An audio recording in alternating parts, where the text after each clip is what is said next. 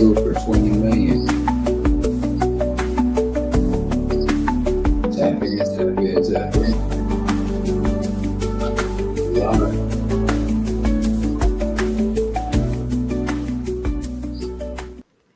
Hello, everybody, and welcome to the Flip Thought Show. It's your host with the most, King Truth, host of Bird, Betty Bo, the one with the word, the one with the flow. And we coming at you live, man, at 12:10.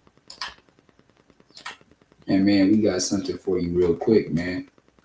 This gonna be some content about Fat Joe being sued for over 20 million due to his hype man coming out saying that he was picking up minors from the ages of 14 to 16 at his shows, as well as bringing in drugs for said parties with minors, as well as paying for EDLs for 15-year-olds. So it's a lot of stuff coming out on Fat Joe, man. I hope this isn't true, man. It's a lot of crazy allegations going on a lot around all these artists ever since the Diddy thing, man. So, man, it's definitely a crazy time right now, man. But I like to appreciate everybody liking, commenting.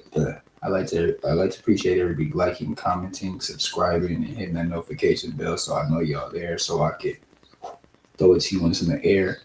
Please, real quick, go ahead and go over to the Freedom Boulevard 24/7 page and check out the interview with me and my guy, Freedom Boulevard 24/7. He's got some good content. Check him out real quick, man. Give him a like, give him a comment, give him a share, give him a sub. Let him know you there, man. As well as go ahead and click on the last live that I did and check it out. 4 extra makes 607 unquit, no jumper due to interview storm out. As well as Reggie Wright Jr.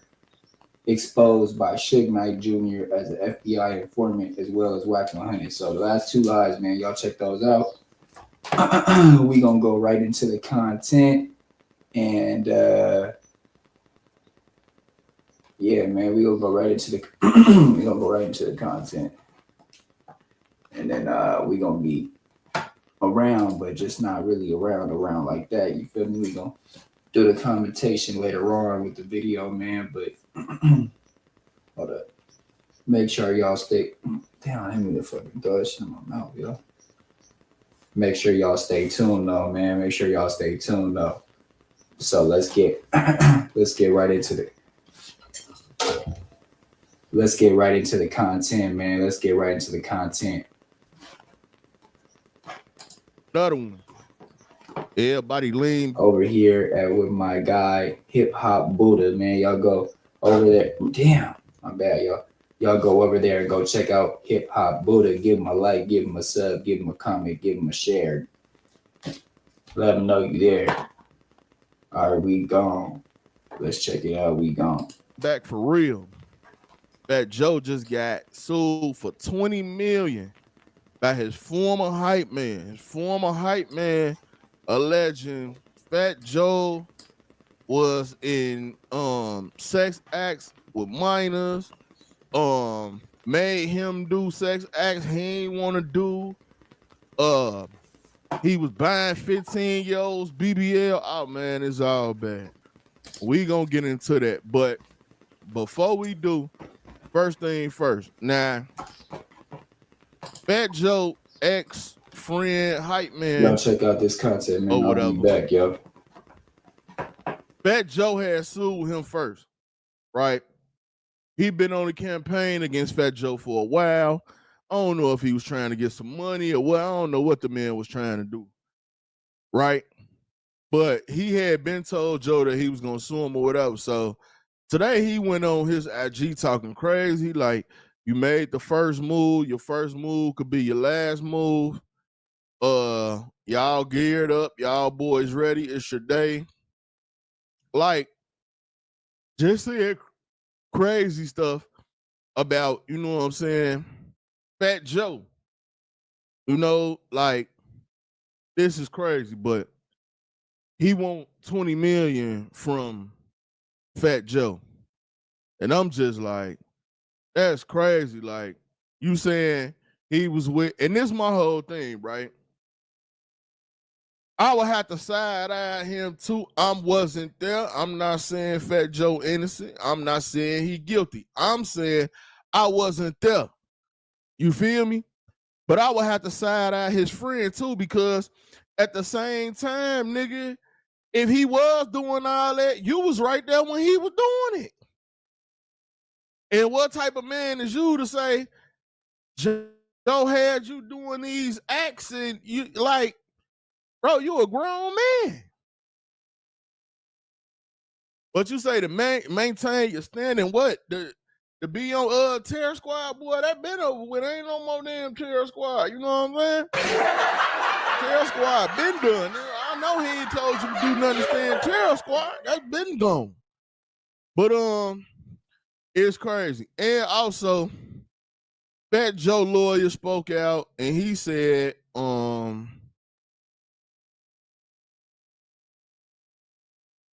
let me see. Oh, they say it's all part of a scheme for money. They also calling out the opposing attorney, Tyrone Blackburn. Yeah, he see Blackburn, Bugsby, all them. Hey, any of them names, boy, you know that it's a scam behind the lawsuit when you hear them names. I ain't gonna even lie to you. Blackburn and all that. Who would trust a nigga named Blackburn anyway? I wouldn't even hire you. Like, if it was me, I'm not hiring no attorney named Blackburn. Nigga, you sound like you gonna lose the case. That's what it sounds like to me. I don't know the man though. I don't know. I'm just saying. But let me read a little bit of this, man. It say Fat Joe, former hype man, filed an explosive lawsuit in federal court against the rapper on Thursday. Dixon is alleging that his former boss, whose real name is Joseph Antonio Cartagena, engaged in coercive labor, exploitation, financial fraud, manipulation, violent intimidation, and psychological coercion. Dixon asked the hip hop star behind such chart toppers as What's Love, Got Rich, and Famous, while his associates deliberately suppressed silence and crash dissing substantial creative, artistic, and commercial contributions, which were foundational to Fat Joe's professional success, personal brand. He is seeking up to $20 million in damages. Now, they say this man was like around Fat Joe for like 20 years, 16, 20 years or something. Then they say the complaint contains a trigger warning on the first page of the 157-page document. For 16 years, Dixon served as Fat Joe's so-called hype man, right? Because I don't want to read the whole thing. I'm trying to get to all the important stuff. Dixon represented Black Backburn. Oh, see the lawyer, and this is what I'm talking about. So the lawyer Blackburn, he had filed a lawsuit against Diddy too. And the lawsuit he filed against Diddy was dismissed too. And that's what I'm talking about. Like, bro, these dudes be straight clowns, bro. They really be chasing the bag out here. And if you fold and give them the bag, then they win. Then you stand tall, they win. They don't get no money, bro. Like, that's crazy. It say Dixon states in the complaint, Fat Joe forced him into a humiliated situation. Sex acts performed under duress and surveillance and accompanied by the threats of abandonment in foreign countries, refused compliance. Like, bro, like, I'm confused. Because when these grown men is coming out here saying people made them do stuff, I just be thinking in my head, like, bro, like, who really made you do that? Like, how could somebody make you really just do something that you don't want to do and you grown? Like, you couldn't walk away. You couldn't, you obviously didn't call the police, so you didn't feel like it was a crime. That's another thing. You saying all these crimes went on. You ain't never called the police. You ain't do none of that. But you stayed around Fat Joe for 16 years. Man, these dudes be straight dweebs. It say the most shocking claims that Dixon personally witnessed Fat Joe engage in sexual relations with children who was 15 and 16 years old, and lists 3 such Jane Does, including a 16-year-old Dominican girl in New York, in exchange for cash, clothing, and payment of her cell phone bill, will perform oral sex and other sexual acts on the rapper. Minor Doe 2 is a Caucasian female. Minor Doe 2 when she was 15 years old. Miami, Florida on multiple occasions. Due to Minor Doe 2. Minor Doe 2 eventually left defendant and is now married to a professional athlete. Bro.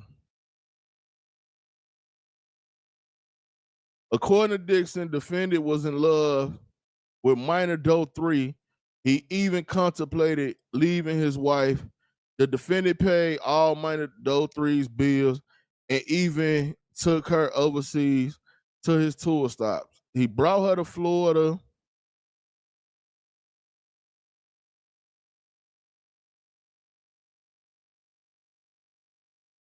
Oh yeah, so Fat Joe went and got ASAP Rocky lawyer. This case good as beat. I ain't gonna lie to you, cause this the whole thing, right? And this what is confusing me.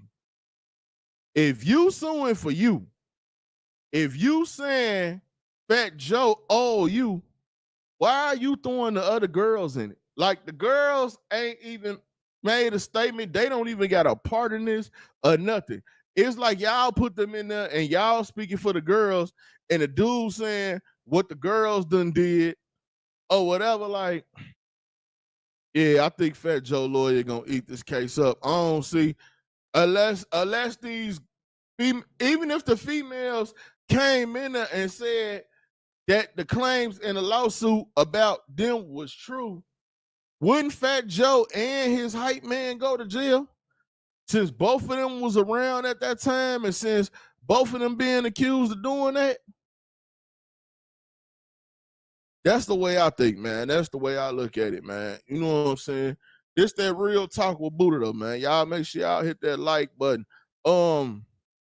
Yeah, I think the case gonna get ate up. I don't understand why there's girls involved if the lawsuit supposed to be about him. I don't even understand the basis of that. Like, and still ain't nobody called the police or nothing. And I'm trying to figure out when people gonna wake up. Like, if these women are truly victims, somebody needs to start dialing 911. If you said you was there when Fat Joe did these things, you just as guilty as him. You a dirtbag too. You know what I'm saying? Y'all get in the comment box though, man, and let me know what y'all think. It's your boy Buddha. I'm out. Do y'all know this nigga? I'm trying to be on point. Bro, y'all not He on point. I don't know. All right, but I'm that do know. Like, why nobody saying that? Just speaking on Lil 7, drop my mask, I'm getting busy. Tell my bro he need a sign of cash money, he got a drizzy. Got my buzz outside. Final seconds count once you blink, you getting ripped. Nigga, long Lil 7, die with his blick. For that sucker talking out, getting face out and shit. And no, I can't stop, pass the Kasi, give me lit. Bitch, you a bop, we can't go get this guap. Why would you for free? Black, but I be smoking packs, so I look Vietnamese. We gon' stand over him soon as he drop. We hit him in his knee. We gon' stand over some. Say you on that, show me something. Hate on me. Got And what the I got the Supposed to bring some money out. You got a haircut. Yeah, Why I'm you got chilling. that on? I ain't nigga? bringing chilling, Hey, chilling outside. thank you. Please, brother, please. Because then you're going to start making me think about it. Then I'm like, do I want to put my other one on? Then I'm going to be like, nah, I don't. But I did it because I want to talk. Maybe you get that dude. They see the real him.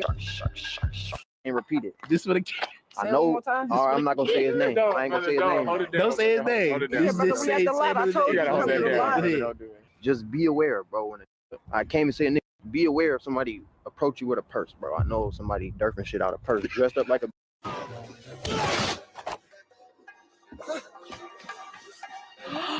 Oh shit! I thought something was creeping up. The bag was derfing. Hey, shout out Bam, crazy with the edits, bro. So yeah, it's been some updates, man, about Kai, Benji, some shit about Dream Life, Rizzy, and what's his name, Little Sheik. Hella shit, we gonna get into it, bro. But yeah, bro. Push up on you with a wig and a purse, bro, and give your ass something. You think you sharking, he going, all right.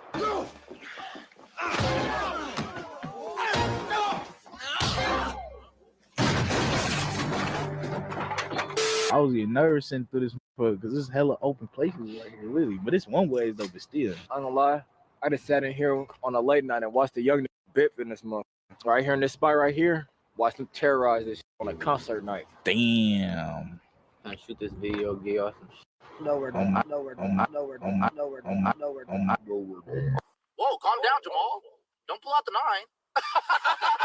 9. All you watching who been plotting on my downfall, sleeping on us, and we finna turn it up on y'all on bro. And on top of that, we outside with that shit on and with that shit on. Let me grab that. My shorty them like school, they out trying to spin at 8 in the morning. Look, talk about showing something that made me mad. Look, you born. I bet Two things I ain't never seen in life. That's a UFO and a big thing going. This rap shit easy. I'm just flowing. I'm so easy. We free throwing. It's really my brother. So they downtown acting crazy, yeah. Yeah, he talking about the BIP session. Yeah, it ain't good to go to the club and park in them little lots downtown Oakland. They be looking like, they look like a nice place to park, empty because everybody else know not to park there. You'll get bit, bro, for sure. I don't know. But my bitch see this too, because I'm tired of you on the homies, bitch. I need you to upgrade your life. Want to go outside? You want to put that in there for No, put that all the way in there. Bitch, when you see this, I want you to know I don't want you no more at this point because you playing. I'm on the real. And I hope you see this, though. And I'm hella sober. He rolling up right now, you feel me? Just to show y'all he not lying. I'm real sober, though. I don't even do the what's so special about these angles no more. I really dropped that shit. That's how serious I am. Why you dropped that? I was like, damn, why you dropped I'm so sick of hearing that shit. That was a troll, bro. Like, I'm already knowing, but the best shit always come unexpected. It was a troll, really, because this rapper named Affiliated, me and him got into an argument, and he sent me one of my videos showing a troll talking about what's so special about these angles. So I did that just to troll him. And then it was supposed to be for one video, and then that's shout out Affiliated, my nigga. What's up with the music, bro? I ain't been seeing you drop. Now I know nigga life, whatever, how you be life and type shit. But nigga, he was going crazy, bro. I forget the song that I got introduced to him from. It was bro, I forget, bro. But the nigga be going crazy. Just look him up. It ended up being like hella big. Speak up. My bitch ain't gonna never leave me wrong, cause I beat it up. Any nigga speak on 7, bitch, I'm popping out. Bitch, I ain't nothing like your nigga, cause I'm not a clown. She said she got that wet shit, I said I'm trying to drown. Everybody think they hard, now the shit got watered down. My bitch ain't gonna never leave me wrong, cause I beat it up. Speak on 7, bitch, I'm popping out. Bitch, I ain't nothing like your nigga, cause I'm not a clown. She said she got that wet shit. Said I'm trying to drown. Everybody think they're hard now. The shit got watered down. I just see the nigga post a picture with his better pay. You a picture? Yeah. You know where your sucker is. Yeah. Look on my phone if you ain't talking about another play. I was a vape baby. I ain't listen what my mother said. Look on my phone ain't talking about your fucking face. Open up your mouth, let's just the dick, bitch, know your fucking face. To my daddy from me, think about it every fucking day. Extra shit up on some shit, stay on my fucking way. Never put my part upon my shit, cause ain't no nigga play. Yeah, I was looking like, damn, you got a VHS, that shit gonna come out hard as fuck. Hey, bro, I pull up on here. You ain't big yet, but I ain't signing deals. Damn, I'm probably laughing like my work is worth a couple meals or something. It's like you getting ready, right? Buzz up on the tip. You ain't signing, you got down, you got to still clean. Yeah, I got it ready to like you don't get it. How you feel about it? Going up, man. 2025, dropping I ain't gonna say every day. Consistently, the rawest in the bay, nigga, on God. On me and on our side, we the rawest in this. Niggas not even trying for real. Niggas sinker and swim for real. Oh my God, I wish I could tell you how much we was better than y'all. Hey, they don't know. Fuck all you niggas though. That's the first thing first. Floyd said, fuck T.I., fuck Nelly, fuck 50. I'm like, what he say fuck me for? Every nigga that ain't with us though, nigga on the homies. Get out and lay down, step up and get stepped on, nigga. Bitch ass, real, nigga. It is what it is. It's gonna be what it's gonna be. Take it how you gonna take it, cause I said come on, we around, bro. How I feel about this shit. Ahead, a lot of niggas can't f with us. A lot of you niggas can't f with me. Gonna be back getting on your nerves. Gonna be back talking that hot shit, dropping that hot shit, coming with that hot shit. As long as you got the distro kid or all this, that, and the third, that music set up to where you can monetize it right, you ain't wasting no time, bro. And it can pay off. Look, remember Lil B? Nigga, shout out the bass guy. Nigga, he was dropping back to back to back to back to back. yeah, disco kid was probably looking crazy, bro. Niggas got, because they say it's 90%. What is it like? It's more percentage of business than it is about the music and having fun. You on your business, bro, you gonna, yeah, this shit gonna pay off, right? Yeah, you know, and the crazy thing about it too, you ain't gotta, like, you can get on Google and ask all the questions you need, like, yeah, what I need to do this or what I need to do this. How do I make money from my music? How do independent artists make music from their money or type shit? Because niggas be waiting for a label, bro. When you got the power, you can do this shit. Keeping that hot shit. Keeping that. All you niggas know, nigga.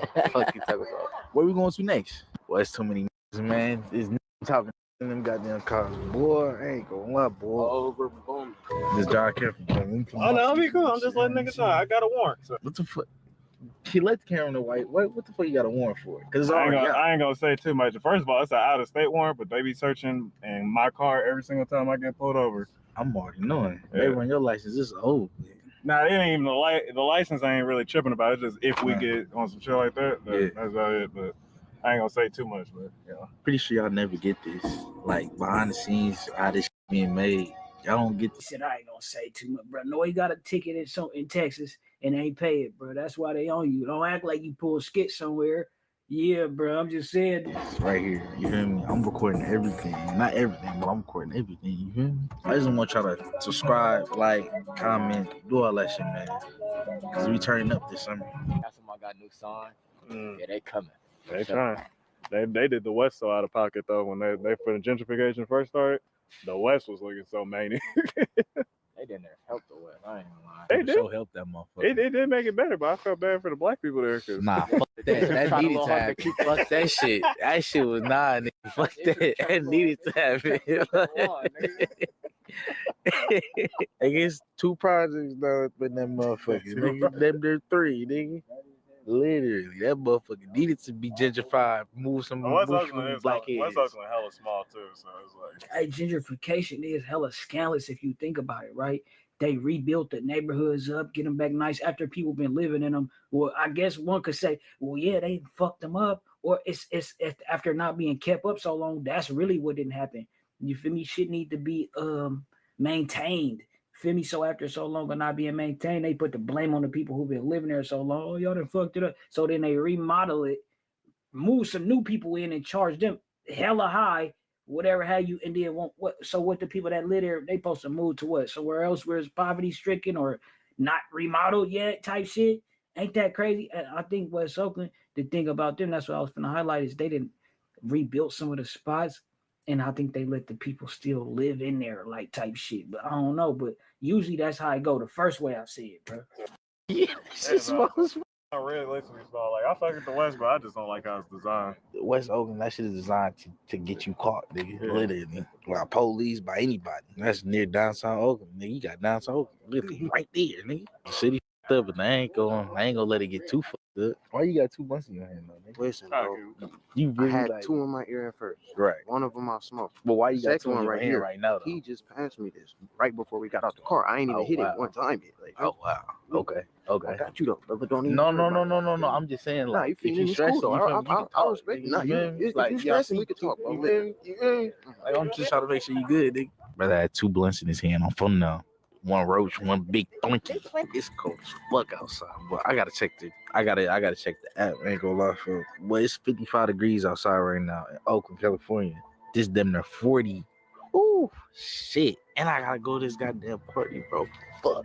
You look, nigga. Stupid bitch. What's up? Long little guys, man. Fuck that. The whole point of this shit, I almost forgot, bro. So yeah, I heard they didn't picked up Lil Kai for the body or whatever. How you?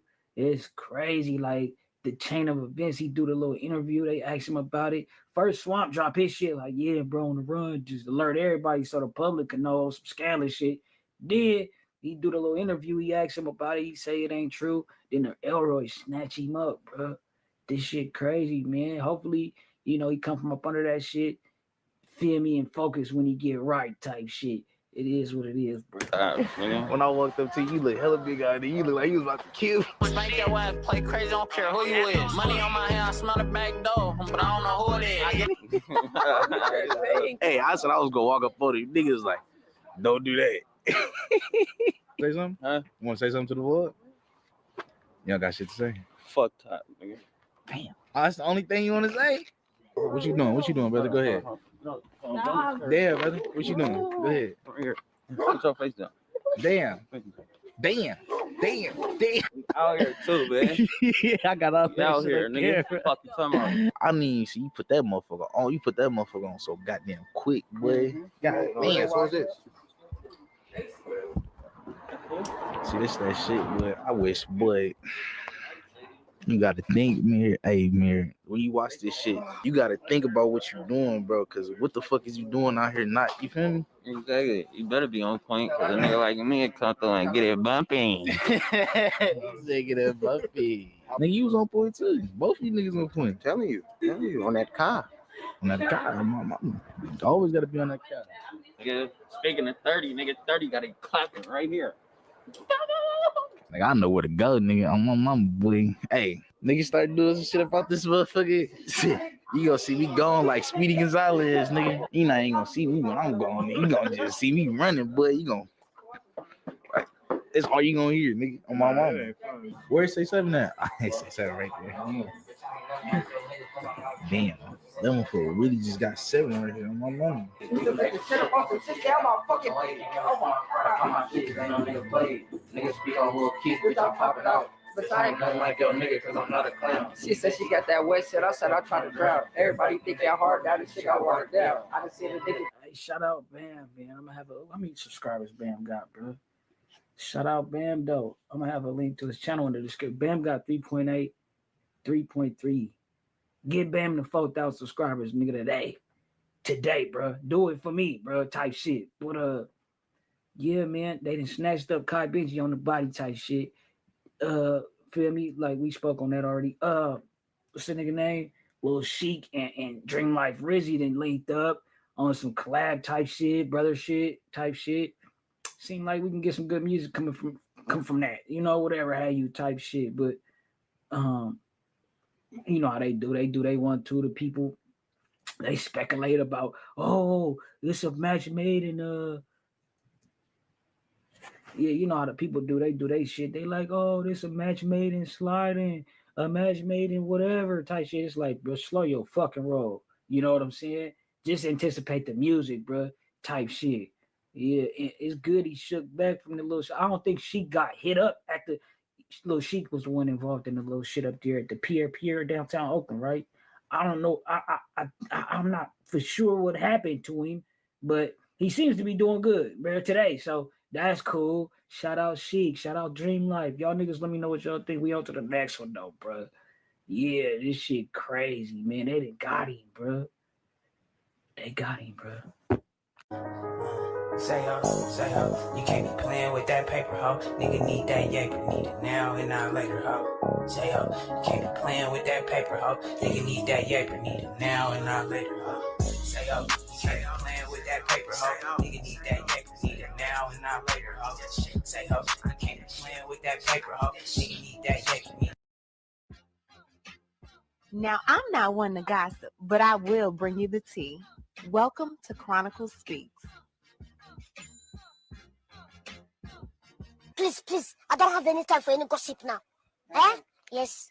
All lies will be exposed. That's all. Now, these words have replayed in my head for the past couple of days after lawsuit has come out involving some pretty powerful men in the Hollywood hierarchy. This time, it's none other than your boy, Fat Joe. Now, Terrence T.A. Dixon, Fat Joe's longtime hype man, has filed a $20 million federal lawsuit in New York accusing the rapper of years of abuse, exploitation, and coercion. Dixon alleges that over their 16-year working relationship, he was subjected to financial fraud, violent intimidation, and even sexual manipulation, sometimes involving the youngins. Now, this suit claims that Dixon contributed creatively to major songs like Congratulations and Ice Cream, but was systematically erased while Fat Joe and his team reaped the benefits. Even more disturbing, Dixon says he was forced into over 4,000 sexual acts under threats and constant surveillance, fearing for his safety and his job. Now, Fat Joe, whose real name is Joseph Cartagena, is now being represented by high-profile attorney Joe Tacopina, and these allegations allegations mark a shocking turn in the public image of one of hip hop's most recognizable figures. We are going to break this story down with the lawsuit and so much more. But before we do, please be sure to subscribe to this channel and hit the bell for notifications so you don't miss out on any news regarding this case and so much more. Now let's get back into it. At this point, the lawsuits are just falling out the sky because I honestly thought I was going to get me a 2-day break, but no. And I'll tell you what, the lawsuits that have been coming by lately, these people have not been on my bingo card. And I know I'm not wrong. Which one of y'all knew Fat Joe would be next? I'll wait. Yeah. So to give you a brief summary before we break down the lawsuit, Terrence Dixon, known as TA, is suing rapper Fat Joe, Joseph Cartagena, for $20 million, accusing him of running a long-term abusive criminal enterprise that exploited Dixon's talents, labor, and even his body. Now, over 16 years, Dixon says he worked as a hype man, lyricist, vocalist, and security, contributing to hits like Congratulations, Ice Cream, and Money Over Bitches. But instead of being paid or credited, Dixon claims he was systematically robbed of royalties, forced into silence, and subjected to sexual coercion, sometimes under surveillance or at parties allegedly involving youngsters. Now, the lawsuit names others in Fat Joe's circle, including Pistol Pete Torres and Richard Rich Player Jobster, accusing them of threats and violence. It also implies Roc Nation and CEO Desiree Perez is helping to cover up the exploitation and financial misconduct. Dixon alleges that he was denied rightful payments while fake documents were filed with BMI and ASCAP to erase his authorship and funnel royalties to Fat Joe. Fat Joe is accused of laundering money, committing tax fraud, and even using burner social media accounts to threaten Dixon with statements like, "We let you live." The suit cites RICO violations, witness intimidation, and retaliation, including a separate baseless lawsuit filed by Roc Nation and Fat Joe allegedly meant to scare Dixon into silence. Dixon is asking the court to hold all involved parties accountable for years of exploitation, deception, and abuse. Now let's get into it. So this lawsuit is very lengthy. I'm not going to read all of it. We're going to read parts, but let me first summarize a little bit of it. So from 2005 to 2022, Dixon worked without a formal contract, but was promised 15% ownership and royalties on songs he helped write and perform, like All the Way Up, which was a huge hit, Congratulations, and Ice Cream. But despite shaping these songs with his lyrics, hooks, and background vocals, Dixon was erased from official records, never listed in BMI, ASCAP, or any performing rights organization. Now, Fat Joe and his business entities, Slate Inc., Sneaker Addict Touring, and Roc Nation, allegedly filed fake contracts and backdated documents to falsely claim 100% of the publishing rights. Now, Dixon claims this deliberate fraud cost him at least $600,000 in royalties and left him professionally invisible. Now, the live performance exploitation. Dixon also claims that he was shortchanged on touring income.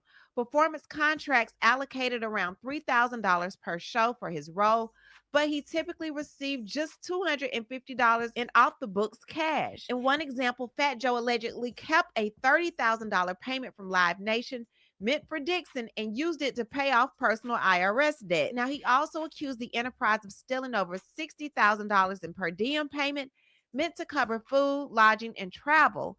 Also, as a result, Dixon says he was often left sleeping in airports in unsafe accommodations while Fat Joe and his entourage traveled in luxury. Now, the lawsuit goes far beyond money. Dixon says that Fat Joe used psychological manipulation and intimidation to keep him compliant. He often warned Dixon, "Nobody leaves Terror Squad in one piece," and referenced violent incidents like the attack on rapper Cuban Link as a way to reinforce that dissent would be punished. Now, Dixon describes constant fear of abandonment in foreign countries, erratic payments, public humiliation, and threats of violence.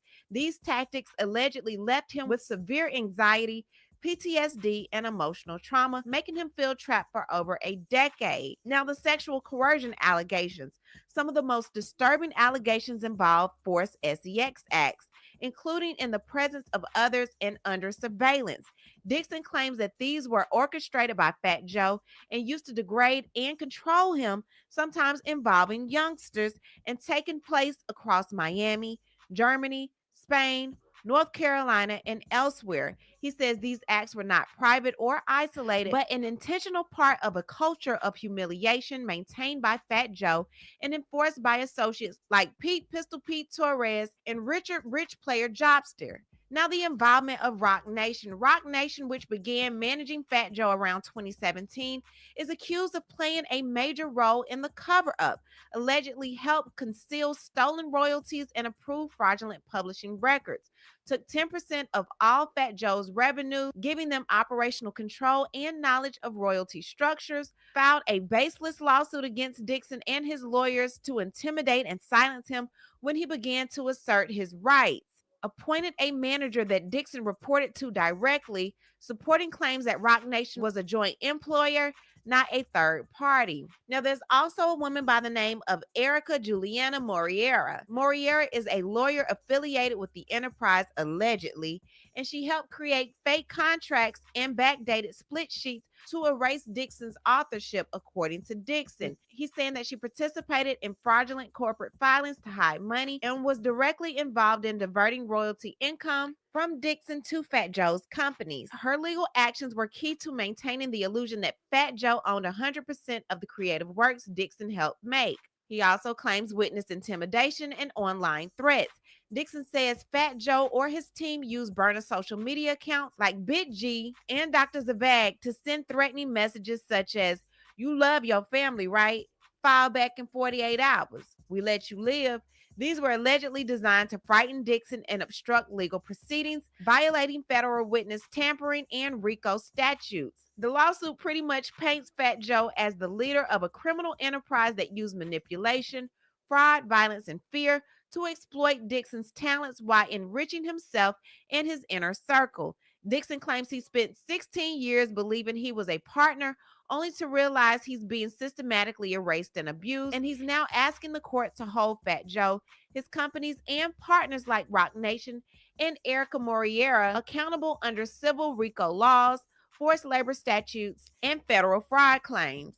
Now let's get into the claims of coercive control. Now, Fat Joe's control over the plaintiff extended far beyond mere financial exploitation or denial of credit. Over 16 years, defendant cultivated a deliberate environment of psychological manipulation and persistent threats to ensure plaintiffs' continued submission, silence, and loyalty despite ongoing abuse, exploitation, and humiliation. Defendant Cartagena frequently warned plaintiff with chilling explicitness, repeatedly saying nobody leaves Terror Squad in one piece. He often reinforced this threat by openly referencing former associates who had suffered violent reprisal after falling out of favor. For example, defendant explicitly invoked the notorious assault of Louis Cuban Leak Tybin, who was viciously attacked, permanently scarred, and publicly humiliated following his departure from defendant's circle. These statements were not merely idle threats or exaggeration. They constituted explicit and calculated warnings deliberately issued to plaintiff to convey that any act of resistance, disloyalty, or demand for fair treatment would inevitably lead to severe physical harm, public disgrace, professional sabotage, or worse. Through these sustained and credible threats, defendant intentionally reinforced the message that plaintiff had no visible path to safely exit their working relationship or demand rightful compensation without facing devastating personal consequences. Defendant methodically cultivated an atmosphere where fear or violence, retaliation, abandonment abroad, and career destruction permeated plaintiff's daily experience, effectively destroying any notion of autonomy. Plaintiff's working conditions were oppressive and unpredictable, deliberately designed to amplify his vulnerability and dependency. The defendant employed persistent verbal abuse, threats of physical violence, erratic and insufficient payment, manipulative control over travel and accommodations, and continuous humiliation.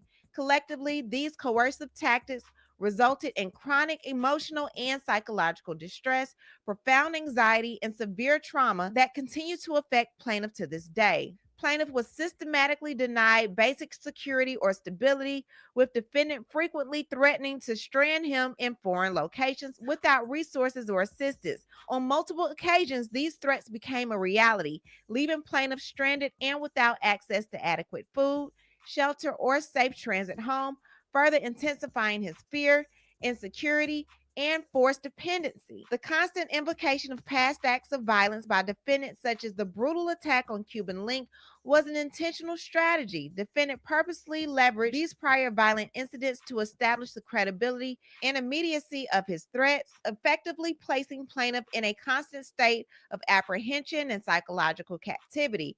The looming threat of physical harm was not hypothetical, but concrete, continuously reinforced by explicit verbal warnings and visible reminder of prior violent acts. So let's now get into the act of sexual exploitation and humiliation under duress.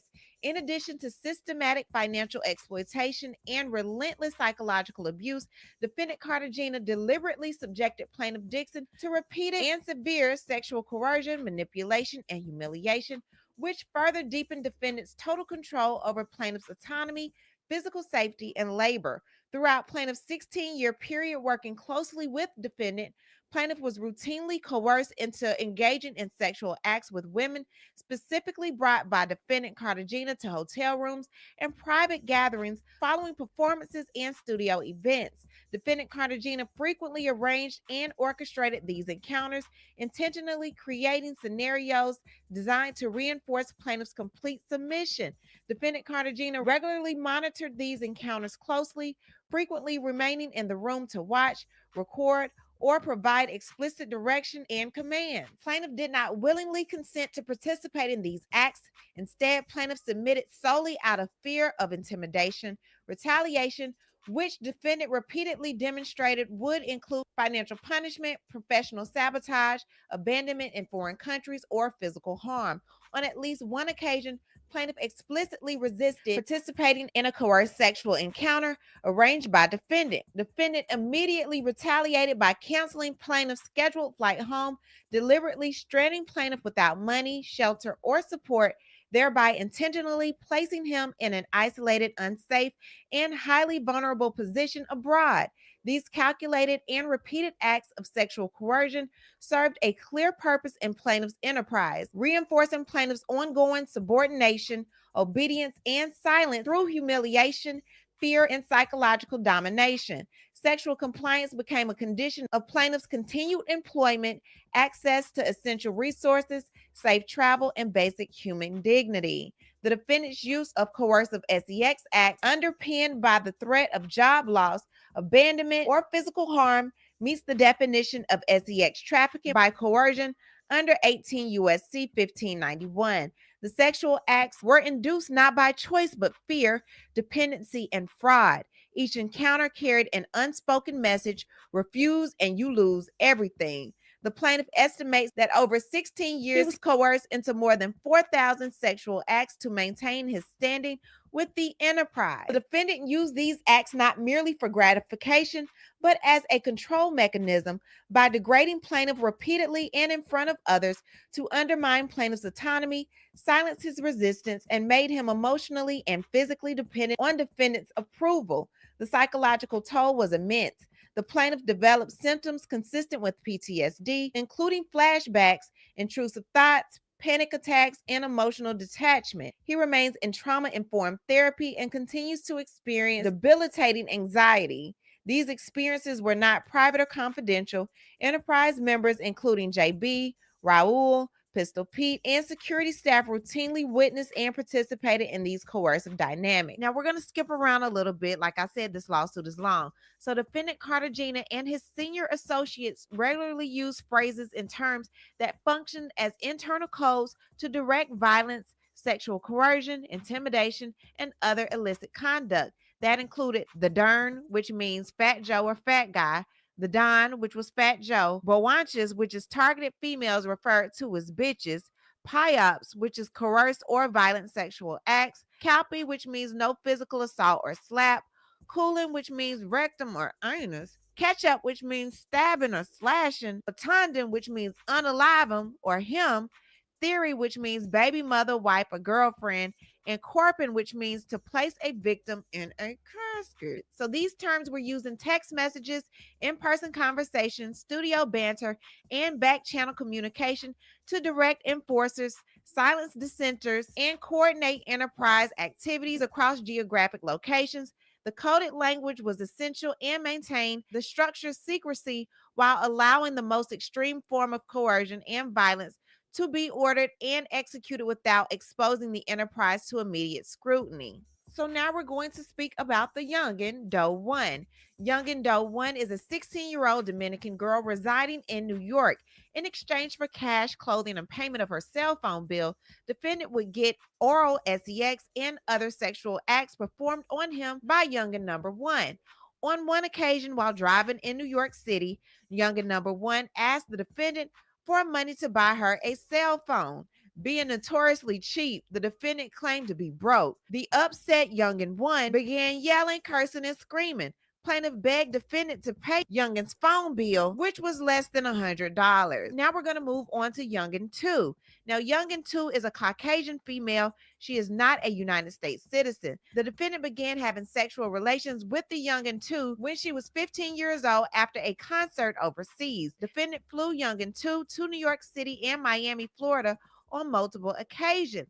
Due to youngin 2's body being adolescent and not fully formed, defendant paid for her to get a Brazilian butt lift. Youngin 2 eventually left defendant and is now married to a professional athlete. Defendant 3 is a Latino female who met the defendant when she was 15 years old, turning 16. According to plaintiff, defendant was in love with youngin number 3.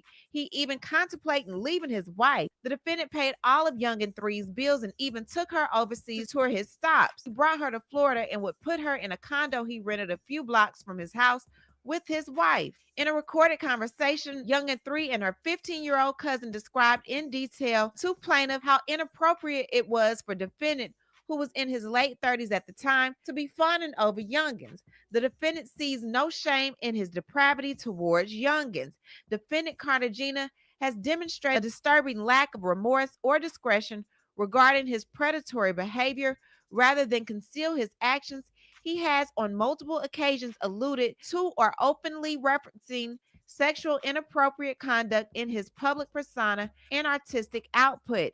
In a song titled She's My Mama, defendant delivers lyrics that, when considered in context, reflect an unhealthy and troubling fixation on youngin individuals. The content of the song is explicit, suggestive, and disturbingly detailed, and defendant uses it to normalize, romanticize, or even boast about behavior that aligns with the pattern of coercive and exploitation described throughout the complaint. So let's get to this song's lyrics. Now she was only 16. I had to nurture that, give her some growth. Waited till I touched her. Told she's going to have to work if she's going to get ahead. Then she drove me berserk. When she gave me she told me that she learned that from a P flick. I said, Mommy, stop talking. Just I ain't say her name yet, so let's say she's nothing. Now watch me turn this nothing into something. Get it? Mommy, get in the kitchen. This is freebase. Just cook it till it's hard. Then cut it in eighths. Take the trip cross town to see True. Just get the money. Don't listen. That ninja think he cute. See all this money we got? We going shopping. Louis Vuitton, Gucci, we get it popping. We hit the club on some Clico shit. See the respect that you get from just being my bitch? Look, see them. They sick. They want to be in your shoes. That's the game that I hit her with to leave her confused. I'm just using her for paper. She want a man. I'm about to see my other bitch. But she understands. Based on information and belief, She's My Mama was written about youngin number 3, who confirms in engaging in many of the acts outlined in the lyrics above. Furthermore, youngin number 3 was required to hold jewelry, drugs, and other questionable items that are illegal to be in a child's possession when she traveled with defendant. Defendant's transportation of and sexual intercourse with these youngins constitutes violation of the following New York State, Florida, and federal laws. We've only made it to page 34 of this 157-page lawsuit, so we'll probably have to turn this into a series because it's just too much to deal with in one day. So far, what do you think about it? I need to hear from you. What do you think about the wacky world of Mr. Fat Joe? Leave a comment, and you know how we do. We'll talk about it down below. Talk to you guys later. Bye. Thanks for watching, but before you go, don't forget to subscribe to this channel, like this video, and hit the bell so you don't miss out on any of my new episodes.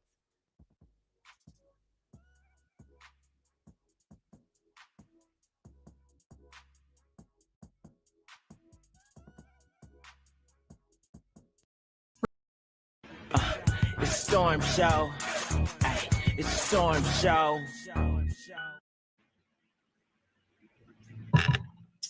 All right, storm chasers, y'all get on in here. Apparently the sky is falling in Hollywood. Okay, apparently the sky. Hold up. Apparently the sky is falling. All right, because now Fat Joe has just been accused of all kinds of nefarious things in his $20 million lawsuit over 4,000 acts and alleged exploitation. So we're going to go ahead and just get into it. Now, hey, happy Juneteenth. You know what? I totally forgot. Damn, it is Juneteenth. Oh, my God. Yeah, happy Juneteenth. Damn. You know what? And hey, Fat Joe. Hey, Joseph, happy Juneteenth. You've been around here saying the N-word for years, and your bald-headed ass ain't never had no business saying the N-word. You wasn't never black. You was always a fake-ass Afro-Latino, Joseph Antonio Cartagenas. This is a whole white man. And this has always been a white man.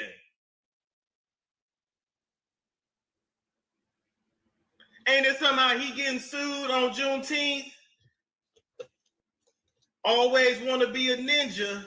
Now you getting your ninja paperwork.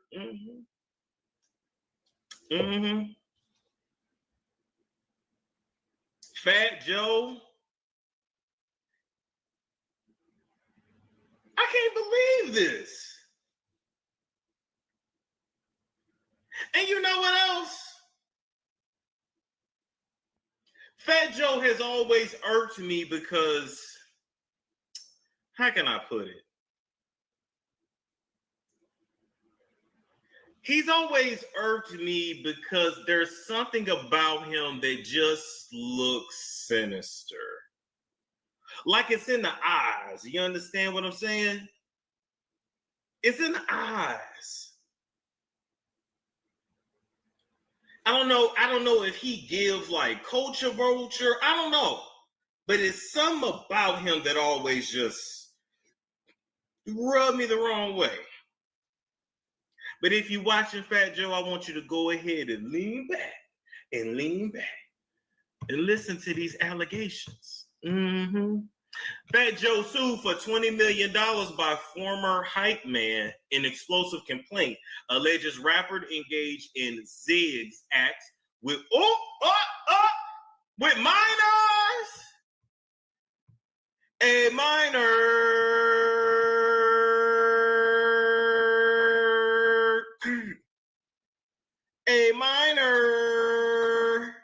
minors. And coerced, didn't I teach y'all that word coerced here on the show? Didn't I tell you ninjas and ninjaresses? Y'all better learn what these, well, not y'all, because y'all not raping nobody, but these ninjas and the nakers, the Ritz crackers, the saltines, the Wonder bread. They better learn what coerce means. Talk about I ain't make you do it. I just locked you in a room and took the key. I ain't make you do it. I just took you on vacation to a remote island where you had no way out and took my dick out and said suck it. And you could have said no. And yeah, I'm holding the AK-47, but you could have said no.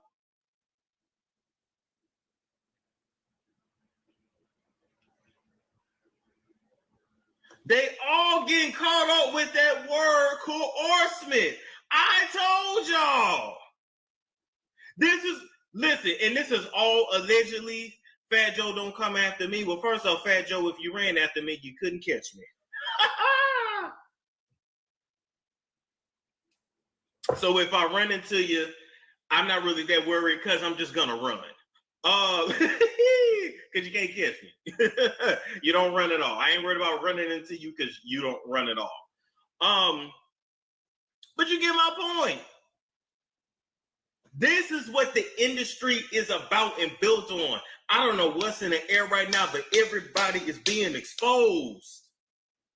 One by one by one by one by one. I'm going to tell y'all something else, okay? And I'm going to tell you what I heard. First, we're going to come back later because I got to tell y'all my Rock Nation story, but that's going to be in the pre-recorded video. Or maybe I'll premiere it. Anyway, I'll tell y'all that Rock Nation story later. But I was told that pretty much, okay, I'm going to take y'all back. Do y'all remember that Rock Nation brunch that had went viral? I don't know if it was the one, it might have been the one Jason Lee was at. Remember when he chased Beyonce around? Like the year they was wearing, like, I think Beyonce had that blue get up or something like that.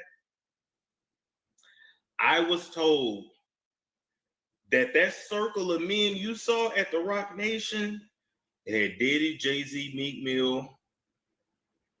I think Fat Joe was there. DJ Khaled was there too. It was some more people. Basically, it's lawsuits coming for all of them. It's everybody you saw at that little round meeting, that meeting where they was all talking, it's shit coming down for all of them. It's either going to be lawsuits or the feds coming to get them. You got to understand, this shit takes years to build. And the feds will sit back and watch you do some shit for 10, 15, 20 years. And then strike. Anyway, let's get to it. All right. So let's go and read. We on Variety magazine. There go Joseph right there. You know, the fake ass Afro Latino, probably 3% African. Talking about they give him the clearance to say the N-word. It never did, and it never will. White boy. All right, Fat Joe's former hype man, Terrence T.A. Dixon. Damn, another Dixon. Watch the Dixons. Has filed an explosive lawsuit in federal court against the rapper on Thursday. Dixon is alleging that his former boss, whose real name is Joseph Antonio Cartagena, do that sound like a nigga to you? That sound like a conquistador. Engaged in coercive labor exploitation, financial fraud, sexual manipulation, violent intimidation, and psychological coercion. Dixon adds, hold on. Dixon adds that the hip-hop star behind such chart toppers as What's Love Got to Do with it, yeah, got rich and famous while he and his associates deliberately suppress, silence, and erase Dixon's substantial creative, artistic, and commercial contributions, which were foundational to Fat Joe's professional success and personal brand. He is seeking $20 million in damages. $20 million? The complaint filed in U.S. District Court, Southern District of New York, ain't that where Cassie filed her lawsuit? Contains so many disturbing claims about Fat Joe's alleged sexual relations with women, including minors, that it contains a trigger warning on the first page of the 157-page document. For 16 years, damn. You know how bad it gotta be for them to put a trigger warning on the paperwork?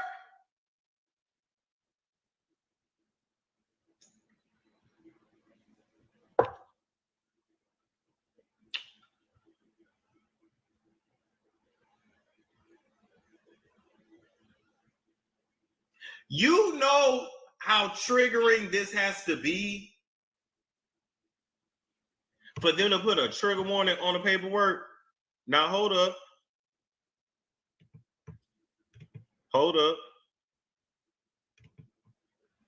Somebody's, he beats his wife too, allegedly. I heard that. But you know, he was best friends with Big Pun, and Big Pun used to beat the hell out of his wife and kids. For 16 years, Dixon served as Fat Joe's so-called hype man, a common figure in hip-hop who supports the artist by energizing the crowd and enhancing the overall performance. He also contributed as a lyricist and background vocalist on such hits as Congratulations, Ice Cream, and Money Over Bitches. According to the complaint, he had an unrivaled vantage point to observe the rapper's offstage lifestyle and behavior. Damn, it's always the ones closest to you. See, this is why you got to take care of your people. No, this is why you don't do illegal shit, first off.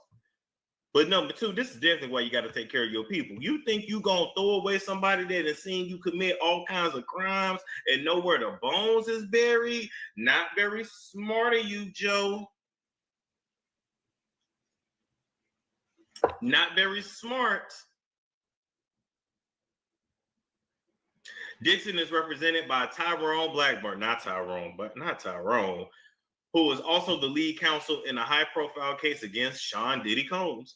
In February 2024, Blackburn filed a lawsuit on behalf of Diddy accuser Lil Rodney, alleging sexual assault, sexual harassment, and failure to pay his underling. 1 month later, Department of Homeland Security agents conducted raids at Combs' mansions in Los Angeles and Miami. If Joe's so smart, he better be burning everything now.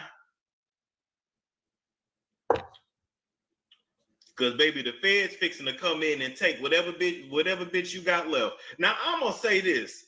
You know, Fat Joe, while you around there being so big and fat, sloppy, and, I mean, you've been big for years. Didn't you have a Weight Watchers sponsorship, too, or was it just DJ Khaled? I ain't never nuked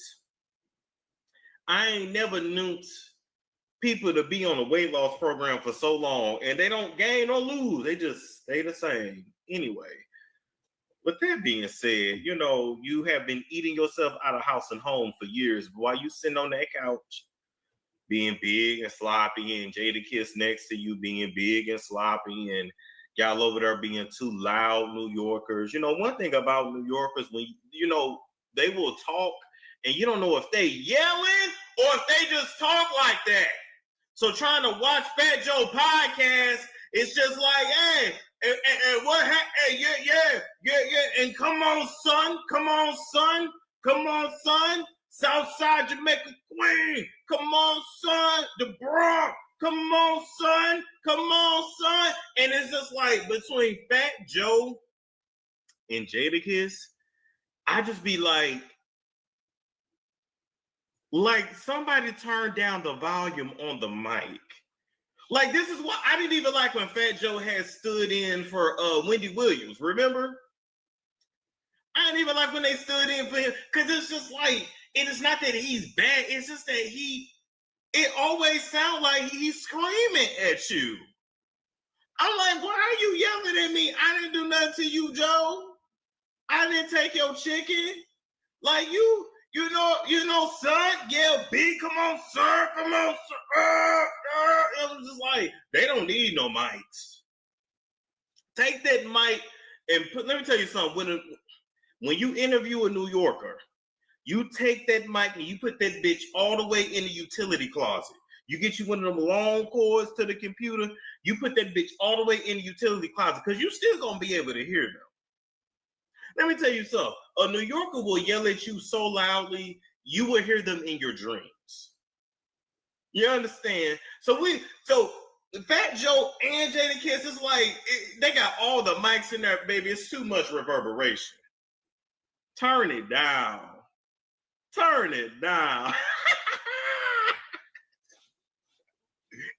Anyway.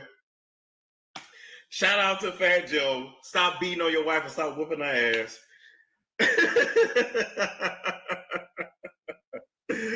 Stop beating on your wife and whooping her ass.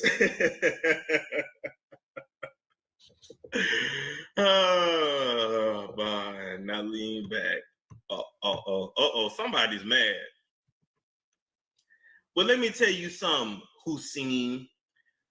Shouldn't you be worried about your people back in your homeland being bombed right now?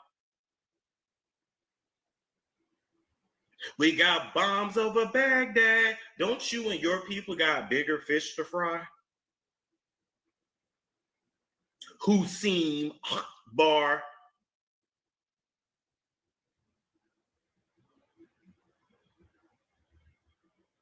Your people right now, in the beginning of a fucking apocalypse, and they down there playing Katy Perry. I would hate to be the last thing I listen to is Katy Perry before I get up out of here.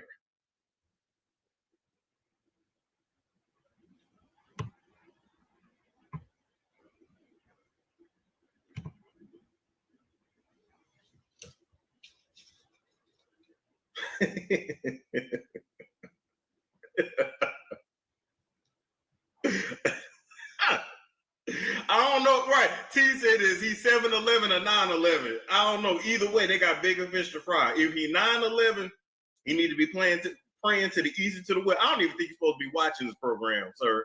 Ain't it one of y'all holidays?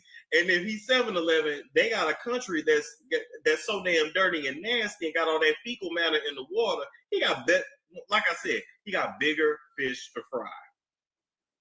And he needs to be quiet before ICE come pick his ass up and send him back home.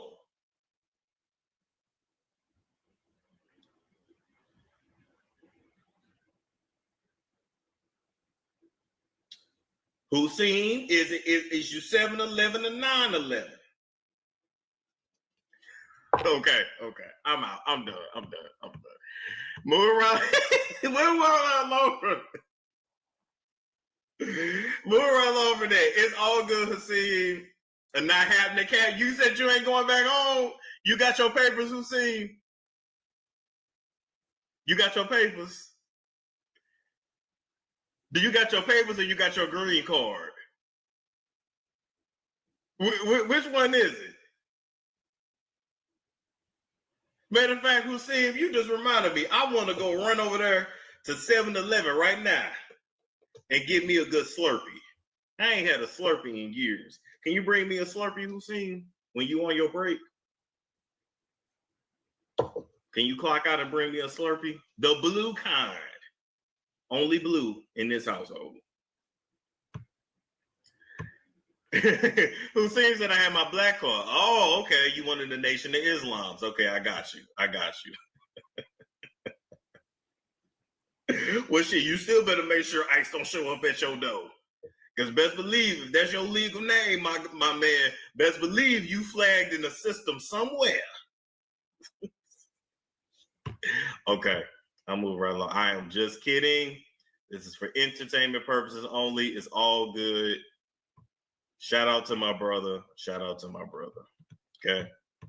All right, so moving right along from that.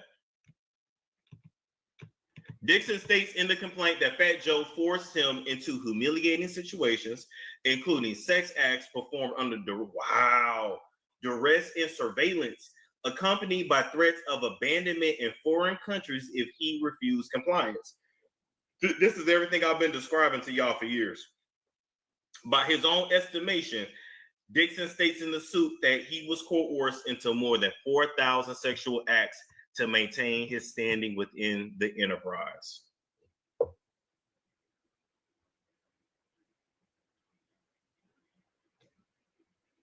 Damn.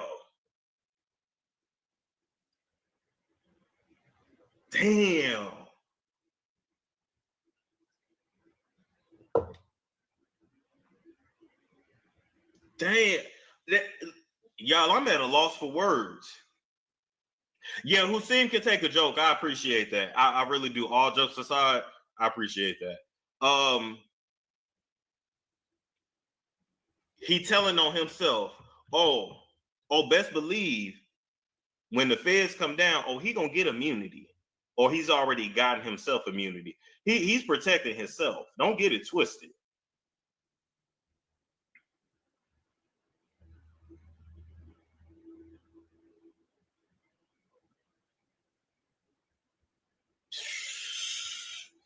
Over 4,000 acts.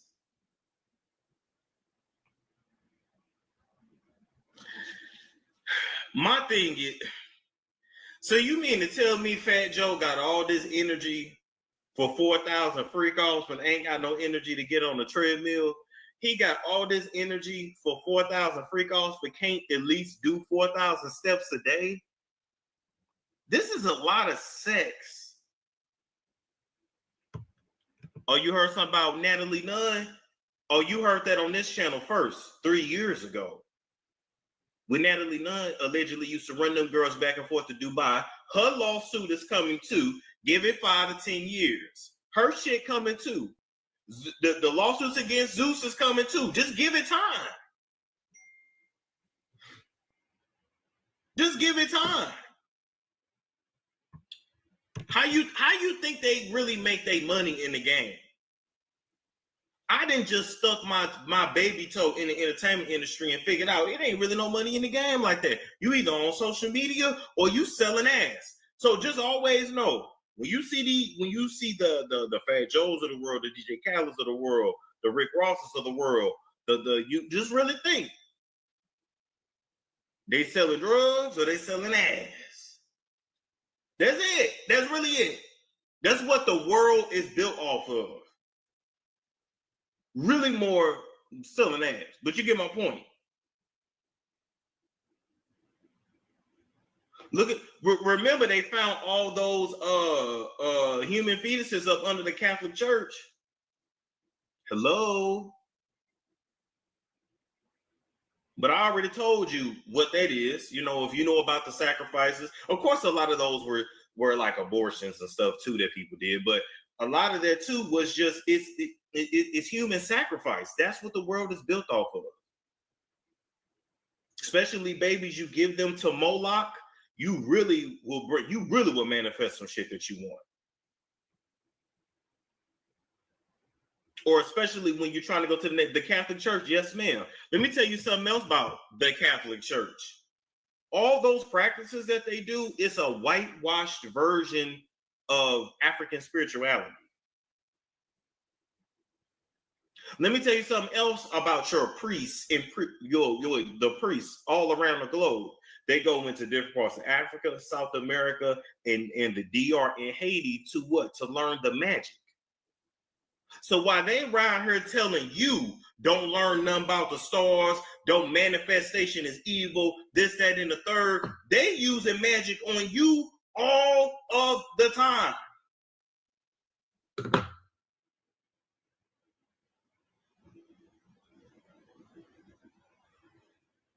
Let me tell you something else about all these different spiritualities, right?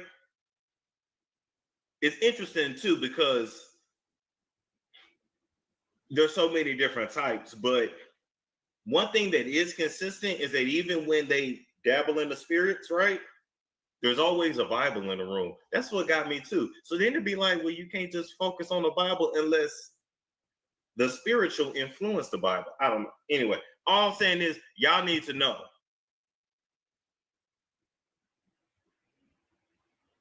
I've been inside a Catholic church. I can only tell you so much about what I've seen in the basements. Baby, they doing magic. They doing voodoo. They doing hoodoo. And they know how to use it to keep us in bondage.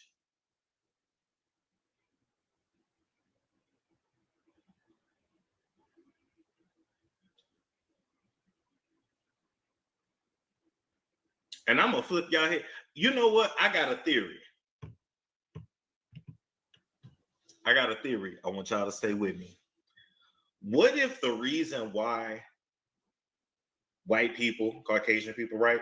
What if the reason why they're so focused on making sure they have their paradise on earth and that they rule the earth?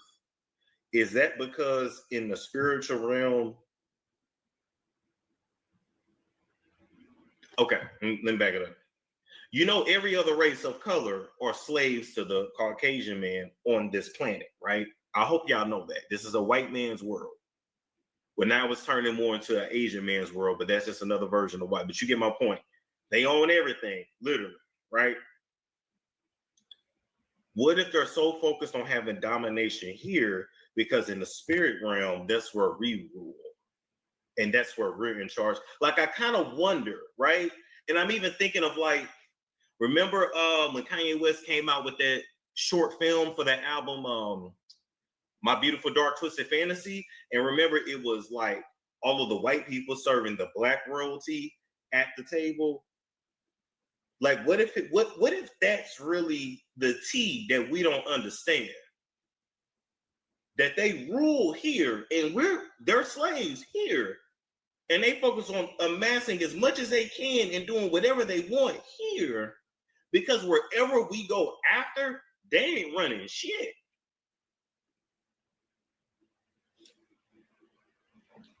I don't quite know how to articulate that better, but I'm really starting to think that either that or the people that run this world, I was going to say that they just don't believe that there's a God at all, but ain't no way that they don't believe it because they spend too much time being blasphemous and not only going against God, but sinning against nature. Hold up. What if we're being punished on Mother Earth because even patriarchy, even in its existence, what if that's a sin against nature? And we know in the word, sins against nature are abominations. So what if we listen? It's about Fat Joe. Listen, I go off on tangents. Just stay with me. Really think about it. We desecrate this earth. We don't respect the earth. We don't respect the animals. We're wasteful. We this, we that. We treat women and children terribly. What if we live in such low vibrations on this planet because we're literally sinning against nature? Okay, that's all. Okay, all right. I'm put that out there. Somebody that's spiritual. I know that didn't make no sense, and that was mumbo jumbo. Y'all filter through what I said. It's something to it. The spirit talking through me for a reason. Wow. I do want to say this though. Isn't it always interesting that these sex acts that they perform, they always record though, right? So what I need somebody now to confirm is why are they recording all of these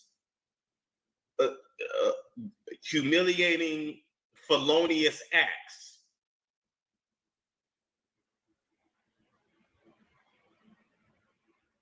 That's what we need to know. Now we know, me putting my conspiracy theory hat on, I say it's for the Illuminati. It's for the initiations. And so it's so they can all have dirt on one another. But I need somebody in one of these lawsuits to like expose that part. Blackmail. Yeah, y'all say it's blackmail. Blackmail to put each other into submission. That's my thing. Because why not do this shit and just never fucking record it? Not saying that's right, but you get my point. It ain't smart to. Why leave evidence? But if it's for blackmail to keep people under control, that's what I need more people to talk about and expose. The dark web. Yeah, we need to talk more about that openly. You know what I mean? Most shockingly, the suit claims that Dixon personally witnessed Fat Joe engage in sexual. Ooh.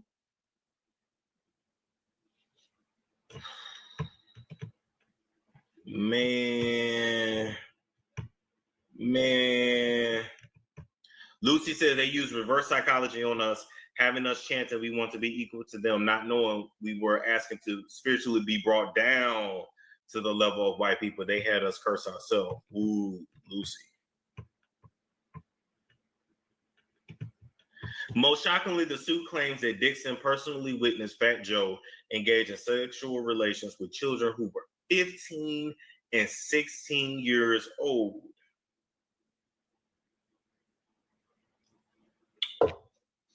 There's another famous rapper. I'm not going to say no names, but he loved him some 15-year-olds. Even gave one of them 15-year-olds syphilis. That's why her ass half deaf now. That same rapper wants y'all to believe he didn't start having children until his 40s. Anyway, lists 3 Jane Does, including a 16-year-old Dominican girl in New York who, in exchange for cash, clothing, and payment of her cell phone bill, Lord, She had to make sure Sprint didn't cut off her cell phone. Would perform oral sex and other sexual acts on the rapper. Minor Doe 2 is a Caucasian female and not a United States citizen. Fat Joe began having sexual relations with Minor Doe 2 when she was 15 years old after a concert overseas. Damn. Damn.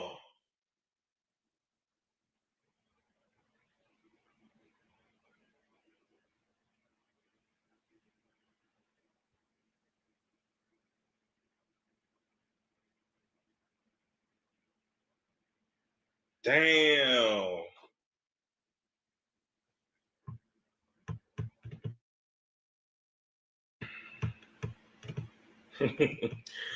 Boy, no wonder Russell Simmons went over there to Bali and never came back.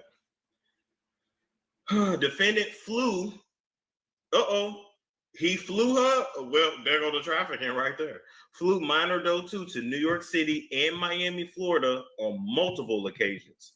Due to Minor 2's body being an adolescent and not fully formed, defendant paid for her to get a Brazilian butt lift. Minor Doe 2 eventually left defendant and is now married to a professional athlete. Who? Damn. Damn, I want to know who.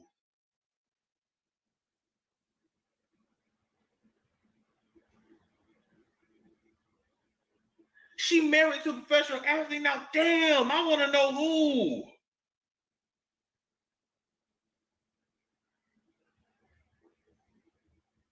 Oh my God.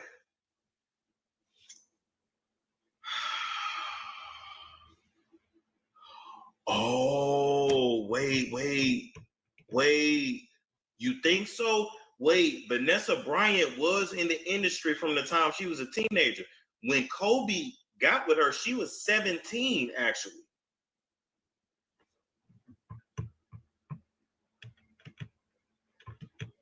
Oh my God. How old was Kobe Bryant when he started dating Vanessa?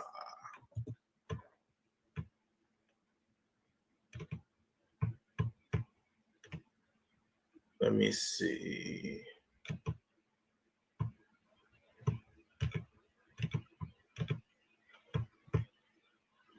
Vanessa doesn't have a BBL. Okay, good point. But it says he was 21 and he met her when she was 17. Their paths crossed coincidentally when Vanessa worked as an extra on a music video of Kobe's, and a whirlwind romance ensued. The young couple were engaged within 6 months and married less than a year later.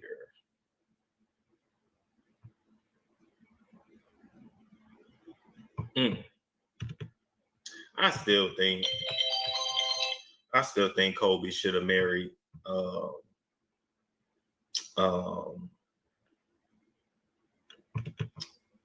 Kobe should have married Brandy, but then again, everybody died around her, so she got that spirit of death on her.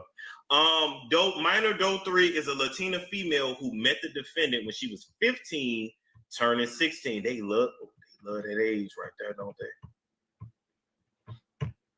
Well, hell, y'all ladies should know a lot of y'all was screwing them grown-ass men when y'all was teenagers.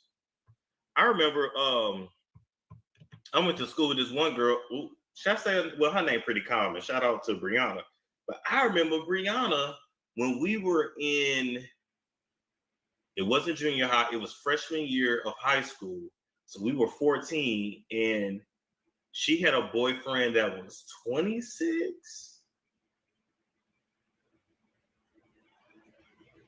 And I remember she came into class and we was laughing and joking and she was like, yeah, I just got through riding some dick.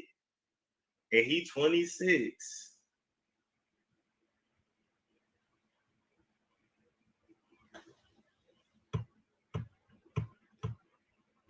King Todd said, but I can't have two broads. Man, listen, as long as they of age and consent, I actually don't see a problem. I thought 16-year-olds can't consent. That depends on what state you in. Certain states, that's perfectly legal. And then in some states that's statutory rape. So it depends on what state.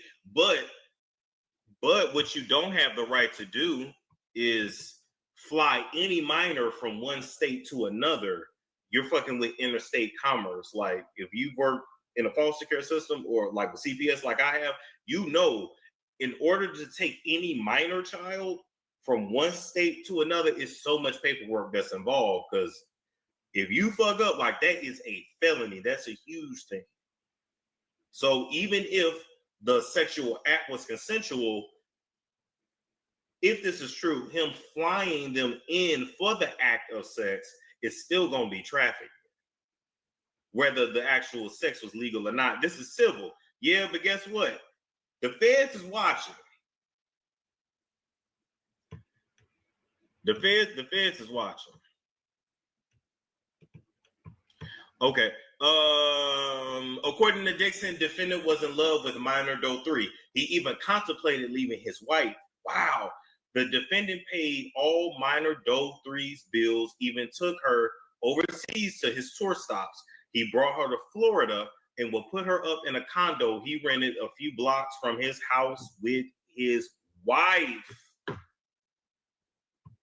In a recorded conversation, minor Doe 3 and her 15-year-old cousin described in detail to plaintiff how inappropriate it was for defendant, who was in his late 30s at the time, to be fawning over children. If he got it, recorded conversation,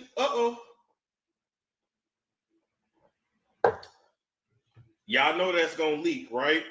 Y'all, it's only a matter of time. Hold up, I need to do the math now. Okay, how old is Fat Joe? So Fat Joe is 54. So if he was in his late 30s, let's say late 30s, late 30 is what, at least consider what, 37?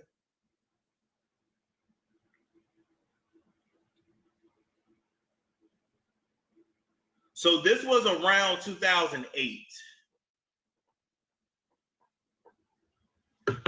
This relationship he had with minor Doe 3, who was 15. Now, I am going to say this. Whoever raised that little girl raised her to get her money, because she was making sure he paid her bills and listen, that ain't right. I know that's inappropriate, that's illegal, that ain't right. But just listen to me. Whoever raised that little girl to be a hustler. Because she made sure she got that money. She kept them bills paid. So a lot of y'all getting boinked for free. You know? Never let a D-boy boink for free, because this Barbie bitch. I didn't penny, nickel, dime, I didn't coin the phrase. I'm just saying. Prostitute, listen. No, he had her up in a condo. Not minor Doe 2, this is minor Doe 3.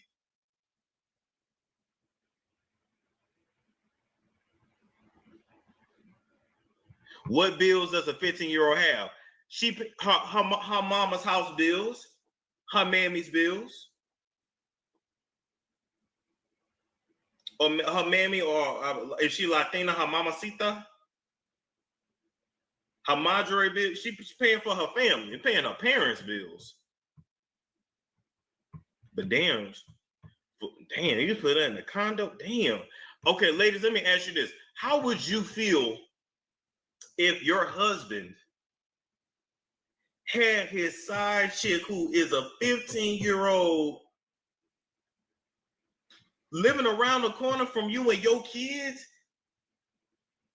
and he talking about leaving you for her and got her right around the corner, and you sticking by his side, and he's beating your ass, and he's fat? You up under, you just having sex with Fat Joe is traumatic.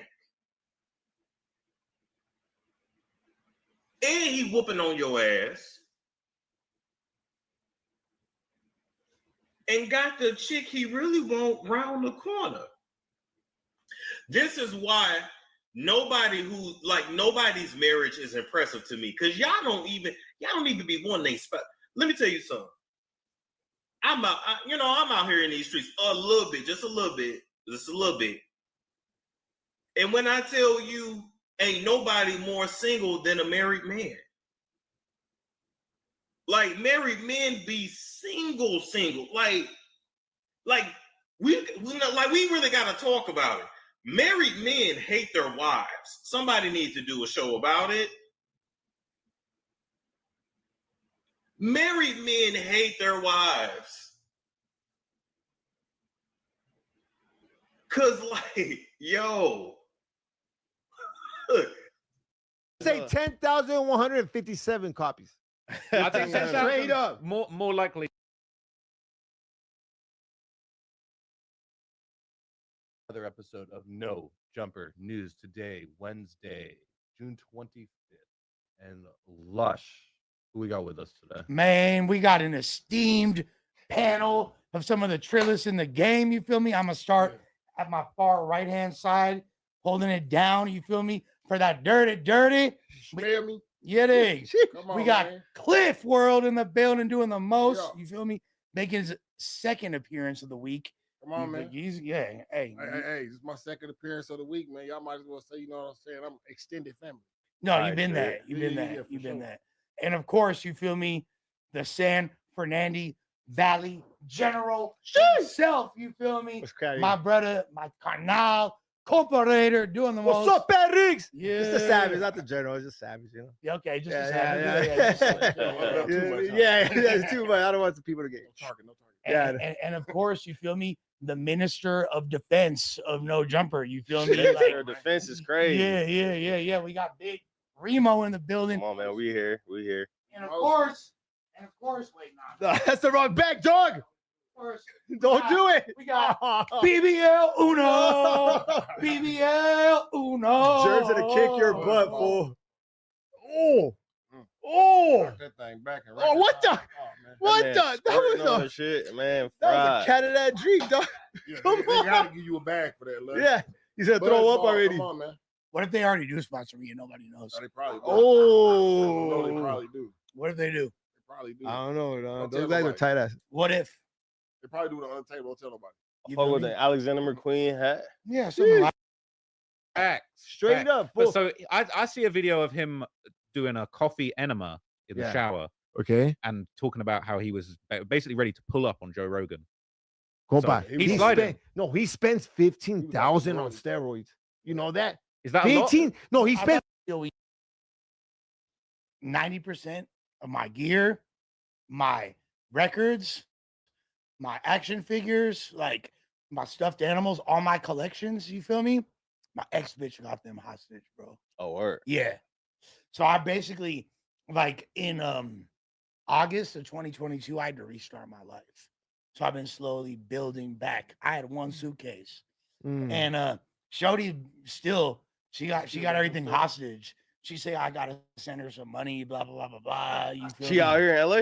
Nah, she in. Oh, what? Ben got that. That's what I'm about to say. What's his name? She probably got somebody else wearing your This clothes. guy- No, What's his name? Show got rid of She probably got somebody honestly, else wearing your clothes. I ain't even tripping about the clothes. Yeah. I'm really tripping about the records and the toys and my like childhood stuffed animal, like the. How she get your childhood stuff? Yeah, man? whoa! It was all at the crib. Like, so I'm like, okay.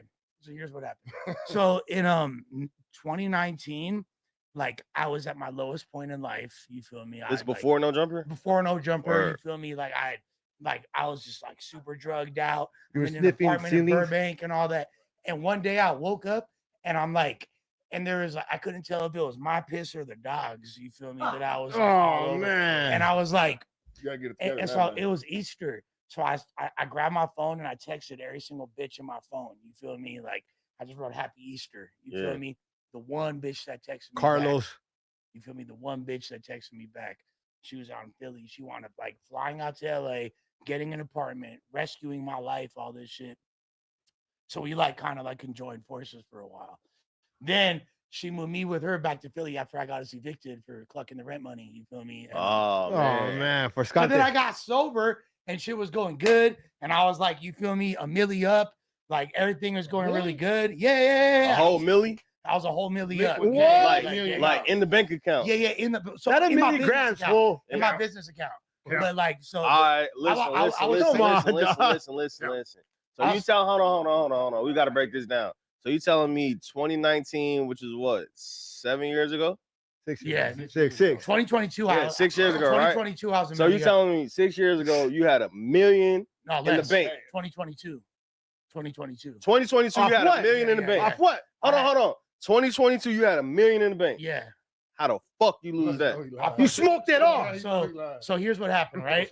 So it was for my company, GTX, me and my boy Diz. And we're throwing battle events. And basically, so our primary investor still owed us $250,000. And I basically spent the money for the next event on the previous event. And like I was running like a Ponzi scheme and I didn't realize it. You feel me? Like, But even like so, hold accidental. on. I'm just a little curious. So even so, how much does it cost to even throw one of these battle rap? Because this is not a rap concert. So it's typically less money to get battle rappers. No. Not at the level that I was doing events. So like, you got to break some of this shit down because niggas gonna be. You telling me 4 years ago? Well, it's 2025. 3 years ago, you had a whole M in the bank. everybody knows this. Like everyone. What are you doing here, then, fool? So what I'm trying to but how can you lose? All right, break it down. So how much does it cost to book a show? So like our events were like around between 100 and 200K each. All right. You feel me? So basically, what happened was like we were paying people very generously. We're spreading a lot of money. But even the biggest all right, who's the biggest battle rapper right now? Like Cassidy. When I booked Cassidy, he got $250,000. And this was Cassidy versus who again? Disaster. Disaster. Yeah. All right, so I got Cassidy $250,000. Off one buzz bar, he's over here talking about he's a millionaire. Y'all niggas booking him like he was Cardi. But in battle rap, like that, like Cassidy was the trophy. No, I get it. I watched that battle. Context. Nigga, I watched it. Y'all had two.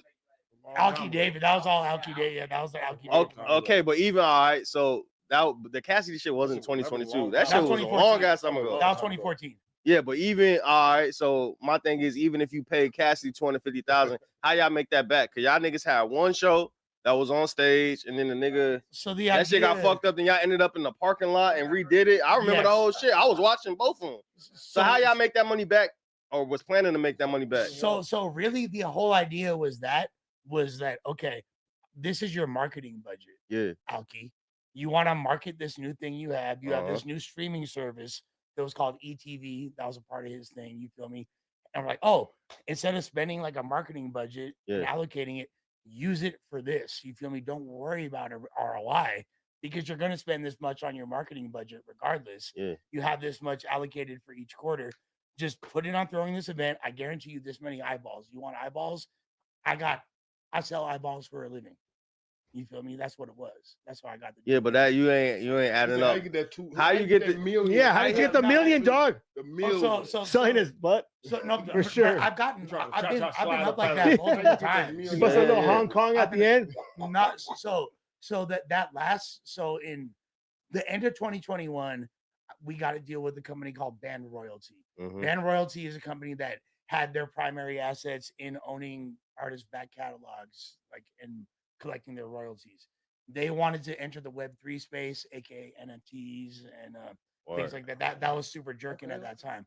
So November of 2021, when we signed the deal with this company, the value of Bitcoin was $69,000 for one Bitcoin, which was the highest it had ever been. Now it's like at 102. It's like 100,000. Yeah, but at the time that was the highest it had ever been. Yeah. So we got this deal with them for $500,000. Cracked another investment that was like $750K within 2 months of each other, and then in April of that year of 2022, that's when the market crashed and Bitcoin went down to like 15 bands. So your money that you had was in Bitcoin. No. So the money that our investor had was in Bitcoin. Word. Yeah. So the money that our investor had was in Bitcoin, and we were using the money from our other investor to kind of like bankroll a lot of the shit we had going on because the first deal we signed, I made a big mistake. And in the contract, it said you have 90 days to pay the full 500K. But they were like, you know what? Like, we're gonna like disperse You ain't this. buy a car or nothing when you.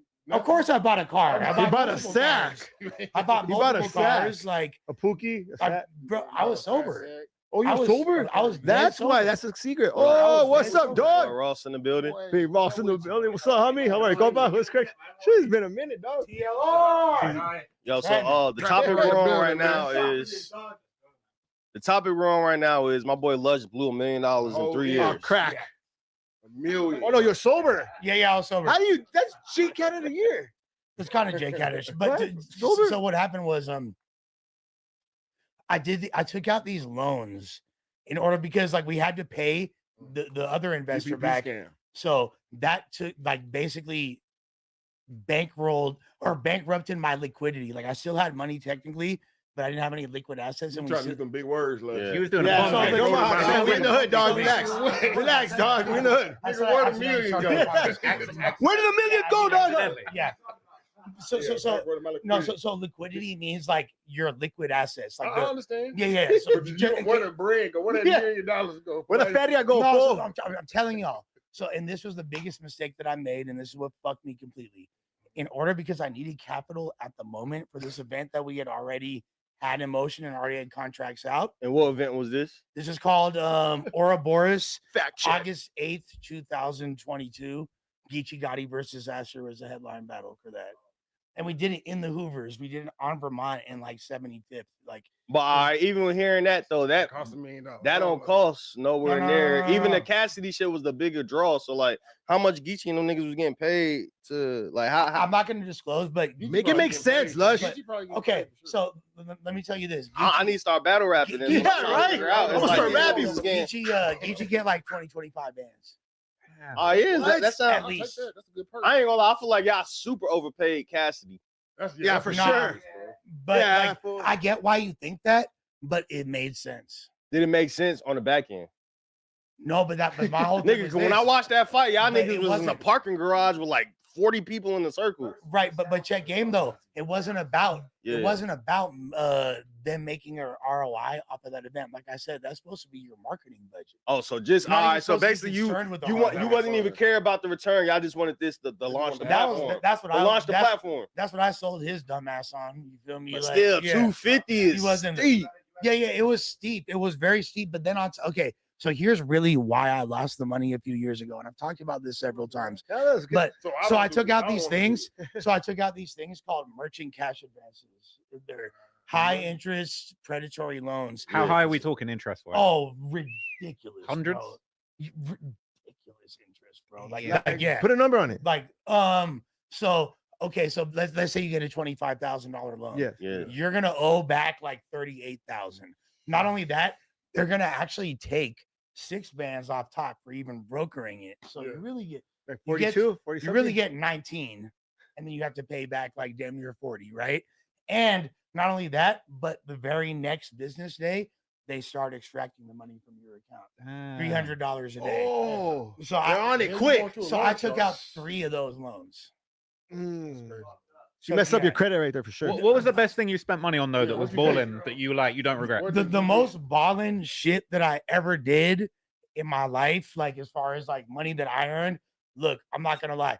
So there's these basically 2 weeks in like this bungalow in Malibu, and just like the most bitches ever. And like it Hell was yeah. basically like a 2-week orgy, like cocaine fueled. So 2 you weeks. could have just went to Hong Kong and it was cheaper. No, but Hong Kong's cheaper and this better. is different than Hong Kong, bro. I'm talking about Lush freak off. I'm talking The about Lush freak off You sounds haven't crazy. even been to Hong Kong though. Hey, listen, bro. I'm talking about I ran out of toilet paper and I'm giving bitches 8 balls to lick my ass clean. Oh, you can just do that for like 20 pesos over there. Yeah, literally. Yeah. Like you fuck toilet wouldn't have paper, here's been an there. 8-ball, lick my ass clean. She's my toilet paper now. That's how crazy. That's why you spent Bro, all I that was like- money. I looped it, bro. You would have saved that money in Hong Kong. Well, That shit sound nasty as a motherfucker, bro. now you got to respect it though, man, because like people crash out and spend all their money on you know what I'm saying less lit stuff. You're the real you're the wolf of Battle Street over here, man. Yeah, no, like I literally like the Did he know? dumbest, like I bought like a Beamer. I didn't buy anything cool, like hella clothes. Lush, right there is why you're not Jewish.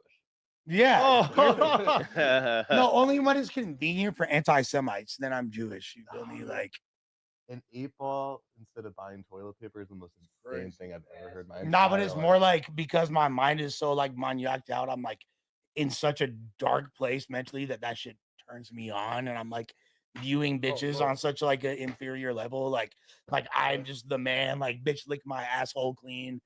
He was like, I'm sorry if this offends everybody. Last question before we This is move on. really what happened. What's your favorite drug of all time? Ecstasy. Yeah, ecstasy. Tootsie. Ecstasy is the goat drug. What's the worst? That's like kosher. The worst. Pookie. Yeah, Christina is the Yeah, worst. for sure. Christina, Shot but like also kind of the best. Really? What? How does it feel when that hits, man? Well, because like, look, I'm gonna tell you this. Like the first time, I'm so sorry, guys. No, I'm really not. like the first. We're having a little intervention with you. Look, Right look, quick. the first time. Look, bro. The first time you do crystal, probably gonna love that. Oh, it's the probably best. gonna be the best experience Best of your sex life. too, huh? Oh, the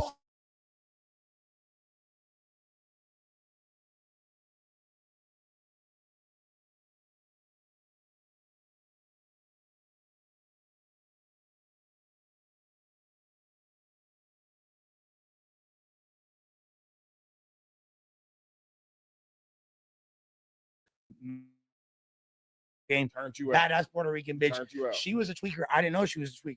You feel me? Oh, fulano. I was just a stoner. She would get annoyed Cat. that I was falling asleep. One day in the middle of the night, she wakes me up. She's like, "Baby, you're dehydrated. You need to drink this soda." You feel me? Drink some soda. You feel me? Like it was a Coca-Cola Classic. You feel me? Like apparently it was a Diet Coke, right? You feel me? It wasn't no Coca-Cola Classic. All I know is she started doming me up. I fucked her for like 2 hours straight. Amazing sex. You best up, Didn't think about it for like weeks or months. Then later when I realized, oh, the bitch has been a tweaker this whole time. And she's like, that one time, you remember when I gave you that Coca-Cola? Yeah, there's meth in there. I was like, what the fuck? You know what So she was trying to tell you? so Your that's the pipe first game was time I whack. tried it. Second time I tried it, fucking a prostitute in Texas. I thought it was Coke, but it was like it burnt, like you said. And then 6 hours later, I'm on the phone jerking off with some bitch, and I'm like, okay, yeah, all right. And then whoa, somebody gonna sue your ass. Yeah, that's just crazy. This nigga, sorry, guys. Hey, the Lush free call sound crazy, don't it? The Lush free call. The Lush free calls is going on. Hey, man, hey, shout out to Lush, man. Hey, the West Side raised me. The plushies. All right, so look, let's get in these super chats right quick. Let's see what the people talking about. So we got a whole lot of new members. I don't think we got any chats in yet. So look, y'all make sure y'all become a member if you ain't a member already. Shout Adriana out to everybody. 760, Chris Cruz. We got Nico Official, Eric Crowell. Shots to my manzo. Come on, bro. That's a real one right there. Yo, Mama's Papas, Kendarius Small, Nino Smiles, Jaron Cone, Metrius 1K, Tay, We Back Jack TV, Rod, Kev, We Live FB, Dalvin, Captain Crunch Beats, you feel me? Shamate Clemens and 410 Keys. He's probably from Baltimore. Shout out all the new members, man. Become a member today. I know what to do. That's dope that we got so many. I think they're here for clips, if I'm being completely honest. Like, nah, for sure. How many members you guys got? I don't know. We gotta go check on the back. How many members does the hood have? Whoa, that's a cop ass. But speaking of members, one of the No Jumper newest members, I don't know. I think he just quit No Jumper. So look, 607 y'all seen what's going on. Him and 4 Extras, they sat down, and I guess he don't like how shit played out. He sat down, I guess, 4 Extras, every time 4 Extras come to No Jumper, he extra'd out with like 30, 40 niggas, right? So this is not nothing new. This wasn't no scare tactic for 607 I don't believe so. Entourage. This is just normal entourage shit. When we did the Orlando Brown interview, 40, 50 niggas with him. So it wasn't not necessarily just all hood niggas. Man, he might have some block hoes on there, Lupe out there. Yeah, Lupe there, 10 of the 15 homies. So this is how 4 Extras show up to No Jumper. You know what I'm saying? Yeah. So I guess when they did their interview, they agreed to do the interview.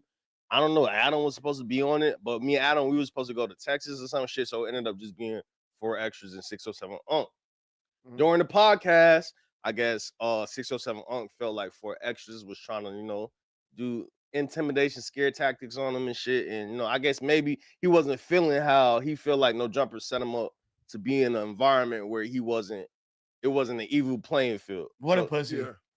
Let's play the clip where I think 4 extras like threatened to sock him out or some shit. I don't say no 6-0, no nothing. Nigga don't bring up none of my homies. Cause nigga gonna get socked out on here, nigga. My bad, this ain't no Munchie B, nigga, or the nigga, what's that, whoever the niggas, nigga. On phonies, I will sock you out of here, nigga. On the dead homies, nigga. Westside Road, Adam nigga. did this. Yeah, them niggas That's what you gonna nigga, I'll sock your ass out. Dead homies. Adam did it on purpose. Adam did it on purpose. I'm not gonna Great job, you did. Oh yeah, totally. No, did He you feels see backdoored. No, like so. I said I tried to say I tried to defend first of all, and it didn't do anything. Cause nigga gonna get socked out on here, nigga. My bad, this ain't no Munchie B, nigga, or the nigga, what's that, whoever the niggas, nigga. Munchie B called it straight, nigga. Yeah, he did. On the dead Shout out to homies, Munchie. nigga. Adam did this. Yeah, them niggas got what you gonna do. I'll sock your ass out. Adam did it on purpose. 607 Unc said something about 4 extras was getting hit 4 extra times while he was in jail. You know what I'm saying? Yeah. So that's what started it. That's what started it. But like the thing is, so at that moment, just to not that clip, but the clip that you see me in, the reason why he turned up is because Unc was like, I came in the room. So basically, y'all know, you feel me? Like, you know for sure, because you're like from here. It's very common for gang members when they introduce themselves to be like, yeah, with the hood first. Yeah, you feel woo, me? you know, I'm with the Remo, woo. rolling 60 crib. Yeah, Remo, Woo. rolling It's 60 like crib. banging, sad banging. Like, where the fuck? But that's Lush not West really- Hollywood boys. But yeah, You exactly. know what I mean? Raider, K-Boy GBGs, gangsters, GBGs. you feel me? Yeah. You feel me? Like, Yeah, like J-Boy Gangsters Lush, you know? so that's low key, quote unquote, banging on someone, but not really. No, it's That's just an introduction. That's saying in Cali, that's how you introduce yourself. No, that In is how Cali, you that's- introduce yeah. yourself. If you a gang member, Yeah. But no. Here's the thing, though.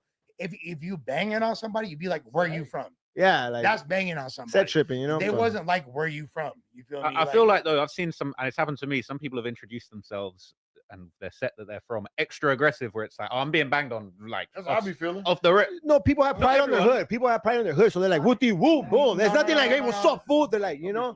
No, but he's right though. There's a different tone because like there's different levels. There's like there's a neutral tone and a more. You can say West Side. I was You don't want to say it all like, "Hey, you know." I'm from Yeah, West you Side. gotta say it with your You gotta say it with banging. with extreme confidence. I don't think gangsters though are really thinking about how they're being received. Like someone's banged on me, and like obviously I find that very intimidating. Someone like 607 Unc should be able to navigate that a little bit better. Yeah. Yeah, no. Right. Well, that's the thing. Well, he's a genius J-Cat. Let's play the second clip. Let's get through the clips and then Genius J-Cat's we'll crazy. break down everything. He is. Fool.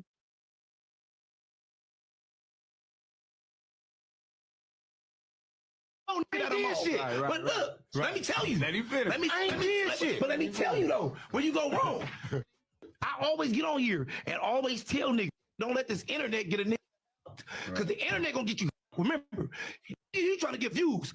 You playing, nigga. I'm gonna try to get your body. Nigga. I don't want the views. I want your body, them views. But the thing I'm saying is this, cuz when you on here, cuz, and you on here with certain people, bro, cuz, and you just talking, don't let it trick you in the back. Because believe me, cuz, when I catch you, cuz, or I see you somewhere, cuz, it's on. We ain't doing no talking. I come straight in. You talking about, I ain't taking no picture, nigga. Yeah. Taking no picture. Yeah. Nigga, till we holler. Yeah. First thing I tell you, nigga, you're gonna die here. Oh, come on, gang. So look, y'all misunderstand my message, right? No, I don't. No, cuz. I don't. I'm a spiritual. I'm a prophet of God. All right, cuz. All right. I'm a prophet of God. All right. Everybody, cuz, believe in God. Everybody love God. I love God, cuz. I don't know what's it. But this is the point, though, cuz, right here, though, cuz. When you, cuz, get on there talking, don't mention my name, none. Mention my name. If I catch you and I got a chance after you, I'm booking you. On 40s, I'm booking you. There could be 50 police right there. I'm booking you. Whoa. I'm getting my man. And that's why soon as we come in here, let's take a picture. Never. Nigga. We gotta holler. Right. Immediately to the back in front of this trip, the other ones and everybody right here in the back. And you just admitted it yourself. But I'm telling you that I'm just calling no jumper and when I now. tell you, we gotta be good. You're gonna be a part of the space. We gotta be good now. We gotta be good now, man.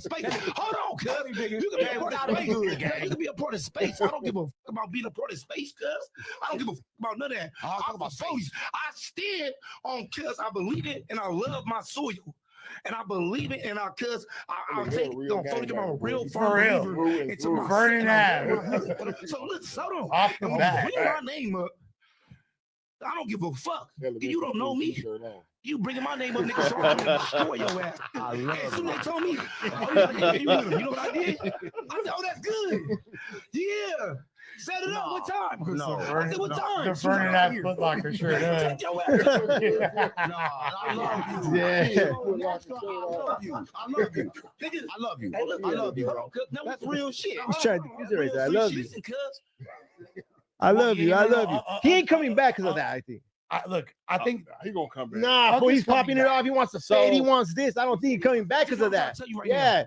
Boy, extra don't play. He looks like he'll pull up on that fool. But him saying, saying that he wants to What you fade say up is on the here, main cuz? reason why, like, I would argue that he's not. Yeah, exactly. He's not gonna come back because he's like, Oh yeah, What play you the clip say with up on Uncle. here? yeah, straight up, dog. Because that's a fact, fool. That nigga Farley, he got bigger when He's he 100 pounds soaking wet. came out bigger, didn't he? So I guess after the podcast dropped, Unc didn't like, I guess he from St. Louis. He probably got St. Louis people hitting him up. They don't like how he was portrayed in the For sure. in the interview. Sexy Red hit him up. He don't thought that was gangster. So after, because I seen a clip of them like shaking hands, everything like it was cordial and shit. Like they got an understanding after the podcast was over with. And then, motherfucker, he got on his bullshit. As soon as the podcast over, 2-3 days later, this is calling out all 4 extras for a fight. Play the clip, Josh. Uh-oh. You know you ain't gonna try to fight. I got 50,000. You can't fight nothing but a table. Yeah, you be on tables. You ain't gonna fight nothing but a table. Use your game for protection to make somebody think you're scared to try to intimidate niggas. I swear to God, mama, you intimidating tactics and shit. Let's fight, gang. Let's fight. Accept it. I swear to God, I knock you the fuck out. All this shit you was talking, I don't know stay about still, nigga. You ain't knocked me the fuck See, out. he's Because I talking know you reckless. can't fight. Yeah, but he's not Because he's not gonna see him. Because he's not gonna see him. Yeah, I leave know the what that guns, is, the though. niggas at home. You Nigga, know, get in the Unc ring, character nigga. on internet. Leave the When guns he and the went niggas at home, home. I real bet you man can't kick do you. it. Yeah. Hold on, I need to talk to Penitentiary, me nigga. They crazy. don't 100%. After seeing what happened, after seeing what happened, Let you just kick me like that? No, nigga. Nigga, use your protection for me, nigga. You want to see me in the ring, nigga, and I'm still gonna play with you, nigga. I'm still gonna play. I'm gonna play. I'm gonna play. Do you see me in the ring? They gonna scratch you. unless they're running a play, I don't think he's coming back. Straight up, man. I'm gonna keep it like- because I feel Boy like- Extra don't look like he runs the play. I feel like call 4 him, extras right? was on some content shit. You gonna call him? I'm finna call him. Oh man, you Dude, I'm for instigating, foresters. dog. 4X was mad for real. He mad. Yeah. Tell me, is this a play? Who you FaceTiming right now, Remo? Oh man, 607 put me the fucking what? Oh, check us. Okay, He so- watching. not That's my brother, If I dog. could be completely transparent, there's a lot I could say about Oh no, he calling me back right now. Oh, what's up with Ugg? Where your scary ass at, man? They think California scared you off, man. Ain't nobody scared me off. What I'm scared of? So what happened, man? I want y'all to hit that check so I can buy my switches. So look, bro. Me, you, and Adam was just in Texas. We were supposed to do the Tuesday show, and then you sent the message out saying you quit No Jumper. What the fuck is going on? Why you ain't I here? quit No Jumper because y'all Adam backdoored me. He knew for a fact that X was gonna come on that bullshit with all them niggas. That's why he got that security, and he didn't tell me. He even quit. He quit that day. I ain't the only one to quit No Jumper. Adam didn't show up. You Why he hated ain't on the show up? security, though. You said he wasn't protecting you. You said he was too small to protect you. Small like He wasn't protected. Did he jump up when that man jumped up at me? I got a gun in my pocket, man. If I shoot him in there, then what? See, I'm not for. Whoa. I'm not for all that. Whoa. But I got a gun on me. But Don't say that, dog. I got it. Doing nothing. I got a question, brother. Like, so your whole mission is to stop the gang violence, to make people realize we all on the same level.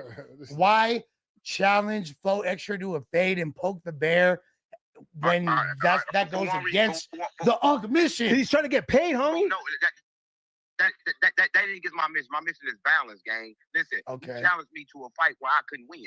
Only time I'm gonna fight when I know I can win and I'm getting threatened. He challenged me to a duel where I couldn't win. To satisfy his mind, I tell him challenge me to a duel where I know I can win. Listen, man, he walked in that door with 50 niggas and guns. Who the fuck does that to see somebody 100 pounds? So now he act like he want to fight me. He say he gonna knock me out. Well, fight me now then. Because like just prove it. Win, lose, or draw. What you got to even the odds? But to be You fair, got equalizer? to What be you fair, mean fighting now? he roll around like that regularly. It wasn't like he was. No, man, shut the fuck up. That's a fact. That's a fact. But that's a fact, Unc. Mark, he really do. He really roll around like that, bro. Shut the fuck up. If you use the game, He roll around like that, bro. That's like his everyday. But with that being said, you feel me? Like, Unc, you really think you're beating Faux Extra in a one-on-one fade? Bro, we use this game for protection, bro. I want to survive in California. Only way I survive in California is they know I'm a member. Listen, they catch fades, right? So I'm going to catch a fade. I'm a member, gang. They not going to tell me I'm not a member. Listen, I'm a member because I don't got to be Crip, Blood, GD, none of that. I'm a member because we all share the same fucking soul. We all share the same soul. So I'm not going to let him just debo me. I got spiritual people that's trying to turn their life to God. Now, what about the young niggas that think they got to be a bitch-ass nigga to get their life to God? No, I got to show them you can still be strong. So I can be strong, but I don't got to sacrifice my life to prove that I'm strong. Listen, I don't got to prove that I'm tough. At that moment, he had to prove that he's tough. I know that I'm tough. So right now, I'm asking to get in the ring so I can knock him the fuck out. So you think one-on-one, you're confident in your fighting skills? You would beat Faux I know Extra. for a fact I done knocked niggas out bigger than him. The only reason I didn't move because I'm not finna die for content. I'm not finna die for content. I will fight for content, but I'm not finna die for content. That's the only reason I didn't move. Hey, I'm telling you, he's a genius, J-Cat. I'm telling you. Hey, Unc, it's Trap Low Ross, man. Do you not feel like maybe you overreacted a bit? Because Faux Extras has been told me I'm going to space a couple times, and like I feel like part of it's the content too, and like maybe it wasn't as serious as you were thinking. No, Faux Extra is a bully. The whole time he was looking at the camera, he never looked me in my eyes. Look at the video. That's why I think it's content though. I was trying to look him in his eyes. He will not look me in his eyes. It's like the He WWE. won't do it. But he looking at the camera like because he know he's saying something funny that's going viral. You not think that maybe that was just some viral shit? No, because he's faking. Listen, I know Faux Extra faking, but his gang not faking. His gang ready to die and kill, but he is faking.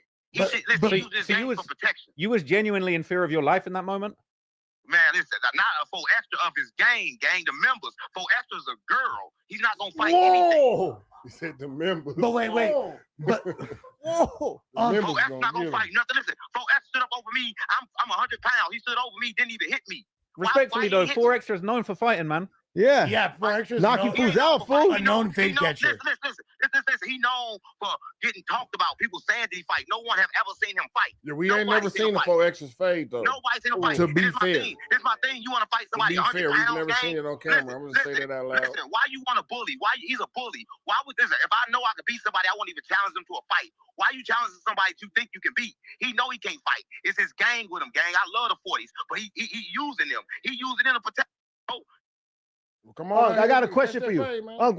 Hey, so come on out here. What type of fight? You trying to have like a like a celebrity boxing fade with him, or like y'all finna do like? This my thing. He said I'm gonna die in California. He said I'm a bitch. He said all of this shit. Well, fight me without your game. See, I just want him to know that I can knock him the fuck out because like it's like this. If you doing all of this tough shit, you using your game for protection while you doing that. I would even came with him if I was part of his gang. So why are you using me for protection? Go see this 100-pound nigga yourself. Bro, you better have some lightning bolts coming out of your He does, like fool. Reagan from Mortal Kombat. Go see a 100-pound nigga yourself. But he came with his gang and then he yelled like that. He disrespected them because they ain't do nothing. How you gonna do all that yelling and don't do nothing? But Unc, you did start it. To be fair, you were making. Adam started it, gang. Adam said he knocked the nigga out, put a card in his booty. That means you're a raper, man. That means you gay. What do you mean? That what that mean? If you put a card in a nigga booty, you gay. How can you? If you knock a nigga out, put peanut butter in his booty, and then you put card in a nigga booty, you fucking gay. You mad at me because I said? I mean, it's different. It's different in jail. It's different in jail. Who said it first? Adam said it first. Adam said it. I didn't say it. So he said, when Adam put that cards out, he smacked the cards out of Adam's hand. He didn't try to fight Adam. Why? Because Adam paying him. This nigga suffering. This nigga on his page doing promo for $100. This whole page full of promo. That nigga suffering. I told him I could get him some money and show him how. Quit let Adam just. Is he still there? Well, let Adam run him over. He let Adam run him over. He let Adam run him over for pennies. He out there. Listen, 4 Extra is big. We let that nigga run him for pennies. His own page ain't even big. He using his whole page to do promo. Bullshit promo that nobody want. Promoting all them bullshit ass t-shirts. And he want to fight a nigga that's trying to help him. Right? But the nigga that's trying to hurt him, he just work all up under him. And Adam the one that sent him at me. Trust me. Adam did that. So if Adam sent Adam sent him at me, what the fuck you think? Adam tried to send that nigga back to jail because Adam's scared of him.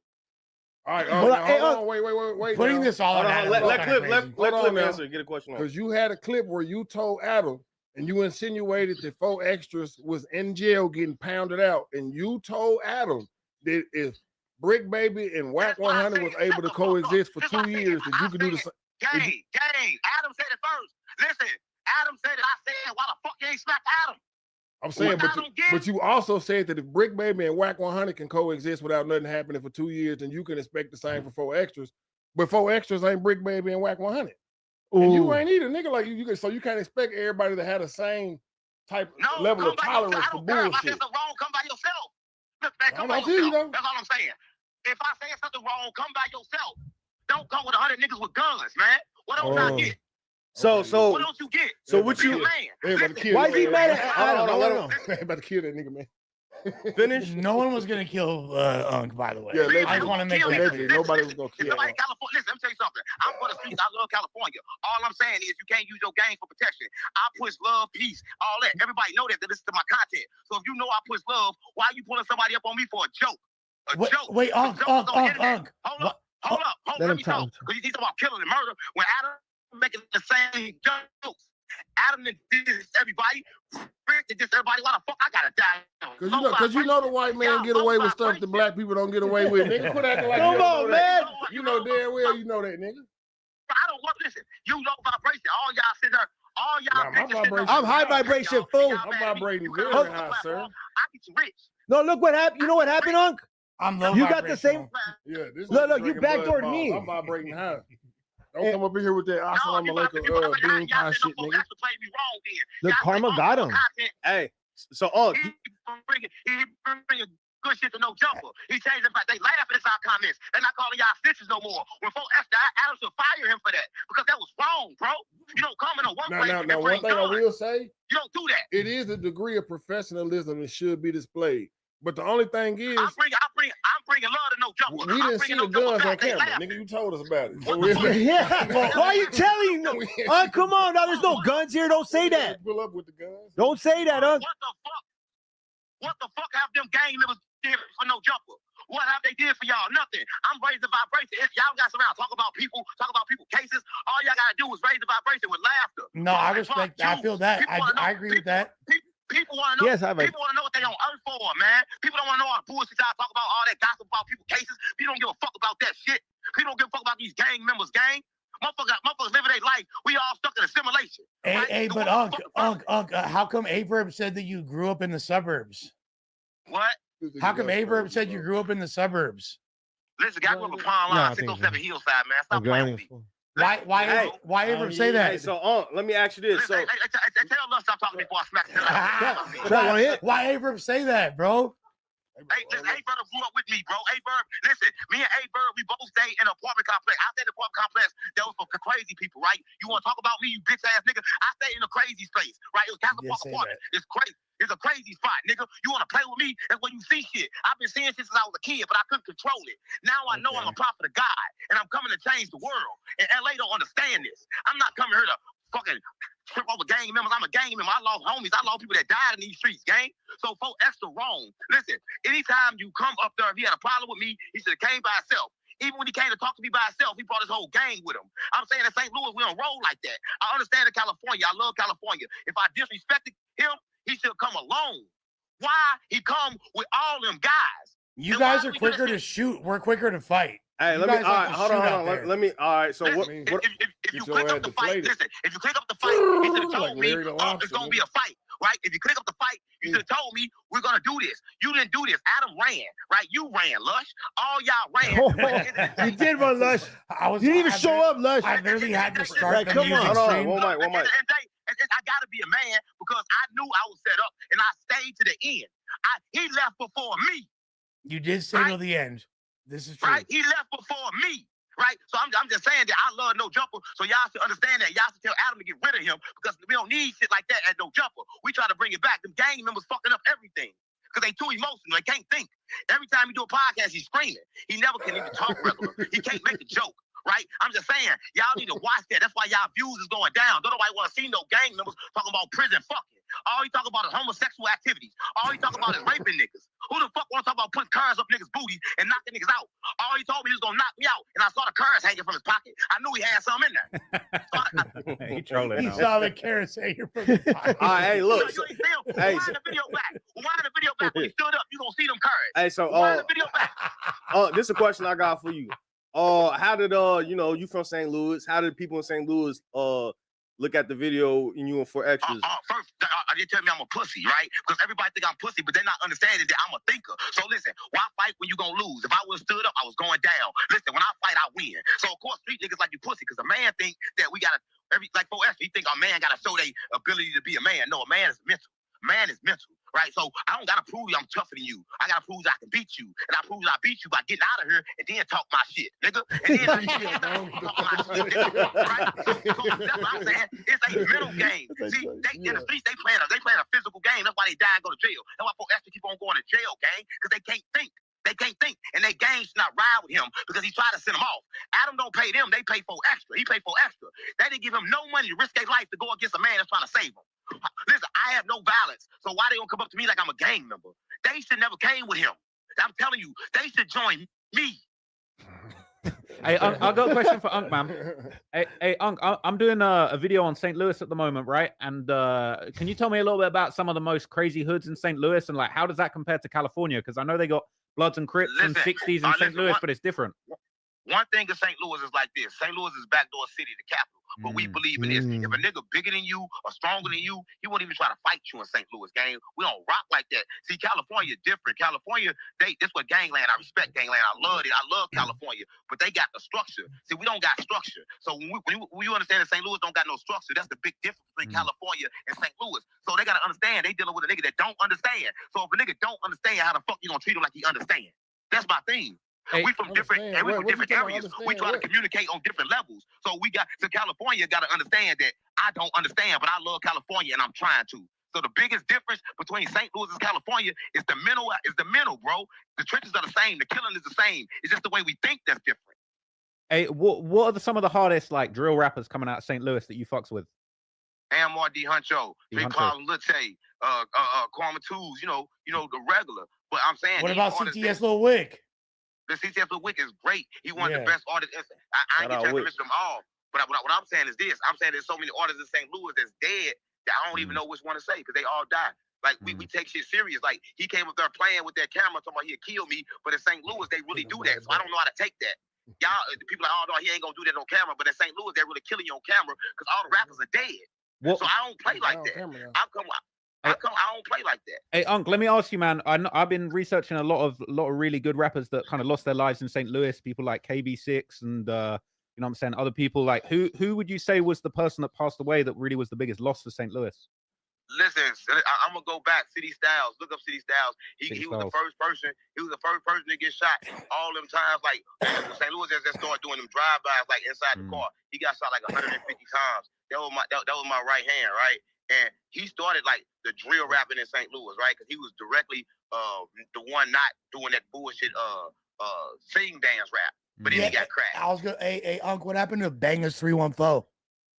You said what? What happened to the Bangers 314? Run up and get done up. Listen, I don't listen to none of that commercial shit. It's two types of St. Louis. You got the street version of St. Louis. You got the Nelly gay side of St. Louis, right? And so I'm for real. You gotta look at it like this, right? I'm from the street gang, so I don't listen to the radio. So I don't be on none of that shit. Like we in the streets, so you gotta think about it. If you in St. Louis, once you from downtown and the north side, North City, and the city part, you in St. Louis. But all the Ferguson parts and all that, that's not St. Louis. Wasn't Jay Quan from downtown? Yeah, the downtown, all that St. Louis. But once you from Ferguson and all them small parts, that's not St. Louis. That's Missouri. Hey, Unc, what are the young guys are you fucking with right now? Like, how do you feel about like Mo P or like C4 Murder? Listen, C4 Murder, he was side of my development for a while, but C4 Murder and Grimy, you know, they one of the craziest artists out of St. Louis. Grimy in jail, and that's what happened with the, KB6. That was they direct op. You know what I'm saying? That little war, let a lot of them in jail and a lot of people dead. And I was just telling Cuz to get AMRD Huncho. Hey, hold on. We gonna say that. Like, We'll talk about that later. Say that.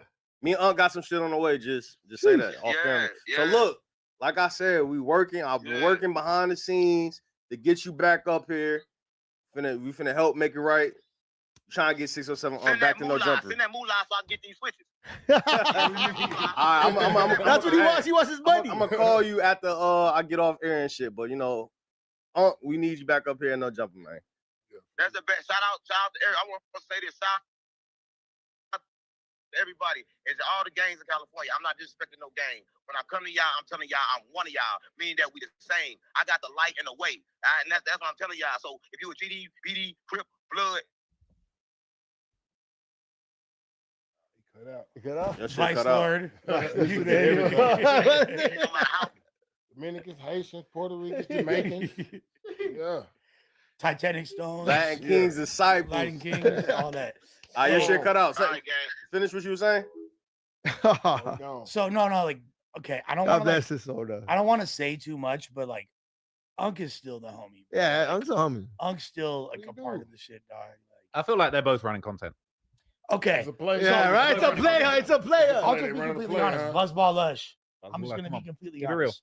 So I'm confused. I'm legitimately confused because I'm in certain group. Thank you. I'm in certain group chats with Unc, and we're like working on content and planning shit. And then I'm seeing him also visibly really upset. You feel me? Like he's not playing. Who, Unc or Unc? This ain't this. Unc. It ain't no content being ran this time. I'll say that. Some shit be played. Some shit don't be played. But then it's like He just wants his money. He just wants his money. Then he's on the fence. He's on the fence about it because like we talked and that's what it was good. And then I guess look, this is my take on it. So I think initially he was cool.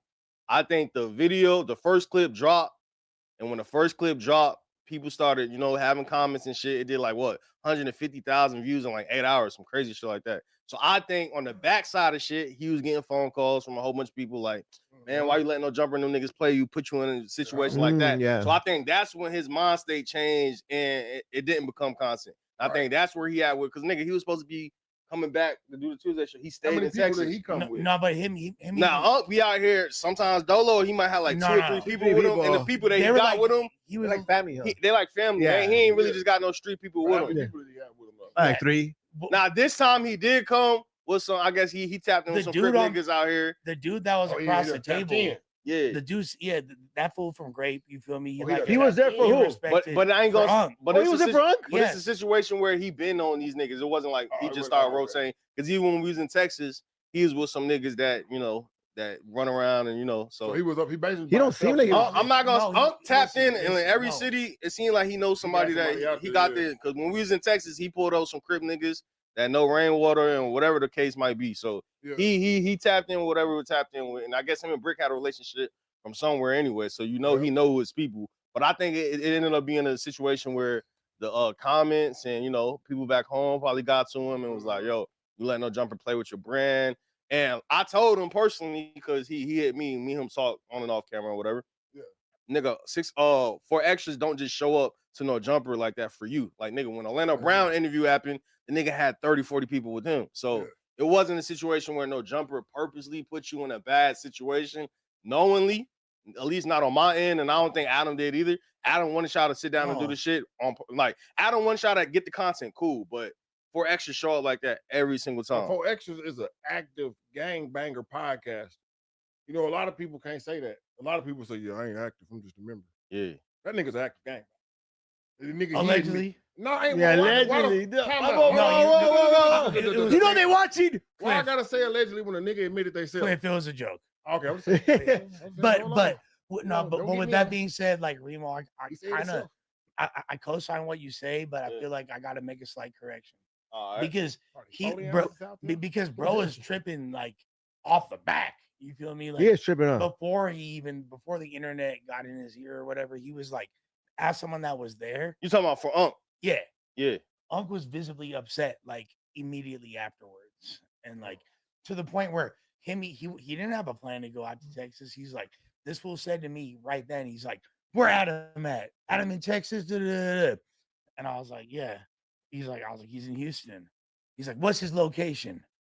I was like, I don't know his location, bro. Like, I'm not dropping ski on fucking You're not dropping the pin. 22. You feel me? Like, what the fuck? Yeah. And he's like, I'm going out there right now. And then he apparently appeared there within. Yeah, he popped up on us in Dallas. He never made it to Houston, but we did see him in Dallas. And we had a talk and shit, but it wasn't. I think as the comments kept coming and the phone calls kept coming, that's where the situation ended up just getting to like maybe his homies back home don't like how he was, looking on No Jumper and shit. You know how the politics be. It looked cool. You guys were reposting each other. But And he everything. kept talking I seen about that. The vibes in The Dallas, energy looked good. the energy was Yeah. cool. Like What we expect but to think do, about- bro. He don't give his image off as a gangster though. So I don't really feel like he took. He's the L in everything. that- He's in that everything. point, other than him just not feeling safe. But as far as taking the L, he didn't take no L. Nah, you hell got no. your nails painted black. You got this Marilyn Manson metal cup in your hand. No. He's a genius, JK. All he wants is money. Look, he did his thing. He put in work in. He's like, you guys want me back? Send the check. I'll be there. That's it. Nah, but he said Write the check. That's it. But what did he just say on the phone? He literally like Send some money. I'll make it faster. Let's psychologically analyze the phone All right. call that we just had with him. All right, let's break it down. Break it down. What did he say? He said, "I'm from St. Louis. That's Backdoor city. Straight up. That's true. We're not. Yeah, we backdoor everybody. Okay. So he's from quote unquote backdoor city. So he knows. So He knew the play. no. He thought he's like hyper analyzing. Yeah. I don't think it was that serious though. It wasn't. That's he is putting in the thing. 4Extra's been But- saying he's going to send me to space a couple times. dude. Like, But Yeah, sending you to space yeah. don't mean nothing when you ain't got niggas that's looking at you to represent them. Yeah, and you didn't diss 4Extra. You didn't diss Unc's not there him. as a gangbanger, right? Huh? Unc's not there as a gangbanger. In St. Louis, he is. yeah, No, but but they you- wasn't. But That nigga is not no gangbanger in okay. St. Louis. He was. Let's say he was a gangbanger. I mean, the nigga got Hoover tatted on him for. Oh, a he's reason. everything. Look at that little bitty ass Hoover tat. One nigga just. Hey, bro. That's like just. Come on, But bro. I'm just saying, who do that though? No. Now, you At right. one point, a The nigga had to be different feeling than like he was a Hoover. Yeah. He's not wrong. No, but the Hoover 30D stuff's different in Grinding, St. Louis. That's the Yeah. gangbanger. But Is that's it? a, but It's that's a whole different thing. Yeah. I just but feel he's saying that's a small tat to be. Yeah, they're here. like, But he still got it in his He skin. still got it in He his still got skin. it in his skin, Nigga, though. if you Hoover, nigga, if But you it don't get mean he the got same one shit in tatted St. in Louis. his- The Hoover You- shit. that's somebody. For sure. so you can't say he ain't a game. Obviously, I didn't say he at some wasn't. point in his life, I didn't say he he felt- He was a gangbanger at some point in his life, like you say, but But he ain't banging California Like, Hoover. It's you can't live different- up it's a his whole shirt different and thing. say, but it doesn't matter about him And being still- all right, you getting pressed is different because I mean you're a white dude, so no Yeah, one's gonna you're be like, oh, he pressed, but him getting pressed, fucking 607 homies gonna be like, damn, how the fuck you let that nigga just all them Cali niggas out here trying to gang up on you and make us look bad? But he, No, but no, I no, feel no, like he bro. stood up for himself in the interview. You know how that shit go. That's like you. All right, hold on, come on. No, That's you right, from a Remo. human But I'm perspective, saying, yes. He nigga, wasn't you pumped. crawling on the floor. No, but That make you look bad too. If you gonna say they tripping about a nigga talking crazy to him, then they should trip about him crawling on the floor and begging a nigga. You know what I mean? Like the thing is this, dude. Like it's all an act, right? no, here's the thing. Like, and Unc gets mad at me when I say this, and I'm not saying this to disrespect Unc in any way, because I really fuck with Unc. Yeah. But he knows, like, and I'm not saying he intentionally is trying to disrespect people. Bro, I already know. But my thing is this: like, you are like, you say you want to help everybody achieve a higher consciousness. You want to transcend gang banging. You don't But he want say he fools- wants balance. Okay, so and if he's this disruption, then why are you tripping when you're around these people in essentially the safest place you could talk to them? Like these fools are over here, even if they are from a hood or this or that, right? When motherfuckers come to No Jumper, they're not here to trip. They're really not. Right. This is a break in the monotony. But at the This is same like time, though, bro, I know a lot about natural law, universal law. I know about the cosmos. You know what I dig? What I mean, man? I know a lot about all that as well. The microcosm, the macrocosm. No Jumper is not the place to. I'm not trying to convert y'all into. No. Okay, but that is. I'm gonna raise y'all vibration. But that has nothing to do. All right, with hold on one moment though. All right, yo. I'm gonna raise your vibration. Yo. It's Brick got the chin in Oh, what up, dog? What's good? Hey, What's happening, Brick? what's up, Perry? Yo, we live. We got. Yeah, you know who in here. We got Bring the Ross, brick, Traveler dog. Ross in here, Lush in here, Josh, Cliff World TV, my boy Comp in here. Word, Brick. Man, What's going down in there, man? What's going on? Let me give you a little bit of the scoop right now. What's going on, Brick? So look, since Brick, you left, I love you. Since you left, Free Brick, Free Brick, man. Love, bro. But like, all right, so look, Brick, since you left, 607 on, you know, he been coming to No Jumper. Your son. He became a host at No Jumper, and him and 4 Extras did a podcast recently. I don't know if you've been up to date, but the nigga, all right, before he did the podcast with 607, with 4 Extras, he did a podcast with Munchie. During the podcast with Munchie, he said some shit that he shouldn't have said, and he upset a lot of Bloods. You know the word that Bloods don't like? He said it during the pod, and he said it twice. So that shit already set LA on fire, and everybody like, yo, on Munchie, like, yo, how you let the nigga say that shit? So look. We gotta make it faster because I probably got 4-5 more minutes. I bet. All right, speed it up, fast forward. 4 Extras and 607 did a podcast the other day. You know, 4 Extras, when he come to No Jumper, the nigga come like 30, 40 niggas deep. 607 in here by himself. The nigga, I thought you only got 3 people though. I thought we was standing on that. and that's where the problems is becoming a little tricky. You know we never stood on that, Brick. Come on, brother. No. That's because no. It's only getting bended broke for certain people, gang. I ain't gonna lie. We just sent people on for that shit. So And it's like motherfuckers just gotta stand on that. And that's where 607 got a problem, because he feel No Jumper put him in a bad situation to have all these Crip niggas pressing him, because the podcast, everybody saying 4 Extras punked out 607 but like, nigga, he got 40, 50 niggas with him. If I shoot this nigga in here, then what? You know what I'm saying? Like, I'm in here at 1, 2 people. So it's been a whole lot of. Hey, shout out to 607 for getting the job. You get what I'm saying? Yeah. You know what I mean? 607 he stay doing bullshit though. He better stop trying to get up under people. This ain't the state where you can play with a nigga gang, and then we don't take gang culture as like a joke out here. That's what he do needs to understand. Like, that's my boy. You know, I created that character. Right? And he giving that's on daddy right there. And he giving you credit for it too, though. On God, he said. That's my nigga. And he said he. I'm not even saying it. I'm not even saying it like he that. said he learned the game from you, Brick, multiple times. That's my nigga. Like, I'm not saying it in no son and manner. Like, I seen what the world took to in 607 and I told him to keep that energy right there every time you on camera, because the world is taking it at. So all the this call is from a federal prison. All the trolley-woly shit that he do, man, you know what I'm saying? I respect it, but gang culture is not to be trolled. You got to understand, if you let somebody troll your gang culture while you sitting there on No Jumper, which is the most critiqued show on YouTube, you get what I'm saying? A motherfucker got to go back to their hood like, oh, yeah, damn, you sold your soul for an interview. Oh, all the shit that I used to go through. So you got to think, soon as a motherfucker get to popping it about gang culture, a nigga got to really press like 10 toes down, like you can't give a nigga no breather. You know what I mean? Yeah. Not for real. You already know what's going on. You know, you said it better than with everybody, man. We miss your perspective out here on shit, man. Yeah, Brick, we need you, bro. You already know, man. I got some shit about to pop up on my YouTube, too, bro. You know, I was with the Fidelity bomber for the last 2 weeks, and he killed himself right in front of my cell yesterday. So. What the fuck? Nah, you just dropped the bomb. How? How? How?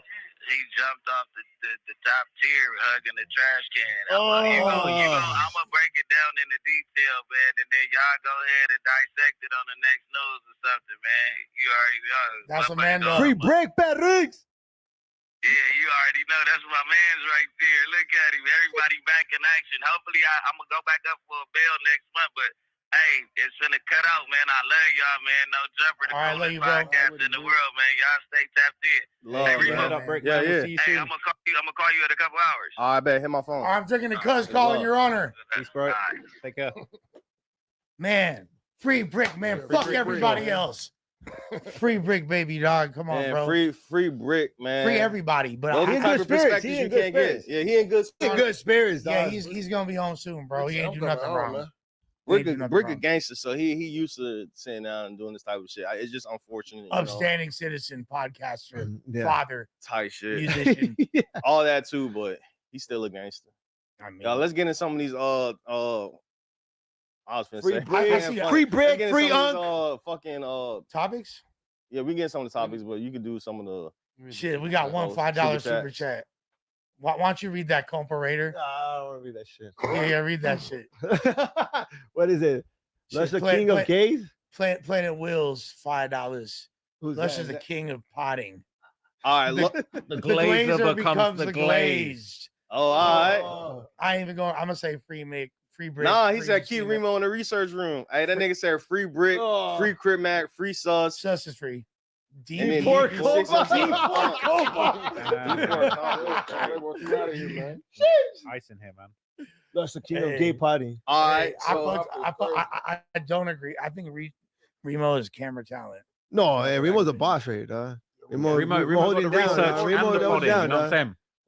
Yeah. Remo's a Heisenberg of the potty, But you're dog. not wrong about the research shit. I want to learn more about research. Come on, fool. The fuck? No, I'm just doing my little 1-2-1-2. So, Yeah, we need so to put let's Lush on some research, man. Let's talk about Almighty though. So you said Almighty. I did see somewhere.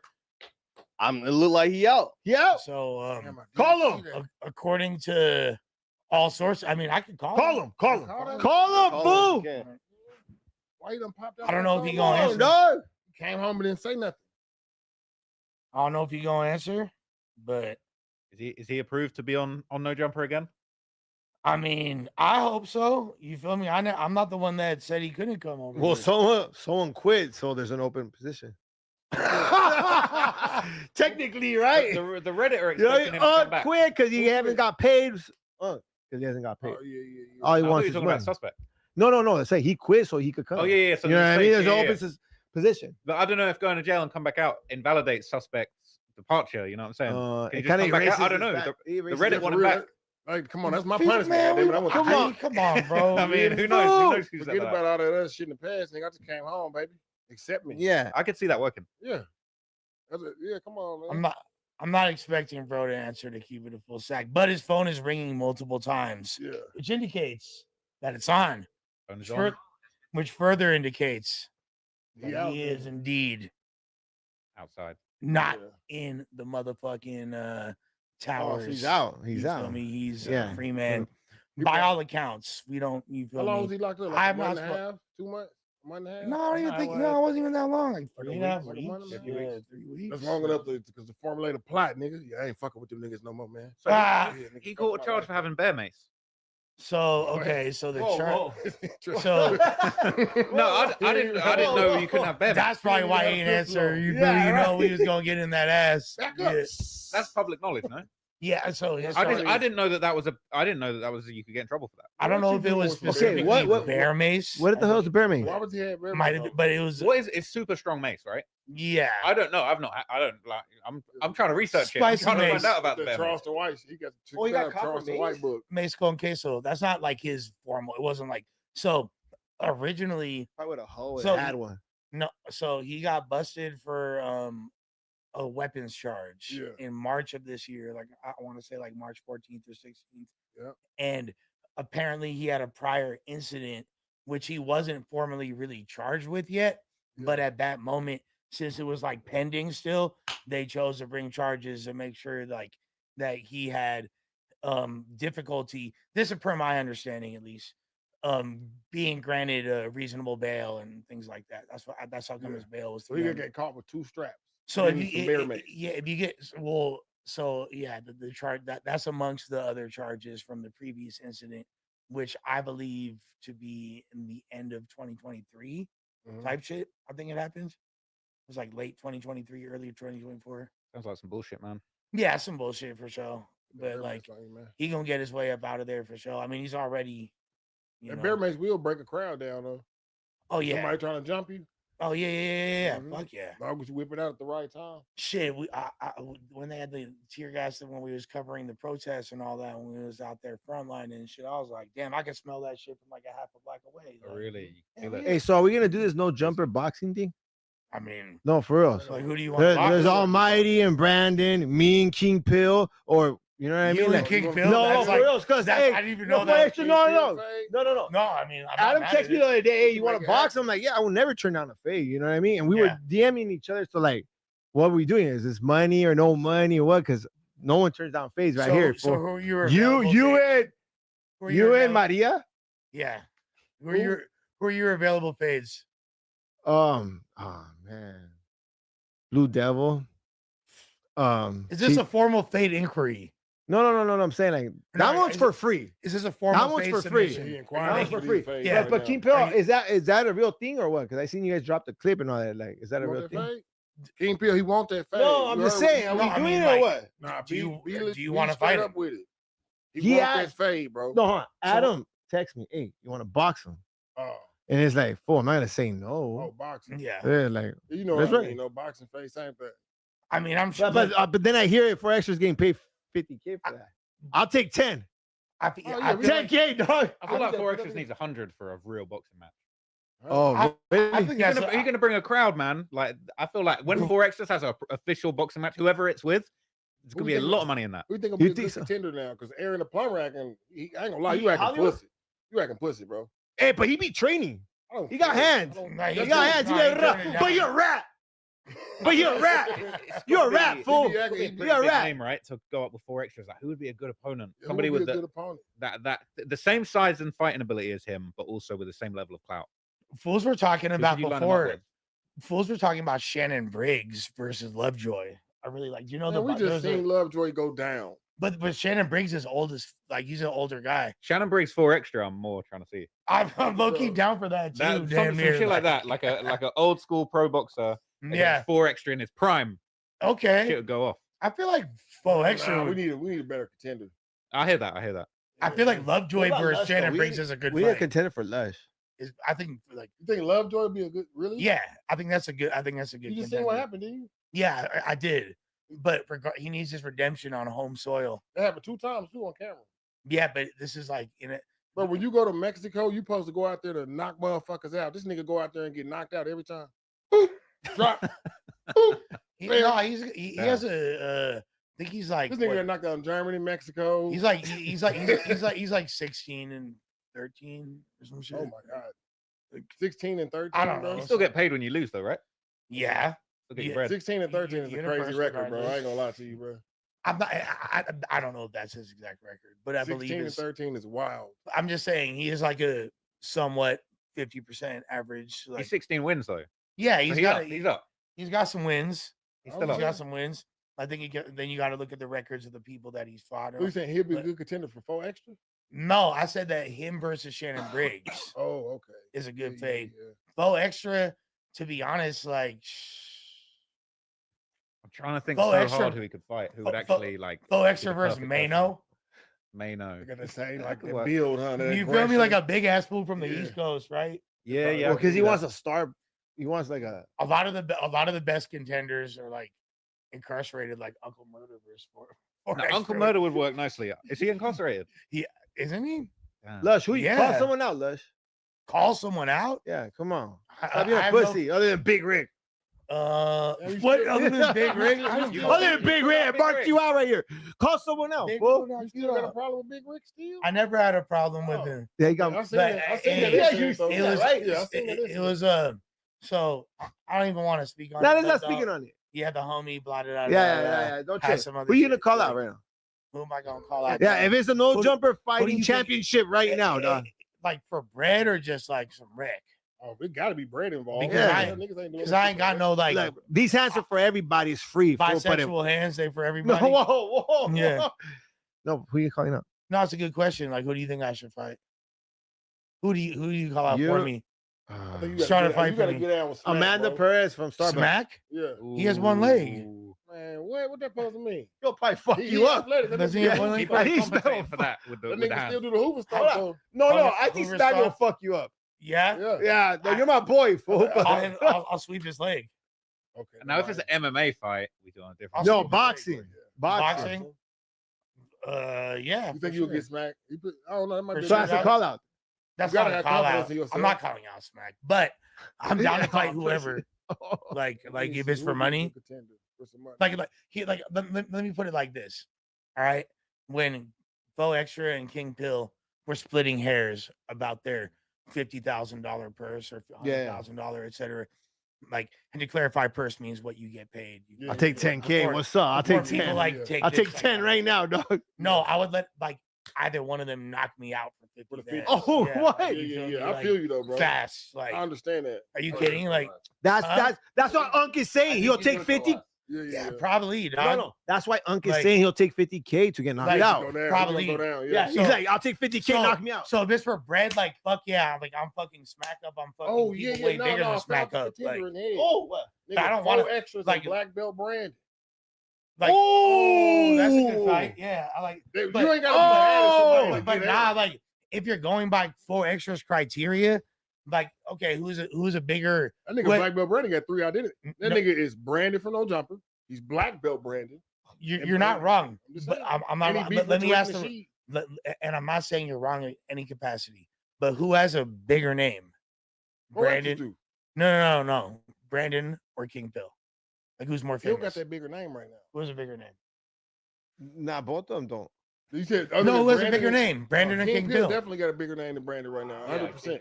That's 100%. King Pill says Josh. King Pill says Cliff. Yeah. What do you think? 100%. I feel like Brandon. they're both like just getting on my radar now. Yeah, Both getting on right, your right. radar. It's kind of like, You. I think King What do Pill you got a think? song. they're bro. like, they don't even make the Brandon ain't got no radar song. right here. Like, Brandon, my dog. Shout out to Brandon though. I rock a Brandon heavy. King Yeah, Pill, as Brandon's far as interesting. personality, Fuck with him. King Pill is like more. But I'm saying Brandon, I feel like would be more willing to get that. King Pill's bag. like a down ass He J already Cat, a huh? fighter. No, I feel like he needs to fight MMA with someone though. Like that's where He his got to kick strength is at. somebody ass. No, I for mean sure, all right? these are all these. You gotta Trying to these see him fights do are that all on boxing, somebody. though, right? Yeah, boxing, Yeah. fool. These fights are all boxing. But King Pill's like a down ass yeah. J Cat, right? Or like I mean, like, you like, did a blog. I should have went to. Like, how do you define Say that JCap for again. real? You Because did a down ass we J-Cat. use that term looser and looser. Like, no, He called no, did himself he? a J Cat though. To be Did he? fair, he Okay, did. so Yeah, no, you just like. So then, yes. So how do we define JCat? Niggas to be on them pills, All to over be the snorting place, yeah. Seroquel. No, Okay, I so a think he's pretty sober. jailhouse J Cat is like a fool that Oh, on the nigga be pills, on the all Seroquel stuck on in the pills. county. Shit. No. Seroquel. He's not like that, but like No, he's, that's a jailhouse J Cat.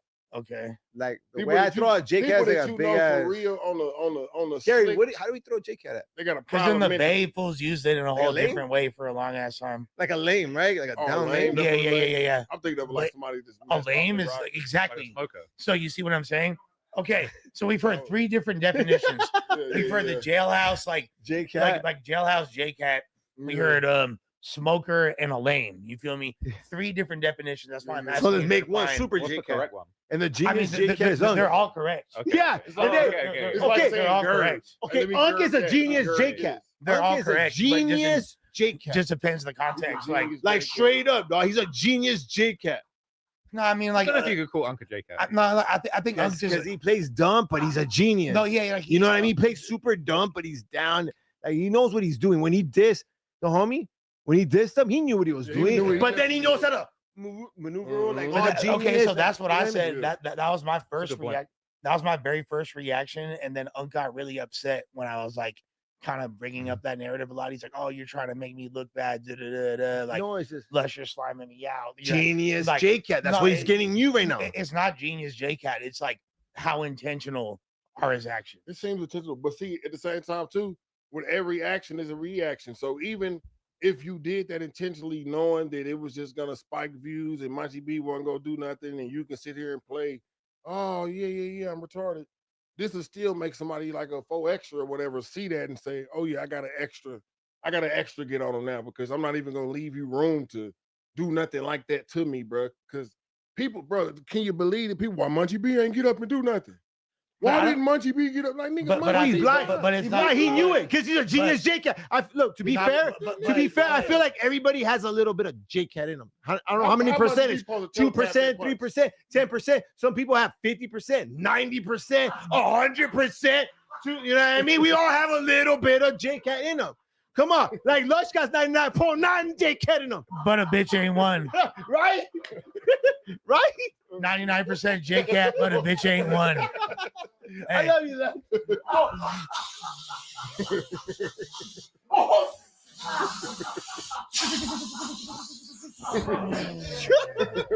Power See? up, gang. That was like a super J Cat moment. Yeah, Right? there you go. You could borrow some J-Cat. But with that being said, like I don't really think that like with Unc it's a matter of like in the moment does he get just like turned up and be feeling himself and let his mouth just get a little bit ahead of his. You know, Munchie B's of blood. Everybody in the world. But to think that Munchie B's not going to do anything is like doing yourself a disservice. No, because, I ain't gonna say he's not gonna do nothing. Like telegraph a punch, LOL, like all that. Yeah, I get that. But that's not to say that really you don't can't be see with for them. real. That's not to say that you don't be with you who you be with. The and whoopers though. Yeah, that's what I'm saying. he Like out there with 'em. it could like he can make it go left real quick. Yeah, it's You feel crazy, me? bro. Like if you wanted to. Yeah. So do you And- think that 607 Unc did it intentionally? No, I'm not 100. Like honestly, he's so good. He's Can't either like he's a modern day Andy Kaufman, Bro, he's a basically. genius JK. I'm Like- telling Nigga, you. if you got Hoover tattooed on your stomach, Yeah, he knows what telling he's me doing. You forgot how to just forgot game. No, shit? no, no, no. You He forgot got this it like No, what? but, What? like, Like, he there- got it like but- half a centimeter. But Little bitty he had it small because he's a genius JK. He'd be like, oh, what is it? Like But- small. He got it small. He's still banging it, but he got it But small. you from West Memphis, right? You No, I'm feel from me? Arkansas. Yeah, that's Little what Rock. I'm saying. tell Like, him, Arkansas, Little Rock. What, yeah, Come yeah. on. But okay, Little Rock. Yeah. Yeah, West But I'm Memphis. saying, But you I'm just saying. forgetting But the that's S part. word- That's a city in Arkansas, by Yeah, the yeah, way, Little for Rock, people that don't Arkansas. know. But I'm saying, Like, look though, so is West you Memphis. forgetting that the S word is disrespectful to Bloods is like nigga not learning, forgetting how to ride. No, a no, bike I don't think. But that's the as thing. a Like, gang member. I don't. But, You but, from you, Hoover, but nigga. do you think that he went there that day with the intention, or do you think like the moment that he heard this fool being like, oh, okay, like, when this fool was like super, when Munchie B made it clear that he didn't want to sit next to Unc, do you think Unc was like, oh, I'm gonna say something to fuck with him? I'm gonna. Do you think he like I feel like consciously? Unc is a fool that before think he he'll plan it pods, he does his homework. He goes on the drawing think he'll board. plan it He out. starts writing down everything. He's like, That's a he's smart like, man, He's, going, though. he's like this. Smart man. I'm not hating on him either. But They're fucking And then he goes, Yeah, he's not writing then- shit I'm down, not saying bro. that. no, He's no, not- no. he's I see. freestyling, No, bro. no. Yeah. He a He's genius. freestyling, bro. Okay. He's Look, just an look, he was intelligent cool. dude. Like, No, no. freestyling, you catch the wrong word. Nah, he's not freestyling that, dog. He knows what he's doing. Look, I'm gonna tell He you how I bangs know every what he- set. Sureño This this, how you that, know he woo, know what woo, he woo, doing, woo. bro. Because when he felt disrespected, he said, "Hold on, nigga." He snapped out of that shit. 4 extras. I need that fade. I need that fade, man. I need a $5,000, $50,000 fade. You really think that that's like what it was, bro? Nigga, Like- any man that feels disrespected, go home at night, lay down, they close their eyes, and they feel that. Like, hold on, damn, I should have did something, huh? Yeah, nigga, you should have slapped that nigga, or you should have said something back. That's what made him come the next day and say, you know what, 4 extras, I want to catch that $50,000 fade. I want to catch that fade. Look, And I'm No, glad no. Remo's He did back his own right now. thing. I He feel did you. his Sure. own thing. Wait, He felt played. so Uncle legitimately is like, as we said earlier, just to reiterate, he's on the fence currently. Nah, he 100% on the fence because like Yeah. nigga, Like, we done had talks and I thought he was gonna be back on Tuesday. You know, He wants his fed. we thought he was gonna be here on Tuesday, but it's been a situation where he kind of on the fence about shit. So we'll see, and we still finna, you know what I'm saying? but he's in this other chat with me, like about like the cipher, like still asking about Exactly. beats, like, And Well, he he's down. like, he what just the wants fuck, his dude? money, Like, dog. I That's think it. long term he gonna Yeah, be down. He's cool. But I feel like it's I just context. feel like he felt like No Jumper put him in a bad situation where he wasn't on even playing fields before extra. And I feel like maybe that's a brand risk for him. He like, look, I got a lot of motion going on outside of No Jumper and shit. I'm not finna come to No Jumper and fuck my motion up and fuck what I got going on up for some shit when I'm already making a lot of money. So I feel like if he is gonna be a No Jumper host, we need to protect him, and you know what I'm saying? We need to treat him, you know what I'm saying? And it wasn't a situation where we did it on purpose, because at the end of the day, for extra show like this every time, but I do understand, like, it do need to be on even playing fields when it comes to situations like this. He shouldn't be feeling intimidated doing interviews and shit like that. And that's where I'm at. Cause I acting like a pussy, fool. Like straight up, dog. You see what I walked into, dog? You backdoored me. Now you got the same feeling. Stop acting like a fucking bond, fool. You're gonna get your little check and come back, fool. We need you. We love you. Come on. We need high energy. There's low vibrations. Come make it balance. Yeah, You're come- about balance. Come bring the You're- high vibrations. You're about balance. Come balance. No jumper. Him saying he wants to fight. Yeah, No, but he him saying didn't. he Nah, wants to he fight played the ball. Bo It's Extra. scared. Him saying he want to Scared, fight man. Bo Extra to me is like, oh, I don't want to come back. Okay. That's what I'm thinking. That's I'm all like, He man, had an idea for a play, and he's like, I'm gonna make some So more look, money doing that. okay, so look, let's do a tag team championship. Me and Unc versus whoever. You and Unc in the tag team. No, match? no, yeah, I'm his partner. No, and keep Bill. You got his back face. Yeah, I mean, yeah, I'm running. Hey, Unc, I got you, fool. Let's bring this vibration like that. balance up, dog. I I feel like that. we've been on this topic a minute, and we got some clips. We got to feed the fam. So look, We did the Pusha T one yet? Any topics we jumped in? All right, so let's hop into the Pusha T topic. So Pusha T and Clips, they're back together. You know what I'm saying? Him and his brother, they back on Malice. They back working together. They got an album on the way. I guess it's no Malice now. Kendrick Lamar was initially supposed to be on the album, but it was a situation where I think one of the songs, I think Kendrick's still gonna be on there, but at first it wasn't getting cleared. And then Pusha T is also on his anti-Kanye West situation, like wave right now. At one point, him and Ye, I think he was the what would you call it? Like the creative director at Good Music. Yeah, he was the creative director at Good Music for a minute. Yep. But to me when personally, they had motion, and I feel like Ye still got motion, just not musically, but I feel like he's still just like culturally relevant. But I think the last straw, because think about it, Kanye West been saying a whole bunch of bullshit for a minute now. All of a sudden, Pusha T's coming out like standing against him.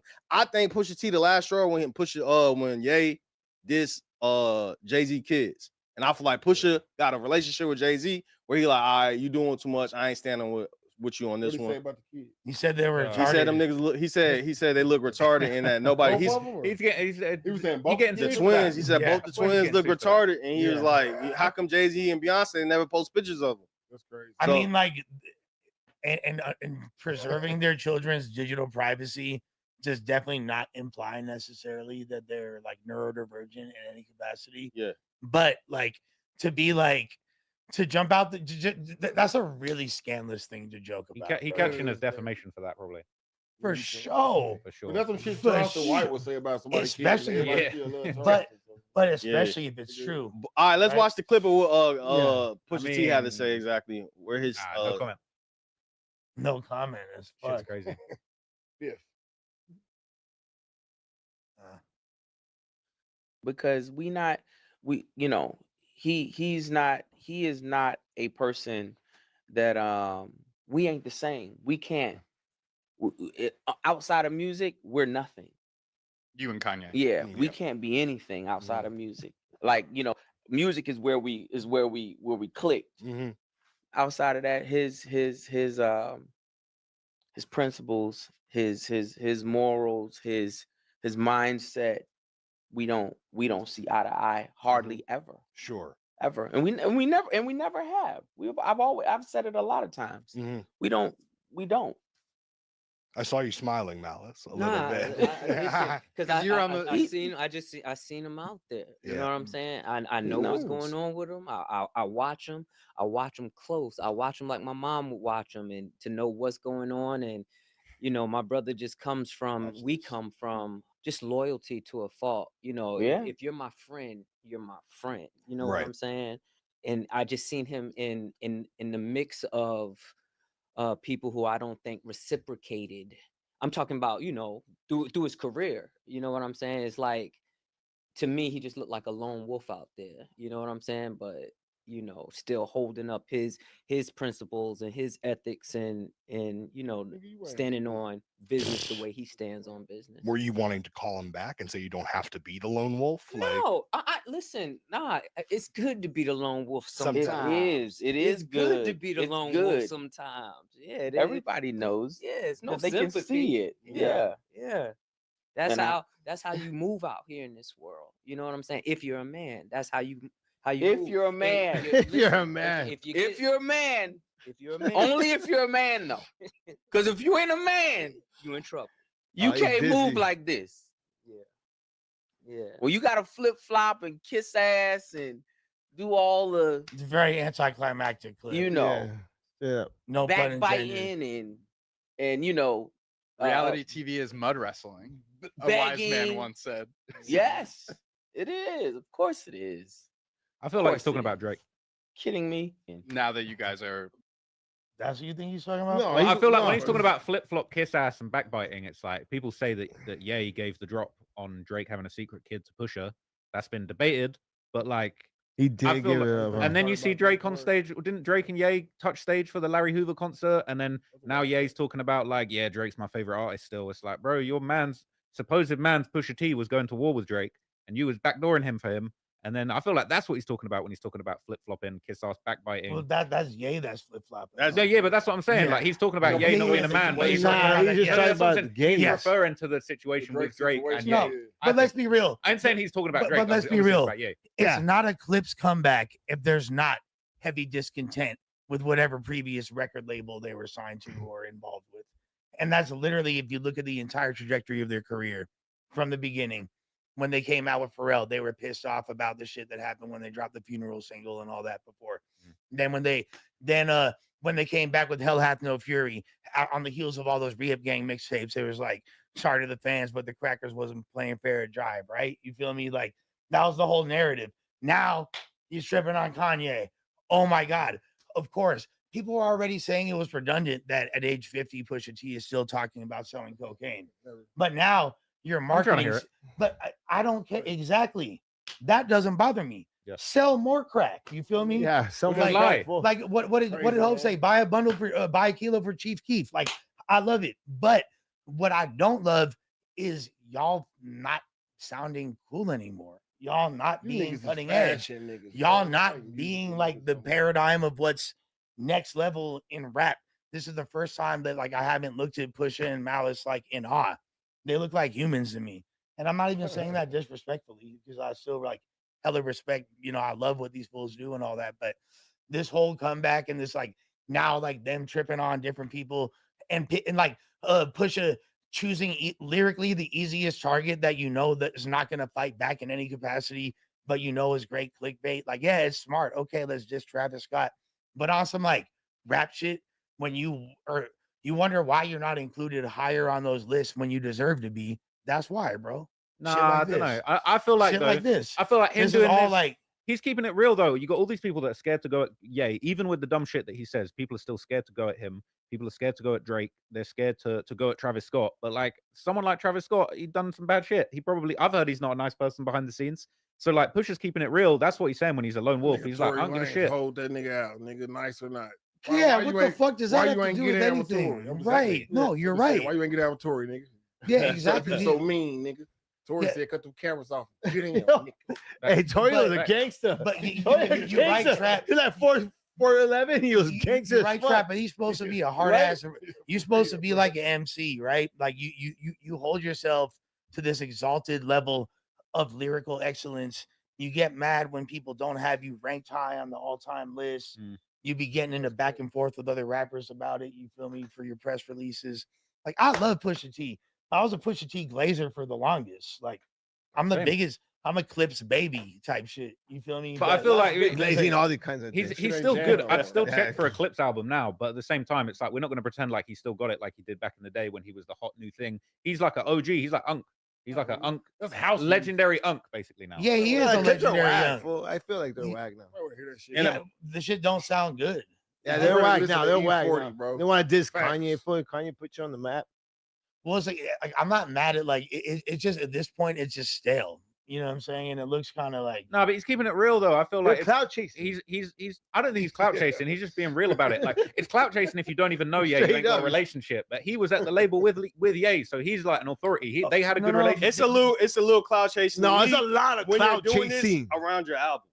Now, if you clout chasing is fun. No, but for sure, that's he's trying to get the clout for the album. Yeah, come on, dog. Now you want to diss when you're dropped next week. No, but also he keeping it real though. He going at Kanye, keeping it real about how he feels about the situation. If he wants to fully chase clout, he could just do a Drake diss. No, do it 6 months ago. Why are you doing it 2 weeks before your job? Have lyrics for Drake on the album for sure. But this is essentially the same thing. He's like it's the same. Okay, and I know a super chat's going to address exactly what I was about to talk about right now because it's the same thing as when Eminem was picking on the Backstreet Boys and Moby album drop. Well, is it? Yeah, it's you're doing it's a strategy. Everybody does strategy when the album comes it's out. Not That's just normal. It's strategy. Everybody does. It's just it's dissing ops that you know aren't gonna fire back.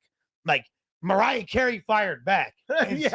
And smoked Eminem's boots. You feel me? Like first person. But so Kendrick's the biggest clout chaser in the world, then, right? He absolutely no, but he knew that fool was gonna bite the bait. But he knew. Yeah, but why is it cool when he does it, but then Push is lame for doing it? It's not because it's not the same level. It's like because the entire because Kendrick's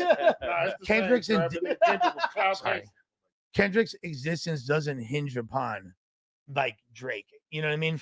He was already a multi-Grammy winning artist, etc. He wasn't doing these cemented numbers legacy, until he did Pulitzer Drake, though. Prize. Correct.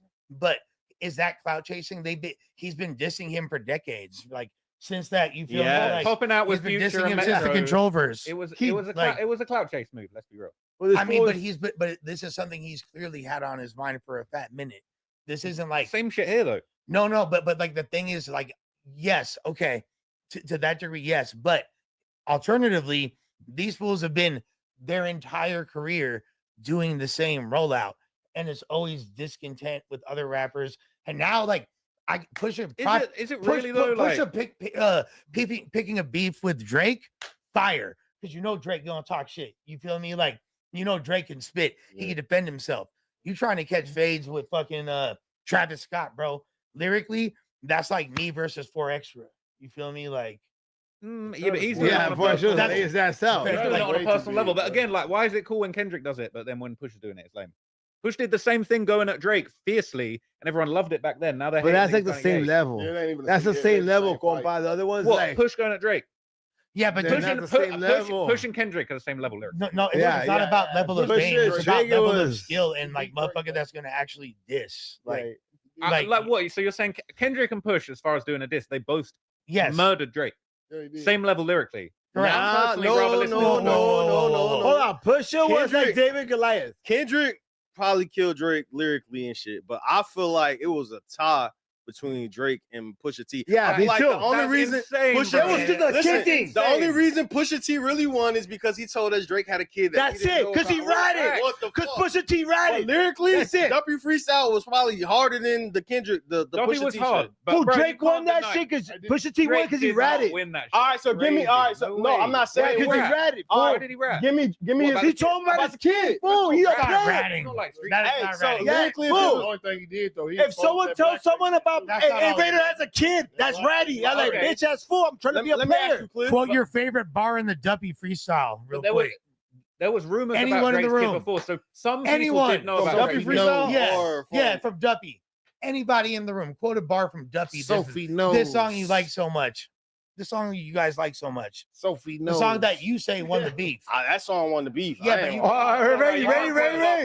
Yeah, exactly. Big Lush likes it in the ass. I'm trying to quote. Hey, quote a bar from Surgical Summer. Snip, Big snip, Lush snip, likes snip. it in the What are you butt. talking about? Big Lush likes it in the butt. You can't even say a syllable. Snip, snip. That's That's still the a bar. It's still a bar. You are. Lush Let like that boy come Border home. Patrol. Bro, there's a lot of That's shit. okay. Beat Yeah, motherfucker how did playing that Border shout? Patrol. Border Patrol. Killed him. Like The song wasn't just him saying, "Hey, he's got a kid," bro. He lyrically dissected, cut him up to pieces, bro. Push a tongue, Kilo King. Pusha cut Drake up worse than Kendrick did. No. You don't think? El Remo, if I'm tripping, but I think Duppy Freestyle is harder than the other shit. You're not wrong for that. Duppy's hard as fuck. Don't get me wrong. But you couldn't even quote a bar from it. Hence, it's not memorable. It didn't create a moment, and that's really what wins like battles. It's not just who's lyrically better, who's got a better pen. No, that's There's what so many other attributes. But my argument was that he said lyrically he beat him. I think it was the moment of like, nigga, that's like you having a kid, and I'm like, Lush, your kid out there, and everyone yes, like, but what? The way you said it, you Here's said what like it all is, he nigga. did was just fucking that's I think what Ross Exposing that was, he had a child was the No. game winning shit for Pusha T. And it was a hard song. But to be for fair, sure. and it was a hard song. Duppy, though, the interesting thing, I feel like Duppy was going at both Pusha and Kanye the same, because I remember he does have that one lyric that's like, father had to stretch his hands out and get it from me. I did things for him I never thought he would need. So, but he was going at two people separately, not destroying Pusha. So I feel like that's why Even that it's one not a bar you beef just winner, said though. right But it's there. not a You go beef harder winner. than It's even not that a one beef bar winner. you said. No, that is Oh, no. Duppy It's a freestyle is bar. hard in It's a retrospect, bar. especially. And they but- told them niggas send him an invoice after this we shit all over we all with. want to Yeah, hear no, that the was Drake dope, song that Jay Prince allegedly pulled off the fucking market, right? If that's true, I feel like that was Because- cap. That shit ain't Yeah. real. That's not even real. if it might be. I got the best, Like- hardest diss song that would end your career at home, and you can't hear it. Probably That's says this crazy. don't I've sound done- like you. son. I've It just sounds fake as hell. It don't sound like you. We're not No. gonna put this shit out. Why hasn't it leaked? Like, surely it would have leaked if it was a real thing. You probably sound too tough. because I feel like it would maybe like All right, so before we move topics, what do y'all think Clip's album gonna do first week? Oh, Liver King. It's not gonna do good. It's It's not gonna gonna do good. do like Even coming off the Travis Scott diss, the Travis 10,000 copies, homie. 15K. 50. Nah, 10,000 copies, fool. 1.5. You think 15? And I feel like it's not going to do well. It's not. Yeah, mainstream. do well like even after 15,000, 20,000, that low? 1,500, man. 10. Really that low? I just don't think I'm gonna there's say a- 10,157 copies. I think 10,000 Straight up. more likely than 50,000 for sure. No, yeah. Fuck no. Man, 1,500. But it's going to be hard. It's going to be critically acclaimed. Oh, can we do a bet? I mean, I'm on your side, so we go. I think 10, 15, yeah. Yeah, No, let's look right now. Come on, let's see bet, what bro. ChatGPT Let's bet, big ass Jay. What are the first week sales projections of the new Clips album? Oh, yeah, you Simple Jew homie. question. You're Jew homie. They're gonna struggle with that. Chat GBT even saying that nigga going. I was gonna That see nigga what the going fuck to that nigga going aluminum in there. Chat GBT. No, I had asked before and they said 75. I thought that was What'd like a they bit say? of a high estimate. I reckon they're based on the 5,000. old It sales. says 31. Oh no. 31. It's like this is like referencing their Yeah, they pricing can levels. answer that. Cause They that- can There aren't answer any. that. I'm It's not- scared, it's bro. not answering Hey, you that. know, last night I watched I The said Matrix. projections. Classic. And it's full. Part 1. And they were talking about AI taking over the world. I'm like, damn, we're living that time now. So the last time We're they in the dropped, they Matrix. sold 31. You feel That me? was last time. Yeah. And like that, yeah. I mean, Say 20. that was a 25. completely different climate, and the way streams were calculated and all that was not the same like metric as it is right now. He's going to need like 50 Drake disses for that Yeah. to sell more copies. No, correct. They're gonna have to put Hey, a so Louis we doing the Vuitton Liver King t-shirt out story? with it. Let's go on Liver King's This is pussy what I ass. wanted This to talk story is about. crazy. I just Fuck got caught up to this. steroids. Yeah, so the Liver King. All right, I'll read this. Yeah, Yeah, the Liver let's go. King has apparently just been arrested. He apparently traveled to Austin to make good on terroristic threats that he made to Joe Rogan. He's upset that Joe Rogan constantly calls him a liar on his podcast. I mean, and Liver King apparently lied about being natural for years until his Oh, steroid that use was a juice head J cat. He looked like a juice head. No, that's a juice head J cat. Facts, Straight facts. up. But fool. so I see a video of him doing a coffee enema in the Yeah. shower Okay. and talking about how he was basically ready to pull up on Joe Rogan. Go So back. he's sliding. He spends 15,000 on steroids. You know that? Is that a lot? 15? No, he I spends thought you said like 15,000 more, cash A to month. poke his Yeah, poke his more. ass Into the cheek. month? I'm not gonna lie though, the body paused, but the body was looking good. Oh, You know come what I'm saying? That's money well on. spent. He was looking Super Bowl. The he Liver was- King Will he you was looking- smash? he Will was- you smash? Hell no, come on, hell no. No, that's why I said pause. I hit the pause before. You gotta say he was swole. You got the pause, but he was swole. No. Whatever juice he was Okay. taking, he was taking. No. good shit. The thing, the Top problem shelf. I got with this pussy is that he used to be like, eat fucking balls, eat bull balls, do this, do that, and do that. And then next thing you think comes out at he's But maybe- pumping The 5 tenets 15,000 of ancestral living. No, he's pumping $15,000 of PDEs, fool. Steroids, this, that, Trent, And Anavar, he's eating this, raw liver that, and Winstrol. fucking bulls. He's doing all that shit on his Duh. ass cheek. On his ass cheek. He should have just said it. No, just yeah, set it off I would rip. have respected it. Should have just said I it. would have. Damn, I'm gonna start Would've eating still some respected balls. I'm gonna start eating balls because that fool looks But the clean. grift was pretending that the reason he was Correct. so frolic was eating raw liver and fucking beef He testicles. was trolling. Right. No, you know what it is? wasn't He trolling. was I a think fucking he- juice and he was not trolling. He was trying to convince No. people that the reason is all this shit that I eat, and then also my pills. He's selling Nah, vitamins and fool. shit. Yes, no. No, he was walking barefoot. He made No, 100 doing all Raider. this shit. He Raider. made 100 million doing this shit. Raider, let me explain to you. I just watched the whole documentary. But I almost poked my ass because of this guy. Okay. No, straight up. I That's almost your- poked my ass because of this guy. I was about to buy fucking Anavar That- Trend. That's not about That's us. of that completely shit. your business. But with that No, being no, said- I'm being so real. just to explain to you, so this fool, the Liver King, right? Yeah. This motherfucker, he had like a whole book about the 5 tenets of ancestral I living. know, right? I know. fool.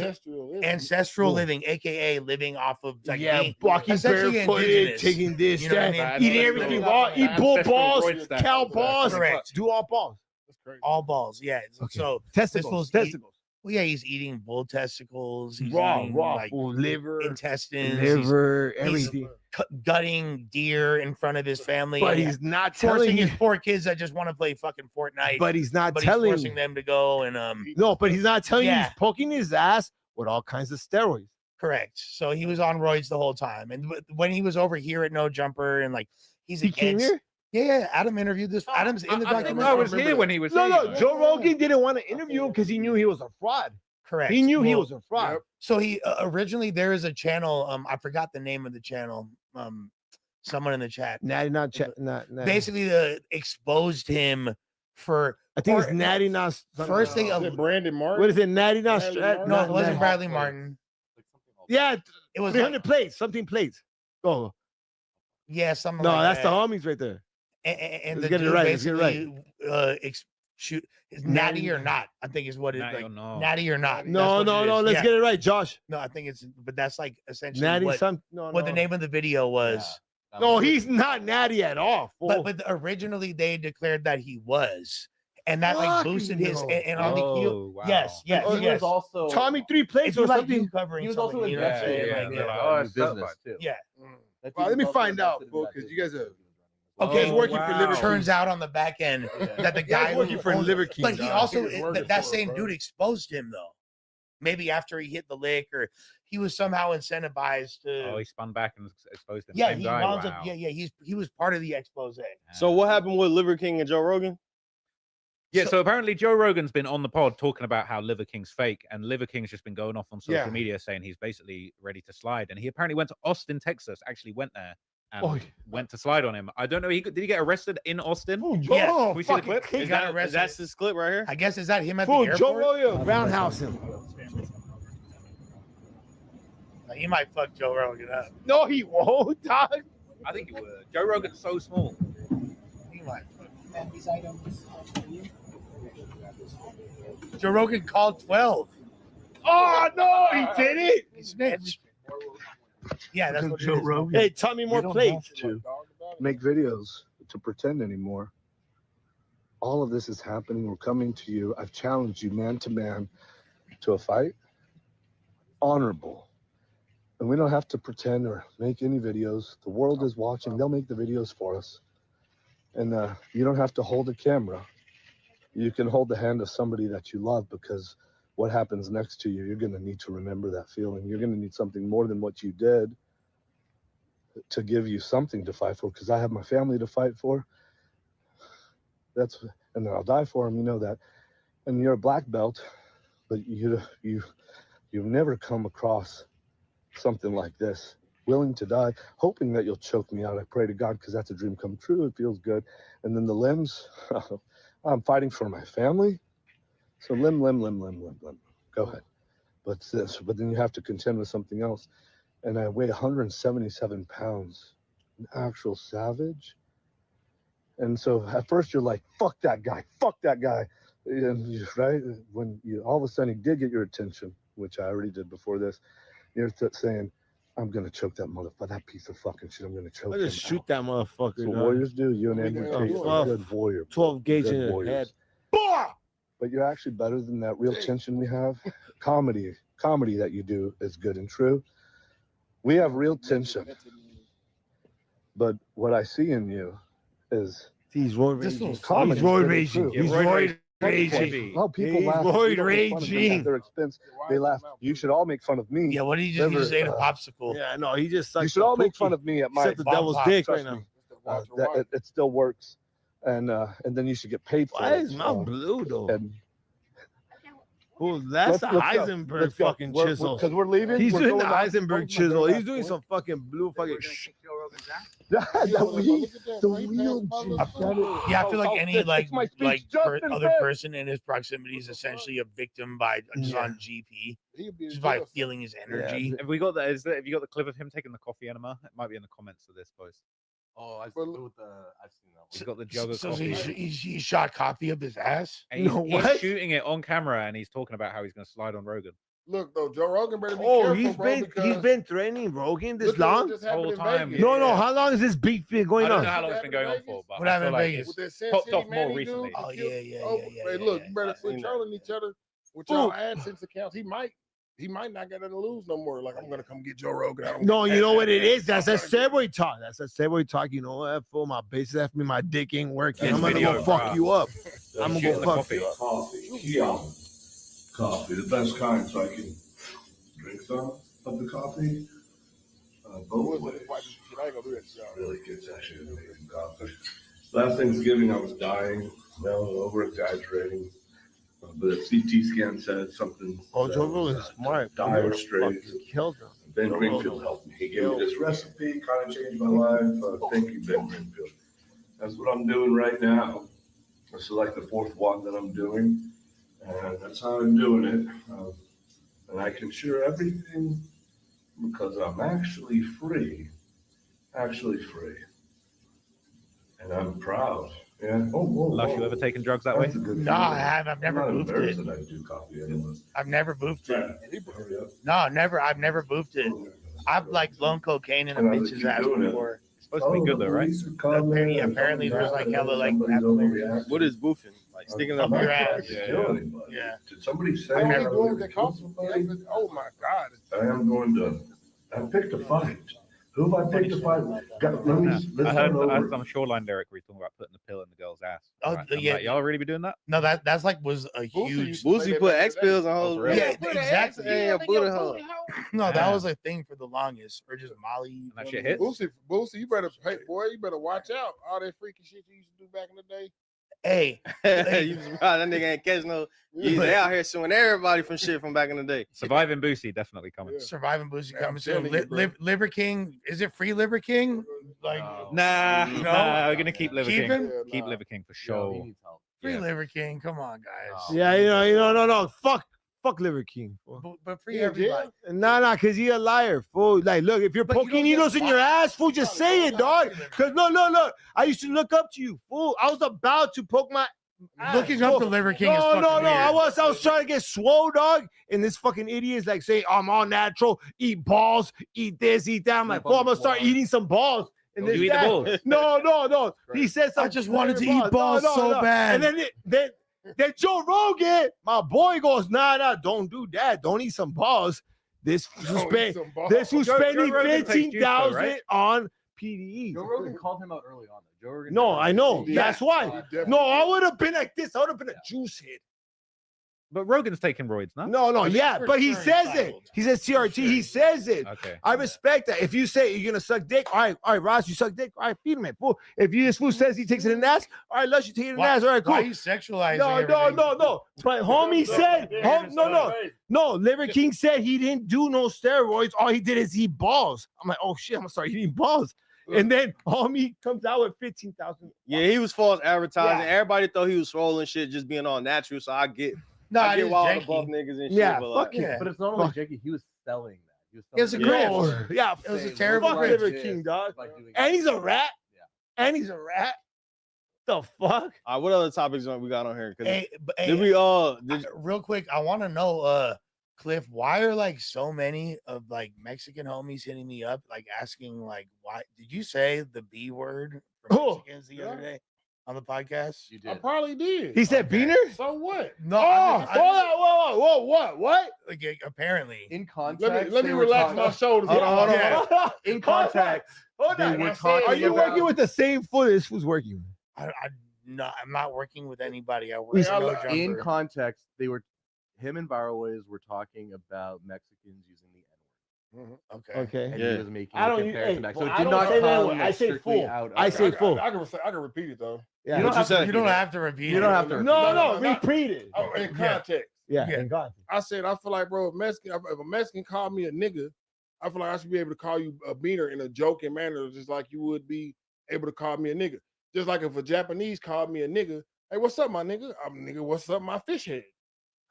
You want to say what I'm saying? Okay. I heard that before. Okay, so I'm saying so. This stipulation: black people can't use the B word, but Mexicans No. can say nigga. But Beaner and, I'm not. Look, and let me I don't ask you even a say question. the N-word, fool, because look, I say fool. And maybe in my whole lifetime, I'm 40 years old. I said nigga. Okay, now, This is like 4 times saying that. Is beaner as offensive as it was 30 years ago? Like, I don't give a fuck. No, that's a real Yeah, question. I don't No. give a fuck. Just like nigga No. not offensive, right? It's still It all depends on the person and the context. Oh, No. People that what's up about Beaner is that you're Everybody can say nigga though. Yeah. Well, I'm Oh, saying- no, that's a white man though. That's a white man. So, No, but so to be fair, But to I be should be able fair, to say beaner as a black man because we down with each other. so to be If y'all fair, using our shit, we using y'all shit. okay, We down with each other, fool. Oh, If y'all using our shit, we using y'all shit. Hey, Nigga. okay, so you guys, hey, do I get the N-word? Equal pass? opportunity. So I can say nigga. Say it. Y'all been saying I'm nigga. a nigga. All right, Exactly. this is Oh, not. What you mean? All right, no, Couple Mexican. No, listen. So just a couple questions for everybody involved. All right, for sure. What? Go ahead. So first of all, just per my understanding, I would say from a white man's perspective, just because I don't say it. Jewish From a Jewish, gay, I'm not- Caucasian, you guys queer. you know What perspective you coming from? Come on, say it. I'm used someone that can formulate a coherent sentence. That's the perspective I'm on right now. Spit it out. Today, Junior. I didn't wait a second though. I didn't say be her. I said be nah. No, so first of all, per my understanding, like that's hilarious. I'm just saying. Well, I can say nigga. I feel like that word is used derogatorily. Like Mexicans don't call each other. They don't. They're not tripping about that word like that no more, bro. You're right. It's not. But like I would like say it's just like not a word. Like you don't hear Mexican fools calling each other that as slang in the manner at which the N-word has been adopted by not only black people, but pretty much essentially every other race connected to black people in a hood setting. Just let me land real quick. Let me land real quick. In a large portion of urban America. However, there are certain areas like where you're from, and like where you're from. I call white people crackers still. Okay. You call white people crackers? Hold on. Adam, he's calling you a cracker, fool. Adam know that. I told Adam know that. Josh, I don't give a fuck. Josh, how do you know what race he is? Okay. He's like, okay. So, like, you're from Arkansas, right? You're from the SIP, right? Yeah. You feel me? Yeah. So these are two. Where we from, Mexicans don't say the N-word. Okay. We ain't got that. We ain't got that many Mexicans. I don't say that. I don't. He was saying it, so I said it, but I don't say it. I say full. It's a huge difference. Also, like Raider, where you're from is like pretty much predominantly one race. The east side of that. Like, No. There's certain. I don't say nigga. No, I don't. But since you're saying being there, I'm saying nigga. No, you know what? No, I'm not gonna lie to you. I'm not gonna lie to you. Yes. A lot of people say that shit. That's like the most viral word is that word. The most viral word is that word. And I always tell fools like, fool, why and they're like, I grew up like that. Because it changed. Because now it's love. It's like, what's up? That's what I'm saying. It's cool. So if you telling one race to, hey, don't let a word offend you, and I said, well, shit, nigga, if you call me a nigga and I call you a bean and joker man, or a zipper head, or a fish head, or a sand nigga, or a Samoan, which means Samo niggas. If I can race, I never said, what's up, my beater? What's up, my beater? Hey, It's really difficult to get a coherent sentence out with this guy right now. With that being said, like, no, I understand your point, but I feel like a lot of that is potentially, and I'm not saying you're wrong for feeling this way, but peppered just by being from where you're from and out there it being like that. You know what I mean? I didn't say it in a racial matter. Because out here, and I'm not saying, I'm not trying to throw that nasty shit on me. He gave me that. He's supposed to give me that word. Let Lush land. Let Lush land. Let him land. Let him land. Really hard to get a point out. All right, go ahead, Lush. My bad. Yeah, no, you straight. So I'm just saying, so out here it's way more, and also I would just say, not just Los Angeles, but most urban cities on the coast of the United States, we'll say the Bay Area, Los Angeles, New York City, like a lot of those adjacent cities of that, all the way down to Florida. Most races be saying that shit, and it's not meant in it. Yeah, like that's cool. And it's So I would say that's how come. And like there's certain places where it's not so casually said by other races, and it has a different connotation, like where y'all are from. So that's probably why you're like, can I ask you a question? Do you think Indians, like the Indians, you know what I mean by Indians, right? Yeah. Red dot or feather? Not natives. Red dot. Okay. Red dot. Shout out to my Indian homies. Do you think they're offended when I say sand nigga? I mean, oh shit. No, that's different. Not coming from you. They still call it. They still. I'm a black. It's because you're a black fool saying it. Yeah, of course. I feel like it depends. I feel like for me, and this is like the way I look at slurs, or just if I could judge if someone's a racist, it's not the word. It's the intent behind it. And I don't think when you said the B word the other day, I don't think you had malicious intent. Now we call it the B word. Yeah, but nigga, we can just let it fly. A nigga can fly all day, and now it's the B word. Because you don't say it. Do I say the N word? No, the B word. No, I don't say the B word. You say the N word. You do say the N word. Yes, that's different, bro. But what's the difference? What's the B word? What's the difference? Ain't no difference there. Beaner. Well, let Carla say Beaner. Yeah, he said it though. Yeah, but you said it earlier. When you say B word, no. Beaner, like, but so he did. I don't. But here's the point. Hold on. So the beaner is like the hard end. I don't know. Yeah, that's the Shit! Is it the same thing? Hold on. Hold on. It's the Hold on. Wait. I'm just. It's the It R kind at of the end is, of the- right? I can't even talk, but like. I think you're but- right, bro. Hold on, wait a second. So the ER. So he at the was- end of- That's kind of what I was trying to say. This is like what I said. I'm glad that he got through to you. Thank you, Raider. No. So Because- it is the same shit. No, what I was Fucking trying- beaners. What I was trying to explain is that like it's There's not my people. No, feel like but now when- I can't say the N word. No. Oh, so he did. No, he, Yeah, he did. He's trying to figure it out. So he's like, Hold wait. on. He did in front of All right, us. let Lush land. Get it out, Lush. Land it, I'm Lush. just saying if the intention is not to be derogatory, it's a little bit. No, he said in a friendly way. And I don't think your intention was to be derogatory. I'm No, like, who I said really- that they felt that way? no, but No, I didn't even know we're just dissecting it right here in live. Oh, Man, moral of the story is if y'all niggas saying niggas, then niggas gonna be dropping that word too. That's how I feel. right. You know what I yeah, mean? look, Okay, everybody's so entitled we to their locked in. opinion. We locked in. If we locked in, If we not, ain't no then switching niggas up. Ain't no switching up. If we Yeah. locked in, man. Come on. If we let's- locked in, we ain't no can't joke switching around. up. So you guys acting like how Diddy dropped his charges. That's what I That's wanted crazy, to talk bro. about. No, That's well, one of the main things I wanted to talk about. Let's talk about Diddy dropping his charges. You got more buzz? Yeah. Yeah, we good. Go ahead. Oh hell yeah. Yeah. Yeah. Yeah, I mean, yeah. It's It's not on there. We might just got to post about it. No, Let's we talk have about no, that. no, we have to know. Diddy coming home, bro. Diddy is coming They home. saying Diddy and 7. That's what Yeah, they for saying. Sure. Bro, you ain't see what Trump said about Man, Diddy? no, I He didn't. said Diddy, that guy. I think he said nice things about me in the past. Yeah, I Might did look see that. into part. Yeah, then Might 50 look Cent into- said no, he didn't. yeah. 50. You better All stay out right, the way. so Okay, we knew they were gonna drop these frivolous charges. we didn't know that. We didn't. So look, we the did. feds dropped attempted kidnapping, attempted arson, and aiding sex trafficking charges against Diddy in his federal case. I said And that's pretty fucking big.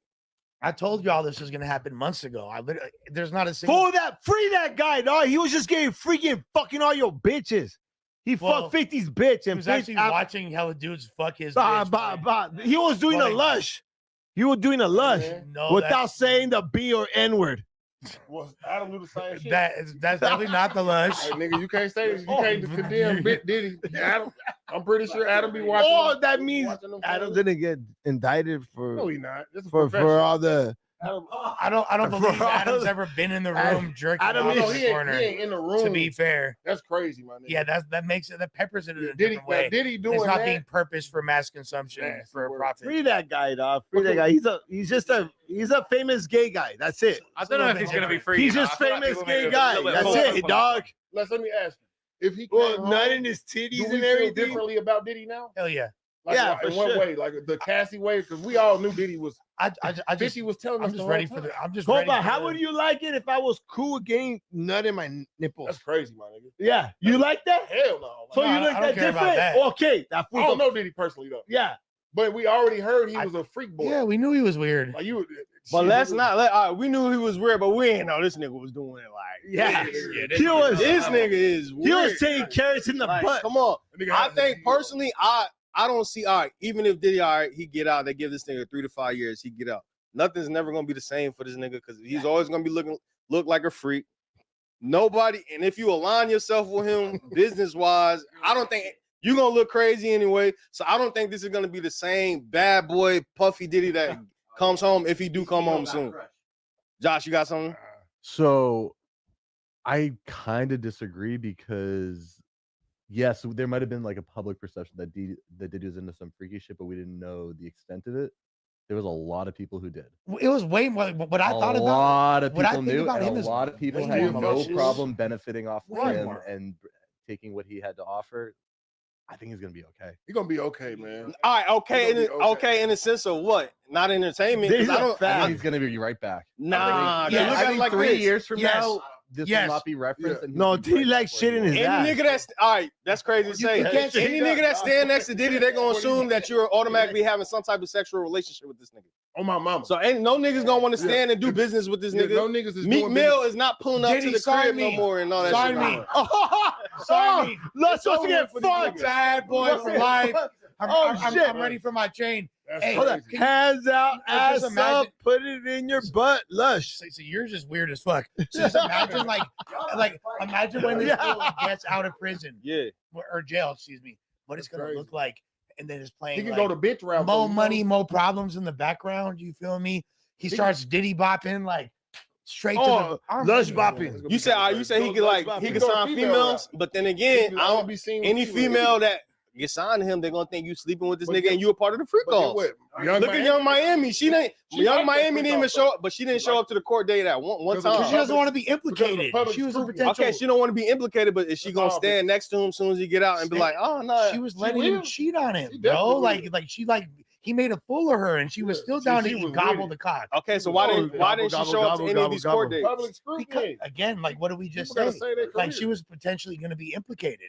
She might have had charges, but she was like complicit. She was a chicken hawk essentially. They sent her out there to. But bump showing other up to the hoes.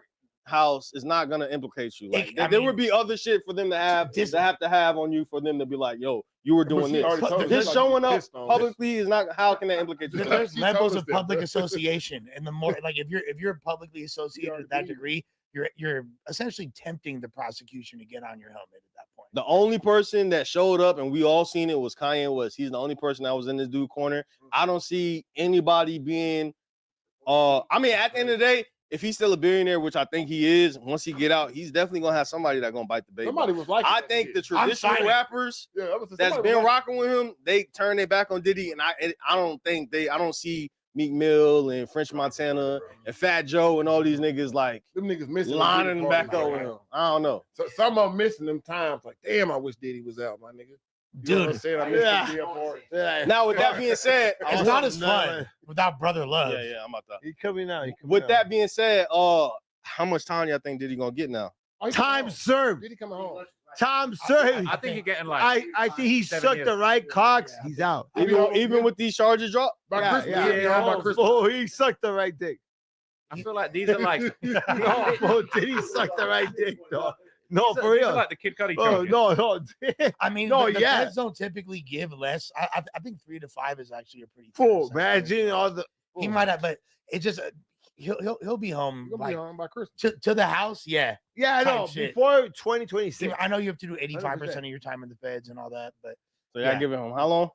I'll say he'll be home by for Be sure 4 this months. time next 4 year. months. 4 months. 4 Dep- months. depends on like how Before the big GBG have a That's meeting crazy. I about feel like this. that's crazy optimistic. I got an Diddy- interview to Diddy do, home but this time y'all next year finish. is Y'all crazy. finish this out. And he gonna have a hit song by the next year. I'm ready for it. I think he gonna come back with a song. I think people can't sleeping on Diddy. Me, Diddy, and Young Miami got a EP coming soon. If he beats it, the Fresh Home Freak Off is going to be insane. Oh my 'Cause God. if he beats it, he's basically got a license to freak off. Like, Ross, I know you're. you're down. I'm homie. super. If he We're beats it, I'm sliding, down. bro. Yeah. If it's legal, yeah, it's legal. of turns course. out all that's legal. Let me come through. What's legal? We're gonna, and I need to spin the block on that Tania interview that I did previously, where I allowed her to pretty much She just, said she was at a Diddy party, didn't it?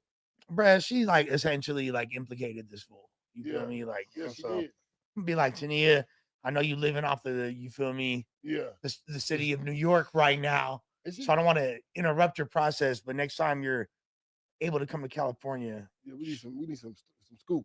So You feel me? We got this. So academics is saying that the brand of Rock Nation is the worst thing to happen to hip hop. He also says Rock Nation is trying to form a monopoly over hip hop. how are they going to try to form a monopoly when they're essentially irrelevant? Who's like the biggest artist they have at this Yeah, point? but they got Like, the power though. they're- They like the black rock of hip hop, bro. Or the most likable or one of the lovable hip hop aficionados and legends that we have, Jay-Z, that's the face of it. And they do nothing but fuck with other black artists. I've never heard them fucking with a white artist ever.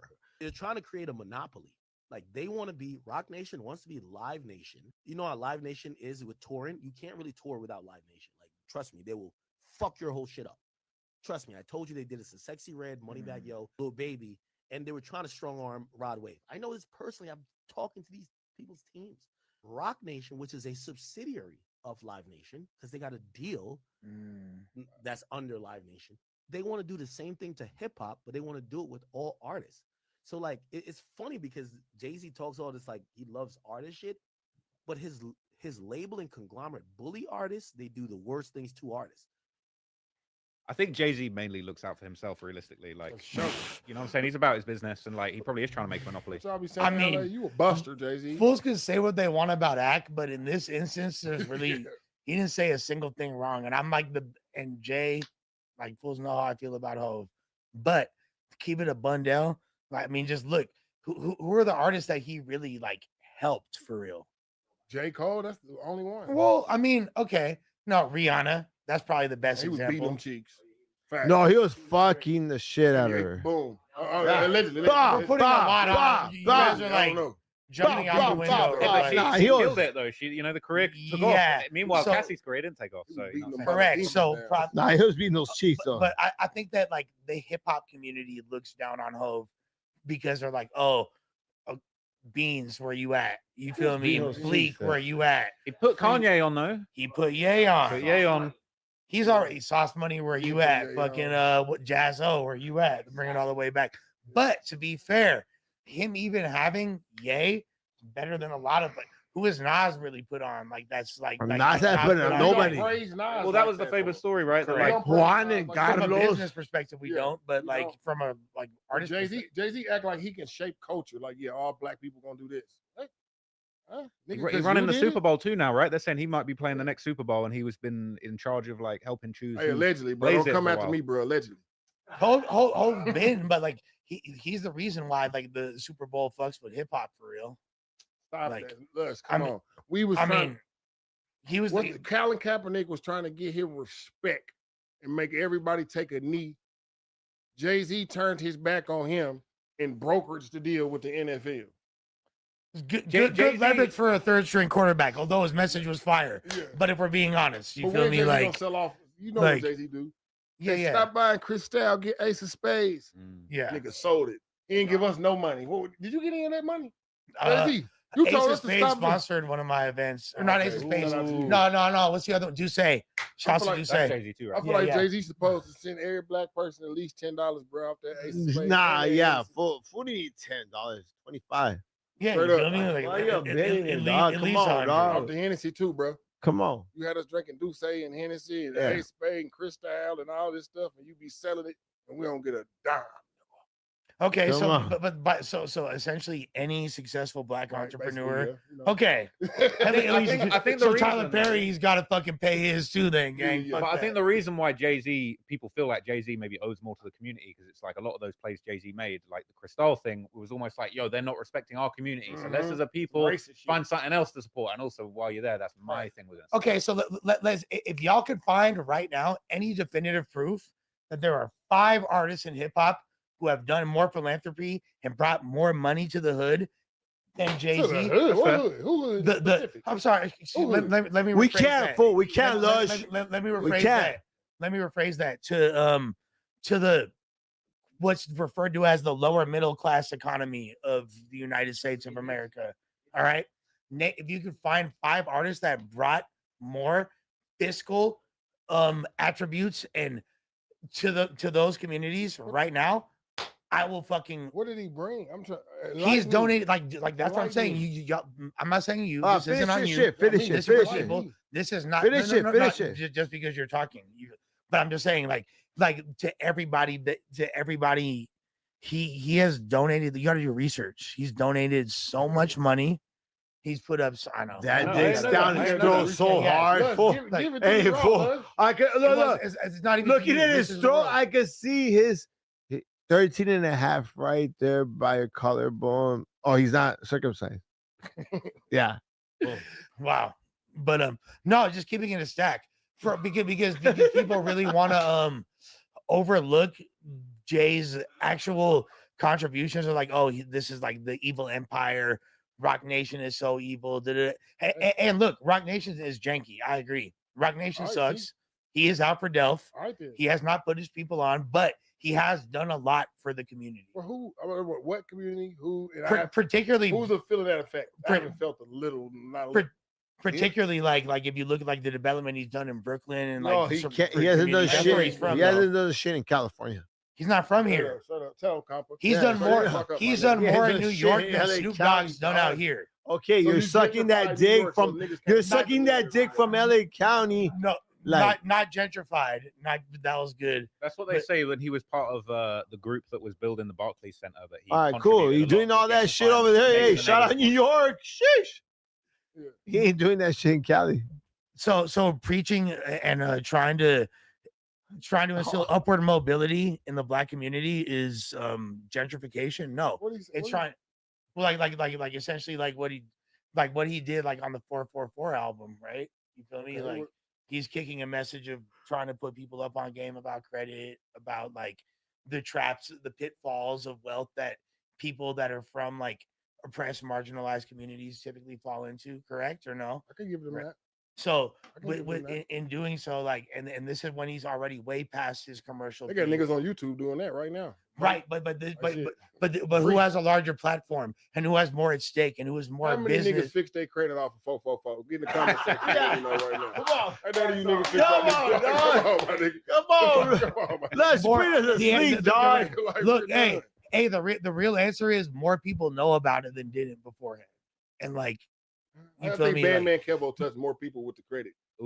Jay-Z. That's a strong argument. That's like the arguably like the most, because I'm not gonna say that Bandman Kevo didn't, but I would also hypothesize the year of 444 was 2017. Did Bandman Kevo have prevalent content about his credit prior to 2017? Band Gang, Shred Gang did. Shred, you talking about the Fools? Wait, sorry, Bang Gang, Shred Gang. You're talking Shred Gang. You talking about Detroit Fools? Talking about credit. Yeah, Detroit Fools. Okay, Okay, you know those yeah. Detroit niggas put niggas on Scam game. Capital. Come on, man. Fair enough. And They were teaching us how to do it step by step, and I was actually going. Fair enough. No, I wasn't. But you know, they were teaching us. Right. Okay. No. Exactly. They're giving methods. Yeah, But that's like I give you that early method rap. Definitely originates in Michigan, Chicago, which is right next to it. Is where Bandman Kevo from. Yeah. But you don't think that 444 put at least that idea in more people's head, planting the seed that potentially led to way more people being up on game when it comes to ways to maneuver, manipulate through America's credit situation. Probably the people who listen to Jay-Z. Other than that, You younger too. but I rock with Ho. Don't get it wrong. Like the Blueprint. Don't sound like it. Reasonable Doubt. Trust me, I do. Now you're But I cooking. know how the hood feel about this nigga. Like, Yeah, nigga, yeah, you you're didn't not help the wrong hood either. do shit. You didn't help the hood do a goddamn thing, nigga. Facts. Any more than any other rapper. But here's the thing, right? So Hope came in the game, right? Talking about being a mafia don, selling dope. He wasn't in the game to help or better the community just from saying, off so- rip from his first album, right? This whole arc that he achieved was like after he's been in the game for years, he grows consciousness naturally. So I feel like When has he ever shared some of this conscious information that he has? Like we just now finding out that Lord Jamar is damn near an idiot. Nigga supposed to be a guy about it. But nigga, when is Jay-Z gonna teach us about manifestation, the law of attraction? When is he gonna actually teach us about if this is you a see how much the simulation? goalpost gets moved? Like it's I crazy. kind of get what he's saying, but I get what you're saying too. But you said okay, 444 is a signifier for an angelic number. So Yes. when are you gonna? So there you go. So exactly. He didn't teach me about synchronicity. I'm not though. saying he taught you about it, but when he's making references and talking about synchronicity, angel numbers. exactly. So that's straight up. Okay, so that's debatable. That's debatable. The homie Deck, shout out to my boy Deck, he's in the house. He said that Jay's a devil worshiper, and this has been like an allegation for the longest. I'll Right. counter and say that he's played off of that Even imagery. if he was, that's okay. In my opinion, I don't really care who people worship. That's just me personally. I don't care, nigga. I'm not worshiping what you worship, so nigga, do what you want to do. I'll never worship. But I'm the saying, devil. don't. This is what I'm saying though. Don't sit up here and try to. If you do this, this is what black people should do. You know what I'm saying? For sure. But okay. But I feel like anybody And trying to your point, you a devil worshiper. You know, black people ain't listen to no damn devil worship. I would never worship the devil. Like straight No, the fuck, I'm yeah. not saying you Like would. personally, like me, like I don't fuck with the devil. But okay, But- well, no, we ain't gonna get that deep. But you. But know, why do I work for Adam? But no, fuck no. But okay, Brody said that Jay-Z works with allegedly. You know, symbolism. People can be involuntarily involved in ritualistic practices just by doing things like I don't know. Okay, but no. So this is what I was about to say. Is he was intentionally playing off that imagery. A lot of rappers came up off the devil worship, but they kind of spread in that devil. They kind of spread in Satan's word. They're trying to do it for swag and like for cool point. 100%. But it's like you low key are spreading Satan's word. That's what. Yes, but okay. For farming some Hold clout. on a but, sec. like you're like I don't mean it, but you're like Okay. you're putting it out there. Okay, but if Some that's Marilyn Manson type shit. Yeah, right. But if An that's image, true, like an image. but if that's true, then all horrorcore rappers and anything that's adjacent to that, 360, yeah, for sure. Yeah. Yeah, I for sure. agree. Yeah, for sure. That's true. Okay, but yeah, that's more. I'm talking about So all the grave diggers, Esham, like because obviously three. So why don't you just sit down, Deck? Yeah. Come on up in here. You're doing better than Comparator was. I So- promise you. He's like damn near I ruined the gotta pod. say one thing. I'm a big fan of Gravediggers. When I first listened to them, I thought they was on some devil worshiping shit. Really, what they were saying, we digging up your graves to the dumb. 85% of the world is dumb, deaf, and blind. Speaking about the 5% nation, and they're really actually enlightening you, saying y'all motherfuckers are all dead mentally. We're gonna wake you up by digging up your graves mentally. It's a mental thing. RZA said mentally, all y'all are dead. I'm here to spark the light. And He's wake you essentially up. 607 Ugg. It's like a So metaphor. 607 Ugg is Positive. still here. On God. Right. But that's like a metaphor for something positive. So it's A like, metaphor. You got to Yeah. dig deeper into it. Whereas other rappers like Necro, Esham, they're straight up satanic. I fuck with Necro. What's though, his but dude like- name? Alex Crowley? Aleister Crowley, yes. Jay-Z said, "Do what thou wilt." Who came up with that quote? But do what thou wilt is Who came up with the but quote? that's commonly used Old English. You feel me? Come on, man. Yeah. Come on, Les. You the Illuminati, bro. No, I'm not Illuminati, but I'm He- not. I know he's not. I'm not. But I'm also not going to allow. He is a man of God. I know that. Yeah, for I'm a fact. man of God. He is. He is. No, but you're allowed to say that. You feel me? I am Illuminati. You feel me? I'm true Illuminati. You feel me? Like I'm. Let me borrow Illuminati. 500,000. Like, I look. I did that out of the mud. Like, really, if I wanted to lean on like nepotism, I could have been. I believe you. No, up. he could. I believe can me, vouch like- for that. I believe that. Like, I could have been up. Like, believe I've consciously made A decision. A decision. I was to- there, dog. When look, I'll just say this. Deck. I invited Deck to make. Thank you. I was there when Lush was doing hard drugs, and he could have chose the dark path, and then instead he actually was a Christian at one point. And Okay, we gotta get to. Yeah, no, yeah. thank you. No, you're good. You're good. But we do Thank- have to. Royalty Honey said, "Lush, Honey Packs misses you." At Royalty Honey Packs, I'll say this: What happened when I with was that? a hard time getting my boner up back in the day, they did help me. So shout out to Royalty Honey. You feel me? Y'all gotta, re-log in. I want my sponsorship back on the set. You feel me? Shout out to my dog, Ray. Where you at? Robert saying, "What's up with them Long Beach?" I'm not going to call them Long Beach weirdos. You saying it, but he said, "What's up with them Long Beach weirdos saying them ugly ass Mexicans," referring to the flower ladies, and dude sitting right there was with them. I mean, maybe were they? I ain't hear them say that. They were talking about the flowers on Mother's Day and the people standing outside the road. Y'all are Something clowning like the Tias. Let Me, the I, Tias no, live. I had a whole different take on that shit. But also, the thing that got under Long Beach is essentially Arkansas, if we're being honest. Right, So, right, like, right, yeah, like as far as their That's like good, views bro. on different. I like that. No, I get it. Like, so that's probably why you feel me. But No, we don't look at. No, we ain't racist to Mexicans in Arkansas. That's crazy.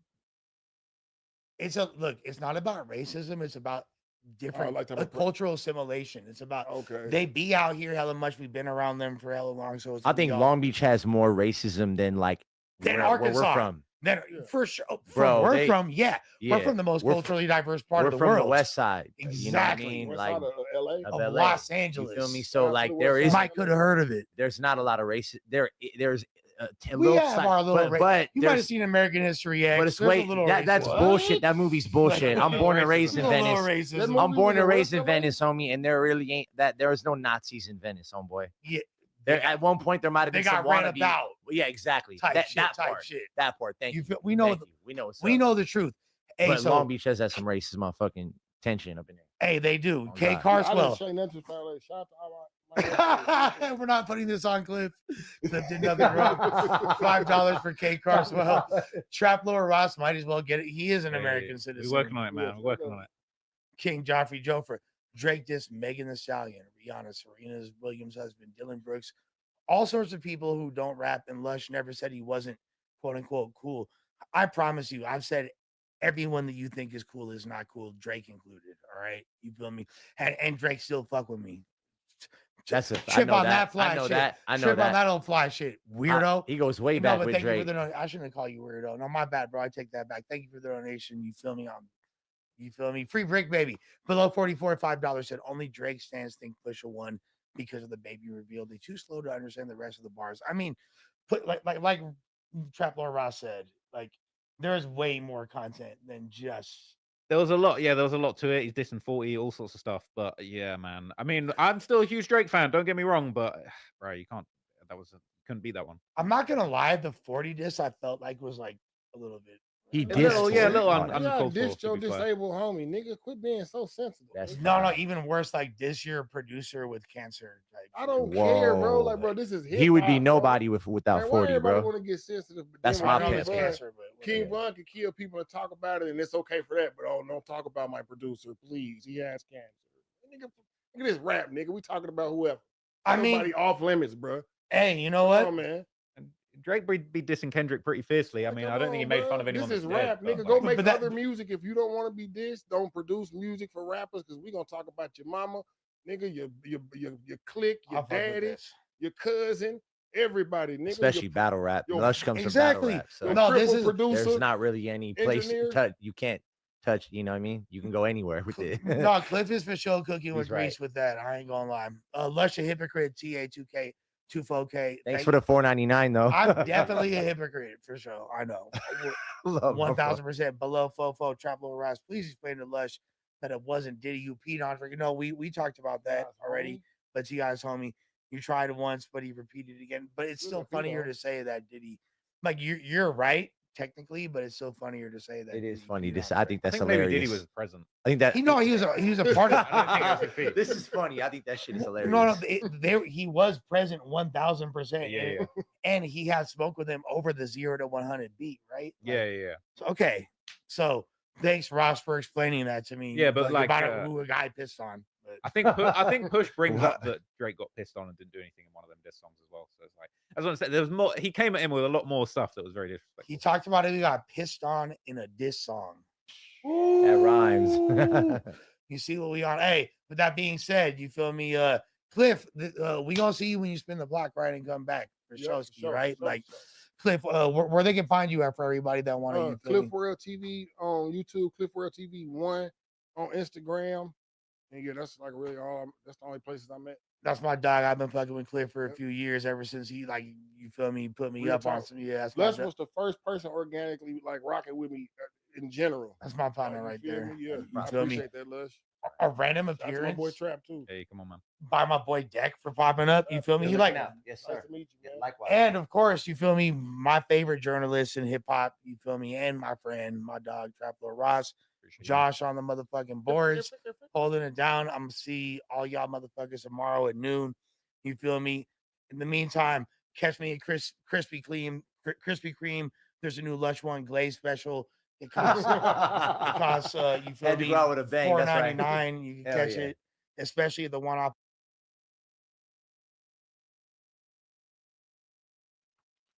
Look like Kiwi Head and Rack 100 ain't learned a lesson about telling on folks on this platform. Indictments and all, niggas still bringing folks up here to tell. We don't know what's real, what's not. But I'll let y'all be the judge.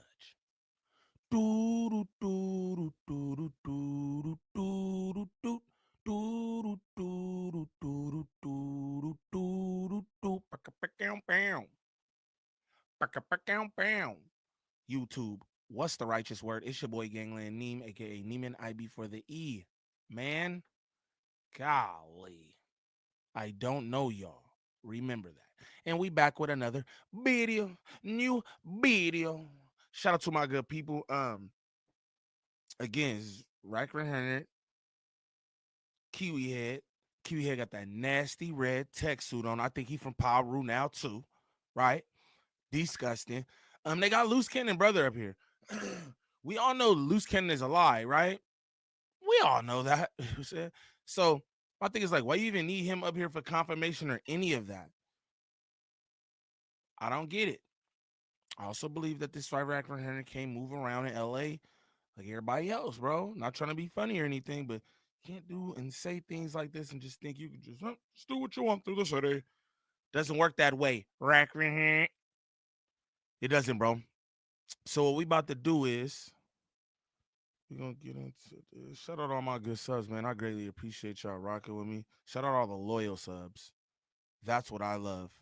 Loyalty's big to me. Now, look. Loose Cannon brother about slow as he is. No disrespect or anything like that, but it's like they brothers. They twins for sure. Loose Cannon brother too. He must be as slow as Loose too, even doing anything with Racker and Hunter. I'm just being honest. Anybody who deal with Racker and Hunter, you gotta be off a little. But we're gonna get straight into this. Nigga Racker and Hunter dress nasty, talk nasty, lie, tell. It's crazy. But let's get into this. Because you got this last visit and other people outside of Loose mention your name and certain things, are you gonna let that paperwork go you've been holding on for so long? I told y'all about that, how to get that paperwork. I told you in the county. Go grab it. It's only it's 20 minutes from here. But go grab it. But you got it already. Yeah, I got the paperwork. But y'all can go grab the paperwork too. I mean, at the end of the day, it's like what he's saying is, my nigga, he not about to give you some paperwork for you to expose. You do the work yourself, Racker and Hunter. Your whole thing is telling. Go find out the information to tell. I'm the type of person, I know what it is. I stay away from the situation. When I learned the situation, what happened, and how many of the homies was telling, I stayed out. Only kick it with certain. And there was some real prominent names in there. Yeah, hell yeah. Some of the same names was locked up on the RICO. So you're saying that if some enterprising young YouTuber really wanted to make a name for themselves, they would just have to go where and ask for what? All they have to do is just go to the Fed bill. I'm gonna run that back for you because I just want you to, and this is why niggas can't get marathon burgers. This is why. I'm just throwing it out there. Y'all crazy, man. Nobody, come on, man. Listen to what Kiwi Head just said. He basically says, so if you want to get cracking, this is the way you can get, come on, fool. That's crazy. Look how he does it, too. No shame in his game. Pay attention, y'all. Locked up on the RICO. So you're saying that if some enterprising young YouTuber really wanted to make a name for themselves, they would just have to go where and ask for what? All they have to do is just go to the nigga talk about paperwork. Talking about paperwork. Meanwhile, nobody who's in this indictment's a rapper or anything, except for Brictavius. Nobody famous like that. Y'all don't know none of these people. So why would some enterprising YouTuber? Come on, bruh. Come on, bruh. Fed building in Los Angeles. Look up Jermaine Williams, forfeiture case, and everything that's on there. And they'll see all the names that was on there. That's telling and everything. And there's some very prominent names out there. Well, you're the exposer. Why don't you do it? Well, he just said it last night. I'm pretty sure they own it. Oh, okay. He told me, but I didn't have my team on it. He told me like a while ago. Yeah. But at this point in time, you got Loose saying he's lying. But now I'm understanding because from what we're learning, a lot of people that's acting like I'm going to just tell you what I'm learning is you ain't learning nothing, bruh. You ain't learning nothing. What's crazy to me is nobody's speaking on the fact that, again, Racker and Hunter was palling around with Tremaine. You know what I'm saying? He was palling around with this nigga gang, taking him here, taking him there. Now he's like, yeah, I thought this was this. And he gave me the thing. You're a bad criminal. No wonder you stopped doing crime and stopped getting it all at 19. You got locked up at 16 for shooting a nigga with a BB gun 1,000,000 times in the face, right? And then you said you stopped actively gangbanging at 19, probably because you're not good at crime. Doesn't seem like you're good at crime. Like, let me just stop while I'm ahead. Come on, Racker and Hunter. Why don't you expose the paperwork? You got this, you got that. Whoever it is again, I don't know his brother name, Jermaine. You just as slow as your brother, gang. Golly. Against each other are really in cahoots even right now today. They are. Really? Yes. The niggas that's in jail and that's saying that they going at it, they fighting, they not in the same dorms. They all in the same fucking dorm. They all coming up with a situation to point the finger at me. That's the reason why I'm here now, because the feds told me. So everything that I'm saying is true. So all the fake stabbings, the fake fights, all this other shit, They all together. They all coming up with the same shit. They all had little bitty pieces that the feds was telling me. So, but when you say they all, who are you talking about? Loose cannon, the ones that's in the Loose cannon, Brick Big Baby? U, Brick Baby. That they're all together. He's saying they all in cahoots. This is what's crazy to me. What difference does any of this make? Only I'm covering it because I just want to be showing like how nasty niggas is, right? But who cares? Them niggas locked up, bro. Them niggas fighting whatever they fighting. This nigga up here, slower cannon. He's not a I don't even know this nigga. We don't know this nigga from nothing except being slower cannon. That's crazy. Y'all got him up here. Them niggas is locked up trying to fight for their freedom. I don't know who did what, right? But at this point, they locked up. The fuck more are we? I'm just confused. What is we trying to do? Oh, it's just the content that clicks. Okay, I got it. I don't know what Loose Caboose ever did to his brother, but golly, the way that brothers come up to No Jumper and turn on their brothers is crazy. I'm gonna just say that. Like, that's wild. He said, ain't no problems with you. Which I'm gonna be real. We got to keep it real because when Loose got there and claimed they were sellies, Brick rolled with it. Yeah. When Loose got there and claimed he had to check Big U for trying to make Brick Baby sign some paperwork, he rolled with it. So they was rolling with it until that. Now I think they may be separated now. Okay. I think Loose is somewhere else. No, they're not separated, bro. That's all. Yeah, all that- because Loose is wherever Lil Durk is at. He on the 9th floor. Yeah, but they all still could walk around and all still be together and all that other shit. The Fed just told me like a week ago that they all still together. How could he possibly put these crimes on you? If it ain't no fingerprints. Okay, you gotta. It's shit like a bunk ass murder mystery or something. Like, how could he? Well, we don't even care. I'm gonna just be real, bro. We don't even care what crimes he did. We don't even care. Niggas ain't even know that you existed, gang. Slower cannon. Niggas didn't even know slower cannon existed till what? Not too long ago. Hey, niggas over here like, so what do you think? Niggas want to do journalism when it comes to this shit. Niggas on research, looking at nothing else they post. That's why mad rappers don't fuck with y'all. Y'all post wild shit that you get no information on, but y'all niggas want to bust them. The draws takedown. Brictavius indictment. Like, bro, y'all crazy.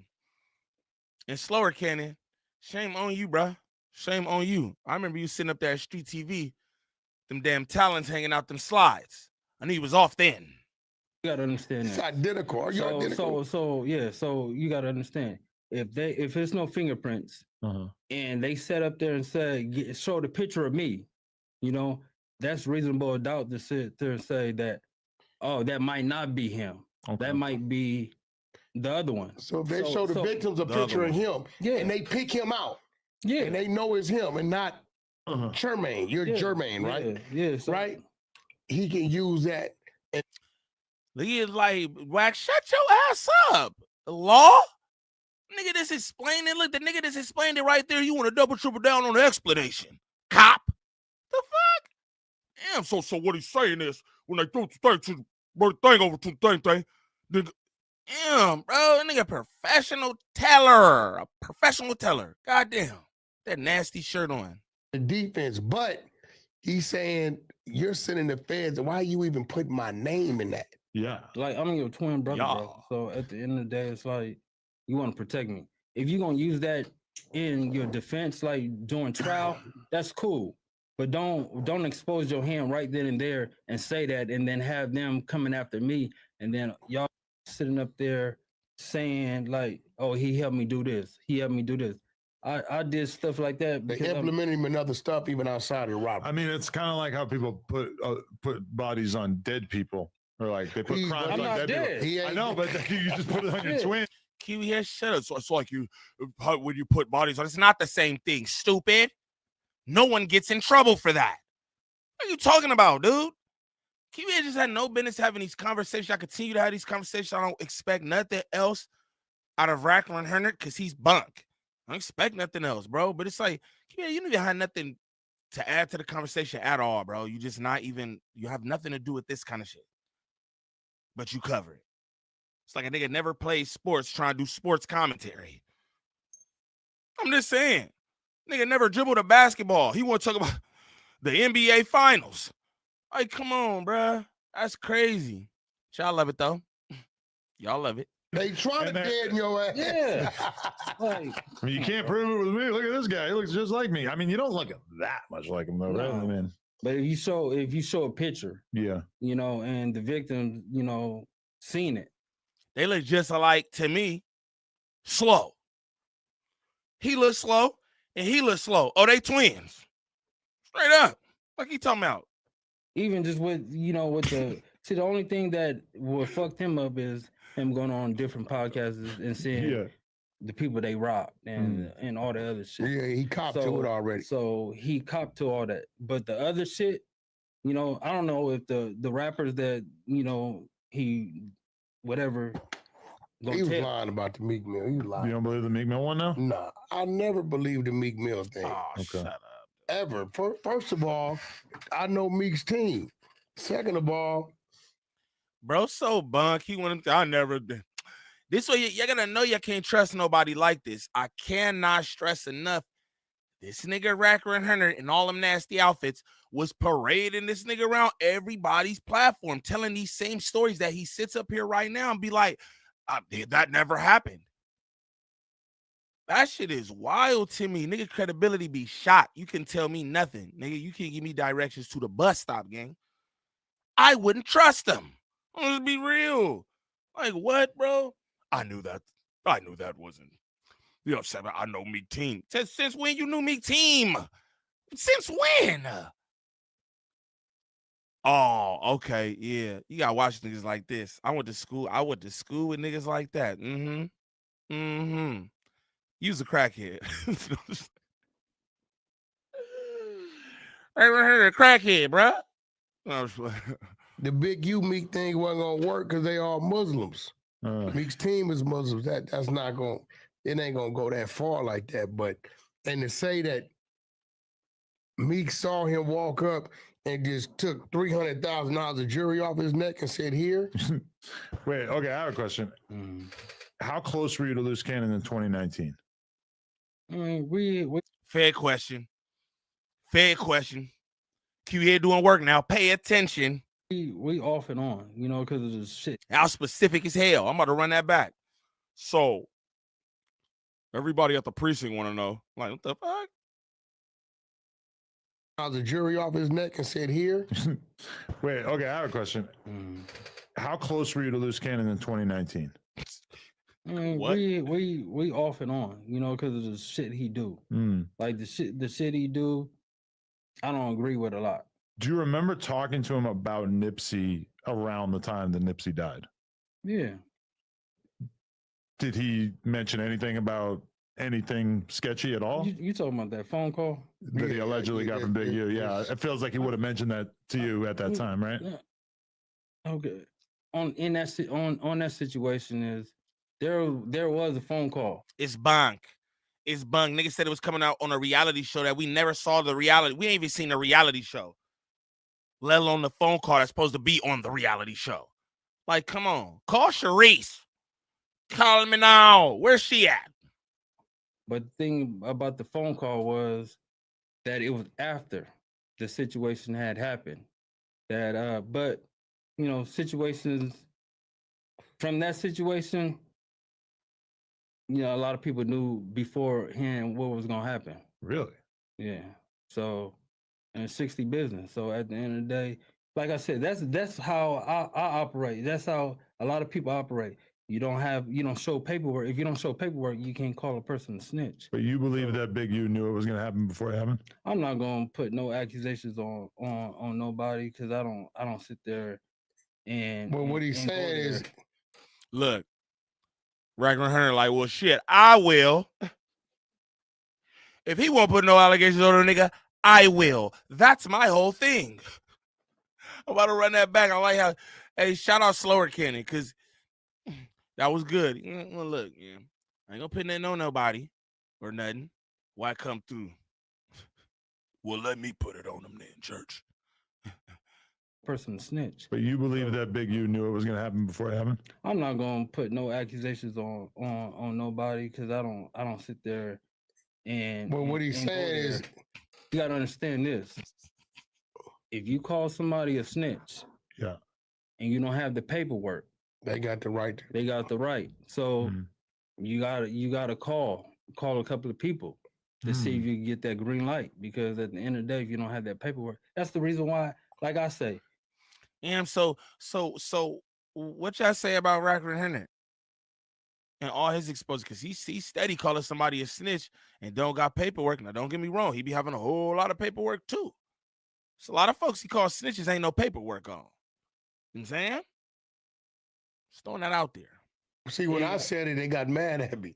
I said, yo, I said, this is gangbang. You call a dude a snitch and you ain't got to work. Because if dude would have let that ride, I don't think he'd have lasted a week. It gets around.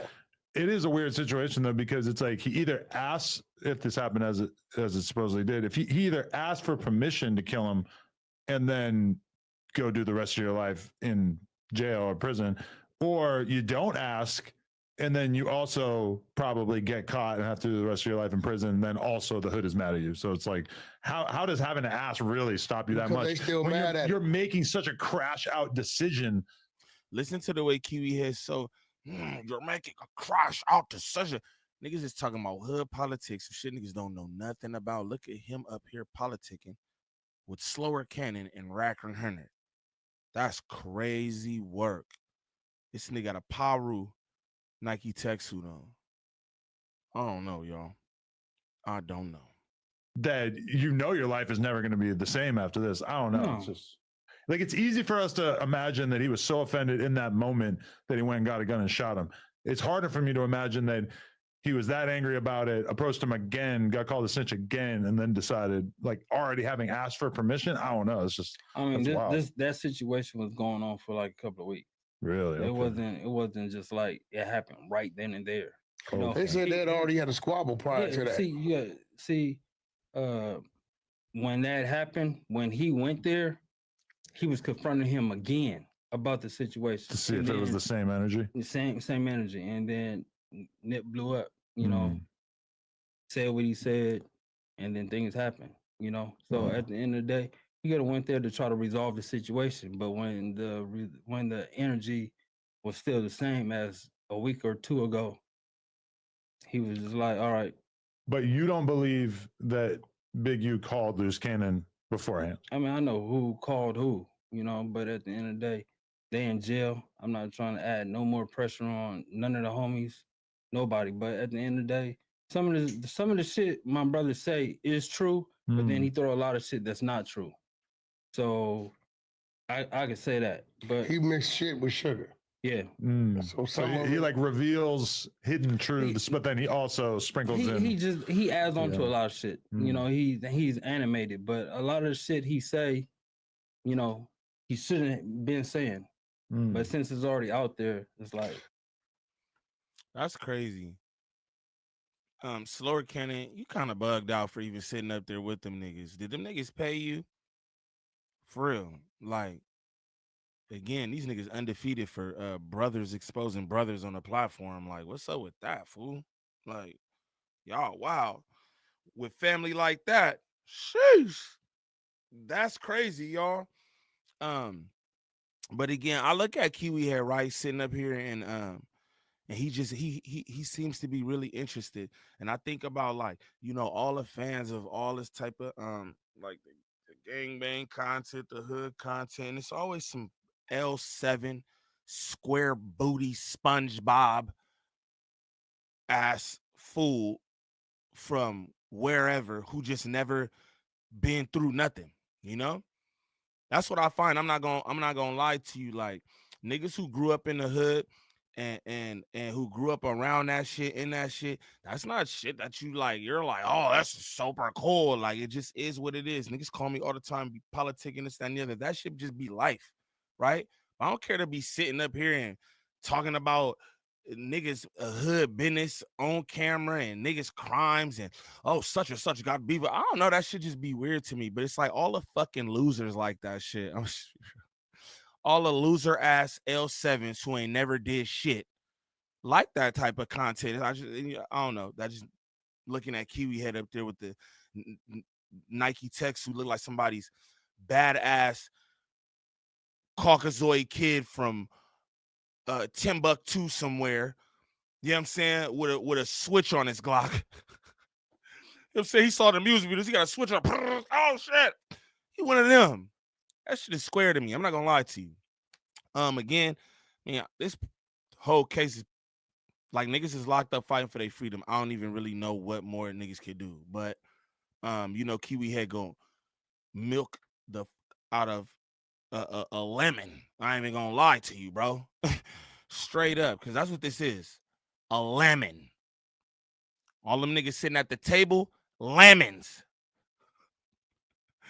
Straight up. Your brother fight for his freedom. You sound like your ass fight for your freedom too. Niggas that put you in all kind of shit. Niggas say, I want to go up to no jumper.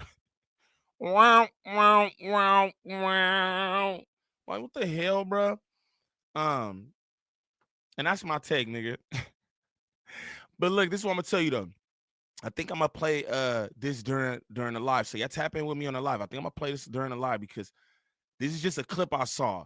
But it's a whole little segment. I'm sure they say wild, more stupid shit and all kinds of shit. So y'all rock with your boy because we go bust that down. Racker and Herner, Kiwi head, and slower cannon on game. On game. Now, for anybody looking for any kind of marketing or promotion when it comes to this YouTube content creation, make sure y'all tap in with @DreaTheVirgo on Instagram. Again, that's @DreaTheVirgo on Instagram. Serious inquiries only. She working with a bunch of different content creators throughout the sectors.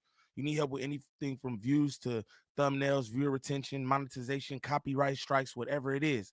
Contact @DreaTheVirgo on Instagram.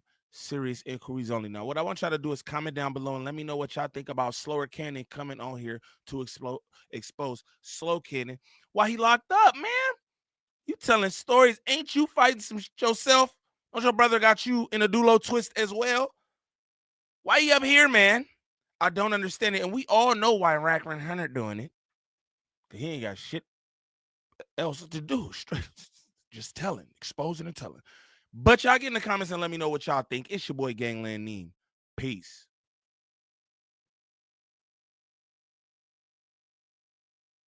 I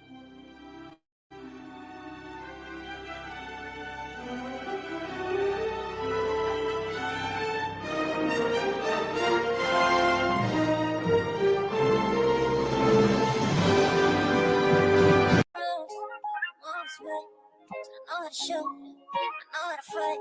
I tell you once, I'll tell you twice. I'm real discreet, thief in the night.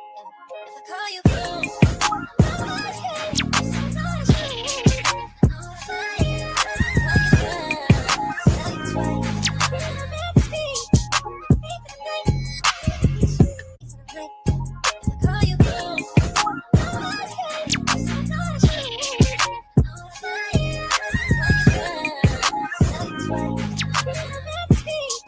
to fight. All right, YouTube, what's the big old deal? What's the big old deal, man? It's y'all favorite hood partner, Big Nina Boy, and we back cracking with another one, man. So listen, before we get into it, man, let me just say this, right? Hey, the real ones, man, they take L's with smiles, man. And these bootsy ass suckers, man, you know, they have a hard time taking these L's in these streets, man. So let me just tell y'all this, bro. Don't think people won't do you like that. You see what I'm saying? Hey, what could happen in the day could happen right now. You see what I'm saying? You can't trust nobody on this black top, man. Somebody will do you the same way you did somebody else. You know, we got too many killers out here, too many gangsters. We got too much of everything right now, right? I'm sitting back with the binoculars and I'm just watching. It's too many tough dudes out here, gang. You see what I'm saying? And then when it comes time to standing up like a man in that courtroom, you know, and they say you have been sentenced to 75 years concurrent. You see what I'm saying? He like, for that? Man, I did it for the set. I did it for the, take that time like a man, homie. Stop acting as if like, you know, it's cool when you pull that trigger, but it's the problem when you catch that time. You see what I'm saying? So before we get into the content, man, let me tell you something, man. The same dudes that you cross over for somebody else, when them other dudes cross you over, don't go back to your partner that you messed over to try to impress them other dudes, man. It's a lot of you dudes is you shitting on your partner, talking down about your dog, somebody you went to school with, somebody that you walked home with every day. Spent the night at that man's house, ate that nigga mama food. See what I'm saying? And you would turn on your dog for some money. See what I'm saying? And your dog could give you his last, but you will leave him and do him dirty just because these dudes got a little paper right now. See what I'm saying? Y'all crossing your own homies up, man. And this comes from the stem of young men being raised in a household full of women who wasn't taught how to have honor towards a man. You see what I'm saying? They wasn't told the legacy of their manhood. You see what I'm saying? A lot of y'all YNs out here, y'all mamas is raising y'all and y'all making y'all own rules up as y'all go, homie. And what y'all doing is you backdooring each other. Backdooring everything that the man code stand for. You gotta have loyalty to something. I understand you even if you gotta pay for it, homie. But you gotta have some loyalty, homie. Catch this game, though, right? It's a hot summer right now, man. It's crazy. I barely look at my Instagram, but when I did look at my Instagram, let me show you what popped up on my. Hold on, let me see. Hold on. 1 second. Let me show y'all what popped up on my Instagram real fast, man. Another shooting in LA at a tire station, man. You know what I'm saying? Knocked down another dude over something so small. You see what I'm saying? And the way it's looking, man, they got them aeroids out there in the streets. They hunt this dude down. And when they catch him, first person this YN is gonna call is his mama. This YN is finna call his mama, tell his mama he locked up for murder, and could she give him some bail money if he could bail out? Ain't that something though? Nigga man enough to pull a trigger, but you ain't man enough to bail yourself out of jail, man. We gotta fix that. So with that being said, man, let's get to the content. We got Whack 100 exposed Jim Jones for buying a Compton hood pass.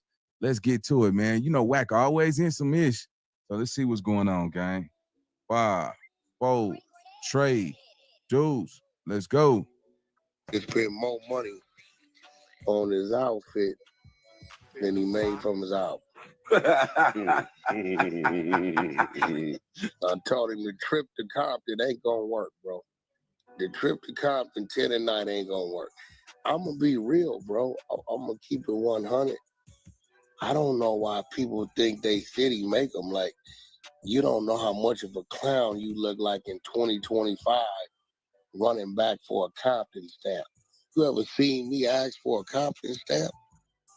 What happened? You from New York. You from New York. He said, I'm going to go over here and pay you to go to the park. I'm not from Compton. I'm like, bro, I'm not from Compton.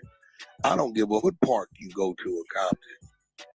Man, that's a hater move right there. You know what? Shout out to Jim Jones, man. Let me just say this, gang. Catch this nugget though, right? He from New York. He's from New York. You see what I'm saying? Listen, if he coming to California and he coming to spread some love with the motherland, you see what I'm saying? That's his choice. You see what I'm saying? He a millionaire. He got some money. You know what I'm saying? Jim Jones a Damu. And if he sees some power rules or some Damus that he could give a helping hand to, homie, I don't see nothing wrong with it. You see what I'm saying? 1 minute, we've been knowing for years. This is just protocol. You know what I'm saying? When out of towners coming to our city, you know what I'm saying? And they got some money on. And I fuck what you got going on, man. Here, let me throw some on that, man. You know, just a little support. It ain't nothing wrong with that. Now you trying to shortstop, you know what I'm saying? You trying to shortstop that man for, oh, my camera just went, hold on, let me see. 1 second. Hold on, y'all. 1 second. Give me 1 second. Yeah, you trying to shortstop that man for, you know what I'm saying, doing a music video in California. Like, listen, homie, you know, that's a G right there. You know, I don't got to call his name. You know what I'm saying? He a good nigga over there. You see what I'm saying? And the nigga hold a lot of weight. You see what I'm saying? And shit, nigga, how you mad that Jim Jones, nigga, you know what I'm saying, threw some fetty that way? You mad because them niggas can't give you no fetty. You see what I'm saying? Think about it, nigga. Like, come on, bro. Like, you from the valley. You know what I'm saying? Them Compton Piru niggas, like, nigga, that's the mother stone of the rules over there. You see what I'm saying? Predominantly, it's all rules out there. You know what I'm saying? Ain't nobody going to Pacoima, nigga kicking the Pacoima Pirus down, nothing. You see what I'm saying? This is another situation that Whack 100 always gets himself in, hating on everybody. You know what I'm saying? So, yeah, let's get to it, man. I'm just noticing, bro, like, man, that boy touching everything with some hate on it. He like, that was a statement towards me. Before we get to the details of how the alleged extortion system worked, Whack reveals details on how he says Jim Jones moved on the West Coast. Yeah, you paid them to go to their part. That ain't my part. Okay, so we know you're going to watch this demo at double speed. All software engineers do. Buckle up. We're keeping it quick. Here are 5 Monday dev features. Like, I don't think that's not my part. Yeah, what was that? I said, you did all that and sold 300 copies. He's a slow ass. I remember when he was But just being from New York, doing that makes you look bad. Real bad. Go walk through the streets of Harlem in the Bronx, bro. He cannot do that. I mean, you got problems, bro. When I did that with Big U, when he saw me and Big U getting into it, I said, Big U and Nipsey did not shoot. You never seen Big U or Nipsey mention that, reach out to do business.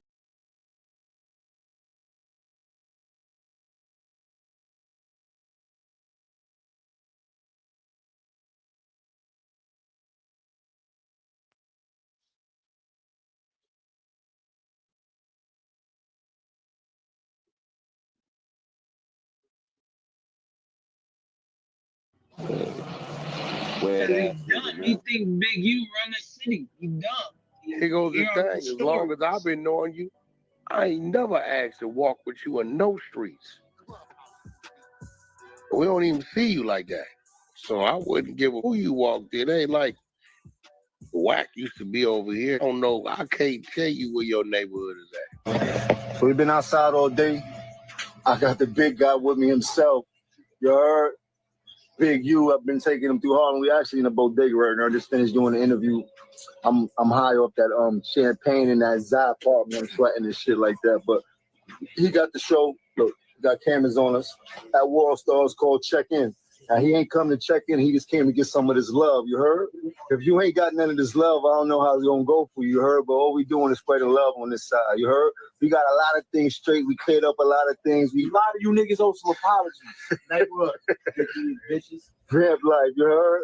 We on 12th Street, the infamous. You heard? RP to the infamous Chris. Nobody gonna ever do it like him. You heard? That's the truth. But we here, man.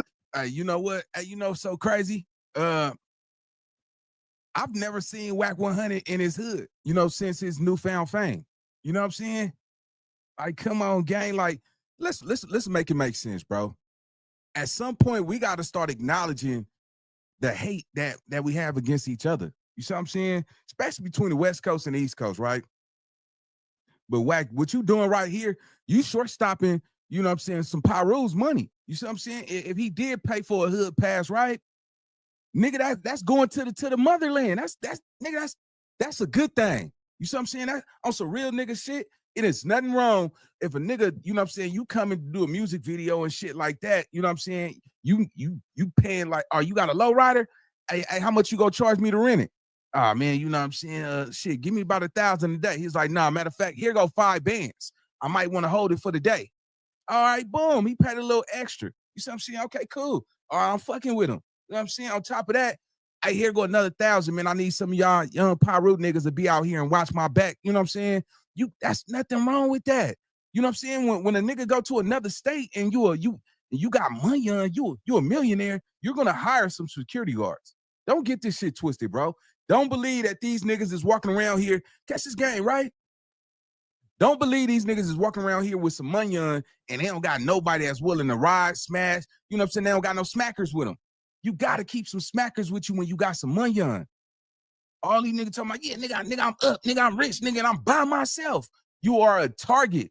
Let me get $1 million, nigga. I'm going straight to the Cincinnati, nigga. I'm grabbing some of my smackers over there. Come on, jump on this flight, nigga. We finna go to Detroit. Come on, nigga. Like, yeah, nigga. I'm gonna have my young homies, nigga. I'm gonna put some money in my young niggas' pockets. And yeah, nigga, if it's time to smack something out here, smack it. Say less, nigga. We go buy some guns when we get out there. You see what I'm saying? It's nothing wrong with kicking niggas down when you in niggas' territories, bro. Like, especially if you're doing business. If I go to a city and you know what I'm saying, if I'm fucking with the people out there and shit, nigga, I might buy bottles for everybody in a section. Hey, bring 14 Ace of Spade bottles over here, man. I'm finna show these niggas how to have a good time.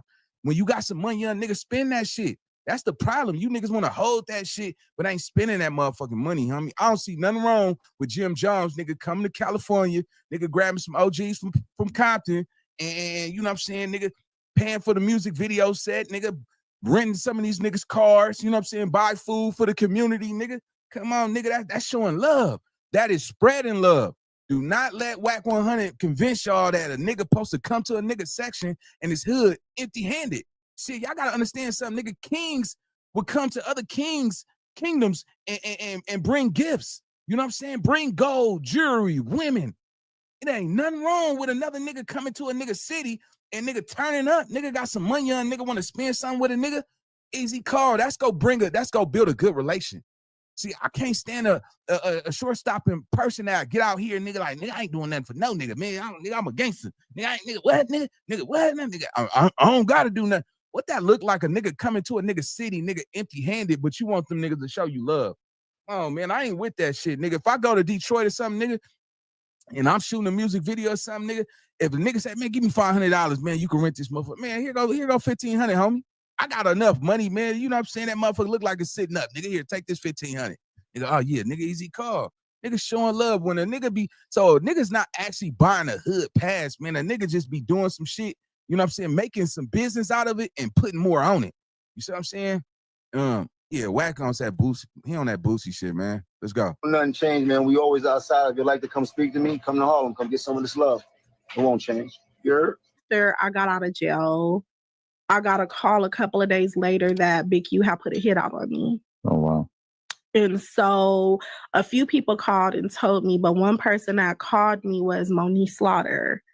And we quit being friends because she was going around telling people that Big U had put a hit out on me. Oh, wow. And that was like, wow, like, Monique, you put a hit out on me because what? I took up for myself because I'm not going to let you punk me. Okay, that's fine. I'll handle that accordingly. You know, so it's stuff like that, but I'm not scared of that man, Adam.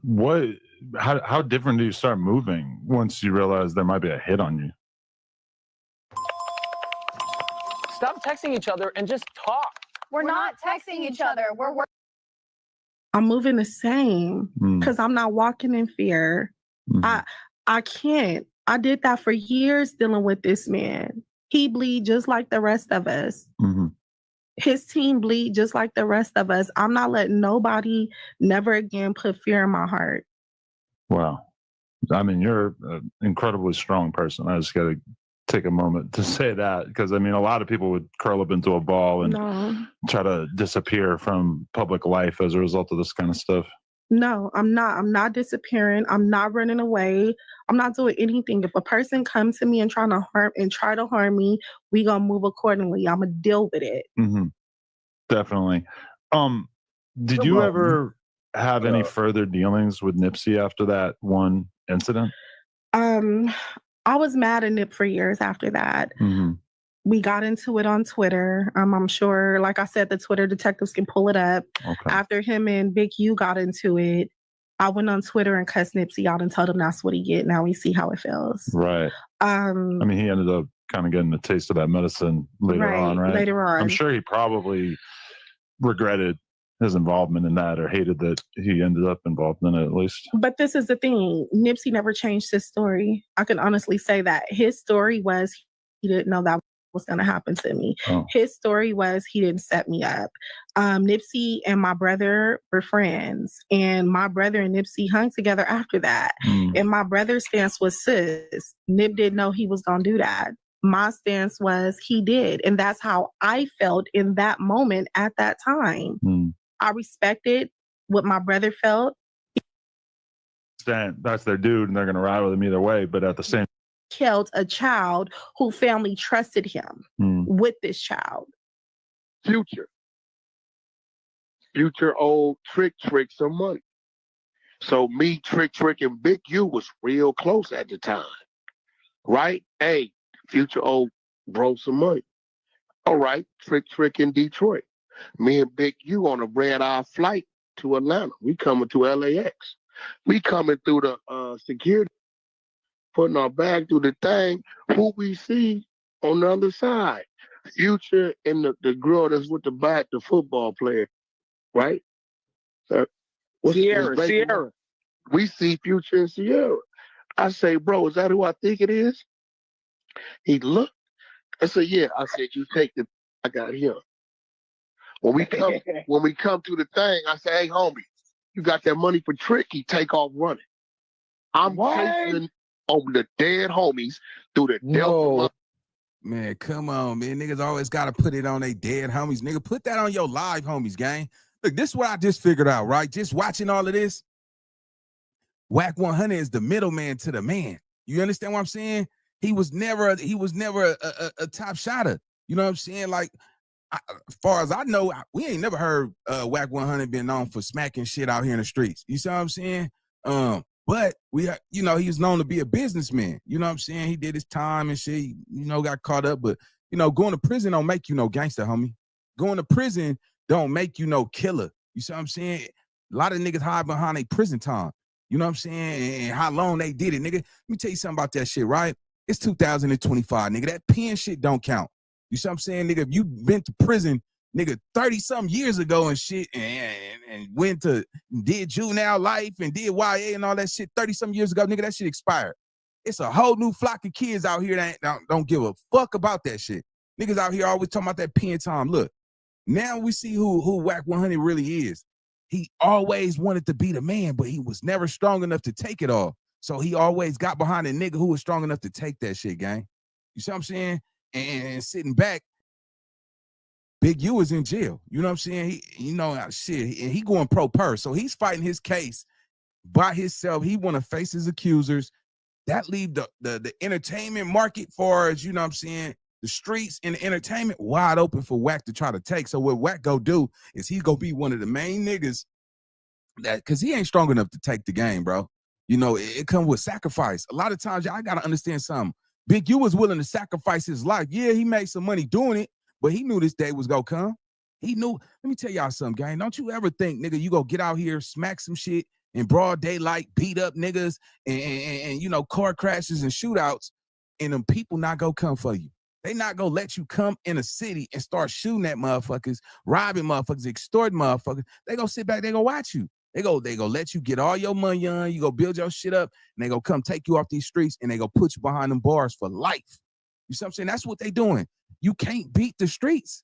You can't beat the system, nigga. If you go beat the system, nigga, make sure you can do the time behind it. Because I guarantee you, if Whack trying to be a Big U out here, man, he's not going to last long in the streets, gang. That's for sure, for certain. Let's get to it. What the? Runs into a terminal. And he runs into the thing, but it ain't hooked up to no plane. He left it. Whoa, bro. Wow. He runs into the terminal, true story. He runs into the terminal, right? When he run into the terminal, he take his phone out. Right? He know he can only go so far, because what you gonna do? Jump onto the runway? That's a long drop down there, right? He throws the phone at me on speaker. All I hear is Stunner voice. He say, Whack, it's me, Stunner. Talk to me. I say, Stunner, I'm busy right now. He said, yeah, but I don't want you to be, nephew. What the going on? I say, oh, Trick a bag. He can't be in our backyard and he owe bro a bag. Either he gonna pay or he finna get up and then he gonna pay. Man, this nigga was not talking to baby at like home that, sleep. man. He don't know what's going on. He in Detroit, right?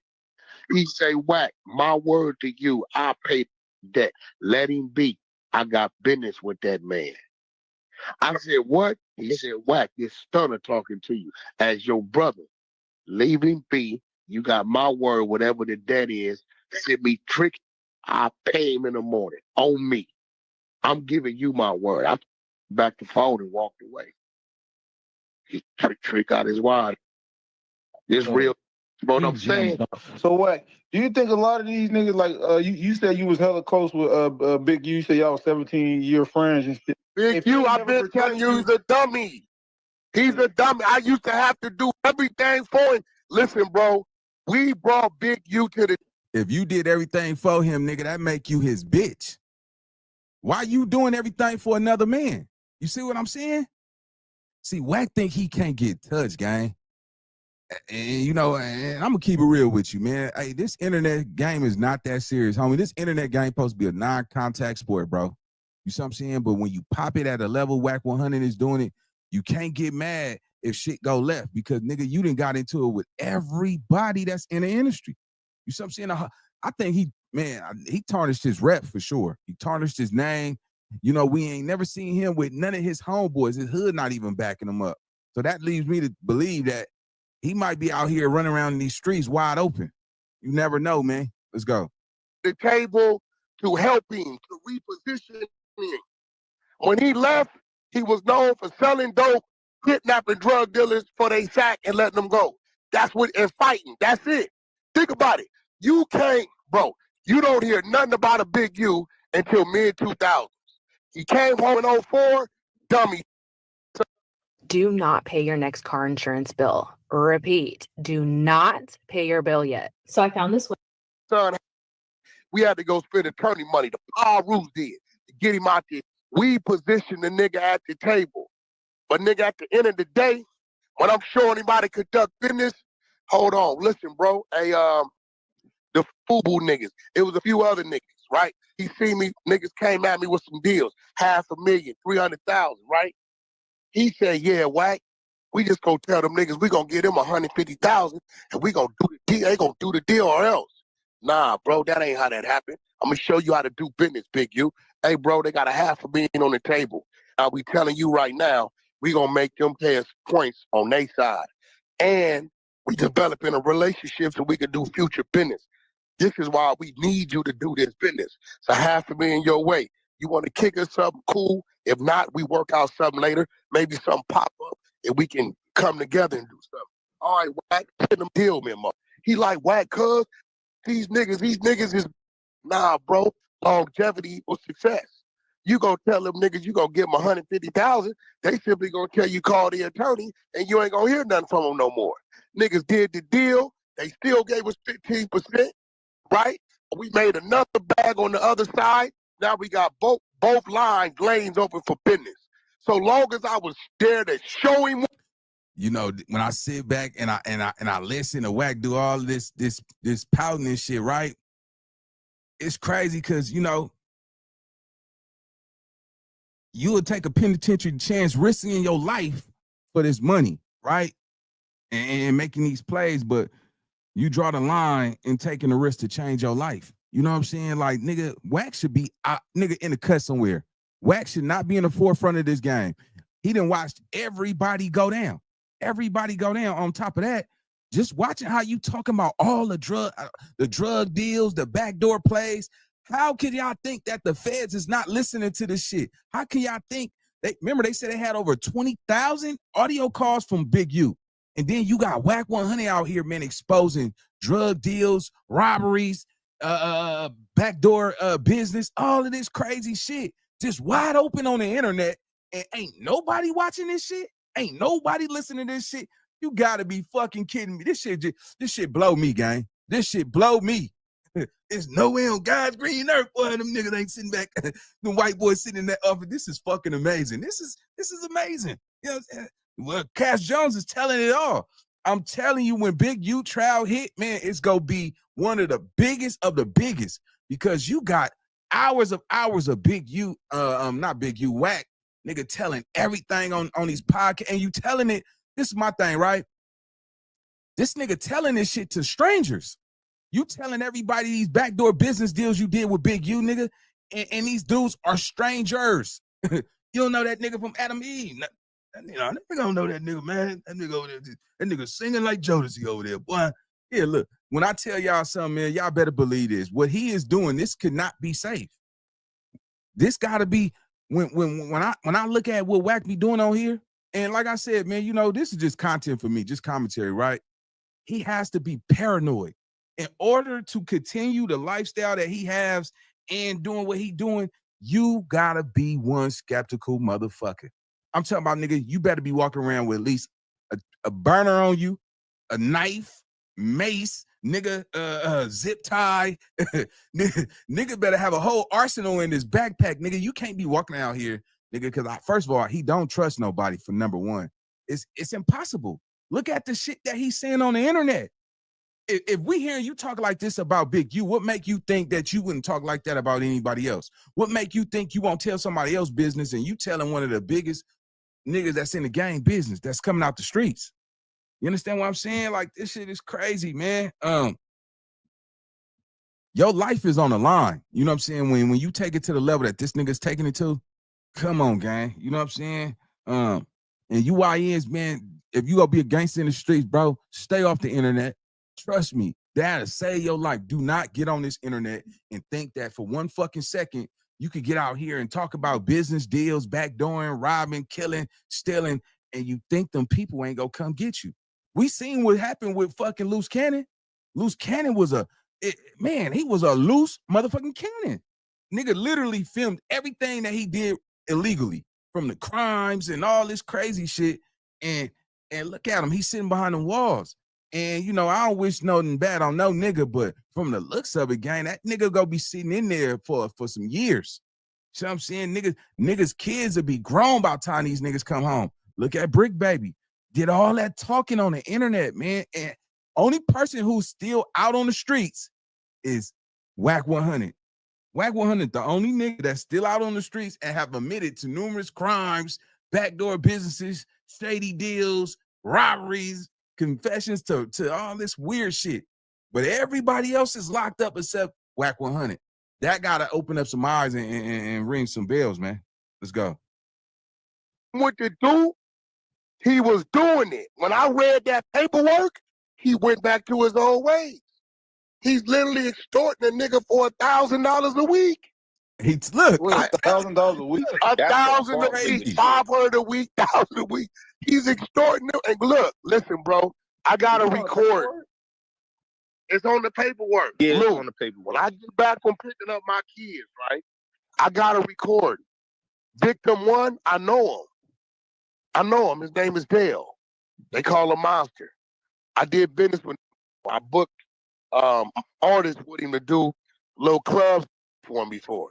In October, he called my phone, him and Loose Cannon. This before I know all this going on. I'm wondering what the Loose Cannon on the phone with this nigga now. You know, now that I know what I know, right? But Dale said it on the thing. He said, Wack, every time I called you for business, bro, you get the business done and that's it. Even when I owed your people money, you got in the middle of it, asked me what I could pay, what I could afford. I told you. All right, so he talking about Dale Morrison right here. This is why I say, see, man, y'all gotta understand something, man. Dale Morrison is the person who's testifying against Big U, right? You already talking to Dale Morrison. Man, Wack probably set this shit up, man. I wouldn't. Hey, listen, gang. I wouldn't be surprised if Wack framed Big U. Like, he set him up with all these business deals, shady deals, knowing who was informants and all that shit. Just because, nigga, you opened up the doors for Big U and Big U took advantage of it and became the top dog, which put you in the back seat to all those business investors and all those people that you was getting money with. They seen that you wasn't ruthless. You couldn't control the streets. So you brought Big U in thinking y'all was going to be joint partners. And when he came in and he seen how good this shit is, how sweet this, damn, these niggas giving me hundreds of thousands. Because this nigga actually had, you know, some control over his section. He could send niggas this way, that way to go get on niggas' head. He had Loose Cannon to go do that shit. He had niggas that come and terrorize some shit on his half. Wack 100 ain't never showed us that he could actually do that. You know what I'm saying? When we hear Wack, he say, oh man, my team If I move, I get into it, nigga, it's gonna get ugly. But I promise y'all, I truly believe that Whack 100 is by himself. He don't roll with people. He ain't rolling with no team like that, gang. And if you got a team and you ain't doing nothing for him, let me tell you some real game, homie. If you don't feed a dog, it's gonna turn on you. Catch this shit out, nigga. If you don't feed a dog, it will turn on you. So if you only rolling with your team, only time you call your team is when you going out to events and you not putting no money in these niggas' pockets, why in the fuck would they risk their life for you for free? Hey, nigga, you want some soldiers, you gotta pay for that shit. You see what I'm saying? You gotta put some money on in these niggas' pockets, because if a nigga crash out behind you, nigga, and you don't take care of that nigga, it's some niggas out here that got family that come get with you. You see what I'm saying? Hey, nigga, what's up, you? Nigga, kicking my nephew down something, nigga. Nigga, he went to jail over you. Man, I didn't tell that nigga to shoot that nigga. Yeah, that type of shit. All right, catch this, though, nigga. Get in the trunk, nigga.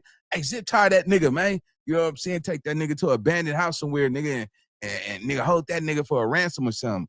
That's how the game is played when you ain't being solid with niggas that's really with it. If you got a smacker, you know what I'm saying? Because if you in the Whack 100 position, you got to have some smackers and some crash outs.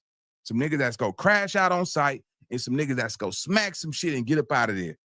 You see what I'm saying? So, Big, you had that. You know what I'm saying? He showed his force with that. He's known for sending niggas directions. We ain't never seen Whack 100 power. We only heard of it. At some point in time, a nigga gonna be like, nigga, show me.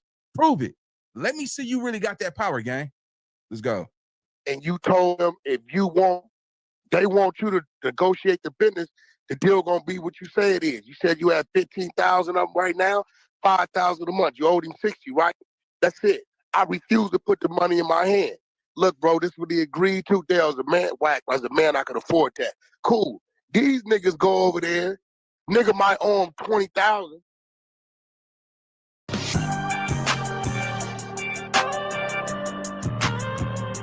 Today, A nigga will give him 10,000, right, of the 20, and say, I'm gonna get you the rest next month.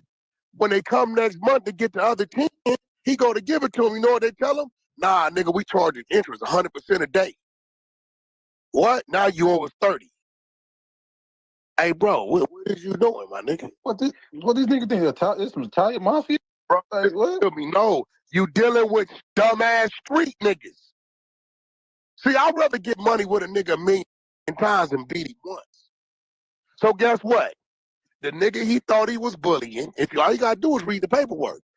The feds was giving him the money, right, to pay Big U. You ask yourself how this happened. You know how this happened? Because in 2020... Well, you said the Fed paid the dude the money that Big U was... Nigga, the feds was giving him the money to give Big U for the extortion for 2 years, every week. Oh, my God. Yeah, it's in the work. It's in the work. He think he doing something, but guess what they didn't know? Odell got caught up in the drug conspiracy in February 2020. He already was working. So when he got scared, guess what he did? I have a problem. Who? Oh, yeah, he's a big fish. What is he trying to do? I tell you what, we gonna give you the money. We got all his work. You know, we didn't went and dug up Odell on his work. He started cooperating February 2020. So when this dumbass nigga comes along with this regular dude and start pushing the line on him, he went to his big homies. I'm sorry. And they probably ain't gonna like it that I say this. Civilians, like gang members have big homies, they OGs, and they killers, civilians, you got big homies too, called the law. So when people come with y'all, you call your big homies. They do what a civilian's supposed to do. If you call your big homies on the civilian, they can't get mad. So why you get mad when the civilians call their big homies on you? They are tax-paying citizens.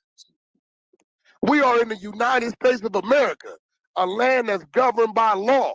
Just because you say it's right on your block, don't mean it's right on their block. Wait, that's this is what I understand. You've never heard a nigga tell you, Whack set me up to get robbed.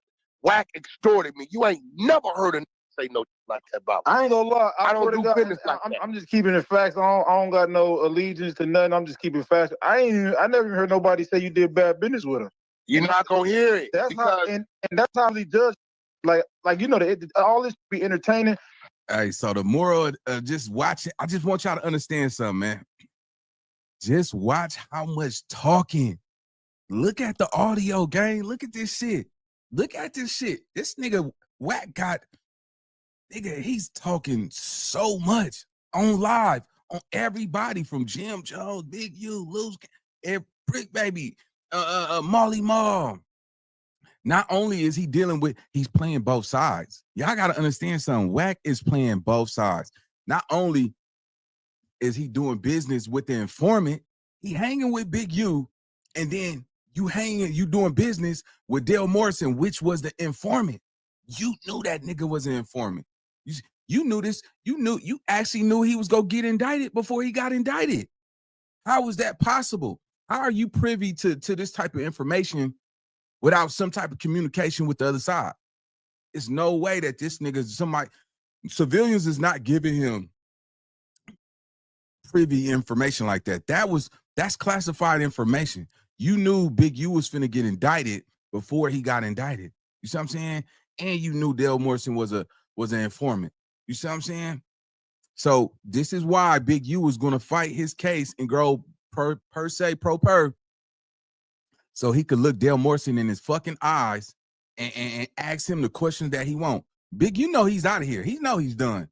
But I think he went out like a G. That shit right there, nigga, I'm not nigga, $100,000 or some shit like that to get a fancy ass lawyer. Nigga, nah, I'd rather my family keep that shit. You know what I'm saying? I know I'm gonna go sit down, but I'm gonna look you niggas in y'all motherfucking face. Yeah, nah, nigga, hell nah. Nigga, you say I did that when I do it. You know what I'm saying? Make the nigga sit in that motherfucking that chair, nigga, be stuttering and shit. I ain't mad, nigga. Hey, if I go out with a bang, nigga, I'm gonna go out pro per too. I think I'm smart enough to read and understand and comprehend documentation. You know what I'm saying? Legal documentation. Some of you niggas can't read. I understand it. Nah, man. Shit, I dropped out of school in the 5th grade and shit, man. Nah, my mama told me I gotta work. You know what I'm saying? I ain't have a chance. You know what I'm saying? And them days is over with. You know what I'm saying? A lot of them people that grew up in them hard times and shit, especially in the 80s and the 90s, you know what I'm saying? It's the 2000s. These 2000 babies, they don't got to worry about no hard fucking time. Nigga, as soon as they come out the womb and shit, they mama buying them an iPad. You know what I'm saying? Remember, we had fucking action figures and shit like that. These little niggas is coming out the mama coochie, nigga, with a cell phone. Ooh, gaga? Yeah, motherfucker, yeah, motherfucker. Nigga watching fucking movies and all that weird ass shit. Man, you niggas got it good, boy. You lucky motherfucker. Shit. I wish I was born in the technology era. All we had was motherfucking phone booths and shit. Nigga, we had Sega Genesis, Atari. PlayStation 1 was horrible compared to the shit that they got out there now. You know what I'm saying? But nah, man. But overall, man, hey, just catch this shit. Look how much this nigga Wack is talking. You mean to tell me y'all think what he's saying is the feds is not listening to all this audio? This shit is a fucking amazing, man. This shit blows me that this nigga has no idea that he can't get caught up in the rapture. He's wide open with it. He's reckless. He don't give a fuck. He think he's a mastermind. He's smart. He's very intelligent. I wouldn't underhand that. But being smart is knowing when to shut the fuck up, when not to talk. Like, this nigga really, really talking loud, bro. And we all listening. And nigga, hey, you gonna get your beer back there, man. Now get a beer. This thing about to say some real shit. Watch, I'm telling you. It's getting that bad, man. Let's go. But I never seen one. I see niggas come out against all type of niggas, Diddy, other niggas. I ain't see one nigga say that You're you not did bad gonna hear business it. with him one time. You're not gonna hear it, cause nigga, I pride myself. Even if the business is going bad, we gonna find an equal medium. Okay, bro, that's what it is. Why didn't that happen? Okay, well, what could we do? I see why. And listen, it seemed like you was doing good business with Big U. You was helping him out. You was homies. Y'all Bro, the nigga house in the foreclosure. Whoever that nigga is. I used my real estate team to go in, cause everybody loaned back then. Niggas was lying on the loans. You right? So when you lie on the loan, this is why, you know, they supposed to process the loan. You got underwriters, right? When you lie on the loan and the bank accept it, right? It's really a fraudulent loan, right? So what we did, we went in and filed a claim that he is unable to pay the mortgage because the information that was submitted on the loan set him up that he didn't know about set him up. So you helped that nigga? Oh wow. That's what they got, man. Everything is a digital thumbprint. Man, this nigga, I guarantee you, I think Wack probably got like another year before all his dirty laundry come out to the surface, bro. I give it about another year.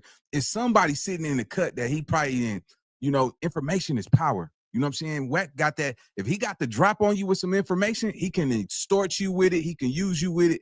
Somebody go come out the cut and not give a fuck and just put all his dirty laundry out there. Let's go. To put him in a compromising situation. This is a fraudulent loan. We filed a claim on the bank that did the loan.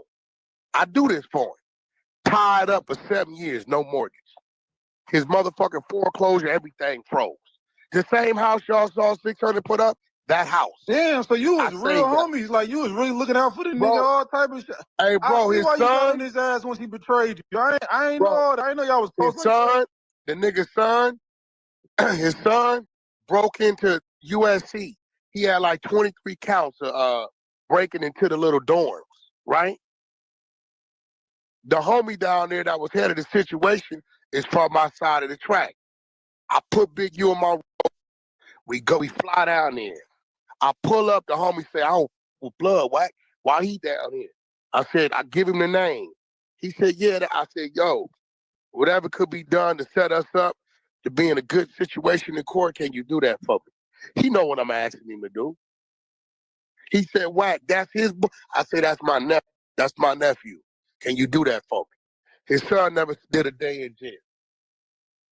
Why are you telling us that? When I open my door up, my resources up, and I try to look out for a nigga that come from where we come from. But he's a street nigga. He was just able to smile in front of y'all, right, and trick y'all, right? When the paperwork hit, there it go. I'm sure his wife is going crazy. Hey, so why? Because I was confused on the video part because he was talking about how he blamed you and some other nigga. But he's a dummy. For the reason why he got locked up, and then he Here blamed you goes for the the problem, bro. grant program. Yeah, break that down because I was confused. He's a dummy. He's not smart. First, he said I blame Wack at 600. 600 was with the feds when they raided my house. The video is up. Dummy, 600 is the one put the video up. He's the one drove by the house. You live in the middle of your neighborhood.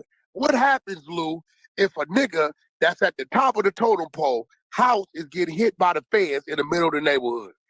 Everybody know in the neighborhood. You in the hood. Are you feeling stuck with $10,000 or more in debt and all the interest that comes with it? Try National Debt Relief, as seen on the Hood, nigga. So the phones is ringing. They hitting Cuz house right now. What?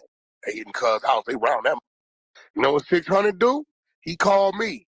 I say, bro, if you ain't went and saw it, don't jump out the window on the internet with that.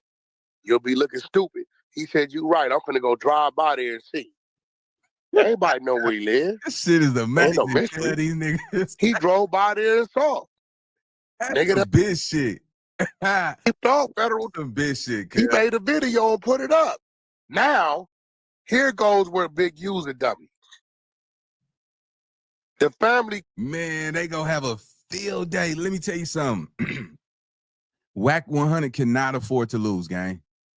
He cannot afford to lose. I mean, honest to God, nigga, the way he played nigga 600, nigga, he used 600. He didn't even have to tell him, look, man, he was like, yeah, you right. I'm finna go down there. That nigga grabbed his purse, jumped in his car, nigga, and grabbed his police badge, nigga, and turned his camera on.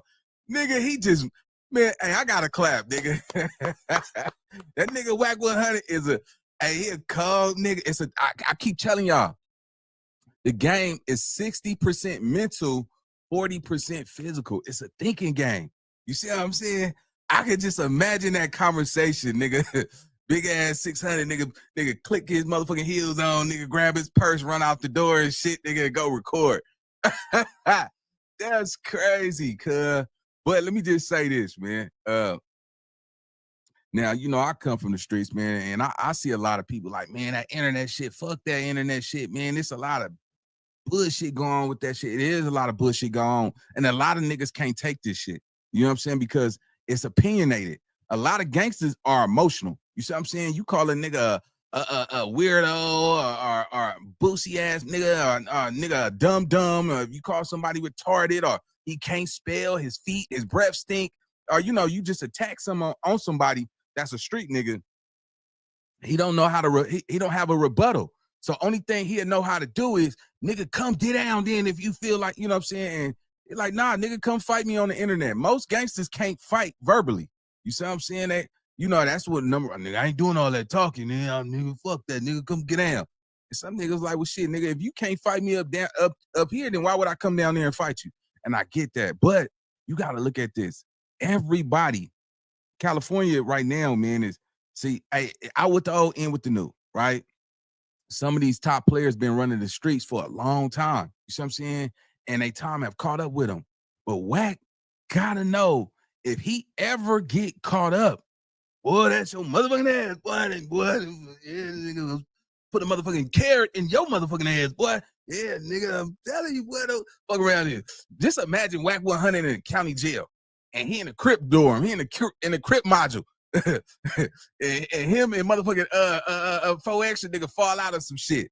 I bet you, hey, baby, hey, go ahead and bail me out. Nah, man, I got some money in that back house over there, buried in the grass somewhere. Nigga, bail me. Man, mother boy, I see all them Crips nigga coming around that nigga right now. Yeah, open up, Wack. Yeah, nah, nigga, you like 3 fingers back there, right? Open up, Wack. Nah, nigga, they gonna put it down. On Pyru, you ain't putting no carrot in my ass, blood. On Pyru, blood. I don't do no carrot shit. Woo, shit. Wack, boy, it's a dangerous game. He cannot afford to fail. He can. Let me tell you something. This shows me that Wack is very vulnerable at this moment. Wack cannot afford to get himself in a situation in California where he's going to that county jail and all that shit. You know what I'm saying? I promise you this. He can't. You know what would happen to Wack if he go to jail? Oh, man, boy, you don't got to worry about you getting the carrot. You got to worry about that carrot getting your motherfucking ass. Yeah, boy, peanut butter and carrot in that nigga asshole or some shit, boy. They go. Because they already caught the nigga in a towel and shit. And there's some of them niggas in there, boy, that like that kind of shit. There's some niggas in there that like chili on their hot dog, man. It's some niggas in there who you know what I'm saying? A big D ass nigga get up in there and shit, nigga, and get on that nigga helmet, boy. Hey, grab that nigga arms. Hey, y'all two grab that nigga legs. You know what I'm saying? And it's a shitty situation, gang. Let's go. He clearly said not to alarm you or warn you, and we did anyway. The fact that he didn't know the details we knew is complete. When he was going to turn himself in, lets me know you didn't go attorney up. If you would have went and attorneyed up, you would have known what your charges are. And unfortunately, Mr. Big U, none of your charges involve Wack 100. They lived for 4 years. What the that got to do with me? Actually, they let you run your extortion all the way up to March 14th this month. Dummy, is in the paperwork. Just go read the paper. It's in the work. How Wack know what he know?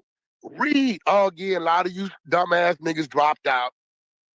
You know, I got my GED in Central Juvenile Hall, and I continue to read and educate myself. So, you know, Hey, wait, quick question for you. Why? Man, you notice he always got to pull up his. Oh, let me get up out of here on this one. He always got to pull up his motherfucking jail history and all that shit, man. So look, man, that's my time, man. Got to get up out of here. Y'all drop y'all opinions in the comment section. Make sure y'all like, comment, subscribe. Hit me up on Instagram at NinaBoy_TV. And I'll see y'all on the next video, gang. Let's go. I know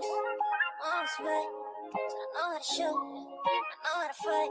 I tell you when, don't tell you twice. I'm real discreet, thief in the night. If I call you, I know how to shoot.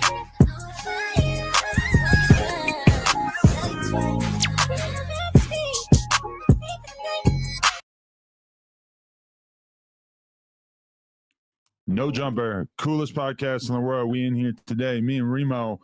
We're waiting on Traplo Ross, and we're having to sit down with one of the top living American Chicago representatives. You know that. And he been trendy right now, too. He got a lot going on. Yeah, Mimo 600 in the building. Shout out No Jumper, man. It's Big 60. Y'all know what's going on. Let's go. It's probably the third, fourth time we had you on here. Hell yeah. For sure. There you go. For sure. Okay. It's a lot. I don't even know where to start because it's been so much shit. Like I know where to start. What the? You said you were leaving. We got Uncle Phil in this bitch. I got a call from the side. Said, you know he on the West Coast.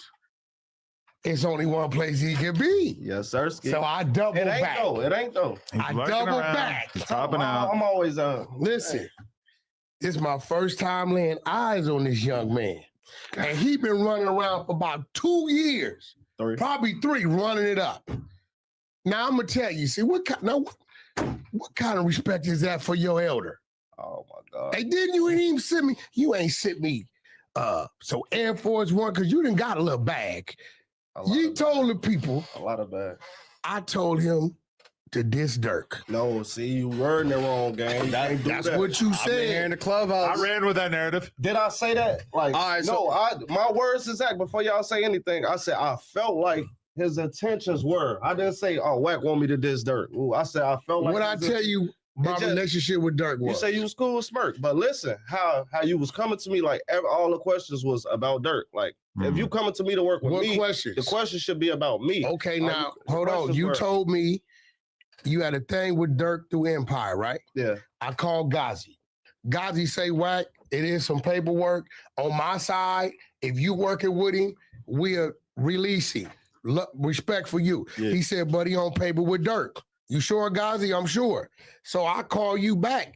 I'm not going to step on Dirk toes. I got respect for Dirk. Me and Dirk could. The minute Dirk look up and see Wack promoting his artist, now Dirk looking at me crazy. So you told me, Wack, your business with me. I'm like, nephew, it don't work like that. If you got some paperwork with somebody, we got to clear them. If Dirk gonna release you, tell him send us a release. Now, he come to me through Kiddo. I don't really know him. I pull his numbers up. Oh, he got some numbers. People know who he is. Kiddo Curry brought him to me, right? I was gonna say different Kiddo. Yeah, nephew brought him to me, right? Yeah. Well, y'all know another Kiddo? Yeah. Oh, if I want Kiddo, we talking about Kiddo Curry. Y'all got a sauce. Like, all right, keep. No, so no, this real, right? So I want so I think he got a little irritated because I was keeping it business. I needed from Dirk. He was ready to move forward. He was ready to go to the studio, get to work. I needed from Dirk. All right, this the I'm Dirk. really him. This I'm Dirk really message him. right here, all right? I don't got Which one you want me to read? The part about him. I'm really him, gang. I don't gotta, And Remo would never All lie. right, so look. With you, gang. This is a DM from Dirk. It said it's not even that deep. With us, everybody wants us to war. I refuse it. I refuse to war with you. I'm chasing the bag. Blood, that Wack 100 shit don't fit none of us. I'm gonna tell you because nobody ain't tell you. Okay, so he wasn't just him telling me not to. Basically, Dirk. Okay, but hold on. Being a man, I'm not a yes. But hold man. on, I'm gonna do what I want to do. But this is my thing is, I didn't come find you. Y'all came found me. Yeah, for sure. It wasn't like folks came to me like, man, I think you would be good working with Wack. Ooh, he get a lot done. In my head, I'm already knowing you got shit going on. I took it to myself to go, Blueface scheduled to go to tour. I hear Blueface. That's I what say you asked Blue. me to go on to. I say Blue. Blue say shit, Wack. I ain't tripping if it'll help if he can come on tour with me. It was love, right? Yeah. So my thing is, right? I wasn't gonna step on Dirk toes, having looking at me crazy because he didn't told me he signed the Dirk. So my thing is, if Dirk ain't tripping, get the release. And what I do, got the release. You never sent me the release. I had to get it first, gang. It take a couple, I had to get in contact with the lawyer. I got the release on my phone right now. I can show you that too. Okay, so let me ask you this. After Dirk sent you that, did you change your mind on even fucking with what? No, I thought, because that's my homie in the streets, like real homie. I grew up with him since I was shorty, but I'm my own man, gang. I still was with him. But at my head, I'm like, see, at the time, man, Dirk had some shit going on. So everybody looking at it, I feel like some people gonna pick this side, some people gonna pick that side, some people gonna say, I f- both of y'all, we gonna see how. Yeah. But the questions was, you smirking, woo, all that 6ix9ine shit was going on too. I ain't even bring that up. He did Savon and all that. What's But 6ix9ine shit? when he was saying, fuck 6ix9ine folks, all been doing shit, that. I understand That ain't what that got to do with me. No, but you were being best buddies with 6ix9ine when 6ix9ine was doing the most disrespectful shit to the BDs and O-Block in general at that time. First of all, hold on. But I don't manage 6ix9ine. That's not. I don't manage. But you were co-signing them the same way where Big U and all these Crips got mad at you for co-signing them as well. Nigga, Obviously, that was very you problematic. think I give a Crip getting mad at me about? Is you out your dumbass mind? You tell us moves that you make to avoid having problems with different people that you are affiliated with all the time. So don't act like that's the one thing that you wouldn't change based on what your affiliates would think of it. Did I change it? That's how you. No, but I'm saying, well, I mean, you ended up not working together because he's a psycho. Who didn't not work together? You and 6ix9ine. You're not his manager anymore, right? I've never been his manager. You were banging 6ix9ine's manager at the time. Heard me say I was 6ix9ine You used to say you were his manager. I ain't heard it. It looked like you was at one point, though. No, what it looked like, I thought he was. the artists I managed, what do I say? I'm their manager. Yeah. I do business with everybody. The bigger thing is that you don't know how to push an artist unless they have animosity towards a bigger artist. And that's his issue. You get that? He took issue with. Where you get that from? You only Ain't no thrive on artist I karma. ever pushed. There's no. Who did Blueface have animosity against? You a stupid ass lie. But he helped him build from the ground. Nigga, not no animosity. Not saying that. But still, I've never did. The only music business I did for 6ix9ine is got him a Kodak Black feature, which Kodak Black dissed him on his own shit. And what Wack do? Deliver Black $1 million check. Dead homies. Now you tell me where any of my artists, Wack was pushing diss a nigga. Who? 6ix9ine ain't my artist. All the dissing he was doing had already been done. Okay, check him out. Clock that. Huh? Clock it. No, this real shit. I feel it. I did a podcast with academics, which I did for who?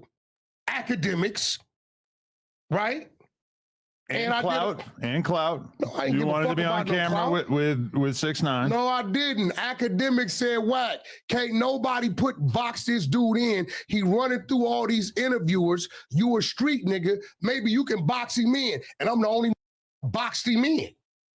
But you didn't. You can't box You him in. glazed him. You took him on under your wing. No, I didn't. Yeah, you did. That You didn't tried. happen till 6 months later. You wanted. If a motherfucker called me right and say, Wack, we got 3 shows, $500,000 a show for who? 6ix9ine. Hey, Act, what's dude sit on the same number? 6ix9ine, they got 3 shows, $500,000 a show. You want them? Yeah, Wack, what you want? 20%. He said, okay, run it.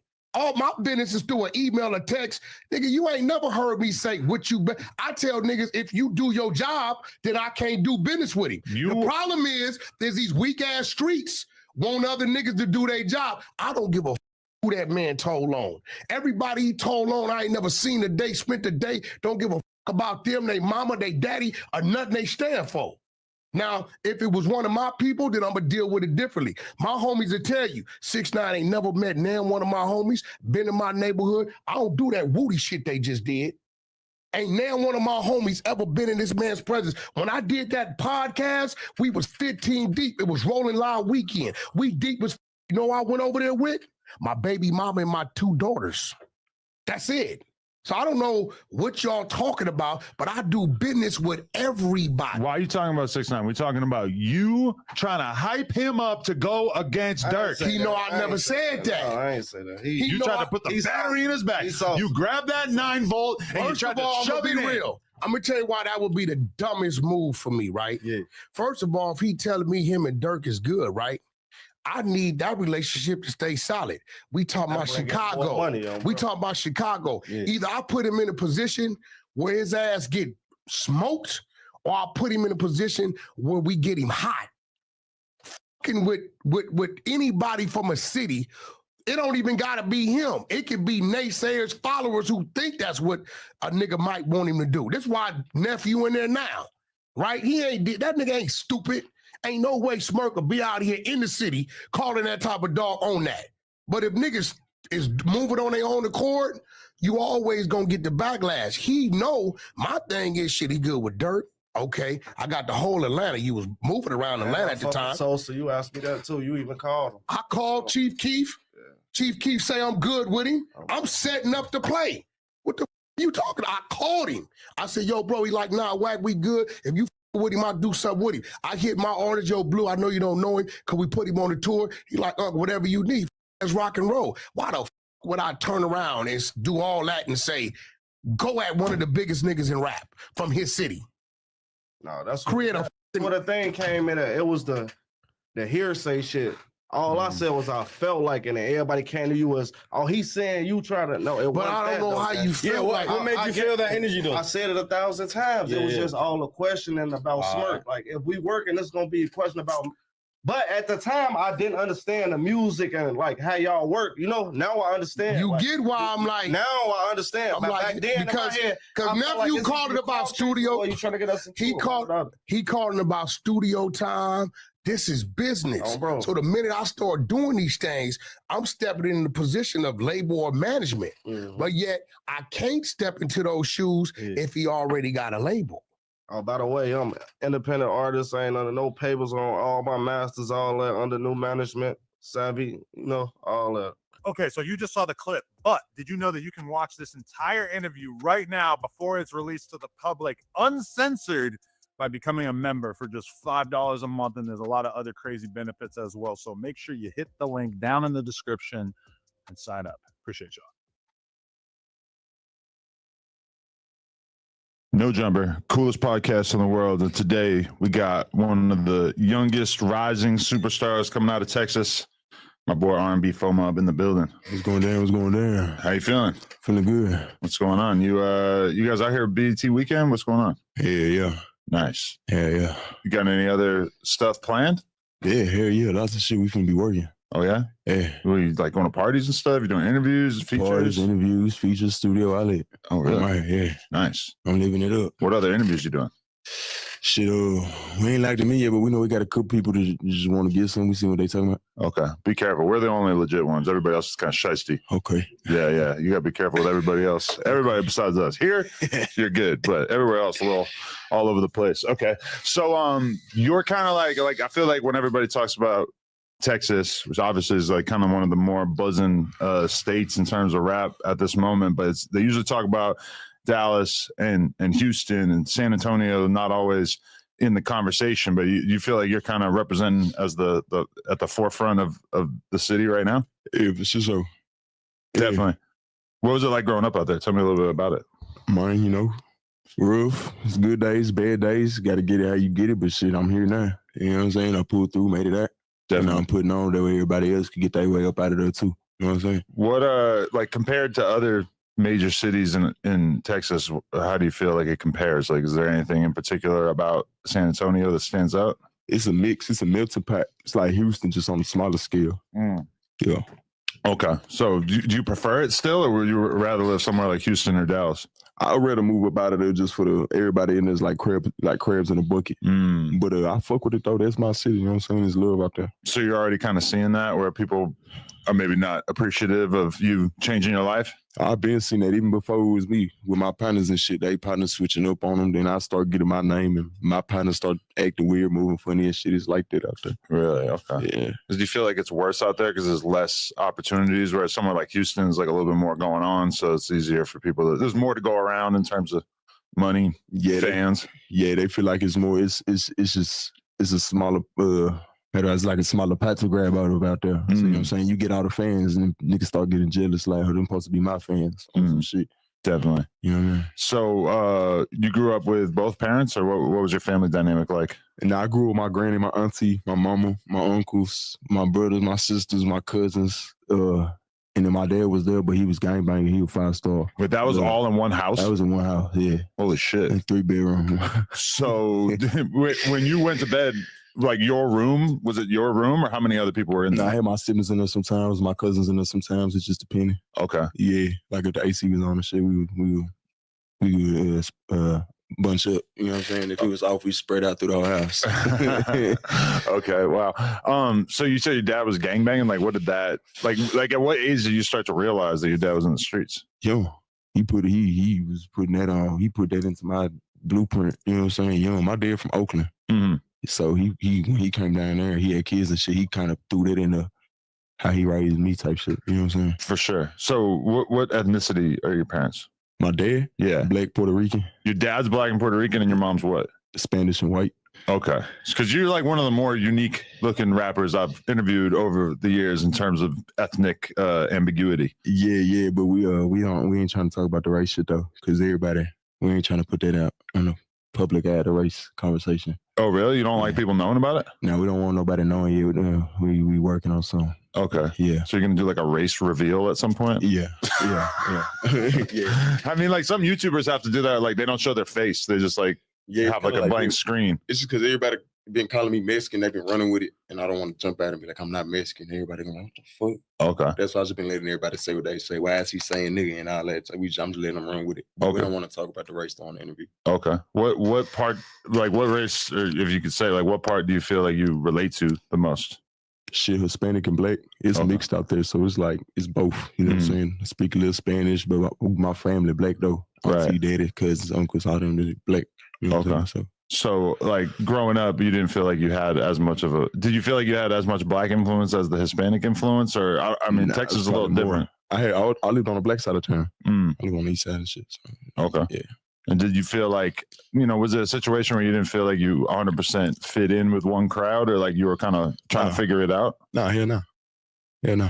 It was never like that. It was always just ain't nobody was really tripping until I started blowing up. And it's people from other states and shit, like Midwest and shit. They like, what's going on over here? You know what I'm saying? They just don't get it.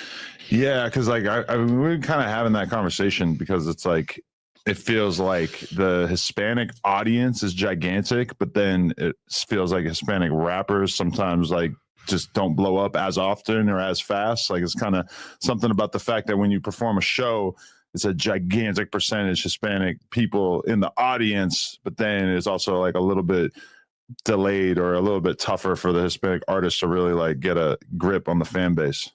Yeah, no, it wasn't like that for me. Okay. My fan base started off with black folks.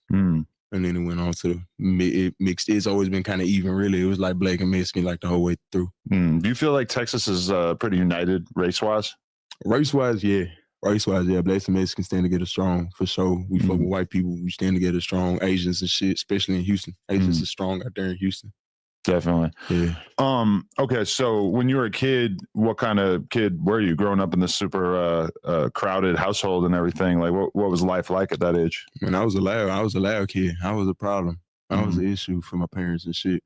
But yeah, I was just being a kid. Had to grow up out of that. Grew up fast. Okay. So you were always getting in trouble and stuff in school? Yeah, bad. And how would your family deal with this? Did they like really emphasize education and stuff, or were they kind of letting you just get into bullshit? No, it was really like ass whoopings and shit. Or like if I would get in a fight or somebody would try to do some shit, I wouldn't fight them. Then they would make me go back to school the next day and go fight them, that type of shit. Really? Till we moved out, me and my mom and my brother and sister. Did you feel like you still had a decent number of like male role models, even though your father wasn't really around? Yeah, my uncle. That was like my daddy. He died though. But yeah. He died when you were what age? Like 11. Damn, so was that tough? Yeah. That was like the first major loss that you took in life? No. Really? So you lost other people before that as well? Yeah, my GG and my partner. For sure. But would you say that you had it rough, or were things okay? Did you feel like you were struggling? Like, is that part of what you think fuels your hustle at this point, is just wanting to have the stuff that you didn't have as a kid? Yeah, for sure. We had it rough, especially once we moved out. Mom was trying to do it by herself.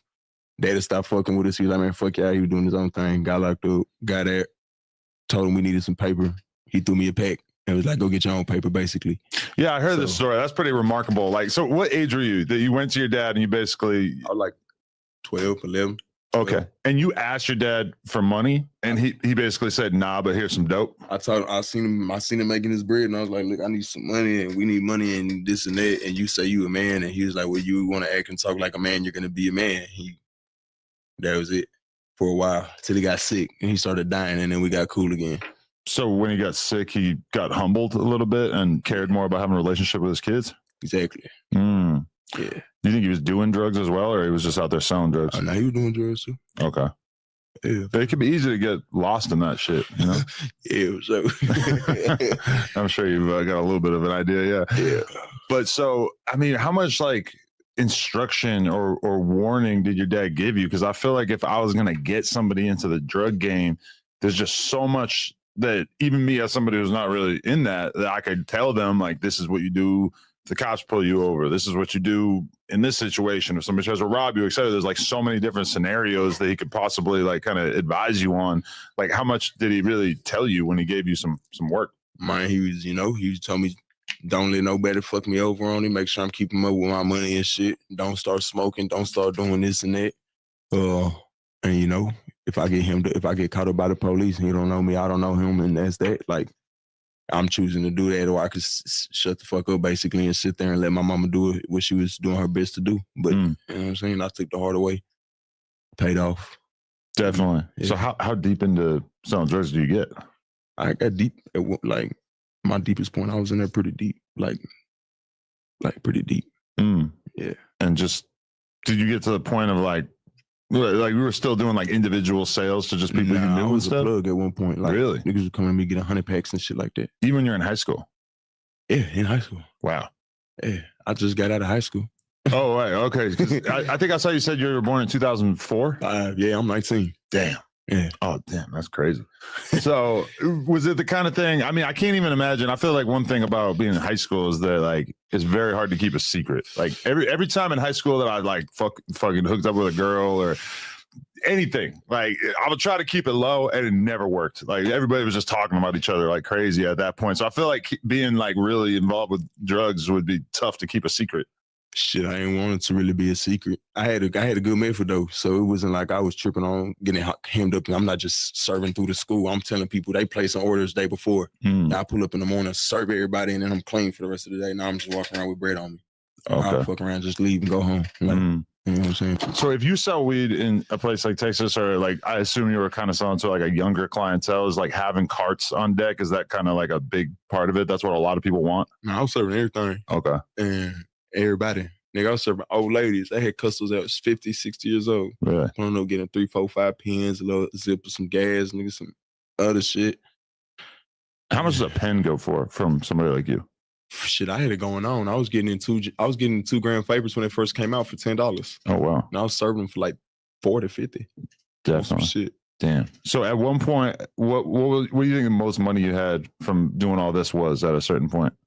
I had ran up like 10, 15 bands. Nice. And you're smoking weed too? I was, yeah, at the time. Then I stopped. I had a bad trip on 12 grams of shrooms. Fucked it all up. And that made you not even want to smoke weed anymore? Every time I smoke weed after that, I got paranoid. Really? Yeah. Damn. Okay. What stopped you from, or I don't know if it stopped you, but like, I mean, obviously if you're selling weed, there's higher profit margins to be had from selling coke, pills, etc. Like, did you dabble in all that as well? Something like that, yeah. Kind of. Okay. That's some shit. But I mean, selling weed in comparison though, it's like it's you're making less money, but you're also, you know, you're not going to catch like super serious charges unless you have some crazy amount of weed on you, right? No, pens is felonies in Texas. Really? Yeah, dead pens is felonies because it's a controlled substance or some shit. So it's like a dope charge. Like you get caught with pens, it's like getting caught with dope.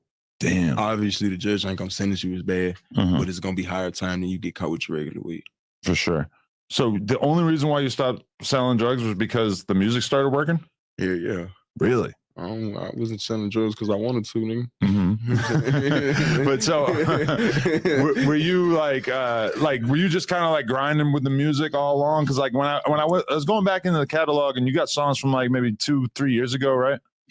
So when you were 16, is that when you started putting music out, or at what point you really started working on it? I started working on music on Ankle Monitor. Okay. Yeah, so 17. So you caught another case, or that original was the case that same you ended up case. beating? So from like 15 16, all the way to 18, I was fighting just one case. So you're stuck in the crib. You're like, fuck it, I got to rap. Yeah, I was in that motherfucker going crazy. Damn. Yeah. Okay. But once they let me off monitor, though, I went to the studio. On them kept telling me, they're like, man, you got to take this shit to the studio. You got to. So I took it to the studio, went in there, did it, put it out. It got like 400 views. Did it a couple more times. Did a music video, chilled for a little bit. P.O. called me. I was still on papers. He called me. And he was like, hey, before your birthday comes up, you got to go to school again at least 1 or 2 more times or I'm going to have to violate you. Just trying to hold me just because he knew I was about to get off. I was like, cool. I went to all my classes, asked my teachers if they could just say I was there because I had something going on and my PO needed me to be at school. They said, I got you. So I left. Came back the next day, went to do the same thing again, ended up staying in my English class, chopping it up with some people because they was asking me about music. Teacher heard me talking about it. She's from the east side. And she was like, I'll put a beat on freestyle right now. Waited for like a few days. My birthday came up. I was like, I'm going to post this shit. This shit look cool. Posted it. Woke up the next morning. It was out of it. Damn, it's just like that, huh? Yeah. So then you kind of like took this whole scenario and shot a music video based around it for that classroom freestyle? I sat there and listened to that bitch like 10 times, wrote down everything. Oh, so that's actually the rap from that situation with your teacher? Yeah, so what I did was I went and listened to the video I posted on Instagram, wrote down everything, cleaned it up a little bit, structured it, and then I went to the studio, recorded that hoe, put it out, did a video, put it on World Store, and shit, I took the game and ran with it. Damn. So going into all this though, did you have anybody around you that had any kind of experience in the music industry or anything, or were you pretty much just doing everything yourself? I was doing everything myself for up until right when I started putting that shit out with Classroom Freestyle. Then I locked in with my engineer at the time. He was managing Izzy 93, he another rapper from San Antonio. Oh yeah, I seen him. Yeah, and I had met their engineer through Izzy's brother. So he was like, look, I'll start managing you. You could pay me and this and that. I help you. We was running it for a little bit, but he wasn't really doing it good. So I ended up stopping. And so for 8 months, I was managing myself. And I locked in with Austin Martin. And shit, we ended up dropping that Texas song. Now here I'm again. Right. Doing it again. Yeah, for sure. So was there any like particular thought that went into the Texas song that you thought that was going to be like a big record for you, or it just happened to hit? I ain't like it. Really? Because my voice, and I'm from Texas. I already knew everybody was gonna try to say, "Oh, he sound like Big X. He sound like Voodoo," and I was like, "I ain't even trying to hear that shit." But they was like, "Nigga, that shit hard. Fuck that." And I knew X wasn't gonna think I'm trying to copy and jack his swag and shit. So I was like, "Man, fuck it. Let's just post it, see what it do." Boom, the bitch went crazy. I was like, "Shit."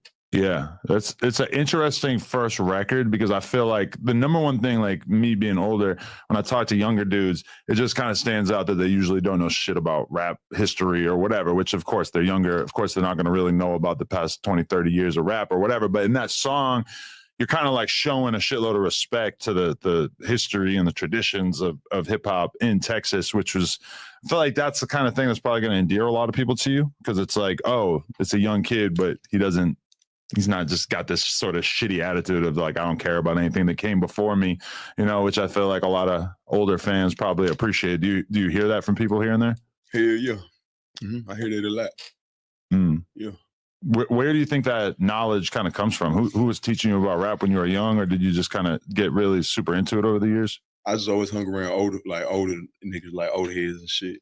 I hang out with young niggas in the streets, and then I hang with old heads when I was just hanging around type shit. So I was my partners my age, but other than that, I've just always been around old niggas. Right. And when you drive around by yourself, you listening to older Texas rap? Hell yeah. That is like more a part of the culture out there, I feel like, than most cities in America. Like when you hear that Motown Dawn freestyle and everybody in the audience knows the words, it's kind of like, oh shit, like LA, I don't know if I can think of a comparative underground song that everybody knows every fucking word to like that, That's that shit right there. That's a Motown, Mo City Dawn, right? City yeah, Dawn. I said it wrong. My bad. That's dope though. Like, was there any? What's like your favorite stuff from back in the day in terms of rappers and everything? I fuck with it. Nigga, I listen to Sade, Fugees, shit, nigga, everything. I mean everything. Isley Brothers, Tevin Campbell. I listen to all that. I listen to new music. I just love music. Definitely. Good for your soul. I feel like sometimes I listen to like younger artists coming out of Texas and the music's super fast. And I'm like, okay, this is stuff that exists in a totally different world than the sort of like chopped and screwed shit that kind of defined hip hop from Texas like back in the day. But then it's dope hearing somebody like you that clearly is like kind of has influences from prior generations as well. Yeah, hell yeah. It's really just a South thing. We real heavy just in the South in general. That's how it was. Project Pat, Alabama, Memphis, you know what I'm saying? Definitely. Texas, Louisiana, all that shit. With Louisiana, more got that bounce to it, but you know what I'm saying? No, it's just that South. For sure. Okay, but so do you feel comfortable, like if you were gonna go do a song with somebody and they had like a straight up drill beat, is that attractive to you, or do you feel like you have like a specific type of beat you like to get on? I don't like drill beats, but I really fuck with a lot of shit, samples, pianos, guitars. I do melodic shit, all types of shit. You know what I'm saying? I do a lot of different type of music. Right now though, I'm just fading off this type, letting everybody catch the flow on it. Once everybody gets solidified with that, we start throwing other shit out there. And once I get, you know what I'm saying? Keep expanding the menu on some shit. Definitely. I mean, you probably have like one of the deepest voices of anybody I've ever interviewed. Was like, do you remember like going through puberty? Was there one day where you were like 12 and your voice wasn't deep, and then all of a sudden it just kind of just like became like that? My voice didn't really get deep till like 16. Really? Yeah, I had squeaky as well. Really? And then one day it just changed? Because that happens to everybody. It just feels like it was probably more abrupt with you. I ain't really noticed it till like people started mentioning it when I was making music, and I started like really putting my voice out. And everybody was like, your voice deep as hell. And I started like think about it and look at old videos and shit when I was young. I was like, damn, my voice did get deep as hell. But yeah, that shit kind of just happened. Do you think that was part of why you decided to rap? Nah. Just my voice is unique. Nah, I didn't even notice it till after I was already rapping and shit. Definitely. Okay, so you were also playing football during this whole time period that you were rapping and also selling drugs, or you stopped football, to start rapping? Oh, okay. Yeah. You just weren't gonna be able to manage the two, or was there like a thing where you had to keep a clean record? And shit. And my record was fucked up. My grades were bad. And I was just feeling like fuck football. Like, the chance of me getting something off of football is too far down the line. Niggas got to pay the bills right now. You know what I'm saying? No, yeah, that's real. Yeah.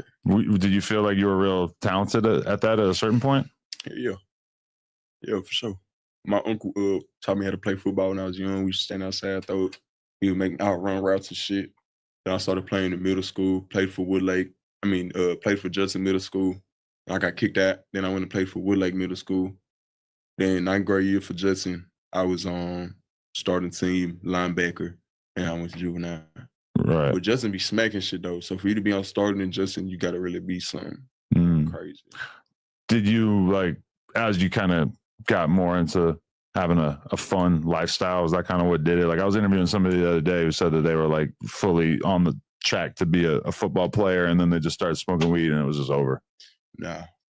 It wasn't like that. Nah, hell no. I would like take breaks from smoking. Like if we had a game coming up, I wouldn't smoke as much. Or I had my lungs out of the way right. Like anything I do, I try to do it like out of the way, like do it serious and shit. You know what I mean? Yeah, it's like a big decision to make, being an athlete. Like looking at it now, I understand like how valuable that opportunity is and everything, but it's definitely not for everybody to be waking up early, focusing on your cardio, eating clean, like doing all the shit that goes into it, lifting weights, having to practice. I mean, it's such an intense decision. It's a lot, but it was good though, because when I was in football, it was keeping me from being in the streets more. Right. Like, I get my shit off, do what I had to do, and then I got to go to football practice, or I got a game, or I got to stay at the school for this. After I got out of juvenile, and before, like, you know what I'm saying? After the classroom freestyle, it was like a gap, like 8-9 months, where I still didn't really leave everything alone in the streets. And I didn't have football. I didn't have nothing to stop me from it, where I started going wild. Like, it was no stop. Like, I'm sleeping in the trenches for a week in the car without changing. I'm just outside in the driveway in the car sleeping. Really? Waking up, going to it, coming back, sleeping. Waking up, you know what I'm saying? Oh, shit. Yeah, bad. Going to parties, serving people, making everybody leave, sleeping at somebody random ass house. Like, hey, bro, I'm finna sleep here. Really? You gotta know I'm sleeping here. I'll be up in 4 or 5 hours. I'm leaving. And were you just like so focused on the money that you just couldn't see past that? Yeah, I couldn't see anything else. But did you feel like you had something you were building towards, or you just would kind of stuck in a habit?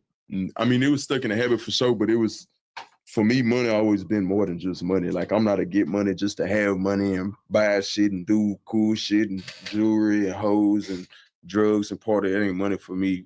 Ain't that. Money for me is, you know, it's important. It's a tool, you know what I'm saying? You can't wash your ass, you can't brush your teeth without money. Right. You know what I'm saying? You gotta have paper to do that. You can't pay your water, buy a toothbrush, buy a toothpaste. You gotta go steal it.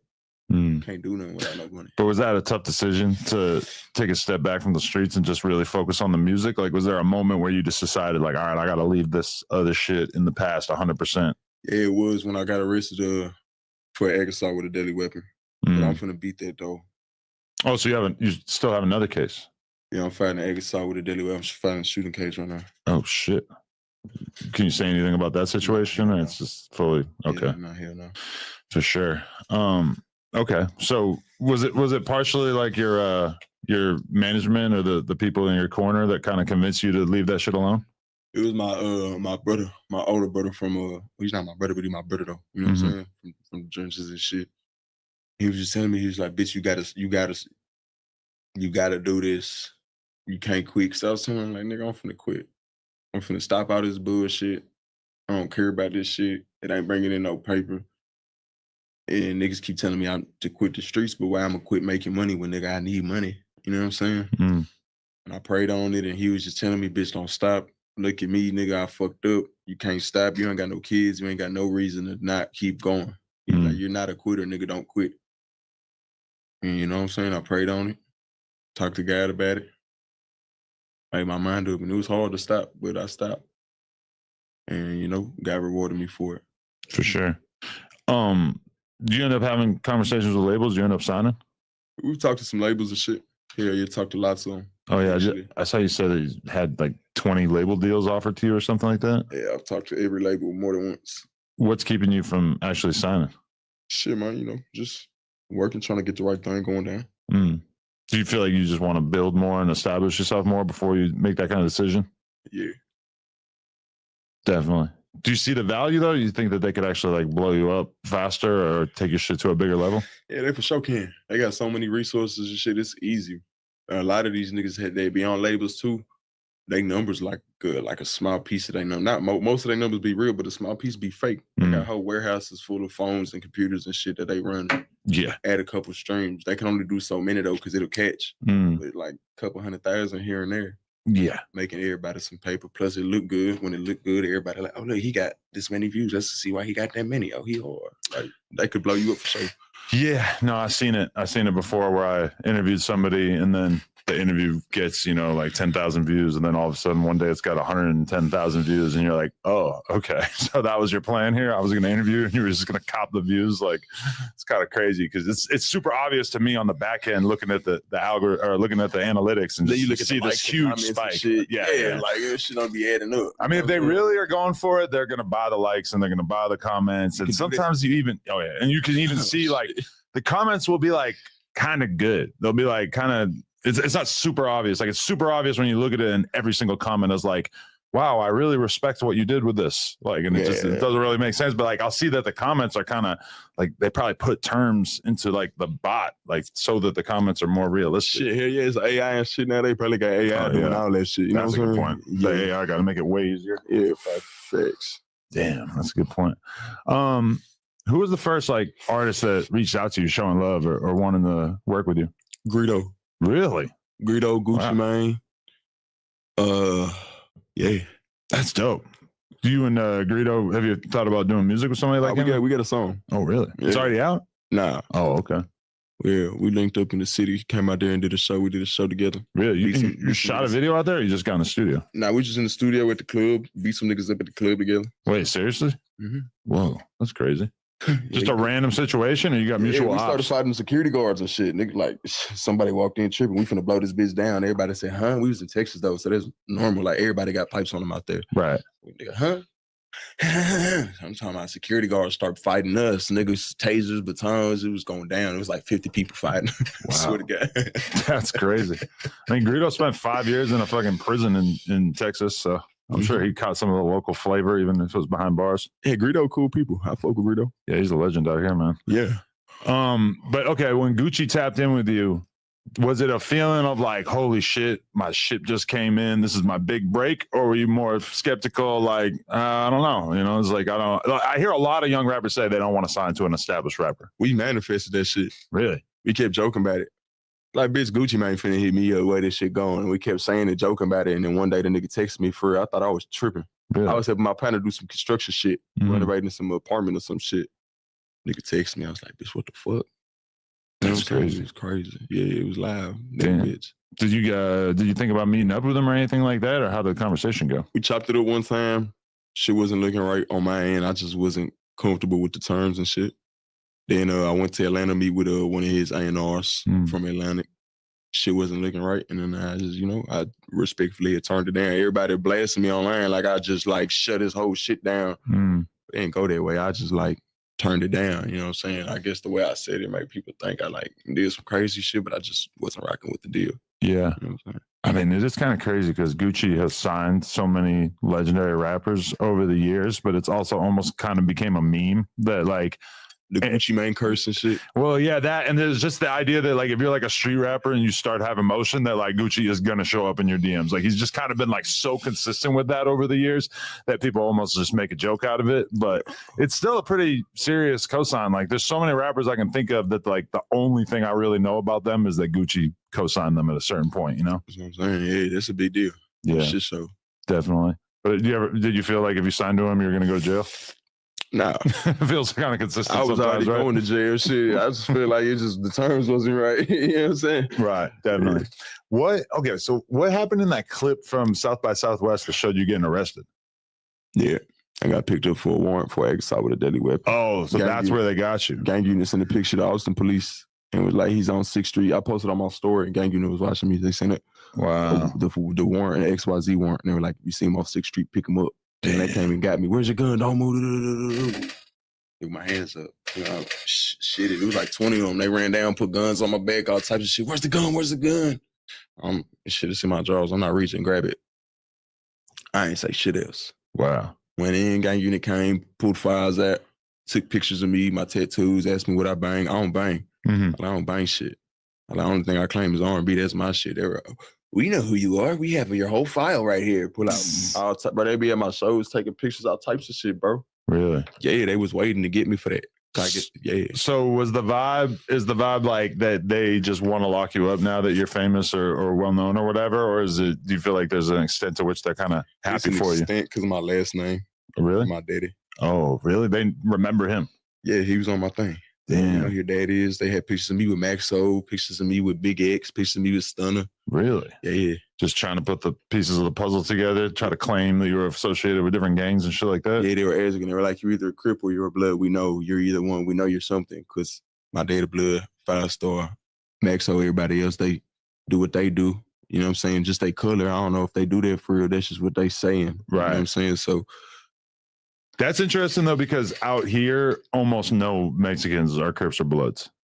They got their own thing. Yeah, that's facts. But in Texas, it's like a lot of Mexicans are Crips or Bloods too. No, they just ride under the foot. They ride under the colors. You know what I'm saying? Type shit. Interesting. So you never were tempted to join a gang officially when you were a kid? They almost put me down. Really? They were finna jump me in. What was that conversation like? I was with it. You were excited about it, or not really? Kind of whatever. With it though, it was gonna feel good to be not by myself in the streets. You know what I'm saying? When I'm going against niggas that's clicked up and shit. But went, got it. You know what I'm saying? We did what we had to do. Got it ready. I was ready to go. And I guess he was just testing my heart, like testing my gangster. Really? You know what I'm saying? So he had second thoughts, or you did? He did. But you think that was the play all along? Was he just kind of wanted to see where your head was at? That's what I'm saying. I think he was just doing the heart check. Damn. Yeah. But I passed though. That's interesting though, just because like I feel like, I mean, there's a version of being in a gang that's like chill. It's just a association, and then there's a version of it where you got to do some crazy shit. That's what he was telling me. He was gonna put me down as a soldier. Oh wow. So I wasn't even gonna. That's why he was really trying to. And he ended up saying like he didn't want to do that to me and shit because he'd already started getting sick at that point. And he was like he didn't want to do that to me and shit because he knew how I was, and he basically was like, he knows I'm not the bravest, boldest, toughest nigga. I'm not invincible, but I don't care either though. Like I go and face 50 niggas and get killed about it. Like I'm typing, you're gonna have to kill me, gang. Like, especially to your dad. It's like the number one person that you don't want to look like a bitch to. And I didn't give a fuck. Straight up. Really? That's just where my head was at the time. I was young, fresh in the streets, thugging nigga, mad at everybody. I ain't care. You know what I'm saying? So I was on one. So your dad's still around? Yeah. Oh, okay. He fucked up still, but yeah, he's still around. Okay. But the sickness, is that kind of like just changed who he is as a person? Yeah, now like with my brother and sister and shit, he be there for him and shit, buy him shit for their birthdays and shit, and do all that type of shit for him. I'm happy for my siblings and shit. Do you feel like he's proud of you? Like, how much do you guys talk about your success? We talk here and there. And does he seem like he's proud excited about it? He gets it? Yeah, he said he's proud of me and shit. He's glad that I ended up going down a different path than what everybody thought I was going to go down. That's dope, for You know sure. what I'm saying? Do you feel like you got the whole city on your back where, like, there's just, if there's not as many people who have been successful from there, it's got to feel a little bit more important than you make it? Shit, I got the city on my shoulders. They ain't on my back. They on my shoulders. I'm trying to push them up. I ain't no burden on me. You know what I'm saying? They ain't holding no weight on my back. I'm pushing them up. You feel me? Definitely. Yeah. I'm so used to when I start looking into a rapper that they've got ops and that the ops are talking about them. And like so many times when I look up a rapper's name, it's like I end up finding a song by their enemies, making a song about them. But I didn't really find anything like that about you. You ain't. It hasn't really got to that point? You ain't going to find that. Okay. Because they just don't exist, or they don't exist. You haven't pissed off enough people? No, I piss people off. They just ain't here to talk shit. Right. Oh, well, long live them then.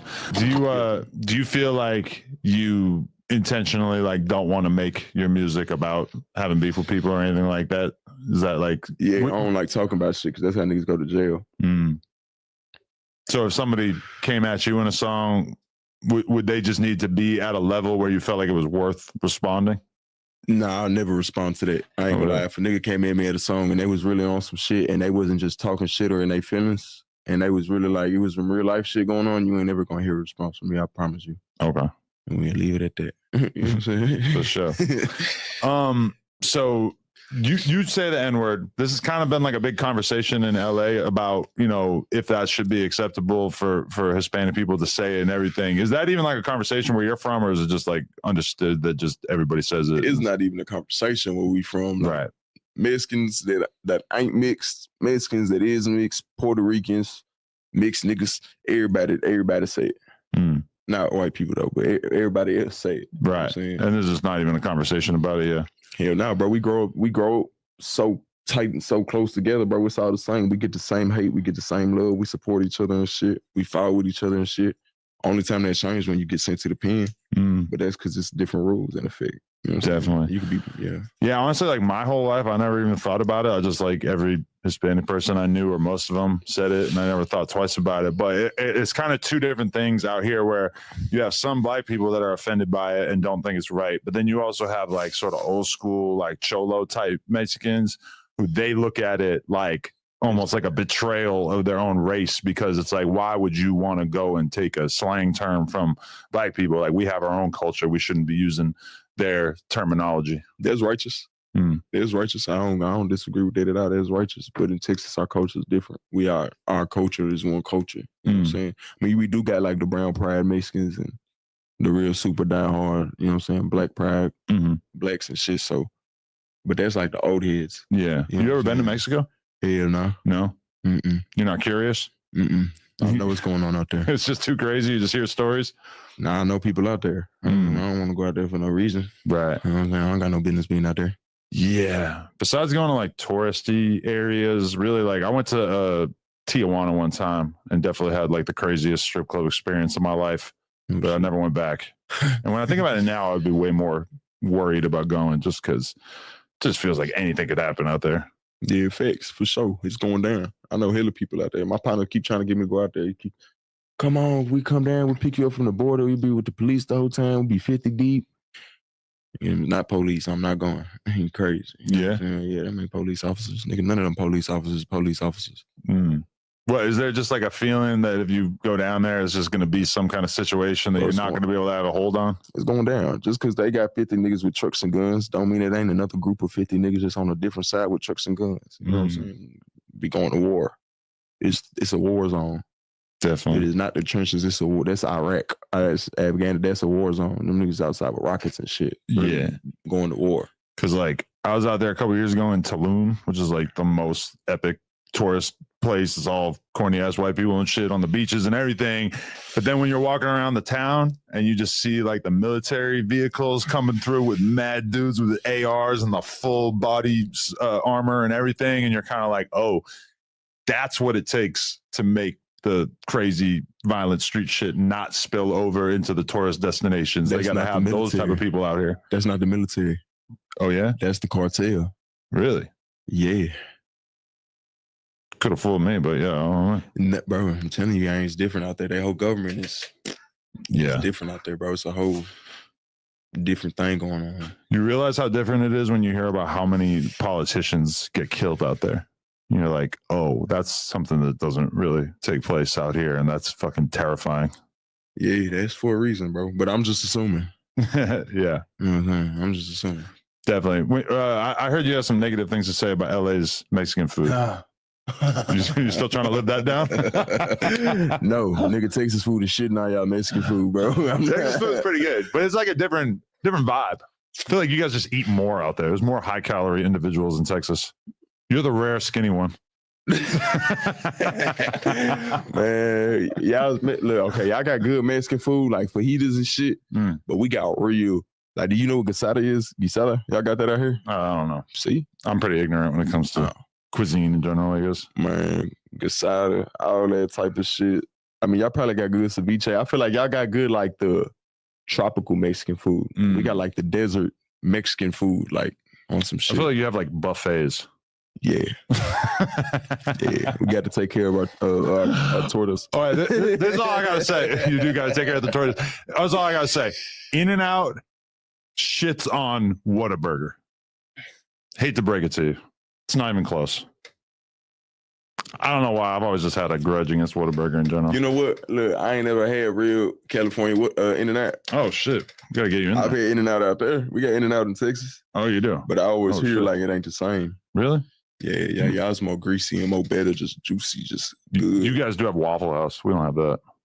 Yeah, Waffle House gas, but I ain't gonna lie, I like Roscoe's more. Roscoe's is good, yeah. I just ate Roscoe's, like, just right now. Something about Waffle House just being everywhere, though. Man, it's really not everywhere. Really? Yeah, it's everywhere, but it ain't everywhere. Like, yeah, I guess it depends what area. Yeah, definitely. So I did want to ask you about there's one legendary gangster coming out of Texas right now that I've become a fan of, D. Kane.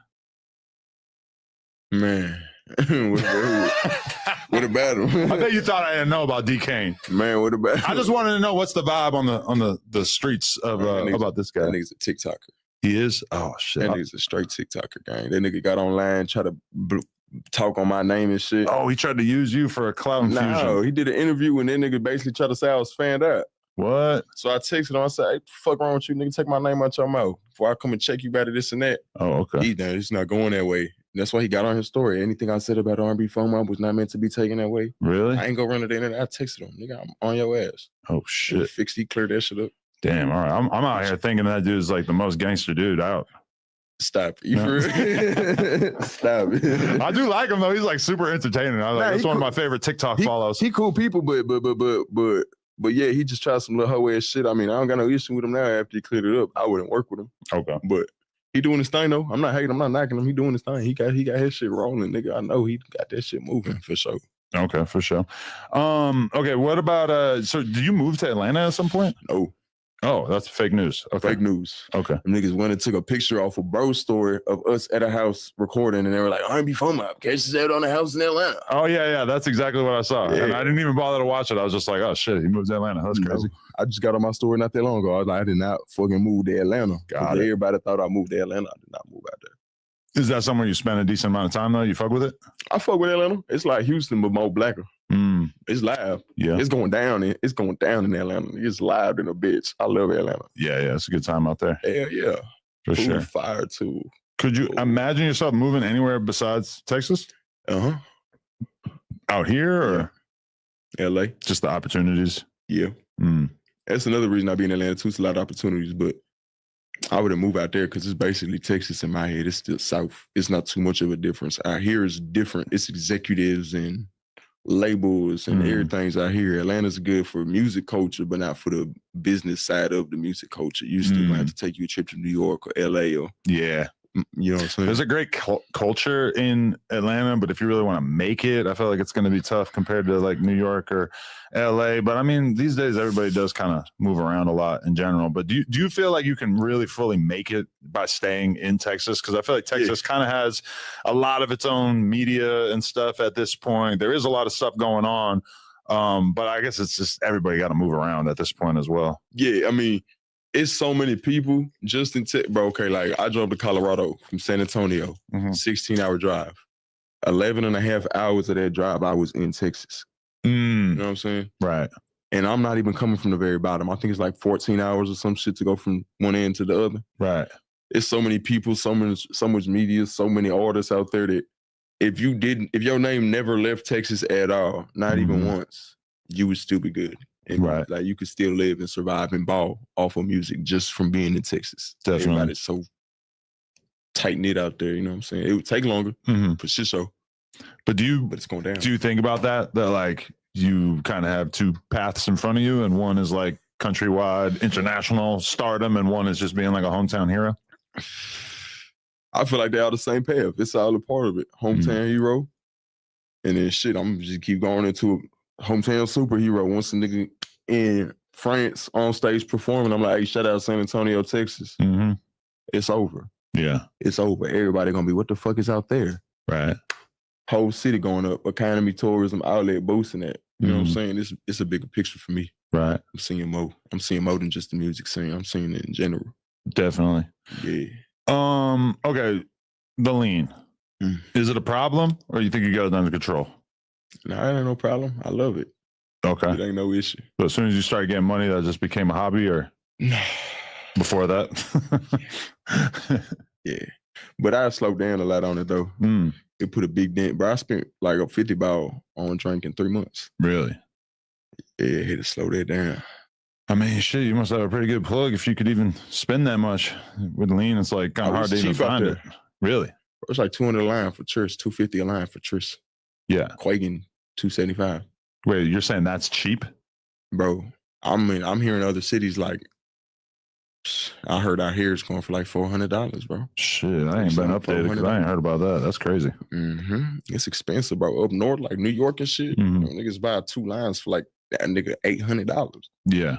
I get a whole half a pint for $800. Damn, that's crazy. Yeah, for sure. But do you like? I feel like that's kind of like a Texas thing of drinking lean in more of a gentlemanly style where you just don't get completely fucking loaded and drink like insane amounts of it. I feel like a lot of dudes in Texas, like I heard Paul Wall say that before of like in Texas, we know how to control ourselves and we don't go nuts with it. So we don't end up having as many health problems as perhaps people in other states. Yeah, facts. We grow up around it. We see everybody on it all the time. Like, we put that shit on our blunts, on our black cigarettes. You dip your shit in there, smoke it, all types of shit. So for us, it's more like if I had like, let's say this is lean, I'm sitting here sipping it. It's the same thing. It's like a cup of bourbon on the rocks. You know what I'm saying? You just sip on it. Yeah. Taste, get your little high, get your little buzz, and you cool. Yeah. You might have like 3-4 more, but I mean, shit. Yeah. Man, to each his own. I remember when I interviewed ESTG that he pulled out a blunt and then he pulled out a 5-hour energy because I think he had just got off the plane and he started putting whatever was in the 5-hour energy on his blunt. And I was like, what is that? And he was like, he told me it was 5-hour energy and I believed him for some reason. He's like, yeah, this gives me a lot of energy. Yeah, it's 5-hour energy. You know what I'm saying? And I think about it now, I'm like, wow, I can't believe I didn't put it together. Yeah. That was kind of embarrassing in retrospect, but this shit go down. You get right through anything with that bitch in there. Yeah. No, yeah. The little shampoo bottles too, I heard is crucial. I don't want to give the whole game away, but I ain't never heard of that. I don't know. Hey, 5-hour energy though, to wake you up. You know what I'm saying? Thanks. Are there any Hispanic artists in LA that you would like to collaborate with or that you listen to? Shit, I just did something with Bravo the Bag Chaser. Oh yeah, he's hard. I did something with Faye, 300 from Fresno. Oh shit, shout out to Faye. Yeah. Me and Peso talking about something. I think right. Peso. Peso is my number one draft pick out of LA. I think he's He the going hardest hard. one. Play so hard. I fuck with his music. R.I.P. Moneybag Suede, because he was always pretty much. I thought he was the GOAT at a certain point too. Yeah, that's my boy partner. Yeah, rest in peace to him for sure. Yeah, shit. But I don't really listen to too much Cali music. Really? Yeah, I mean, well, now I'm lying, but I don't listen to like Hispanic artists from here. Besides, I listen to Peso. Okay, yeah. Who's your favorite rappers currently in general? In general, like if you were driving around, what you're most likely listening to? Shit, I'm probably playing some Wayne or some Rio. Shout out Rio. Or shit, it just depends on my mood. I might be bumping Sade, nigga. Right around with that thing on me, nigga. Sade bumping. Man, the taste right there. Yeah. There's a new Wayne album I haven't actually got a chance to listen to. It came out last night. For real? Yeah, he finally dropped. Yeah. I'm finna go bump that hell right now. Yeah. I swear to God, I'm finna look it up. I don't want to let you down by telling you what people are saying about it on Twitter, but nah, I don't give a fuck. I'm gonna figure it out for myself. Yeah. I'm trying to not like I keep reading these tweets and being like, all right, I gotta listen to myself. I'm not gonna let you guys like change my opinion before it drops. Oh man, say it ain't so. But definitely. Okay, so what you got coming up? Anything that you're excited about, or any moves in particular that you're planning on? Shit, it's a lot. We got a lot lined up. A lot of music finna drop. A couple albums, a mixtape, singles, videos. We got shit stacking up. Then we finna start dropping. Hell yeah! Back to back shows. We finna end this tour. Probably start another one for the year ends. That's what's up. Got it going on. You're not scared to hit the road? You're trying to do that as much as possible? Hell no, I ain't scared to hit the road. Look, that's a big change. It used to be like if you blew up as a rapper, you just had to be on the road all the time, and now it feels like rappers just kind of just like stay home more often than not. I've been on the road. Shit, bro, ain't even. This is first time back out here at home in like 2.5 months. Really? Niggas been beating that road up. Nigga live from right 8, 9, 10 hour drives, fading them 5, 6 hours, 4 hours, fading them back to back. Getting to the money, huh? Getting to that paper. That's what's up. I like it, man. Yeah. Shout out to you and everything you got going on. Everybody, go listen to my man, R&B Phone Mob. You feel me? Tap in. Texas. Yeah, John from Texas. I'm about to be out there in a couple weeks, so let me know. I'm gonna hit you up. Yeah, for sure. Let me know. All right, everybody, go turn him up. No Jumper, coolest podcast. Like, comment, and subscribe. Bitch, I'm from Texas. Yeah.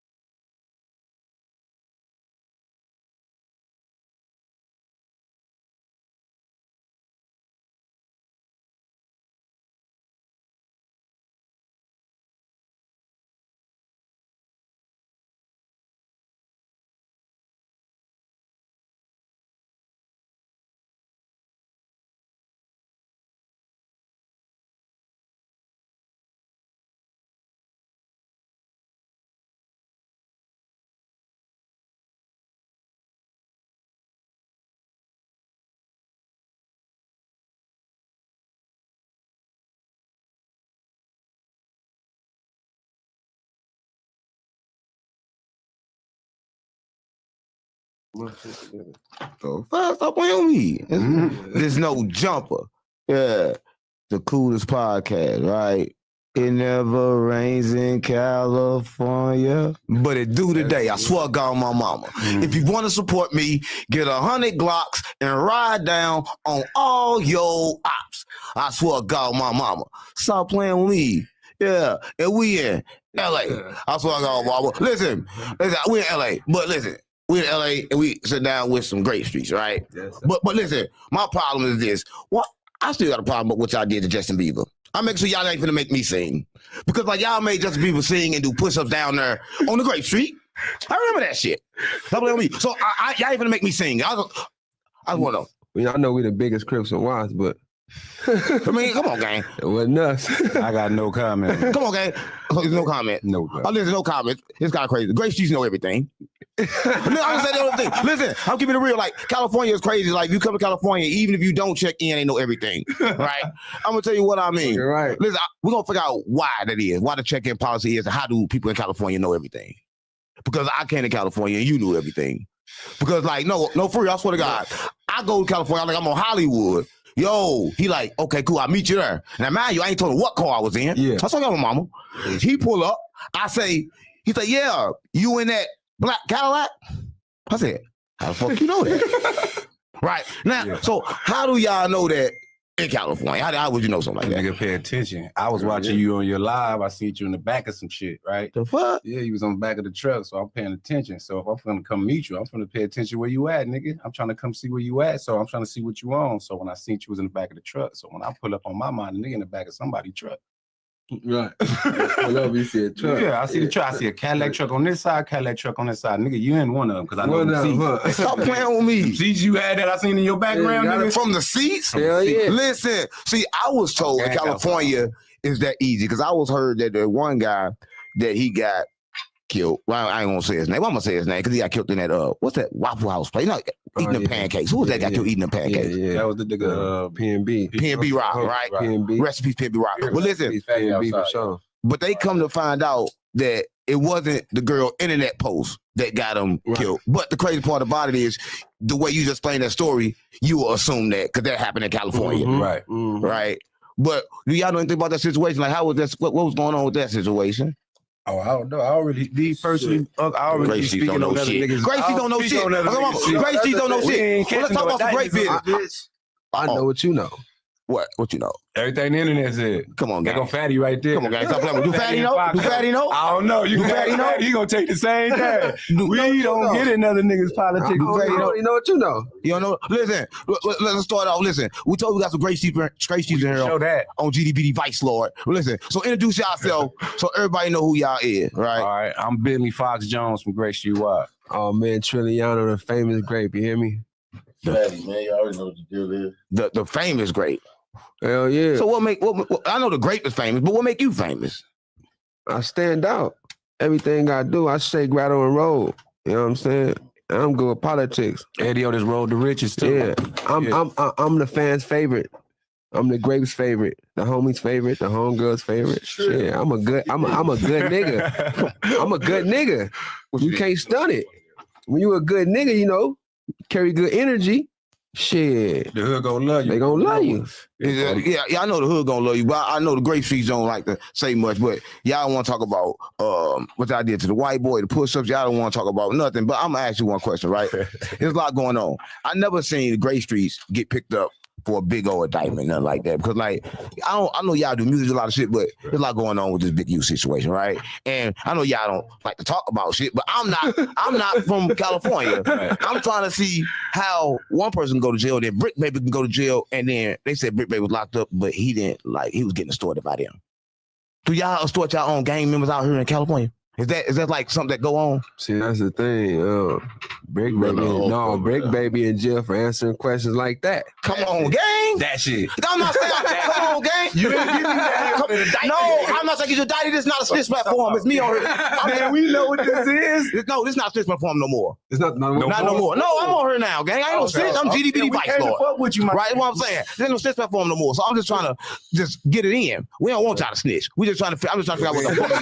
No, I'm keeping it real, gang. I'm trying to figure out what's going on in California. right? I know I'm good. And people like, listen, back to that. When I met Brick Baby down here, you was with me. The first time I ever met Brick Baby, and I told that story. I told him that he met us down there. I forgot where we was at, but I had my chain on. Yeah. And he was like, man, you should have your chains on in California. But then when he saw who I was with, he said, no, you can keep your chain on. Yeah. So what's this things about chains in California? Because I see he got one on. Yeah. How could he wear one and like nobody else can't wear one in California? He from here. Yeah, see, I'm from here though. I know the ins and outs. Like you said, like how he knew he was in that car. Right. Yeah. I pay attention to everything. I've been around here so long. That's too much paying attention though. Shit, no, it ain't. Come on, guys. No, it ain't. Got to No, it observe, ain't. man. You got to observe. No, it ain't. Everything. Right, but back to the You chain. don't regret it. You don't regret it. For everybody watching, it's like kind of like against the law to wear a chain in California because they're gonna follow you and take it from you. For sure. Come on, you say for sure like that shit good. They will. Stop playing with that. Ain't You know what good. they do. Yeah, that's good. But listen, I want to find out why. The YN was telling me why, so I just want to know why. I mean, that's anywhere though. That's anywhere. Anywhere is a ghetto. Right. Shit, if somebody hungry. They ain't doing that in St. Louis. No, St. Louis, everybody got wear around with their chains on. I mean, they do, but you can still wear your chain in California. Everybody got a chain, tucks it in. You No, this happened to that boy, man. Just got shot and robbed. Then this shit. Too. hold on. In California, everybody tuck their chain in as soon as they get here. That's what I'm talking about. Y'all act like y'all like out here, nigga, you faster to get got. Right. That's why. But in California, one thing about California, ain't nobody riding around with the guns. Like, so y'all do like a squabbling shit. So y'all stab shit. No, it's a little bit of everything. You heard what 50 said. You remember 50 said? You heard 50 said about them Grape Street gangsters, G'd up, roll that weed up, then get out of line, get shot, stab, jack. Yeah, back in the day, California would do a lot of shooting, but now I think they do a lot of fighting. Right? Everybody talking about squabbling. It depends on the situation. Because I think I want circumstances. For the sake of this, I want to say this. Get that. For the sake of this, I want to say this. I'm from St. Louis, and the first time we ever seen like drive-by shootings came out of like California, right? That's the first time like this gangster shit. Yeah, California, right? So I want to say y'all kind of like started this gangster shit, but it's like y'all the only ones that like y'all don't do a lot of talking about it. Like you got Chicago, motherfucker, talk about it. You see what's going on? Why these niggas steady talking and shit? It ain't what you talk about. Sometimes, my nigga, they can get you indicted out here, my nigga. It's like who you surrounded by and the shit, how you moving. Right. So it's all how you moving. You know, pop your shit. all you gotta all do that is- talking about that other all shit you that gotta- get that nigga in some trouble. We don't like to do that. All you gotta do is say you know something. Like talking about Brick Lady. Get it started. You only talk about that. Brick Lady. That ain't my business. I'm from Gray Street. That's Right. 60. When we G-slide. You feel me? Now, if you was talking about the Gray Street, remember I might can say something about all the Gray Street. I ain't finna put his business out there and really talk too much about another nigga business anyway like that. Like that ain't my. But all the grapes I know solid as hell. I don't know no grapes to talk about. Yeah. Right, I'm just keeping it real, right? Yeah, man. Listen, every time I come to California, I'm gonna let y'all know I've been tapped in with grapes, and like you really can't make it in California unless you tapped in with somebody. So I don't advise you to come to California unless you tapped in with somebody. So when y'all heard me say GDBD Vice Lord on Crip on Blood, because I'll be with the So grapes. hold on up. So you think Big U innocent then, right? Listen, this is what I think. I think Big U is gonna go to jail because they're gonna use the Friday movie against him. Cause that's what mama. Cause Debo was him. Oh, that wasn't him. They're gonna use that movie in court.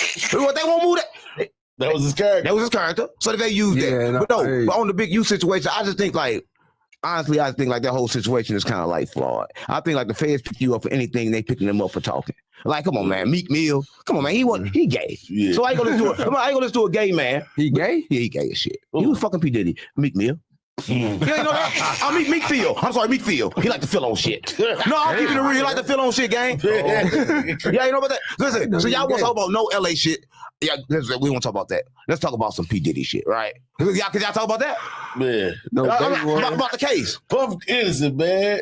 No, they say he's Puff. Fuck all that. So y'all, what y'all think about? Think Puff Daddy gonna get out? What you think? Yeah, he got that money. He gonna get out. He gonna get out. How? He got that bread, man. I mean, you feel like he think he guilty? No, I feel like man. Listen, I feel like he guilty once they pick you up. Ooh. I feel like you get to once they pick you up. They picked up Bill Cosby, nigga. They let him go because like they recalculate his income. He ain't make enough. He had to get out and make some more. That's what mama. This is Illuminati we talking about, gang. I don't know. That's what I'm saying. That's what I'm saying. You know. Yeah, I'm half Illuminati, half street. You know he gonna get out. Yeah. You know, I'm I'm half Illuminati, half street. I'm half the reason why when I be with y'all, I'm street. But when I leave, I'm Illuminati. Okay. I believe. But it's not a snitch platform because y'all won't do no snitching. No, But it used to be. For everybody watching, there's no longer a snitch platform. There's no jumper. Right? We don't do no snitching. Especially when I'm right here. Hell no. Right. So what that 24 mean? 24-hour boys. What the fuck that mean? 24 hour. 24 hour. 24 hour. 24 hour. Legal? What the fuck? No. We do this shit for 24 hours, around the clock. Non-stop. This shit don't stop. Everything. What you do for 24 hours? See, that's that right there. What? Come on, gang. I'm trying to know. No. Realistically, okay, so 24-hour boys it's the group, man. You know what I'm saying? Me and my dog Hustler brother, 03 Greedo started with us. SAD started, my boy 80, and shout out 80, he was with us. You know what I'm saying? We started off the 24-hour media. It's basically like we were just working hard around the clock, 24 hours, as far as with our craft, the hustle, the grind, and I'm just staying at it and staying consistent. You feel me? So, you know, GD. 24 I'm on Great Street. You know, great. No, listen, but listen, this is California, right? And you is Great Street, right? So yeah. What, just for everybody watching, that like they never been to California. What made you say, you know what, I'm a Great Street? How did you become a Great Street? Like, it's like get jumped in, or how did that work? Oh man, I'm saying I've been doing this shit since the knee high. Grade school, man. So let you in when you young, that young? And we watched it. Stop playing on me. This our little home. It ain't no they. You know, let me get a community. Family, man. This is family. Hold on, so families, mothers, brothers, everybody great. Come on, guys, stop playing on me. Yeah. Born and raised. All So everybody born Great Street? You gotta be born Great Street. Yeah. Come on, gang. Mm-hmm. That's the only way it's gonna work. Yeah. So what's the craziest thing you ever seen, like on a Great Street, to somebody like? What's the craziest thing y'all ever seen over there? No names or nothing. Just crazy shit. The summer jam. We gonna give him that. What happened there? What happened? Summer jam? No, I ain't see it. Man, we tore that motherfucker up. How you turn it up? What happened? You gotta go pull up the footage. Put belt to ass. Put belt to ass too. Well, when you put that, when you type that in, it's gonna be the Great Streets whooping ass at the summer jam. So what happened? The Great Street whooping ass at the summer jam, but what happened? We tore that motherfucker up. So what happened? Ran on stage and tore that motherfucker. That's something you can go watch on. I heard about y'all run on stage. Let's say y'all run on stage. Let's say y'all run on stage. I'm about to fight. But what happened? What made y'all run on stage? Just being us, acting. You know, man. Niggas You know, don't want to let us in certain sections and people. You know what I mean? Man, we moving the crowd, moving the crowd. energy. You know Basically, not a story. They're not a story, but people come to y'all city and don't want to comply. Man, basically, comply. Don't want to like show love. Don't want to do certain shit. Is that it, or is it like something like that? Something like that. Nah, it ain't that. What is it? What is it? They don't want to comply. I'm just trying to keep it real. You go slipping Listen, I worded it different. I just want to know they just don't comply with like. We're like, okay, cool. They just don't comply. If they don't comply, then 100 niggas went up on stage. It's like security more like, y'all niggas are finna let us front row seat, nigga. Y'all in our town, nigga. Fuck. Yeah, y'all out here. So we all deep, and it's 200-300 of us, and we way out here, and our homies ain't got tickets for front row seats. Get down and lay down. If y'all down here, if y'all in our shit, we want front row seats, and that's what we getting, nigga. Get down and lay down. Out the way. I'm good though, right? You on the right side. You with us, you gonna be. I'm gonna make sure you look serious as shit. Stop playing on me. Yeah. Stop run up on me. No, so you said the Great Streets. So it's like that, but it's like that everywhere. It's like that everywhere in California. But I was told this in California. Somebody told me in California that if you from the outside and you come here, and that's when like. So like a Great Street or work with somebody else, kind of like the outsider person, he out of bounds, period. If you like got no ties to nobody, he like open me. That's anywhere though. That's anywhere. I like that in St. Louis. I ain't going to St. Louis without. No, not like that. Listen. I'm not coming out. I'm not going nowhere without letting my folks know I'm coming. Yeah. So if I don't know nobody, safety hazard. Because what I'm not going to do is wait till something happen, then call. See, that's when it's a problem. Right. Right. No. So California not a tourist state, not a place you say you should come to like a tourist, just a sightseeing. No. Hollywood is a tourist city. Yeah. Not how y'all was coming.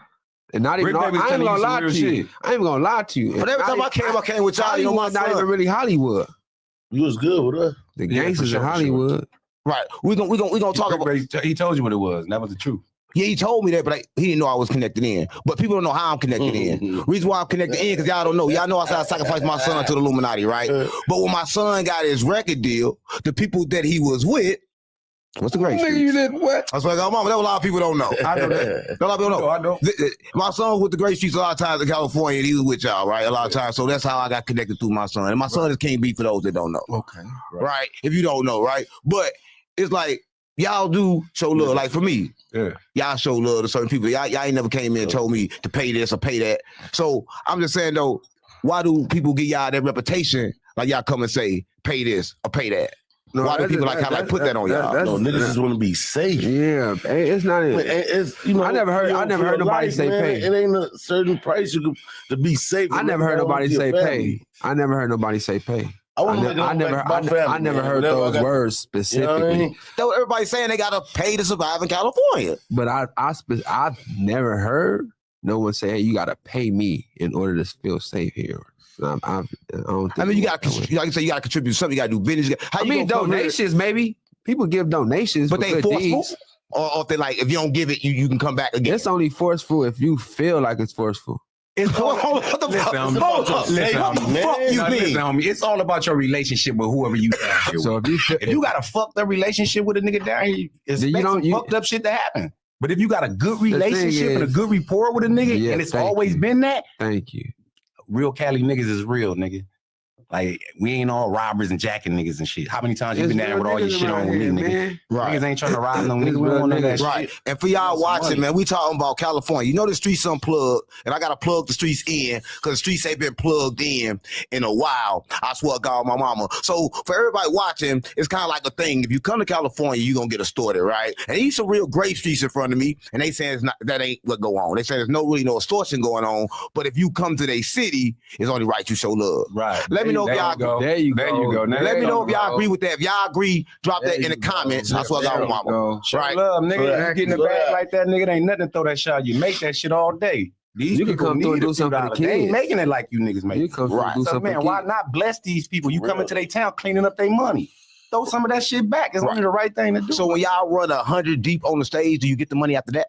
I want to know. No, that mean that y'all done fucked the money off. Like, so you don't want the money after we that? don't even want that shit. So you don't that was built to ask for free. Though. Stop playing with me. So belt to ass, you doing that and you can't come back. That was standing on business. That's That's just all. standing on business. Like I said, Principle morals. it's just principles. Niggas was moving, and y'all ain't moving out our way, my nigga. Fuck security, fuck these Muslims, fuck whoever. This Great Street, move out our way. No, we ain't That's gonna. all No, hold on. We ain't gonna say fuck the Muslims. We gotta say but we gotta say that. I hear what you We saying. gotta say fuck the Muslim because Muslims are for control. That's who was trying to stop They it, for nigga. control, gang. Nigga, you know how old I was? No, I remember- 16. no, I They was remember getting this checked. shit. I understand what you're saying, but at that age, it was fuck them because that's how we was moving. Okay. When the OG homie said, "Get them niggas," I understand it was that. I over. We understand that. I What? understand Hold that. on. Why we talk about that? You got offended when he said something about Muslims. No, I didn't get offended. You a Muslim? No. See, I just respect all religion. Why would you respect religion? At a political Okay, standpoint. great. Okay, all right. Why we talk about religion, right? I want to talk about religion. What if I told you religion was given to you? Religion was here for control. What if I told you that? I believe in God, and God, I believe in a higher being. And what about I'm on that. And what if I told you that the world was a simulation? This was like an atom, and like it's not really physical. You're 103% correct. So then, what if I told you that you can control it with your mind? This is flat Earth. I believe that. Right, a lot of people don't know this stuff, right? This is real, When you be shit. on there with that, I'll be like that nigga on. I'm with you. I'm with you. Right. Sophia and all, and we on that. This for sure. We for sure live in a simulation. Right. Sure. But for everybody watching, everybody confused that we live in GTA. They don't know that we live in GTA. No, we they do. think that this is real, but it's a simulated game. That's what the Matrix is. What? You're crazy. This shit is all numbers. It's digital. So you believe that it's all digital? in code? Yeah, hell yeah. Everything is coded. Yes. And what made you come to the realization that you was living in a simulation? Just more so what what you witness, when as far as you see the things you see, a lot of how we all say coincidences. That's not a such thing. You feel me? I believe in manifestation, and I didn't use manifestations to my capabilities, and got a great outcome from it. So I know, as far as putting your mind to a situation, whether you writing it down, you speaking it to existence, affirmations, all that shit really count. Right. You know what I'm saying? And I done it. And that's why I'm sitting right here and I'm talking to you, talking to the homie. I done been here already. You know what I'm saying? So you've been on Earth before? Hell yeah. I'm trying to figure out when I come back what I'm gonna come back as. I ain't gonna lie to you. That's what I'm saying. I don't want to come back as no bee or no turtle or shit. I need to come back, still 6'3", slonging. You know what I'm saying? Heavyweight. Right, why you gotta come back? A though? joint. Why I gotta? Listen, if I told you a way out, I'm only gonna come back if I ain't finished learning shit. So you only gonna come back if you have attachments. Yeah, I got attachments to. So you gonna come love. back? Yeah, love. You gonna come back because I have attachments to my children. You gonna come back because you have no kids. Everything is a reflection of you. Look, when the light there, I'm gonna walk into the light so I can come back. Why you gonna come back? Why would you come? Hold on. Why the fuck would you come back and get in another body and be locked in prison again? When you put it that way, shit. I mean, you want me to tell you what it really is? Yeah. I'm really unsure. No. I'm really unsure what it is to be to turn around and walk to the dark and not the light. Do you know what it's like over there? Yeah. You died a few times. Yeah, meditation. If you meditate, you will figure out because you're gonna astral project. Like you do mushrooms too. I do a lot of mushrooms. Yeah, then you should astral project. You should know what it feel like to die. I ain't know it felt like that to die. That's what I got. I didn't look at myself before. Yeah, that's it. You out your body. But I was scared though, so I woke up. Yeah, that's kind of like with life. If you scared at the moment when you die like that, you pop up in another body, or you pop up as a tree. If you scared at the moment of death. So the whole thing is to have no fear at the moment of death. You have no fear, you okay. That's what mama. Because you got to recognize as well simulation. I don't know if believing in Jesus will get you there, but I know if you have no fear, it'll get you to the next level. And speaking of the next level, right? What's the next level for the greats, right? Like what y'all gonna do next after running up on the stage, right? Because y'all didn't get paid for that. So y'all hurt and y'all don't get me. Let me do this first. I'm keeping it real. We in California. I ain't got that on. Listen, let's go. Y'all didn't see that. When you with the grapes, I'm gonna jack myself. You jack yourself? I'm gonna jack myself. I ain't got nothing. Hold on. I ain't got nothing. So I don't got no love to give, right? We came here. I ain't got no love to give. But what's next for the grapes? I heard you talking about your music. What's next? Let me get a light. Going to a Shout Out Mafia. Who the fuck is that? Hey. No, I don't know who the fuck that is. Stop playing with me. Who the fuck is Shout Out Mafia? At your LA. Who the LA? Fuck you mean? I can't say that then. I put the Mafia shirt line. That's a Mafia shit? Hell yeah. Oh, shout out then. Is he Blood Crip? What is he? No. What is he, Blood Crip? That's the crew. That's the clique, man. That's my homies. A lot of them. They Mexicans. Yeah. Oh, I'm Mexican too. Listen, everybody Mexican. A lot of people don't know. For real. Listen, I'm gonna tell y'all this, right? Here on No Jumper, black and brown's the same, and I'm gonna tell y'all how, right?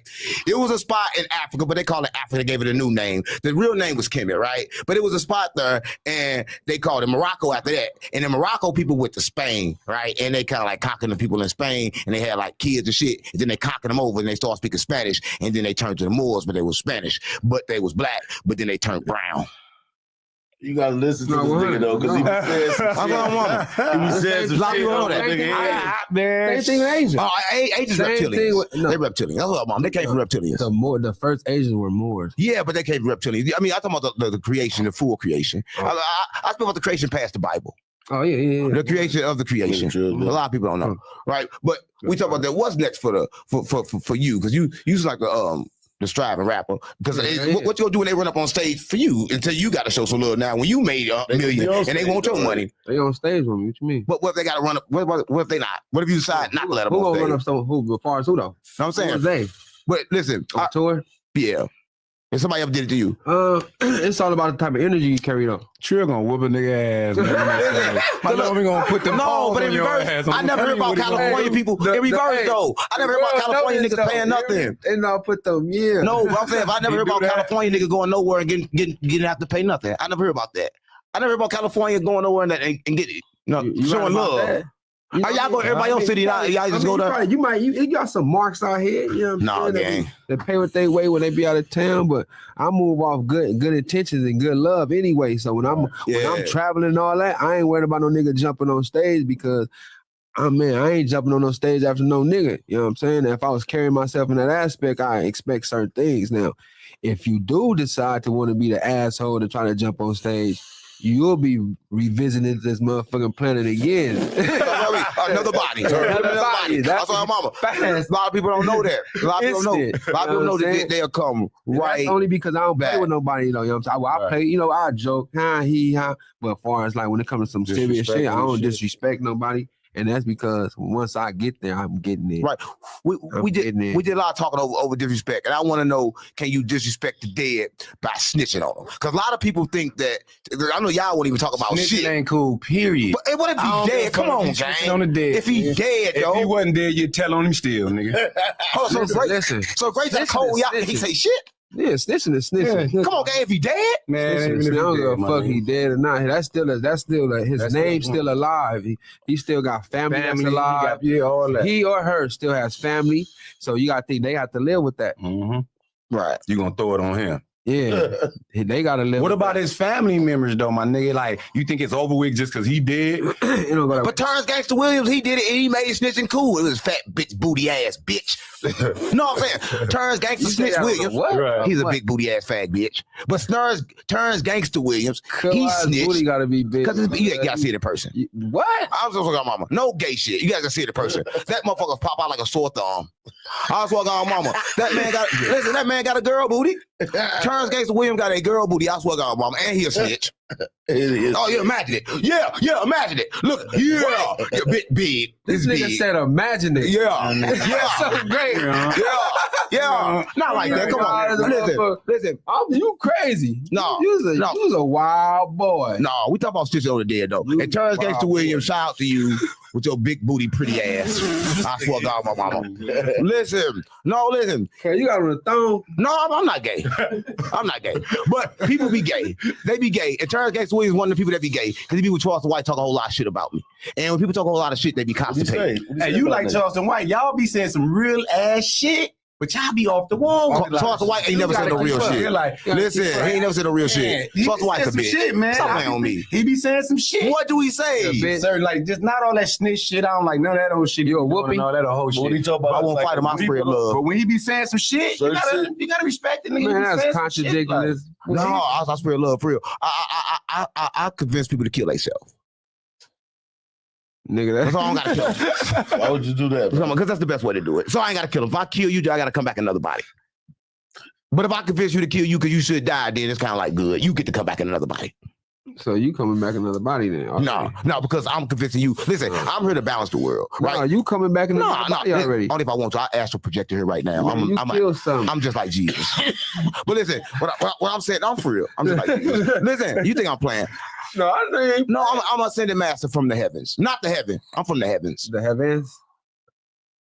There you go with that shit again. Come on, gang. Come on, I'm from the heavens for real. I got locked in this body by God.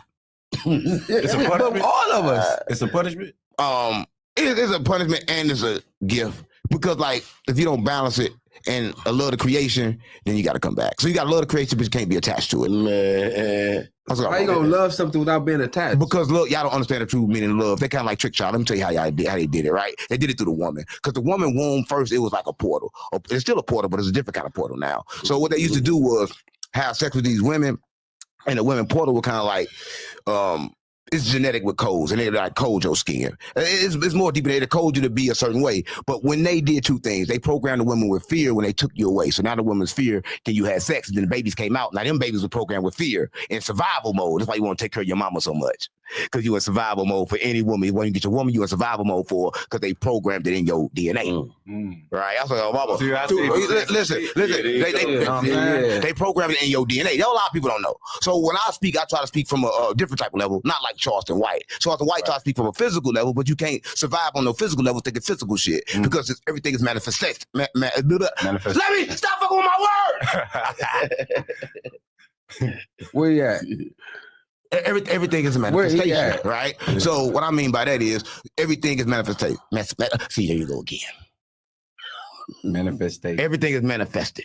So once it come on this plane, it's too late to kind of like change it. So you love it enough to know what I'm gonna let you do what you're gonna do, but I love you so much, I'm gonna manifest another one to make it better. Right? So you got to see what you do, see what you create, and understand what you create, and know that it came from you, whether it's good or bad. Because life ain't about good and bad. Because sometimes it's time for good, sometimes it's time for bad. Like you said, it ain't bad that y'all ran up on the stage. It's bad that they didn't pay, right? Because they knew where they was at, right? So it ain't about good and bad, right? Either way, he gonna think it was good, you gonna think it was bad, but both ways, it was some good thing. Right. That's what I'm mama. So everything got a balance, right? And even to have a voice, you got to talk back. If you don't talk back, I have no voice. That's what I got a mama. So I don't think a lot of people understand that. Oh, I feel that. That's some shit. I like how you put that. Yeah, I feel that. I'm just trying to keep it real, right? But Where do we go from here, right?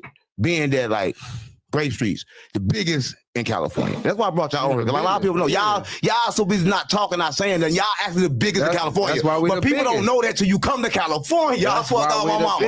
biggest. When you come to California, you know. Right? But outside of that, you don't know because y'all don't do no fucking talking. Yeah. Right, but right here, right now, y'all got a chance to let the world know who the fuck y'all is. That's what I got, mama. On No Jumper, the coolest podcast, man. Trilly, y'all And know, make sure, y'all need to understand from here, I'm going state to state. Right. And make sure y'all subscribe to be a member to watch the full thing because y'all know Adam Cheap Ass gonna drop it in clips.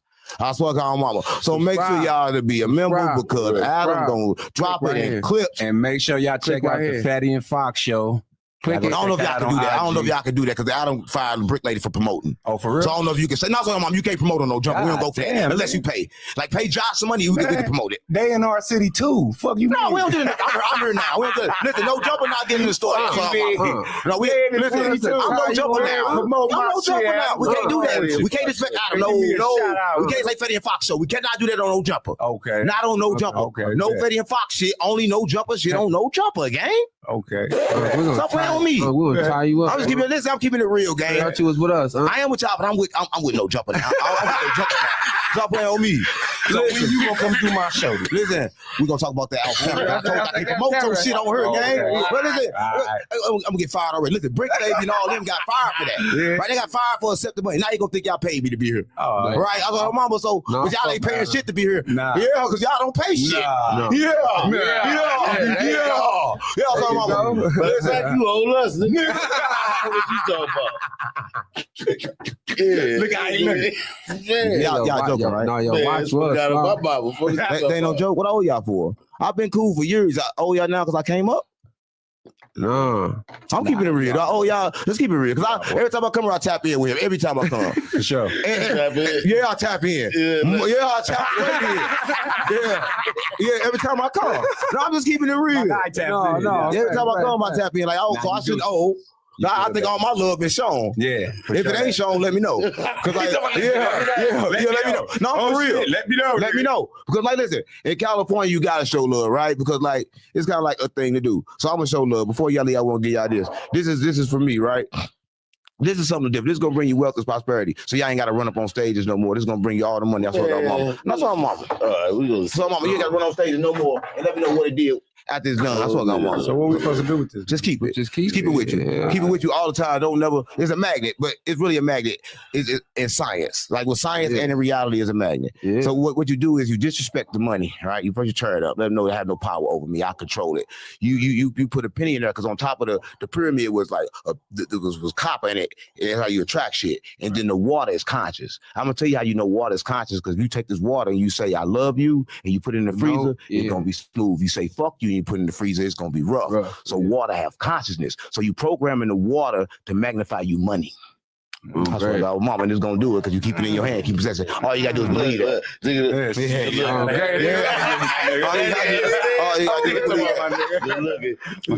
Oh shit! What the fuck was it?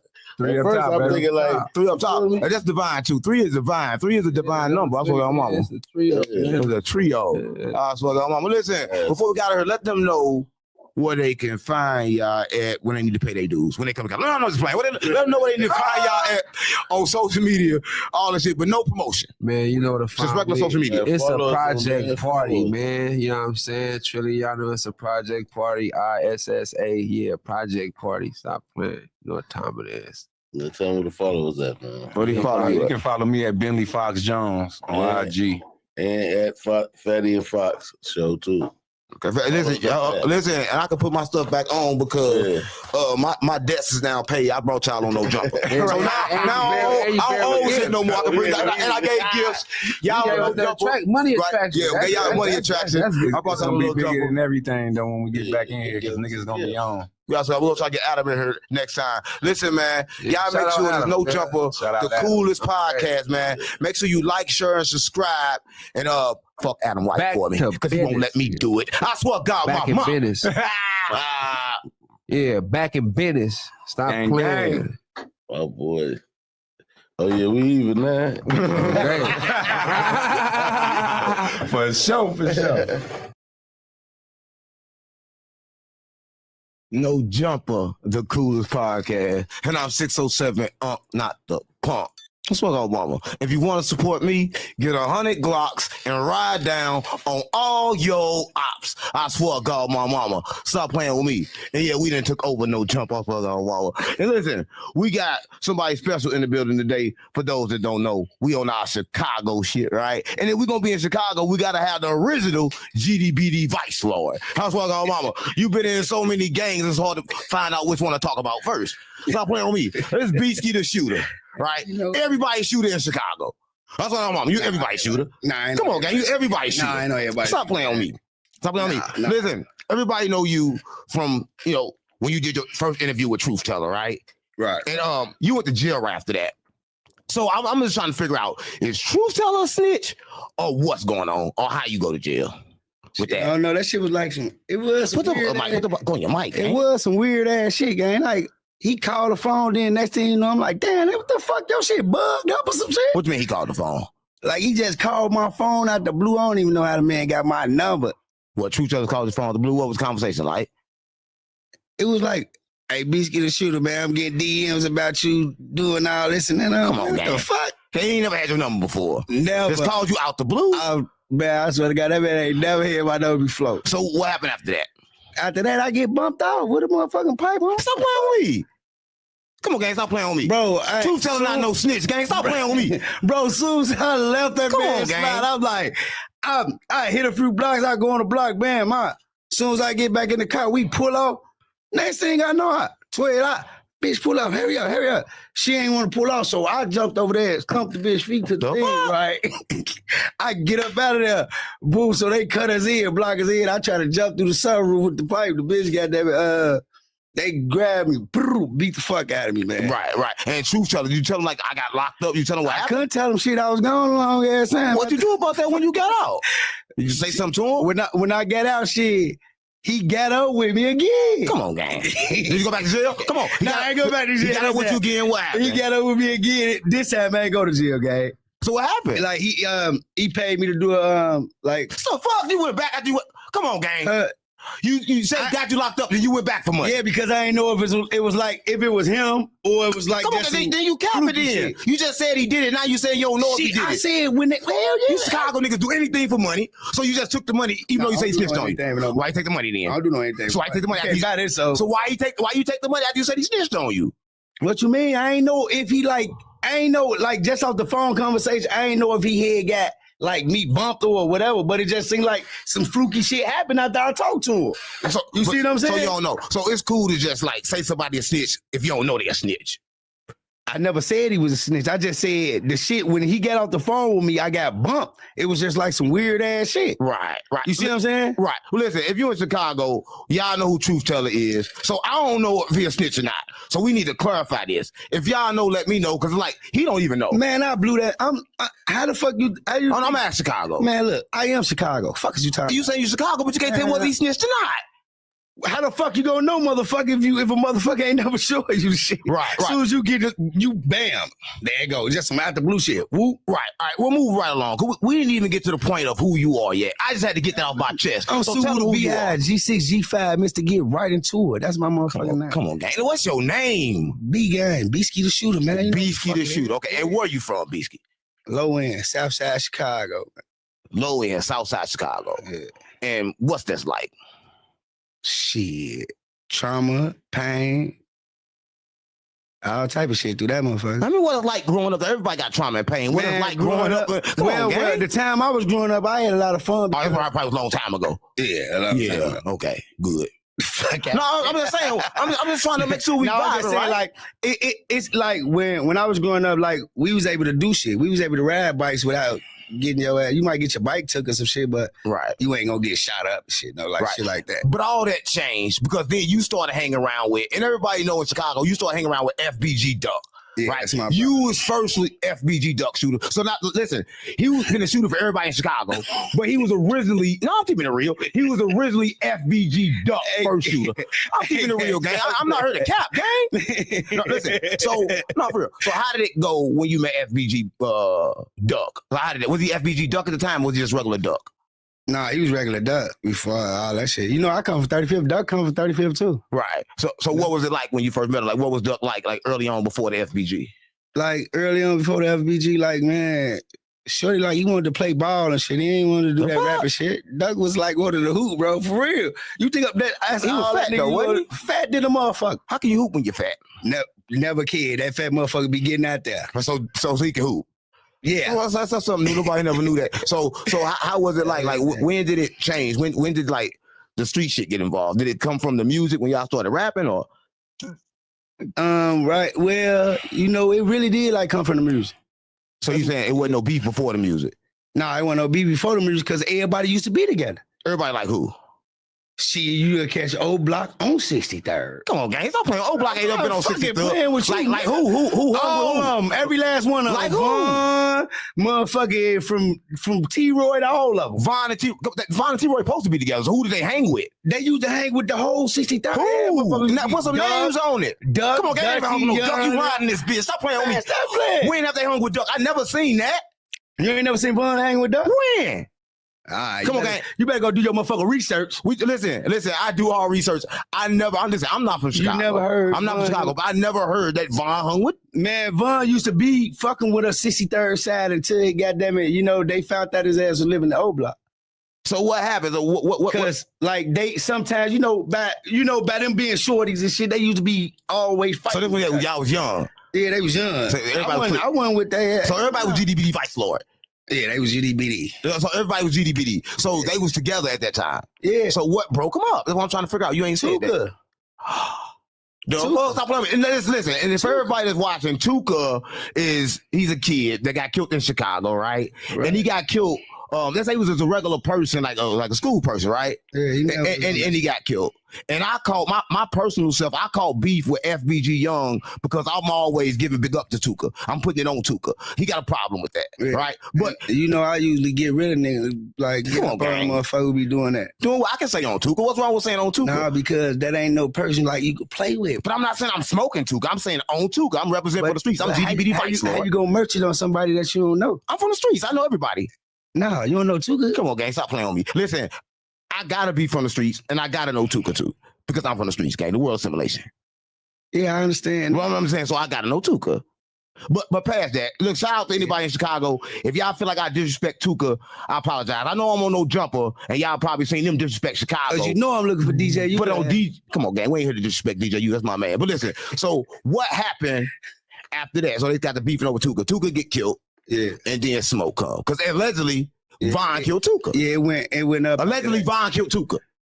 And I don't know about. Come on, gang, it's a shit platform. I don't know about. Come on, it's a shit platform. Allegedly, Vaughn killed Tuka. I don't know if Vaughn did it or not, but at the end of the day, somebody from over there allegedly killed Tuka. Yeah. And then what happened after that? Shit, the city went up. The whole motherfucking world went up after that. You can see this. It fucked up the whole world. If you want to be honest, like killing Tuka, like. It terrorized not just our city. Oh, GD. It terrorized the whole fucking city, like all over the country. You got motherfuckers overseas. Who the fuck knew Tuka when he died? Man, you got niggas overseas. I'm talking about when it happened. Nobody knew Tuka when it happened. I'm talking about when it happened. Nobody knew Tuka when it happened. Nobody knew Tuka after Chief Keef started smoking them. Right. That's why. And guess what? And that shit laid over the whole entire everywhere. Right. So I'm saying that from that point on, I'm saying when it first happened in Chicago, what was it like? I'm not talking about after Chief Keef started smoking them. I'm talking about in Chicago, like what was it like? What was like? Did the beef just go crazy? Like shit, when they used to beef back then, you could just box. Motherfuckers would get busy in the street. What's up? Yo, bitch just want to bump. Let's bump. Ain't none of all of that. No motherfuckers up at Blick, but when they killed Tuka, like it's like you killed the shorty who's going to school, waiting on the bus stop to go to school, and you killed shorty. So motherfuckers feel like hell yeah, boy, everything come behind that. But what I'm saying is everybody is talking about Tuka, but do we have any kind of relations? Because nobody actually was related to Tuka, and Tuka wasn't in no gang, so everybody's standing up for Tuka. he wasn't related to them, but you gotta think that's just like. But he wasn't in the gang either. He was well, you know, he was in the little gang. You know, That's cap. I saw him on camera throwing up GD. That's what now I just you said. You gonna cap say he wasn't in the gang? Did you just hear what I said? Okay, that is. Now good. you gonna listen to what the fuck So I he said? was. So he wasn't no nice ass kid. I said he was a nice kid, but he was a GD too. No, he wasn't. Come on, I saw him on His picture of ass GD. probably don't know no fucking literature. How you gonna be GD if you don't know? You threw it up. You threw up GD. I don't give a fuck what you threw up. A lot of people throw up a lot of shit. Listen. But you gotta know your paperwork. What you throwing up? Well, listen, I'm gonna say this, right? And shout out to Tuka, right? But there's a lot of times people die in the streets, and y'all always want to say somebody innocent. Now, I'm not saying Tuka wasn't innocent, but I saw Tuka on picture throwing up GD, right? So if you on picture throwing up GD, how's you innocent after that? Because guess what? They used to fight. They ain't used to pull no pistols. Come on, gang. You could. So you tell me when they pull the gun now it's against the rules? Yeah. Come on, gang. Stop playing on me. Come on, man. If you heard what Pop said on Friday, nigga. You live to see another day if you box. So nigga. What you talking about? So immediately after that, did the diss song start coming? Pops too, man. Did the diss song start coming after that? Like the diss song start coming after all that? that shit started coming after that. Once Chica started that, little nigga, I'm 300. I was gonna beat. If I catch Soulja Boy, I'm gonna beat his ass too. Come on, we talking about Soulja Boy. We talking about Chicago. Cause he was on that song. We with him, talking about Chicago shit. We ain't here talking about. That's what I'm trying to tell you. That's the song. That's the song that got him. Soulja Boy really who got that Gang, nigga pop fuck off that song. Soulja Boy. I want to talk about Chicago, nigga. That's what I'm talking about. Chief Keef. But he ain't. I'm You talking not- about you not Soulja listen Boy. what the fuck I'm I'm talking telling about you? not the you. Yeah, But I'm saying, but that's Soulja Boy. I'm talking about Chicago. That's who put Chief Keef on to with that goof ass song, bro.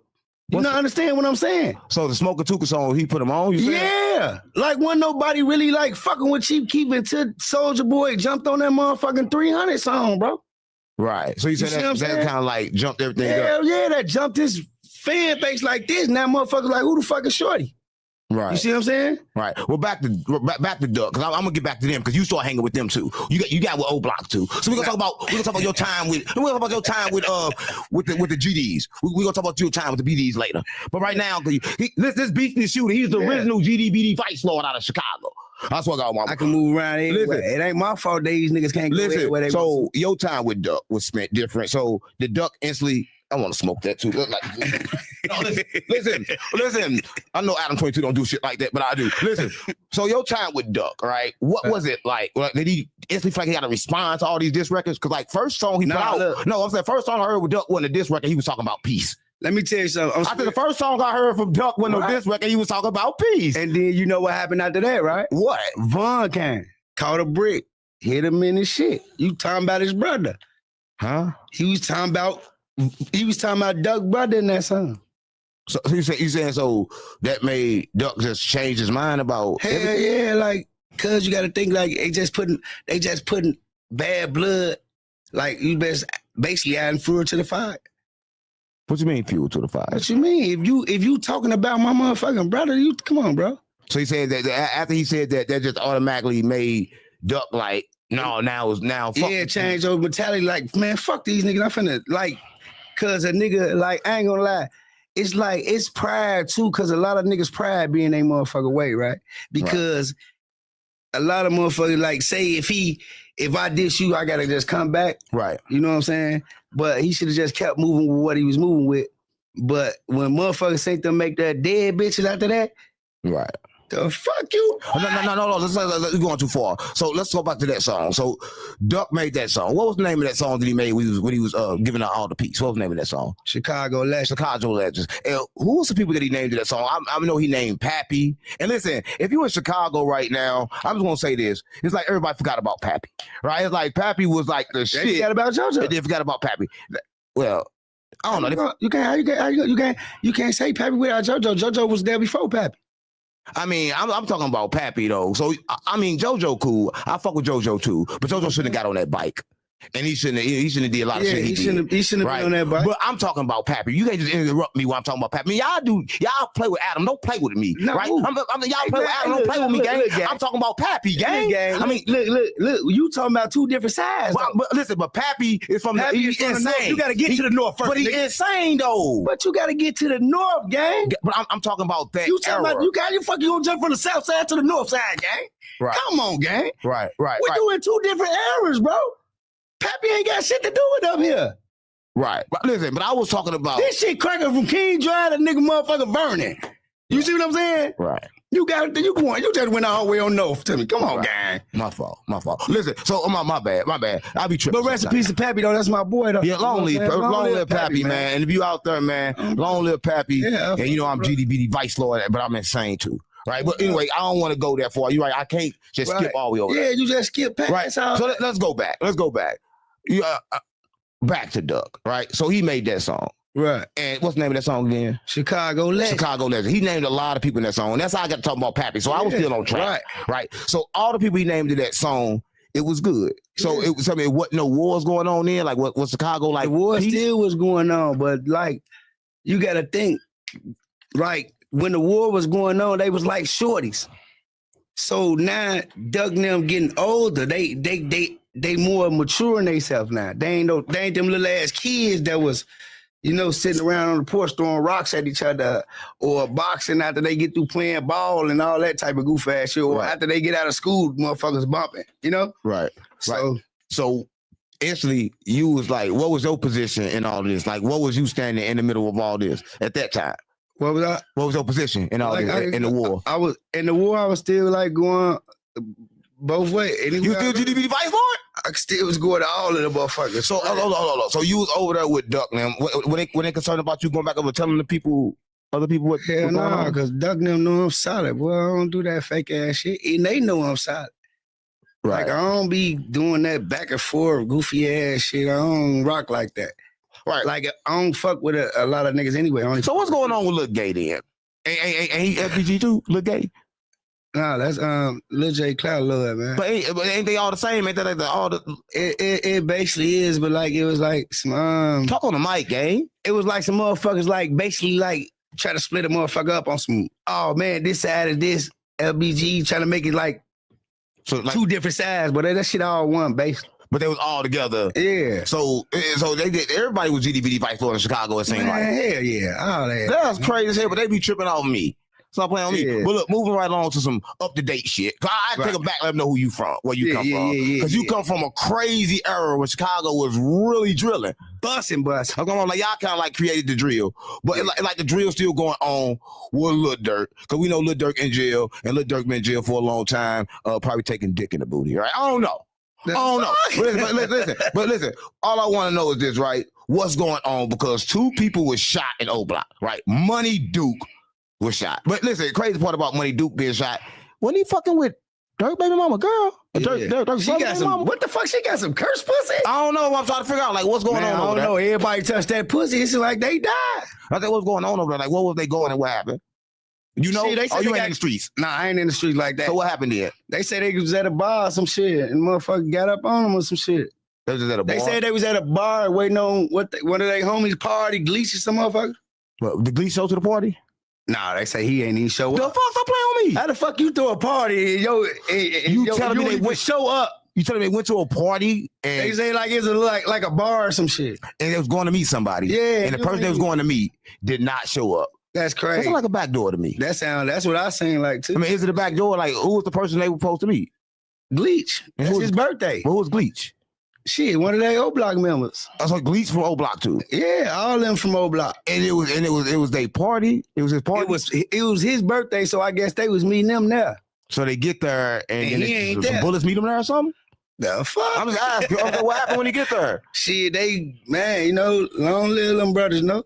My condolences. It was two of them that got killed, right? Yeah. That's kind of strange, right? There's a lot going on OTF because Duty Low was robbed and shot in Atlanta. Damn. Took his chain and shit? Yeah, took his chain. I'm saying, what's going on? O Block, is Dirk sending hits? Trying to clean some shit up? Shit, I guess so. I'm just asking. And shit, I guess they playing with Smurf? No, I'm just saying, what's going on? Dirk finna get out, huh? You ain't know? Come on, talk on the mic. I'm gonna get you out of here. Dirk finna get out, bro. You ain't know that? Listen, how Dirk gonna get out when last time you told me? What you told me last time? You told me that Dirk. Free Smurf. You told me that Dirk killed King Von for $40 million. He did. So how you gonna get out after that? Cause how you just gonna say somebody killed somebody for $40 million and you don't know what $40 million look like? $43 million. Yeah, so you said he killed Von for $43 million. It was some backdoor shit. Same shit just happened right now with the that looked like some backdoor shit with O Block. You see what I'm saying? So you saying Dirk not only backdoor O Block, he also backdoor Von? Hell yeah. For $43 million? The fuck? No, explain. How's that possible? Because everybody know like they was homeboys. They was together. I don't think that's true, gang. I'm just be real. That sounds like some bullshit. That ain't no motherfucker bullshit. That's what it sound like to me. All you gotta do is go do your homework. I don't do homework. I'm not J-Man. I do research. Fuck J-Man. We're gonna get to that. We're gonna get J-Man later. Talk about this, because there's some real shit that you trying to accuse Dirk of murder while he in trial for murder. I ain't accusing no motherfucker of nothing. This is what's happening and what's already out there. So what happened? I'll give you what's out there. So what happened? I'm asking. He backdoored that nigga, man, and got his ass gone for the motherfucking insurance money. What kind of proof you got? Because when Von got murdered, listen, everybody watching this, y'all know this. When Von got murdered, who killed Von then? He got murdered. Nigga, Lil Tim. Get the fuck out of here. Why he out? Why he out? I don't know. Lil Tim Bullet ain't touched that man. So who Bullet did? You know, it's a snitch platform. You know who it is. Who? Dirk Lloyd. You ain't see her right there. You said Dirk Lloyd shot Von. Boy, you crazy. Get this nigga out of here. Man, you crazy. You better pay attention to what the fuck going on, man. You said a lawyer. She been tracking Von down since goddamn it. Listen, she been tracking that man down for the longest, gang. You ain't seen that shit? Come on, gang. Von. Gang, I'm not finna look. All you gotta do, she was at the airport. She met him right there. Bam. She got an ID. Let me see your ID. Why'd you see my ID before you get on the plane? How many times I gotta tell you this shit? But she a woman. How a woman gonna kill a known demon? Now why you right there when I die? Go look at the video. But he's a known demon. Go look at the video. She right there. So what was she at the night when they was all going to the club? All of them was there. So she was there too? No, you ain't see all of them there? You said she was there too? She was there. Dirk was there. All of them was there. The fuck? Dirk was sitting in the car playing Get It Back in Blood. Dirk was not there. Dirk was there in the motherfucker bulletproof truck. You gotta go look at the video. That's how I know you, Cap, because Dirk was on live. He was on live. On live in the truck right there, sitting right there. No, he was on live. The people on live was saying Von shot. Man, go. Right. So he didn't know he was playing. Come on, gang. You niggas cap as hell. And then what song Dirk made? You ain't in? What? What song he made? He talking about my cousin put his ass up in that wood now. What the? You Chicago niggas is fucking man. You don't know what the fuck going on in Chicago. Listen, I know one thing's going on in Chicago. Listen, I know one thing's going on. DD brother is snitching like hell. Oh man, listen. What's going on with DD brother? He called. Listen. If y'all watching this, I know y'all probably know DD brother got caught, right? And when he got caught with like a gun, and he was crying so bad. And told them people, I will tell you on the murder. Stop playing with me. So what's going on in Chicago with this murder? And he was talking about that. Man, that man said, got that. Hey, man, look, he cried. Did I just tell you though? The motherfucking Waynes be doing all this gangster shit. Soon as they get in the police station, did I just tell you this though? So what's going on with him? What happened? What the fuck you mean? He talking about he got caught with a motherfucking gun and you ready to tell on the body? That's what I'm saying. So is that type of shit that happened in Chicago? Hell yeah, all the time. They ain't gonna tell you that though. They gonna hide that shit. These niggas be telling for goddamn it misdemeanors. Right. Do you know anyone in them personally? Who? No, DDO's brother.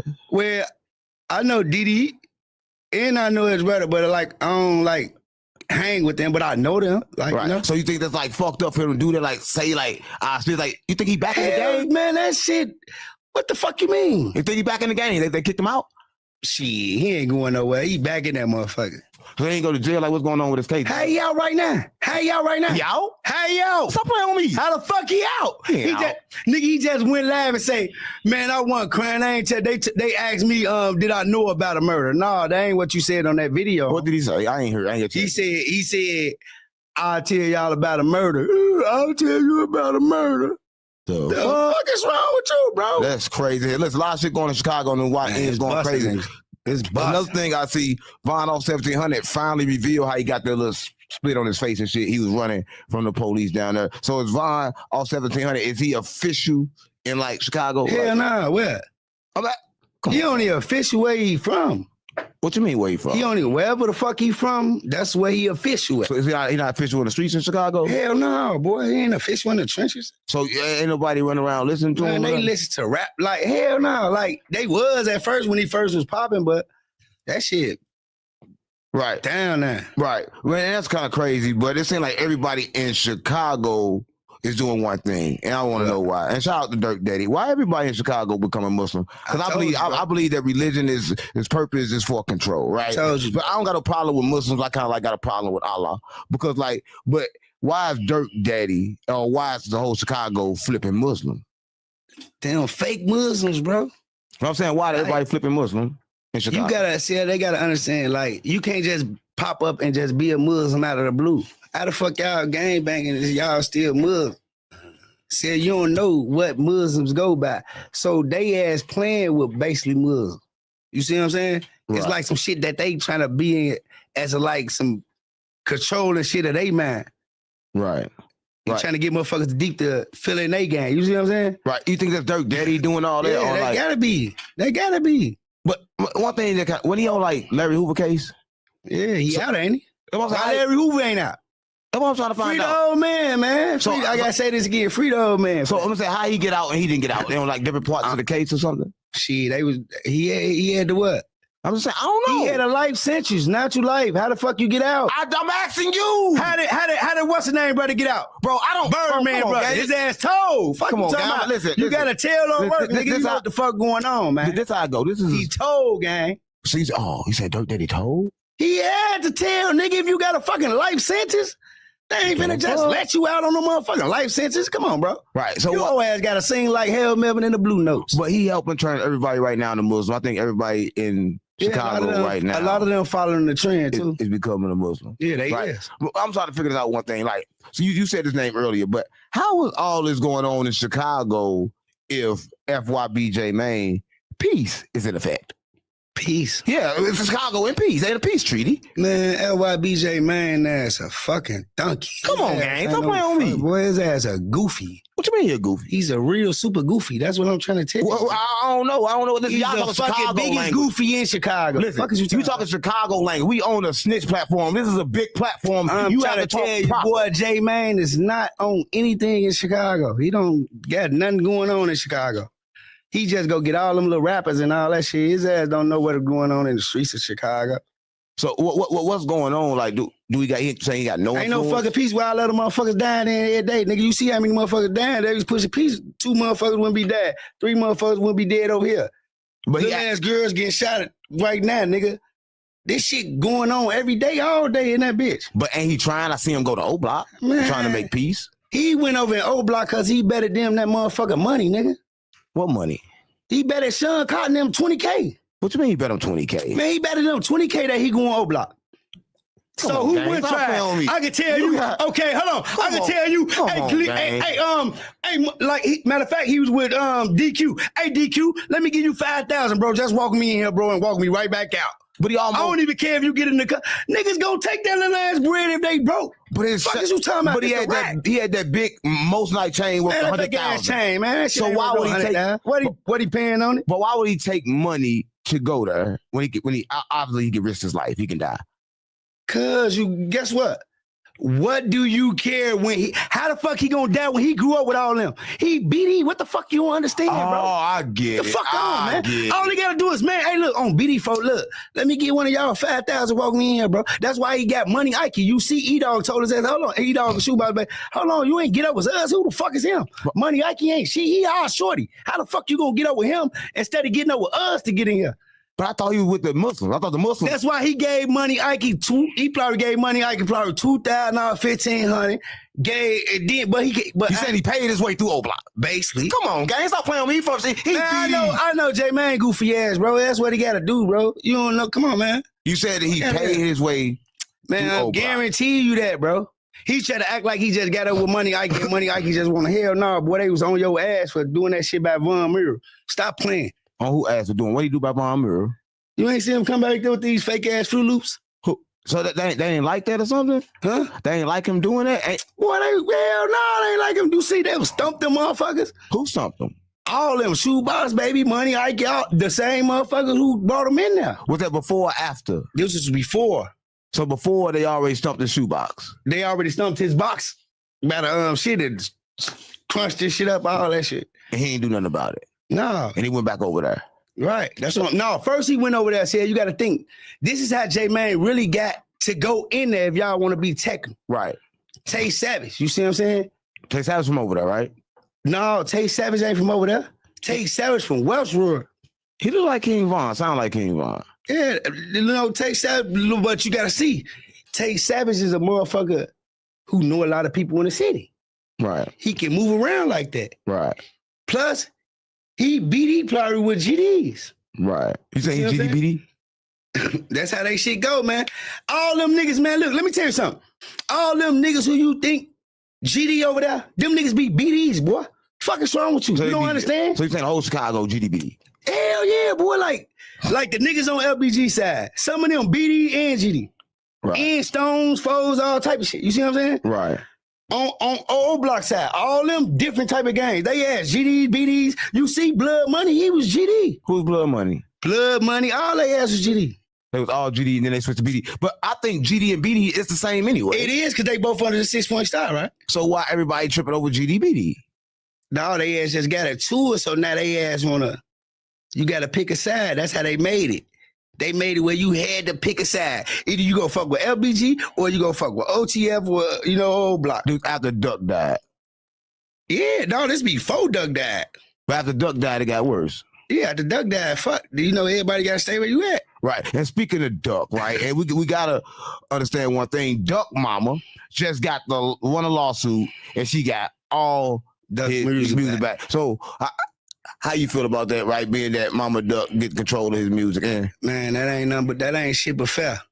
Because at the end of the day, why would the fuck you want to hold on to her son music? Right. I feel like she should have had it in the first place. In the first place. How could something like that happen? How could he die and then she don't get his music? Because Duck here signed a little contract, you know what I'm saying? So, but he signed the contract and he didn't read the shit. Who signed the contract with?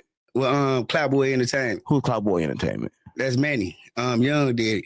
Oh, FBG Young. Yeah. So he signed with. So Young Daddy was getting all Duck money up until now. Yeah. Stop playing with me. Yeah. So you telling me he didn't go and say Because look, you gotta think. Manny got Cloud Boys, right? Right. Cloud Boys. What that mean? Cloud Boys, right? I don't know what that means. All of y'all, motherfucker. That don't mean just no one person. So Cloud Boy FBG the same or something? Yeah, but it's basically they got Clout Boys only for the label, and only motherfucker signed to Clout Boys is Duck. Right, the only person that was signed was Duck. So Right. FBG Young wasn't signed to the same contract? No, he ain't even signed to his own Diddy contract. You make it make sense. Cash wasn't signed to his own Diddy contract. You make it make sense. So Cash wasn't signed either? No, Cash just signed to motherfucking what's that shit? Oh, you said Cash and FBG Young brothers? Yeah. Stop playing with me. You ain't know that? No, I ain't know that. Boy, that's Young brother. So that was Young brother the whole time. Nobody know that. Yeah, boy. Who the fuck know that? I never knew that. So Cash ended up getting killed for taking a picture in front of Von Moore too, right? Yeah. That's what they killed him for, right? So it's like that go on a lot in Chicago. Like that's like that war is like it's never. Shit ain't gonna never end. It's man, never because ended. It's gonna keep being motherfucker. Like everybody, I don't know what the media think with all that goofy ass shit, but really like them areas right there is basically not even like Chicago, bro. Listen, it's supposed to be like this. You gotta keep it like this. Well, look, them motherfucking shit ain't even Chicago, gang. Like that shit ain't even really Chicago. What you mean it ain't Chicago? Like it bust, but it don't bust right there like that, bro. What you mean? What don't bust? That ain't dangerous. Like that ain't the real. Like motherfuckers act like that's the dangerous hood, 63rd and 64th. No, that's not. I mean, everybody say that in Chicago. That shit ain't. No, that ain't. Your ass better not go the other way. What's dangerous part of Chicago? Like shit, Inglewood, motherfucker. That's the Inglewood and over east. You see what I'm saying? That's like the dangerous part of Chicago. Motherfuckers act like old block and 63rd. Hell no.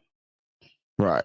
Listen, that's the media. Right. Listen, I'm gonna keep it real with you, right? You don't know Jumper, right? But a lot of times, you talk a whole lot of shit about No Jumper. You talk a lot of shit about Adam. You say, yeah, man. Fuck so what the fuck you doing here then? You. What you mean me?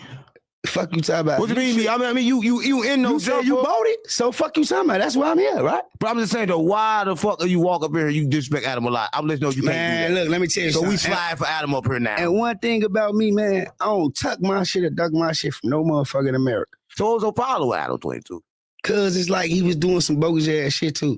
What? Like making content about shit that's like it basically was like disrespectful a little bit. How? When people actually doing the stuff that he's talking about. And like yeah, it that's true too. But at the end of the day, you gotta think, man, that shit supposed to stay that way. Everybody be getting in every motherfucker else business. Whatever in them areas, motherfucker need to leave that shit in there. Everybody be sticking their motherfucking nose in their motherfucking business. But I'm just saying, but that kind of like started in Chicago, because what's the name of that first blog in Chicago that started doing it first that everybody blocking off of? What was that nigga name? He dead now. They killed Zach? Yeah, Zach TV. What? Yeah, he was doing it, and like Zach really like when Zach go to hoods and he was talking to motherfuckers. Zach was really like talking to them and explaining about their music, trying to make them blow up. He wasn't never on no all picking sides, because he didn't stop fucking with motherfuckers that pick sides, bro. Adam's pick sides. Adam was picking sides. He had the same people up here.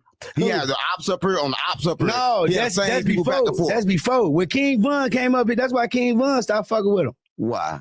Because he started bringing the ops on it. He never choose sides. So what I'm saying, so how can you get mad if he never choose sides? He only did because he only fucked with them because of Dirk. He wanted Dirk on that so bad, so he grabbed King Von. Come on, you see was you in his mind, on, bro? You know what you the fuck. Bro, I told you I've been you out of I'm just like you, nigga. Oh, you ain't nothing like me. I've been here more than you. Oh, you gonna fuck to get her? Hell no. You gonna fuck to get her? No, you gonna fuck yourself. I'm just asking. I'm not saying I did it. Fuck You don't say you just like me then. I ain't say you like. I'm saying you got a problem with somebody for no reason. You got a problem with Adam 22 for no reason. You have no reason. So you should apologize to him right now. No jumper. Apologize to him for what? For everything you said, because like you heard now. You fucking up our hoods, nigga. What How is he fucking up the hood gang when everybody the hood's already fucked up? This shit y'all say on these platforms, bro, that shit don't affect right here. That shit it make the internet look good, but that shit destroy out there where we at. But everybody else doing it, what the fuck are we supposed to do? You right. You right about that, but at the end of the day, these big ass platforms and motherfuckers be on here saying weird ass shit and lying. I mean, listen, I ain't never heard them. I hear a lot of times on No Jumper, the people up here, they the one talking. He asking the questions, they the one that's doing all the talking. That's true. But they be slaying little slick shit in though too. I mean, to start the shit to put the fame on the fire, bro. How? Because if I come here and say something, I'm gonna go check it. You gotta fact check it, right? So that's a problem now. Yeah. So you gotta check that shit. Well, listen, before we get out of here, because you got to go, because I don't know what the fuck wrong with you, because you got to apologize to Adam 22, or you got to go. Either apologize, you got to go. Man, get the fuck out. Get the fuck out. Don't come back. Get the fuck out. Come get him out of here. You ain't apologize to Adam. I'm for listen.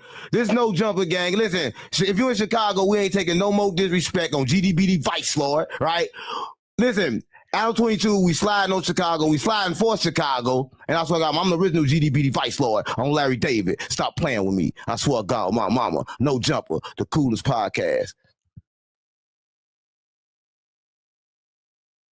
Listen, y'all now tune in to No Jumper, all right? And we got the most exclusive stuff. This is the coolest podcast, and I'm your host, 607 Unc, not the punk. And I'm the co-host. Yeah, I gotta put you here, right? I was gonna say you was the co-host. Oh. But I was gonna let everybody know you was a co-host. Do you then?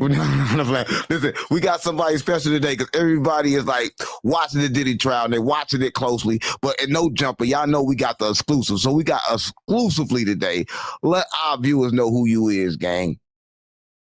Yeah, my name is Mel. I'm with Watching the World 777 on YouTube. I'm covering the Diddy trial every day from the courtroom and bringing the realest news to you. Right. So you covering it from the courtroom. So you see Diddy face to face. Absolutely. You work at the courthouse? Every day. No, I'm just attending the trial. I've been attending the trial since day one. So what's your employment? Every day so you have like employment there at the courthouse? No, I'm attending as a part of the public. So typically they allow about 14 people to get in from the public. They allow from the media about 21 people. And you one of them 21 people that's in there. Yes, I'm one of the people in the courtroom every day since the beginning. So I've heard every testimony. I see Diddy. On my channel, I tell you what Diddy's wearing. I tell you what Cassie wore last week. I interact with Diddy often. He turns around. He blows kisses to his family like this. And also to people like myself, spectators, he'll say, thanks for coming. And then if it's people that don't agree with him, he kind of deals with them too. So initially when we first started the trial, Diddy walked in, he looked very terrified, especially the first week when they were choosing the jury. But as of Friday, when Cassie gave her last testimony and things went south on their side, Diddy really started to come alive, celebrating. He started blowing kisses to his family. He just was ecstatic with joy. I guess he feels like there's a good chance of him being able to turn this around. So I get to see it all, and I'm here today to answer your questions or whatever you guys would like me to do here. Right, that's crazy because Diddy probably blowing kisses. He probably ready to blow some kisses on some dicks. I don't know, but I don't know. Look, Tony, I know you do that all the time, but we talking about Diddy right now, all right? But look, back to the Diddy trial, because it's going crazy. You inside the Diddy trial. Is there any baby oil inside the trial? I don't know. I really want to know that. Well, no baby oil inside the building that I could see, but we did see some baby oil on Friday. Oh, what happened on Friday? Lots of baby oil. Well, what was it? Okay, so on Friday, after Cassie ended her testimony, they brought in the lady from Homeland Security that headed up his arrest. Right. And you heard about him getting arrested. And so she basically broke down all the components of what they found inside the hotel room that he was staying in. They showed pictures of all the rooms. And there were, I believe, 20 bottles of baby oil, something like that. 20 bottles? There was, there was Astroglide. I forget the exact number, but they showed various, there was baby oil in the dresser. There was baby oil in the bathrooms. Wait, where was all this stuff at? Where is all of this stuff? Hold on. There was 5 bottles of baby oil in the tub. They showed us pictures of that. There was 2 pink, small, you see the cocaine bags. There was 2 bags of ketamine. It was pink. $9,000 in cash. There was like movie lights that you put up to if you want to film a show or whatever. They had some of those lights. There was a phone on a stand as though someone was trying to take a picture of the bed. So basically, from what they described and showed us in court, they actually, there was some pill bottles, and on the name of the pill bottle, it was Diddy's alias, Frank Black. That was his alias on the prescription bottle, and they passed that around to the jurors and let them feel and touch the evidence that came from the trial. In fact, the prosecutor told the lady from the Homeland Security, take these scissors and cut the bag open and then pass the components around that you found the day that you arrested him. They passed it around to the jurors. So, yeah, there was basically they were painting a picture that there were freak offs happening in the hotel room. In the same hotel. I heard the little sassiness that came from you when you said, hold on, don't tell me to hold on, okay?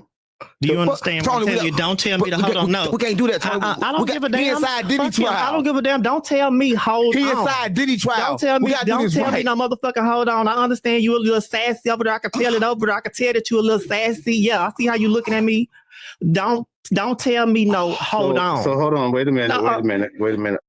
Oh, come on, Tony. No, go ahead. What? Hey, hold on. Thank you for your explanation. I appreciate you. All right, listen. I'm sorry about that. We kind of like new to this. Don't slap the shit out of him. No, listen, not her. Listen, we new to this, right? I don't give a fuck about no Diddy trial. Do that. You a bitch. Stop. You up here telling what's going on in the trial. You a bitch. Tony, we talking about the trial, Tony. Don't mess with Listen. Look, Tony, I apologize. No. Tony, we sorry. Tony, it's good. Tony.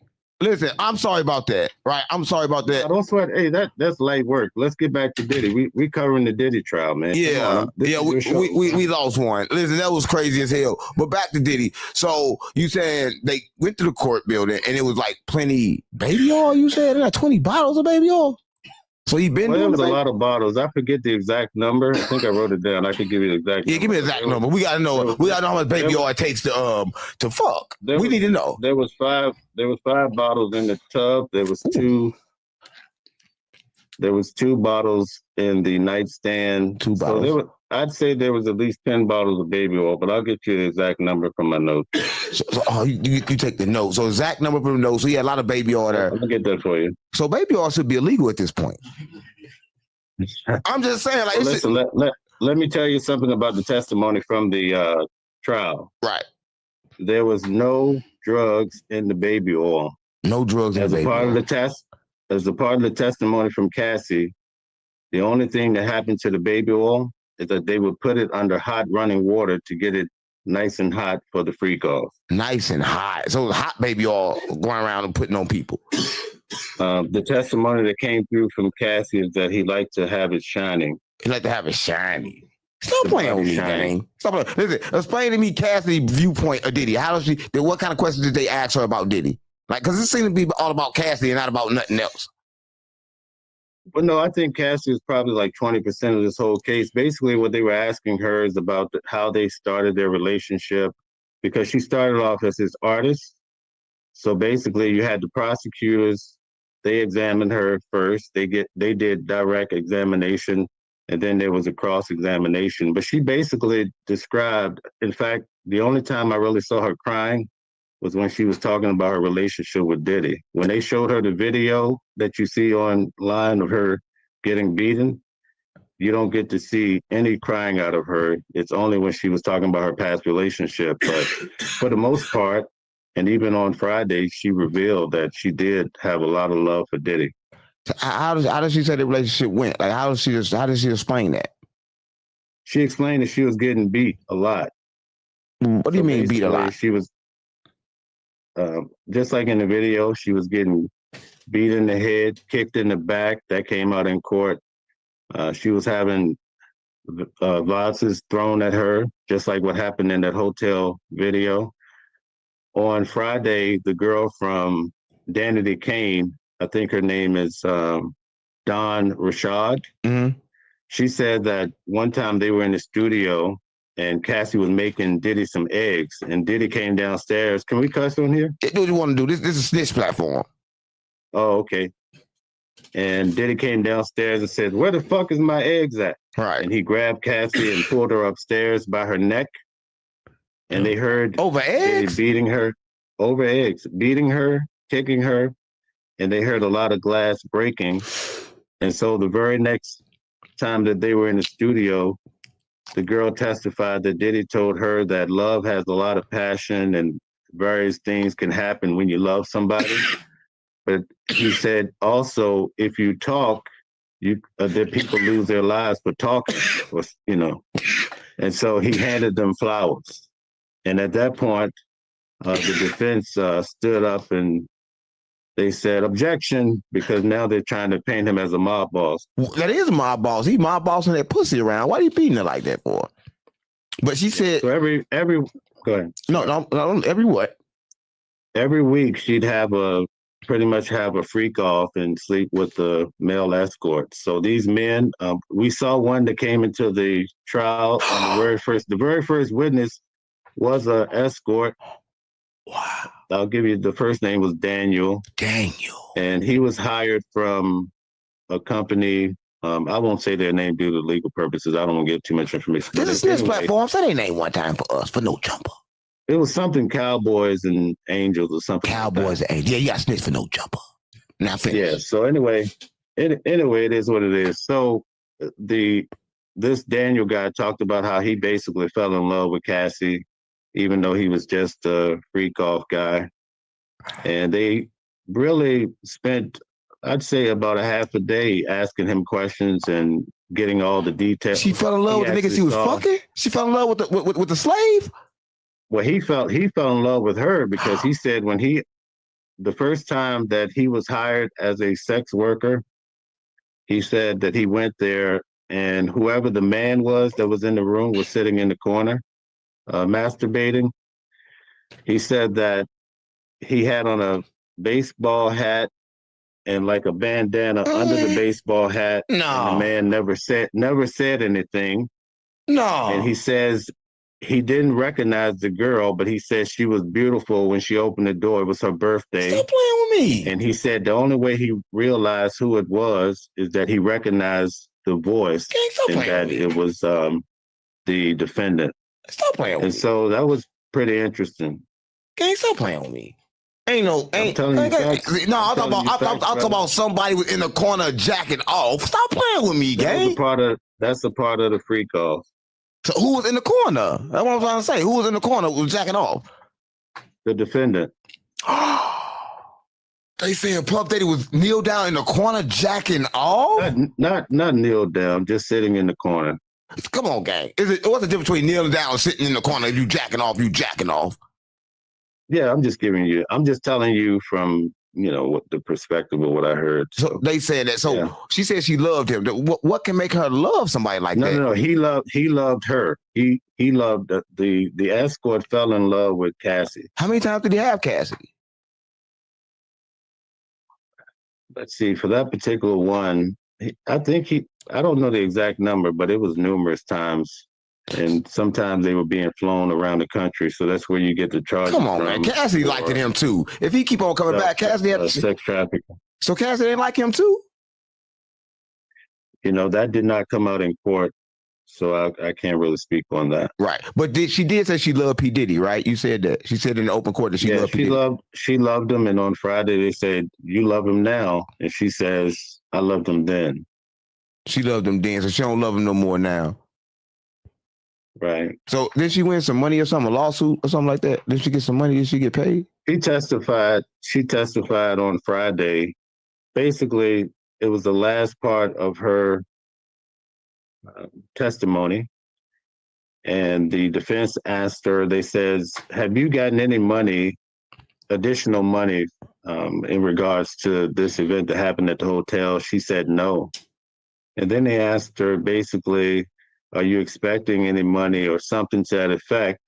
And then the defense says, is it true that you were awarded $10 million from the hotel? And she said, yeah. And the courtroom went crazy.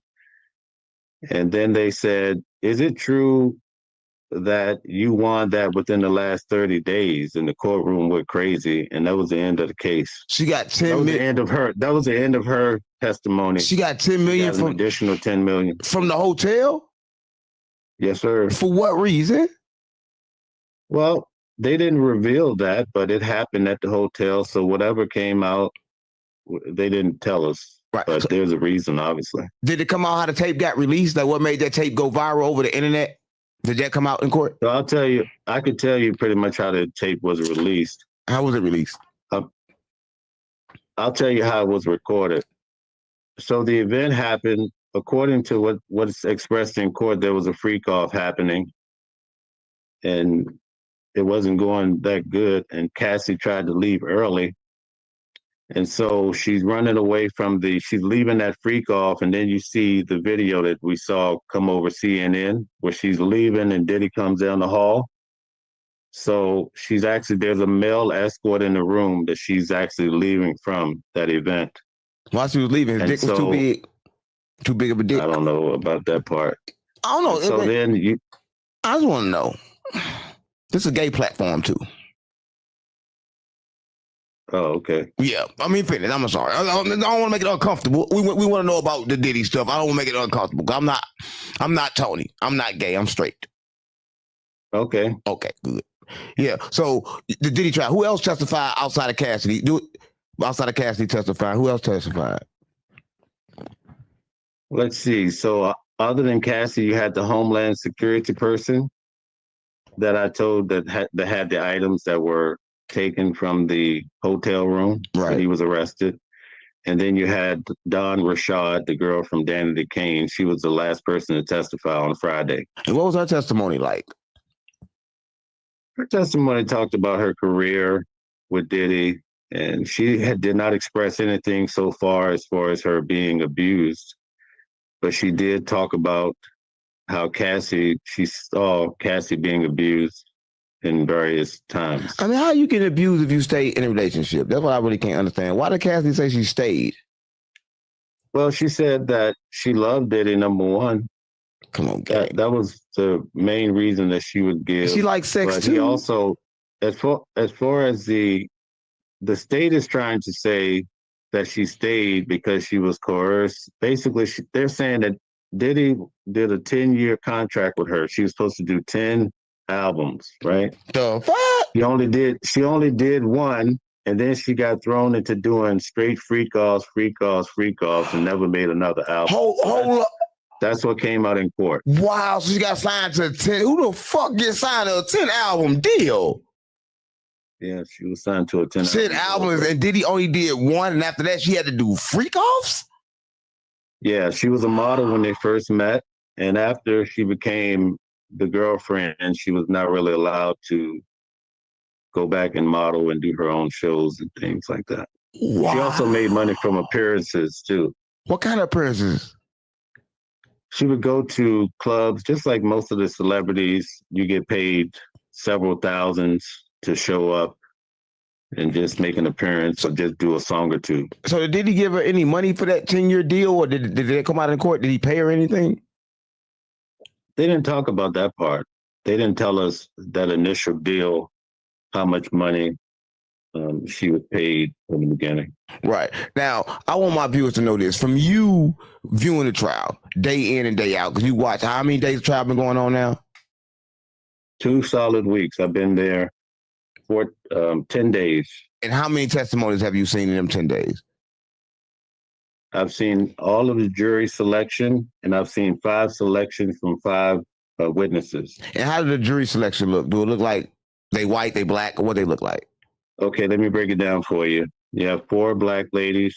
You have 2 black men. You have 8 white guys. Oh, he lost. One elderly white lady, and maybe 2 Middle Eastern looking guys.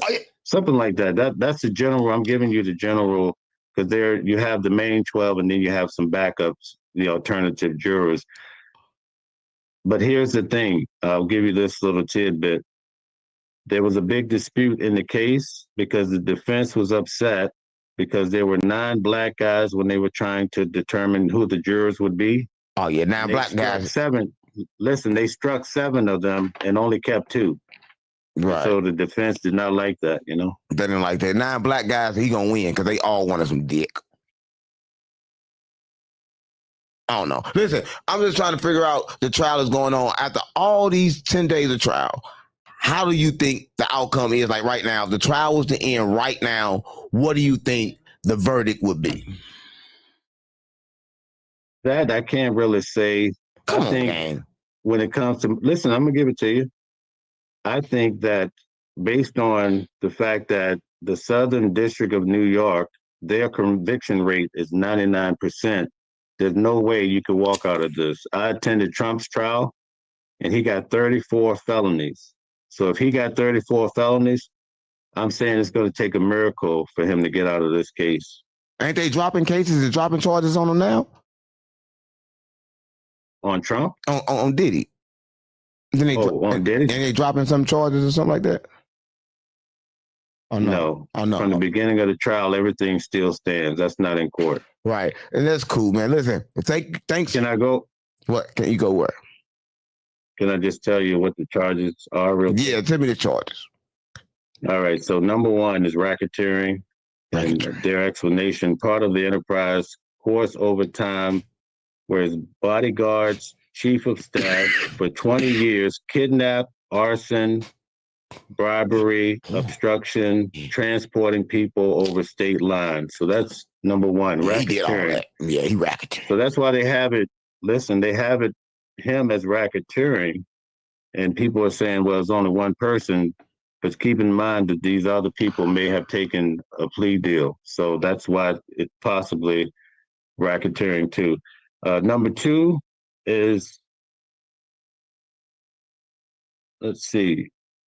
Oh, sex trafficking, which involves fraud, force, and coercion.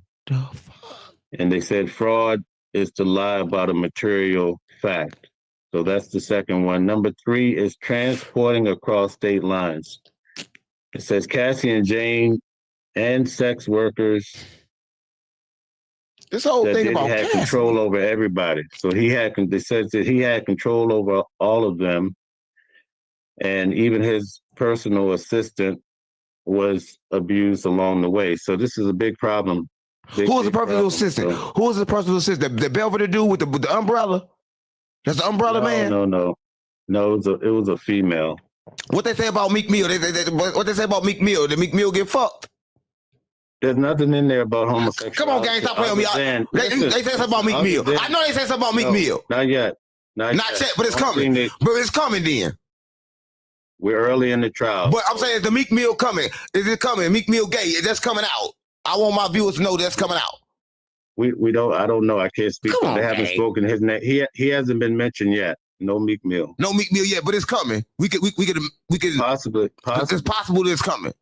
Right. What about Justin Bieber? Justin Bieber coming too? Is Justin Bieber coming? They haven't stated Justin Bieber. So no. have they said anybody that the internet been saying was gay? Have any of them names been mentioned and been running around on the internet? No, none of those names. That shit been all fake. Hey, Mr. Jay-Z? Jay-Z been getting some booty too? No. Jay-Z ain't got no booty. Jay-Z did get some booty.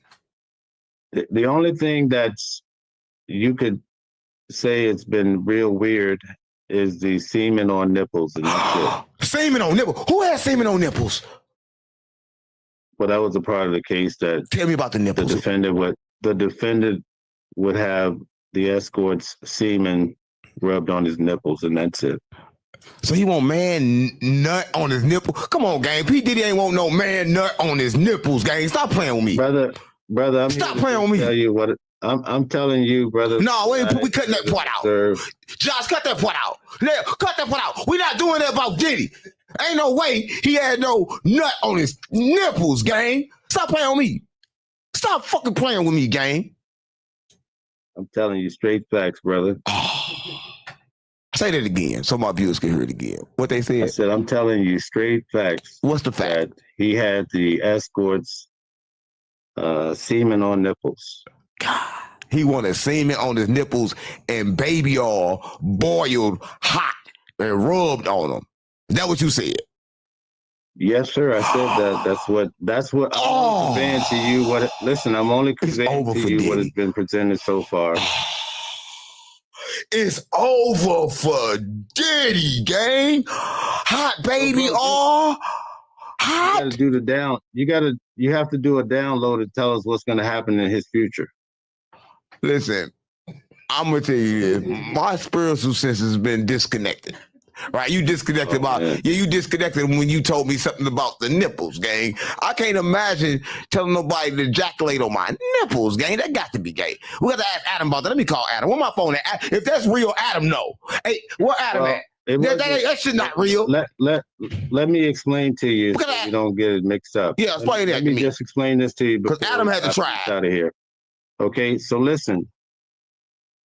The first sex worker said that he would have sex with the victim, and that he would ejaculate on her, and then her and the defendant would leave out of the room and go into the next room, and sometimes they'd be gone for hours, and he'd be sitting there wondering what's going on.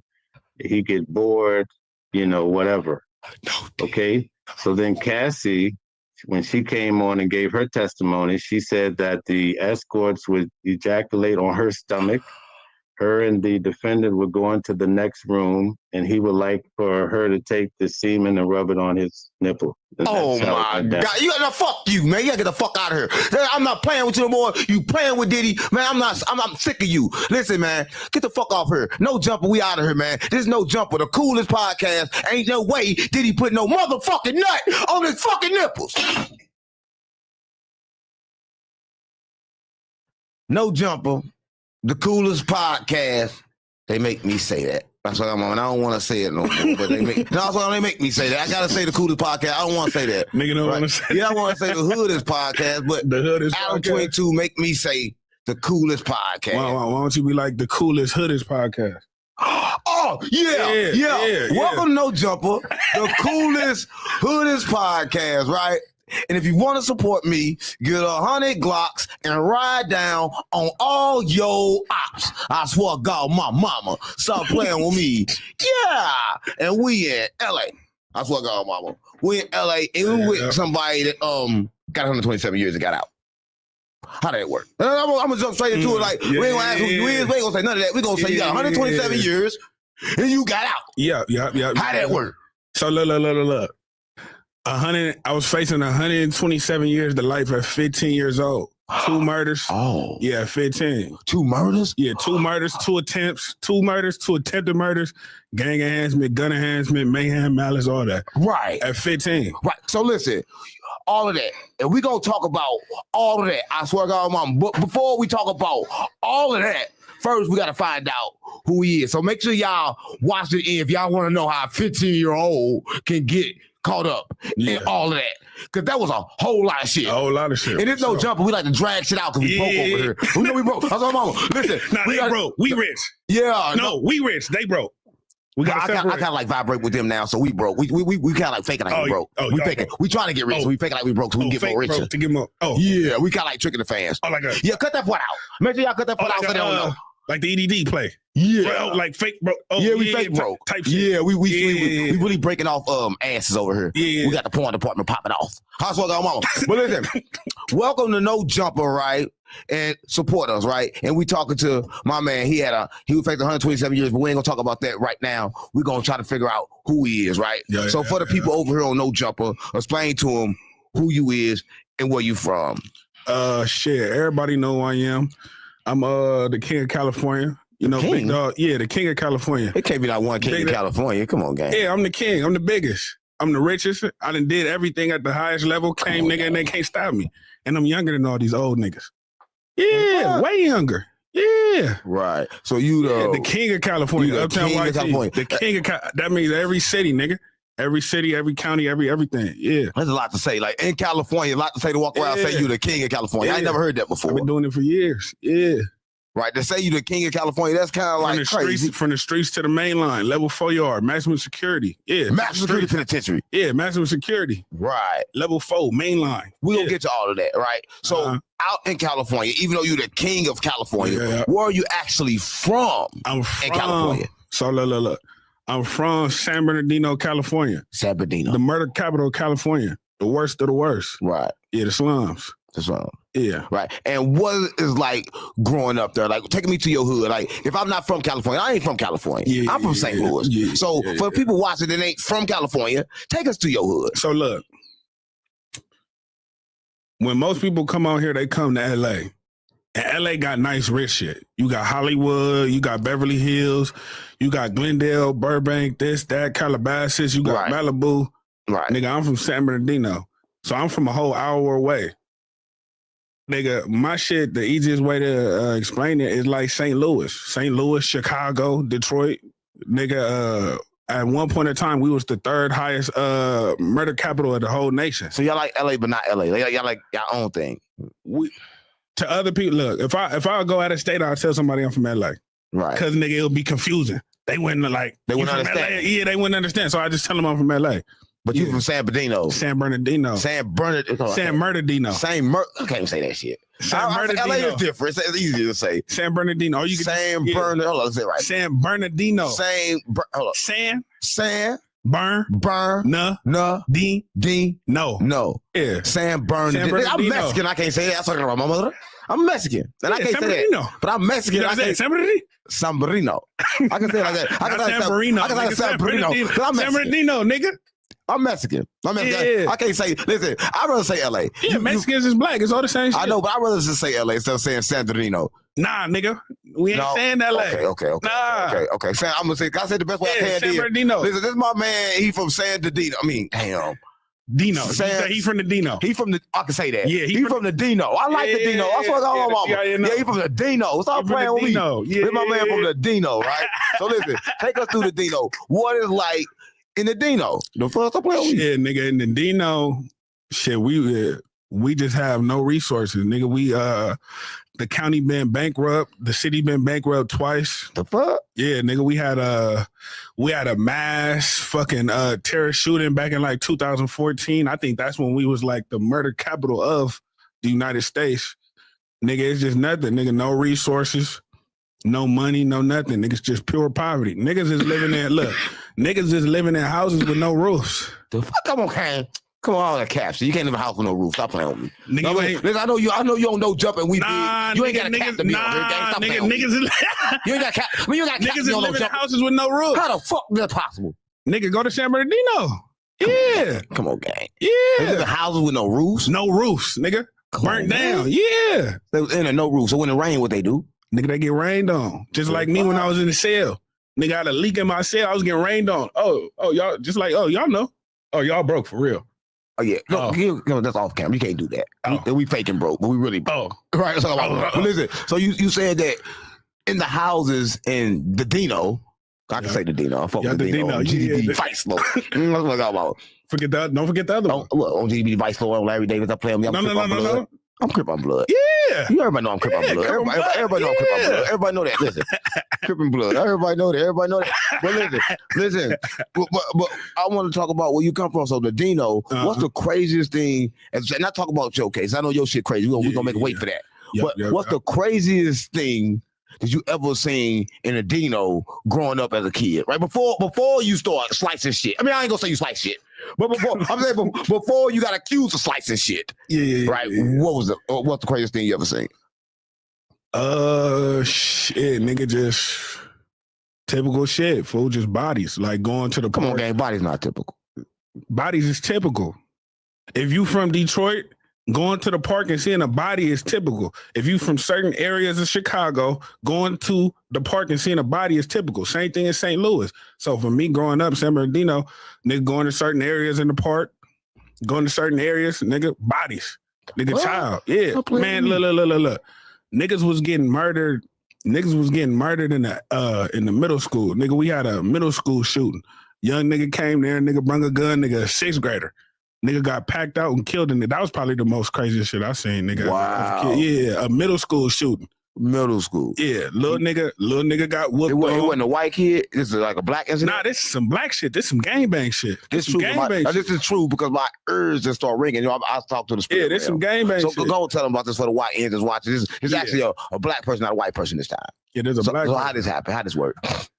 So basically, when you in San Bernardino, you grow up in certain neighborhoods, certain sides. Right. So depending on what side you grow up in, what neighborhood you grow up on, that's what neighborhood you're gonna be from. And when I say neighborhood, I mean a gang. Most likely, not all the time, because everybody don't fall under the gangs.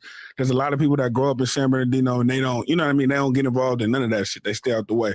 But they still kill. Nah. Okay. Nah. No way. Yeah. No, definitely. There's niggas that don't bang. Yeah, for sure. Cool. Everybody out there with it. Right. Now, it ain't all just going to go slide on somebody. It'd be self-defense type shit. You know what I'm saying? But yeah, so yeah, like a little nigga was getting packed out, getting beat up at the school, at the middle school. 6th grader, nigga, he had a gun on him in his bag. He smoked a little nigga. Right at school? Right at school. Nigga on the campus, all on the news. The fuck? That's crazy as hell. What happened? I'm trying to make the file. I was just asking what's the name for the file. Oh yeah, Uptown White Tee. Yeah. Everybody know that. I must doing bad because I ain't introduced you first. I probably get fired. Am I get fired if I introduce his name? Right. That's usually when I catch it at that point. Okay, let me you don't even need to introduce me. They already know. I get fired. Stop playing. I just started. Listen, for everybody that's watching, I know I'm supposed to introduce him first. Let me do it now before we get to all this juicy shit. Because I'm trying to figure out how he got up to 127 years for all the murders and shit. But before we get to that, tell him who you is. Shit, I'm Uptown White Tee, the King of California Big Dog CEO president. You already know. Yeah. The richest, youngest nigga coming out, you know. Yeah, the richest young niggas coming out of LA. The Dino. Nah, richest young nigga coming out of Cali. The whole everything. Yeah, Cali. Even though you from the Dino. Yeah, even though I'm from the Dino. But like I outgrown that shit. I'm too big for that shit. Right. So you took everything. That's why I'm the king of California. Right. I'm Uptown YT, but I'm the king of California because I represent every city. Right. I understand that. And then, so we was talking about, for everybody just tuning in, we was talking about the craziest thing he ever seen in the Dino, and what he seen was a 16-year-old black kid, not white, come and kill somebody after they. Nah, not a 16-year-old, a 6th grader. Nigga in the 6th grade. Yeah, I said that's middle school. That's worse than that. I said middle school, nigga. The fuck? Middle school, nigga, 6th grade. I gotta get fried. 6th grade, do about what, like 11? 11. Yeah, 11. Yeah. So he cracked him. Smoked him. 11. Yeah. Probably had a daddy gun or something and smoked him. Or probably was his gun. Probably like his daddy's gun, auntie's gun, or brother gun or something like that. And smoked right there in school. Smoked him. What was it like for you being like young and watching that happen? Turned you to like, how did you feel about seeing it happen? Shit, for me at the time, I wasn't even in the streets yet. You feel me? Like I wasn't gangbanging. Like I was already on some, doing a whole bunch of shit. But like I was playing sports and shit. Right. But I wasn't officially like from a gang yet. So for me, it was that shit was crazy. It affect you as a child, like damn, that's crazy shit. Yeah. I ain't never seen no shit like that. Right, sure. understand. It's crazy growing up in the Dino. Now fast forward, growing up in Dino, right now you yourself is convicted for the same thing that you witnessed. Yep. How did that situation take place? Like, if you could talk about it, I don't know if you could talk about it now, because like a lot of juvenile records are closed. They see it. Yeah. Nigga, I know. All right. So I'm saying though. So whatever you talk about, like, so this shit, I've already been convicted for it. Right. So I don't really give a fuck. Now, one thing I don't do, I'm not giving no details because I'm not trying to, make it seem like I'm trying to taunt nobody's family or this, that, and the third. You know what I'm saying? Because we on number positivity. You know what I'm saying? We vibrate high. So we ain't on that gang banging broke shit. That's broke niggas gang bang. That's like the old you. Yeah, we're gonna talk about how you became the new you later. Yeah, so if everybody watch, we're gonna talk about this, the low vibration, we're gonna talk about the high vibration next. Yeah, definitely. So basically it was a gas station situation. So broad daylight, nigga, 12 noon at a gas station. Yeah. Broad day gas station. So what, like some stuff kicked off? So basically what happened was, nigga, I pull up to a gas station. It's in my neighborhood. So it's my neighborhood gas station. So there was a dude that me and this nigga already had like some tension and stuff. You know what I'm saying? So I pull up to the gas station. I didn't even know he was gonna be there. Right. I just pull up there on some regular shit. I pull up over there to get some motherfucking some backwoods. This the hood gas station. Nigga, I'm a kid. We get whatever. You know what I mean? Right. We do what we want. So I go to the gas station. Boom, I go in there, I give me some backwoods. I give me a blueberry Faygo, because that's back when the nigga was drinking lean like a motherfucker, nigga, every day. I give me a blueberry Faygo, and then I give me either some peach rings or some blue sharks, one of those candies, because those is like, was my two favorite candies at the time. Nigga, when I walk out the gas station, boom, I see the nigga at the pump. He lock eyes with me, I lock eyes with him, it was that. Nigga, it got cracking instantly. You know what's crazy about that? To remember everything like that, you was conscious. Yeah. Like you was like the whole generation. Nigga, I knew what I was doing. I'm gonna throw up thinking about this shit. You was yo, gang. You was conscious. Like you saw everything. And how old was you? 15 at the time. So you was 15. Damn, yeah. And this, you said it was a couple. This is the first incident. So at that time, that was a murder and an attempt, because he had a nigga with him. He had a homie with him. So he was like both. Nigga, whoever he was with, no, nigga. Right. At the first, they instantly gonna pick you up after that. How that work? So that nigga, I went to the alley in the hood. That was right down the street, because I'm already at the hood gas station. I went to the alley, smoked with the homies, chilled. Nigga then went home. Nigga, I got picked up later on that night. Nigga, that was regular for me. Nigga, I'm from San Bernardino. Nigga, we kill shit broad day. It was just nothing. Come on, gang. You gonna kill somebody, go back in the hood, act like it ain't nothing. That's a whole life, bro. No, I'm not playing games. It's a life. That's a life. How you gonna go back and smoke some weed, act like it's nothing, gang? Nigga, that's a life. Mine was good. Nigga, mine was gone for real. Out of there, like for real though. Nigga, think of Old Dog, right? Menace to Society. I was that, but way more reckless, way more killer mindset, with way more resources. Cause I wasn't broke. I already had racks. Nigga, I was 13, 14, running around with nigga 10, 15, 20 bands on me. Yeah. Right. So you do that. So do the police come get you after that? They give me that night, nigga. So they give me that night at like 2 in the morning, 1:32-ish in the morning. Right. But it was just a regular. It was. So just how do they come in to get you? Do they come in? Nigga, like... they came with the whole SWAT team. Nigga, like 30, 50 motherfucking black trucks, unmarked cars. SWAT team with the helicopter over my mama's house. Right. Do you know what led them to come see you about that? What led them to believe that you? Oh, nigga, broad day. I had no mask, no nothing. Nigga, I walked into the gas station. Look, like me and you, we go walk into the gas station right now. We just chilling on some regular shit. But we walk in. Nigga, we buy our little shit. We buy our shit to smoke, to get us right. We buy our little drinks, our little snack. Nigga, we smoke. We high. Boom. A nigga walk out. It's okay, nigga, it's cracking. If I didn't get on him, he was going to get on me. But I was on him regardless. So it didn't matter what he was on. Because I was on what I was on. So that's what it was. Nigga, it was broad day. I'm on camera, everything. Right. And then it was like 50 witnesses. Right. The fuck? That's what's happening in Chicago. Nigga, mamas was screaming, all types of shit. You know, niggas was running. That's what it was. No fuck. Nigga, that's San Bernardino, though. That's what I'm telling you. It's not even just me. Yeah, I didn't give a fuck. But that's the city. That's how the city is vibrate. Niggas don't care. Right. So they come pick you up, and how that work? What happened when they come, the helicopters and shit? What happened? Shit, nigga, they got on the speaker and told me to come out. Right. Told the nigga come out.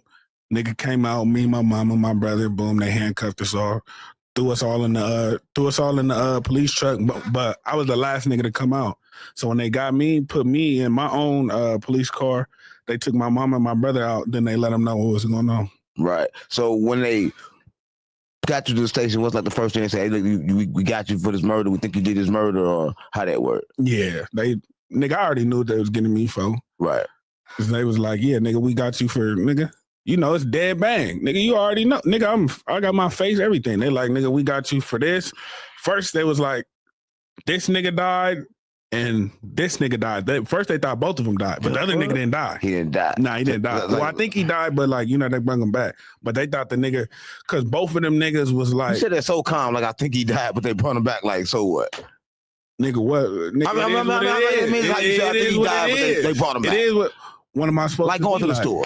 Yeah, what am I supposed to be like? Right, okay, cool. Look, at the end of the day, it's like right now, I'm still a killer, but I'm just on positivity. I like to tell people all the time, like, I don't lie, cheat, or steal, but I still kill. Yeah, I'm when still needed. a killer. Yeah, when needed, I'm just on positivity. I don't beef with nobody. I don't got no issues with nobody. But if you come with that, on that, nigga, that means your mama, your sister, I don't give a fuck. Right. And anybody, nigga, my whole team of people, nigga, we all ready to die about what we stand for. And we stand for peace, love, and positivity. That's what we own. Who ain't willing to die for love, right? I'm willing to die for love, too, for mama, and for peace, and for positivity. But it's like, nigga, at the end of the day, as a man, if you're not ready to die every day while you walking, you're not really living. Nah. If you're not ready to lay your life on the line for what you believe in, my nigga, what is you doing? But not to go past. Let's talk about this, right? Because like you ain't really living if you're not ready to die. True statement. But you dead when you in jail. It seems like when you was in jail. So what do they do with a kid? How was the going to court like? And what was your emotion state like? Okay. My viewers, they about to kill. Like everybody on here, I talk about they about to kill, so they need to know how it feel. And they YN, they about to kill. Yeah. So tell them how it's like when you go. In that. You want to get fried? Talk about it. No. Okay. Oh, okay. I'm just checking. All right, let's go. Tell them Nah, nigga, we sober. We don't do that. All right. Nigga, it was the worst experience, bro. I ain't even gonna lie. When I first walked into that juvenile tank, I'm like, nigga, I'm finna do at least 30 years, nigga, 30 to 50 years. So, you know what I mean? Some crack, nigga, I knew it was a rap. I knew I had life. Right. You know what I'm saying? At that moment, nigga, I was sick, especially when I went to court. Right. And then back then, they had direct files. So now in the state of California, they can't direct file juveniles no more. So a direct file was if you had a severe case, they'd direct file you to adult Supreme Court. So I went to court, nigga, within 3 days. Out here, you got to go to court within 3 days. In California, as soon as when you catch a case, within 3 days, you got to go to court. Unless you come in on like a Thursday or a Friday, then they'll get you that Monday. So I went to court, nigga, within 3 days. The judge said instantly, oh, yeah, nigga, this court is too criminally sophisticated. It's too severe. We transfer him to adult court. Instantly? Instantly. In 2 seconds. So you went from juvenile, never been in jail before. It's the first time in jail. First time I ever been locked up. Now you going with grown men. And you wasn't that big, I imagine. Nah, hell no. I was tiny. I was a baby. So how that works? So what they take you to after that? What happened after that? So I stayed in juvenile hall, but I'm just in adult court. Oh, okay. So I'm in adult court. Yeah, because they can't, out here, I thought I was over to the man jail, so they ain't taking it. Okay, cool. No. For everybody watching, so YNs, you kill, you still going to the kid jail at first. So go ahead and go and kill. They're going to send you to the maximum security. I don't know if any other state or cities got that. But out here in California, we got like the maximum security unit for the juveniles. So that's all the young niggas down for murders, home invasions, fucking 15 robberies, all types of shit like that, attempted murders, all that. Right. So you in there, and what was like? the day of sentence is like? So I know you're in jail doing the regular thing, everybody doing, eating soups, doing shit like that, whatever, getting your mind together. What was that day of court like? And how much they sentenced you, and what was the outcome like before you went to the penitentiary? We're gonna talk about your time in the penitentiary after that. First, let's go back. Okay, we go back there. It's your show. Nigga, I remember when I had... This your show now. Yeah, I remember when I had my first adult court date. Nigga, I had a public pretender. I didn't even have my lawyer yet. Look, nigga, I just barely got locked up. I had a public pretender. My public pretender told me and my mama, she said, there's nothing I could do for this nigga. He said, I can't do nothing for this nigga. It's a wrap. It's like, and then by that time, when I went to my first adult court date, then they put on another murder. Then they put on another attempt for some other shit. What the fuck? Stop playing on me. Yeah, that's how I got the 2 murders, 2 attempts. So what else they put on you? Nigga, 2 murders. So when I first got locked up, it was a murder and attempt. And they put another murder and attempt on you. Yeah, another murder and another attempt. And what? And then that's how I was facing 100. And then that's why when I went to my first court date, my motherfucking public pretender told me, nigga, told a 15-year-old nigga child, nigga, there's nothing I could do for you. Nigga, there's no hope. I can't. Nigga, y'all best bet y'all could do is get a lawyer or just sign for a deal. Talking about 80 years and shit. 80 years for a deal. And how much time do you do on 80 years in California? How much time would you have to do if you did that? Nigga, 85%. The fuck? You never would have got out. Yeah, nigga. Right. So what happened after that? Like, what did you do after that? Did you go get a different lawyer? Did y'all do some negotiations? Yeah, nigga, I got to pay. Now I got to pay. Now it's 2 murders and 2. I was already gonna get a paid lawyer. It was just my first real court date. So my first juvenile court date, they didn't talk about shit. I walked in there for 2 seconds with chained up. They said, "Oh yeah, he going to adult court." I walked right back out. So that was my first real court date. Your first day in day court, they on this bullshit already. Yeah, and then the judge said, nigga, with all these charges, nigga, you looking at 127 years to life. The fuck? Family in there passing out. Everybody, I would have passed out too. So how you take that as your age? How you take that looking at 127 years? How you take that? Nigga, me, I was just like, at this point, nigga, this is my life. Nigga, prison is my life. Nigga, I'm about to become... Nigga, Tookie Williams in prison. Nigga, the highest, nigga. So you instantly thought nigga, I'm about to become the highest power. Nigga, I'm about to go and run prison. Nigga, this finna be my life. I'm a young nigga. I'm already on that bullshit. So I don't give a fuck about anything. I'm already there. It is what it is. Right. So I'm like, nigga, I'm about to outwork these niggas, out-train these niggas, out-read these niggas, outsmart these niggas, out-manipulate these niggas. So I'm gonna be the biggest nigga on the yard. I'm gonna have all the money on the yard. I'm gonna be able to talk better than niggas and understand shit better than niggas so I can manipulate you. I'm about to run every prison I land on. That's what my mindset was. Right. So how much time did they end up giving you? 2, I got 2 life sentences. The fuck? Yeah. What's 2 life sentences? How the fuck you get out? You died and came back? How the fuck you get out of 2 life sentences, gang? So, nigga, I got out because they passed a law called Senate Bill 1391. It's the first law ever to be passed in the whole nation. So in the state of California, you can no longer be tried as an adult if you 15. If you caught your case when you were 15 or under. So you caught your case at 15 or under. Say, let's go for all them bodies. Yeah. So the one where they caught me instantly the same day, I was 15. The other ones, I was 14. So you. Yeah, stop playing on me. Yeah, nigga. Stop playing on me. I just barely turned 15. You Nigga, when I caught that shit. Years old? Yeah. So you telling me you 14, so I got you. So how long did you do before? So when you went to jail, you went to jail with the mindset, I got 2 life I'm about to do life. Life, it's a wrap. Stop playing me. Listen, I want to tell y'all something about the sentences, right? When they give you 2 life sentences. And I want to let y'all know this. And y'all probably don't believe me, but you kind of like in the soul trap, right? Your soul is trapped. If they give you 2 life sentences, they either talk about the next life because you're coming back again. And a lot of people don't know. But we're going to talk about that a little later. But so you get 2 life sentences. Yeah, 2 life sentences. So you got to die and come back. But anyway, you go ahead. No, I'm keeping it real. Die, come back, reincarnate back in jail. Yeah, that's what that. When you don't do a crime, then you right back to jail.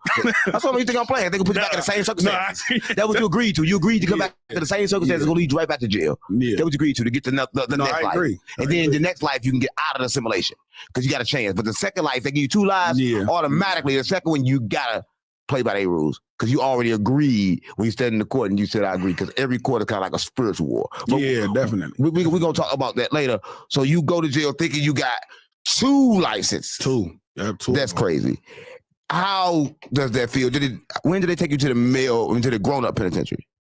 Nigga, 18. First So 18. 18. And what's your first nigga day on my like? 18? Nigga on my 18th birthday, when I was still 17, the day before my 18th birthday, they already transferred me to the adult facility.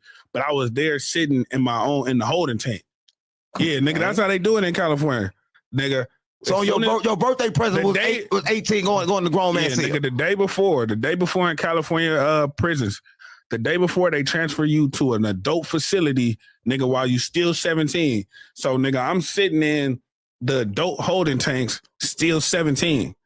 And tomorrow is my birthday. So as soon as when it's my birthday, nigga, you on that main line. 1201 your main line. So what is it like going through that main line? I know like in St. Louis, right? For everybody watching this, right? In St. Louis, when you go in the penitentiary, they do this kind of shit right here, right? They give you jumpers like a one suit. You got one suit. They give you a Bruce Leroy's. And what's crazy about the one suit, you ain't got no drawers on under this, right? I saw mama, you gotta kind of like do your little shower, do your little shit. Until you do that shit, you walk through. The next place is laundry.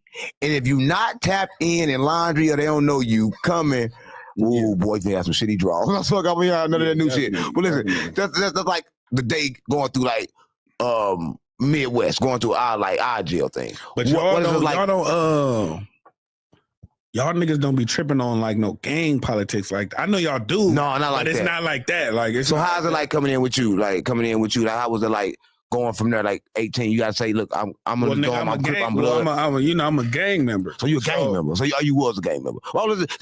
For everybody to understand, gang member is not a gang. For everybody watching, gang member don't mean gang. It's sort of like a brotherhood. Let me. And people have switched it to mean like murder and gang. Let me break it down for them. A gang means three or more. So us three in this room, that's a gang. That's a gang. But nigga, I say I'm right now currently. I always tell people I am a gang member. I'm gang member. That means I'm from where I'm from. I do not gang bang. Gang bang means you are actively outside. I bang. I'm pushing for Tuka. I'm pushing for dog shit. All right, we ain't even going on FBG. We got Chicago and we ain't doing all that. I'm pushing. All right, I'm finished talking. Yeah, we ain't. I've been pushing for the streets in Chicago. Yeah, we ain't. I'm from Chicago too.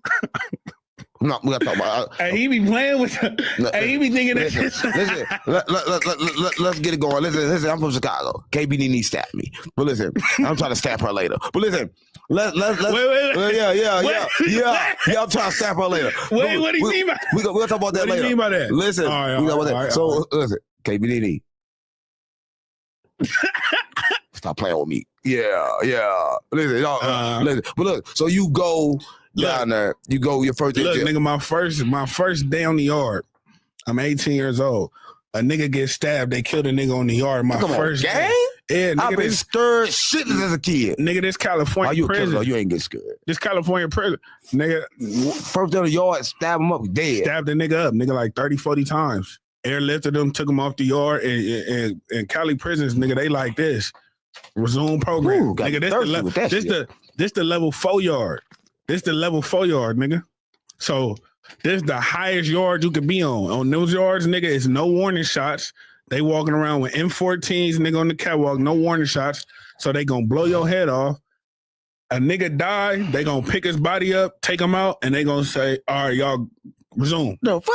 Yeah, nigga, that's California prison. Yeah. So level 4 yard. Yeah. You on level 4 as a first day, nigga got stabbed up. Nigga killed him right on the yard. It's your birthday. Gotta be the worst day. I swear to God, my mama. So you walk in and you see a nigga dead, and you go to get stabbed up instantly. Nigga, I go. So y'all locked down. I go from coming in, meeting the homies, dapping niggas up. Niggas is like, oh, this youngster, the new youngster, woo. Nigga, 5 minutes later, 10 minutes later, nigga gets stabbed up. Right, nigga, couple feet from a nigga. I'm like, whoa. Wow. I ain't never seen nothing like that in my life. I seen niggas get killed, but it's different with that pistol play and that knife action. Right. Nigga, we in there with swords. I ain't never seen no shit like that. Swords. So when you swords, nigga. So when you go to California jail, you gotta get they give you like a big ass knife. Nigga, if you on the high level yards, yeah, mandatory. You gotta have a knife. Got to.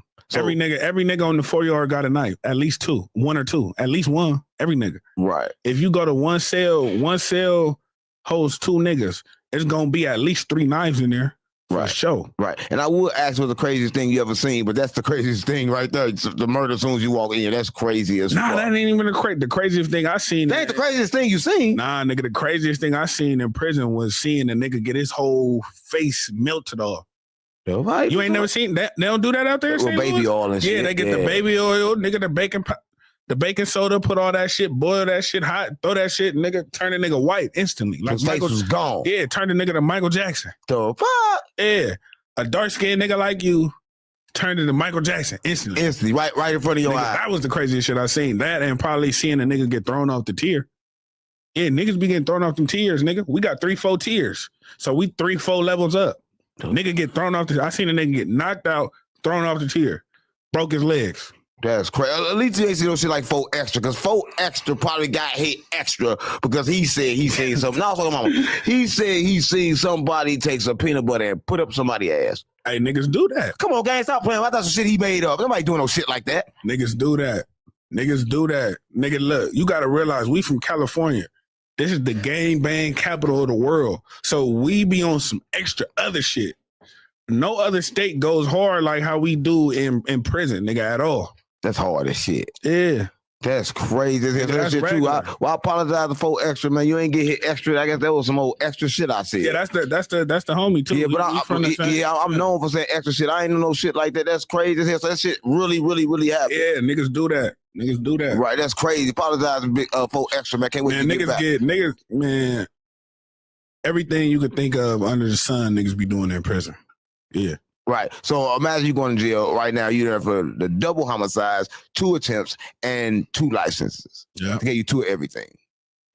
So you in there with these 2 things, and now how's it like when they tell you finna get out? Like, how do you even know that you about to get out? The laws are changing. Shit, nigga, my lawyer and my mama was doing all this work. They was doing all this work. So, nigga, I used to be at the law library. My lawyer and my mama used to be looking up the new laws. Because California, ever since the nigga Gavin Newsom been in office, that's our governor.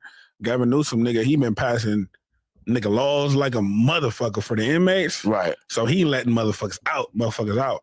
So they was like, they got this new law they trying to pass, the Senate Bill 1391 for the juveniles.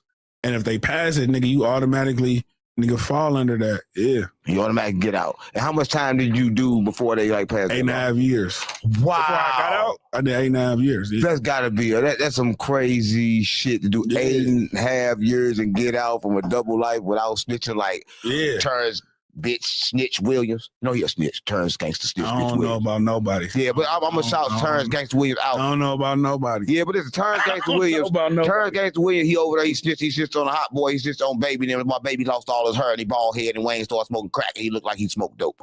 Because it's all started for Turns Gangster Williams when he started snitching. Because he's a big booty ass bitch. Shit, nigga respect Cash Money like a mother. Yeah, I do too, but I don't respect they the biggest to ever do it. Yeah, but I don't respect Turns Gangster Williams. That's why Birdman cut him off. He cut him off because he kept snitching. I don't know nothing about Terrence. Yeah, I was putting you on game. They cut him off. So shout out to him on GDBD Vice Lord and stop all that snitching. Listen, no, for real though. So you get, now they tell you finna go out. Look, when they re-sentence me, right, we got these other prison facilities in California called youth authorities. Right. California youth authorities. We call those gladiator schools. That's called gladiator school. I was just gonna talk about that. Yeah. So those are worse than prison. Those are worse than the regular adult prisons. So California Youth Authority is from the age of 26, from the age of 12 to 26, all the worst juveniles in the state of California. Right. Nothing but murderers, killers, and it's there. You've been in prison. Yeah, I've been in prison. You know the young niggas be the one that's the most turned up, right? Yeah. Who keep it calm and collective, and when it's about to go up, who calm the yard down? The OGs, right? 100%. The niggas that's been there for 2 decades, 100%. 3 decades, Right. 20, 30, 40 years, right? Right. It ain't none of that. Right. There's a whole bunch of 25, 26, 23, 21, 18, 19-year-olds. We all down for murders. We all active. Right. Well, I know you was extra active, but I told you finna get out. I know you was extra active inside because it's kind of crazy because you got out of jail, but you went to jail at 15. So you got out of jail. You ain't never get no pussy before you went to jail. So you got out of jail a virgin. So I mean, and I do my research. How the fuck that work? You get out of jail. You never. She look, nigga, I was so deep into the streets nigga, all I cared about was gang banging and money. So all I was doing was selling drugs and killing shit. That's all I was trying. I was trying to slide. I was trying to slide and sell drugs. I didn't give a fuck about no pussy. Nigga, all I cared about was my gang. Come on, that's crazy. Everybody, they start motherfuckers start fucking like young as hell. That's all I cared about, nigga. And I was a young nigga having my way with money, and I always been a fly nigga. I always been like this. So I was getting shit thrown at me as a kid. Nigga, I was trying to slide on something. Right, right, and that's crazy as hell. Get out of jail, and but inside of jail, I know California jail is kind of crazy. All the violence probably came from like racism. Like I don't know, like Mexicans don't understand they black. I don't think they know they brown because I don't think they know they black. But look, that's the thing. Everybody don't understand they black. Right. Everybody don't understand they black. Right. Everybody's black. Right. But for the people that don't know, people that watching this, I'm gonna kind of like break down a little histories. All of you are Mexican brothers. You black and brown, because black and brown the same, and I'm Mexican too. But look at us. What is we brown, right? Yeah, we. But brown. They call us black. But we brown. Well, they call us black because they told black magic made shit. All that shit was bad. They made black shit like it was bad. They say everything is black. Yeah, everything black was is bad. pure white. Yeah, they did that on purpose though. Yeah, that's what I'm saying. That's all about control. It's all a mental thing. Yeah, everything's a mental thing. That's all a mental thing. So as soon as when you will see a black man, you associate the black man with being bad. That's like they tested they did on the little black girl. They had the little black girl. They said, what's the good doll? What's the bad doll? They said the good one. She said the good one was the white doll. The fuck? The bad one was the black doll. And the dog can't do automatically. And this was like a 2, 3, like 5-year-old little girl max. You know what I'm saying? So that's how they brainwash the world to automatically associate anything black as being negative, bad, dark, demonic. Right. But I don't know about the world because ain't no world. We're kind of like stuck in assimilation and trapped in the firmament. You know anything about the firmament? You know I got her? Hold on, what's that? What you look? I'm talking about the firmament. No. Oh, you reaching out for there? No, I'm waiting for it. You downloading? I'm waiting for it to crack. Oh, you downloading knowledge? No, I'm waiting for that to crack. Oh, yeah, the firmament. I believe in the firmament for sure. Yeah, so what you know about the firmament? Because a lot of people don't believe about the firmament. For everybody watching the firmament, it's kind of like what you're locked in. It's in the Bible. For everybody that's religious, I'm not religious. I'm a spiritual being. I'm not religious. I'm a spirit. I don't believe in no It's a religion. real spirit party. You cannot get in. Moses off the jank and Jesus off the gin. I swear to God, mama. Stop playing with me. Let's go. I got activated now. Yeah. So, nigga, it's in the Bible. Nigga, the firmament. Look, in the Bible, God says, look, when Adam eats the motherfucking apple, right? Right. He told God, if I go out there, they gonna kill me. Who the fuck is he talking to? And God said, nah, don't worry. God said, nah, don't worry. They ain't gonna kill you because I'm a mark you. I'm gonna put my stamp on you. So they know you with me. Who the fuck? I thought he the only nigga there. Who the fuck is he talking to? The other one. And then God said, we will make man in our image. That's what I got on my mama. He said that. Who was he talking to? I want to know who he's talking to. No, people don't understand that we all gods, my nigga. We all gods. So I'm a god. Yeah, you a god. How that work? You're a spiritual being. You the highest. You are one of the highest powers it could possibly be. We just didn't break out of our. You know what I mean? We just trapped in our physical. What we believe is true, but all this shit is fake. Nigga, if we master our mind, nigga, we can do whatever the fuck we want to do. So we master our mind and our emotions. So how do we get trapped in this physical? You know that? I don't know. Right. But you said we can master it with our mind. We can master it with our mind because our mind is directly the spirit. So if you dive deep into your mind, diving deep into your mind is diving deep into different spiritual realms and different spiritual dimensions. So you get to unlock different dimensions and other realms. Right. Yeah, we all gods. Now, we're not the highest power. Right. Because there's a God. Look, there's so many different gods, but there's the highest power. So it's different gods. Yeah, there's different gods. A lot of people don't know. We all gods. Right. Yeah. And we want some like gods that ain't really gods. There probably wasn't a different God. Yeah, definitely. But totally we're not like these religions that we got on this earth. That's not the highest power of gods. Those are gods, but nigga, that's not the God that we think we're worshiping. Nah, hell no. It's a more different God. There's the highest power of God.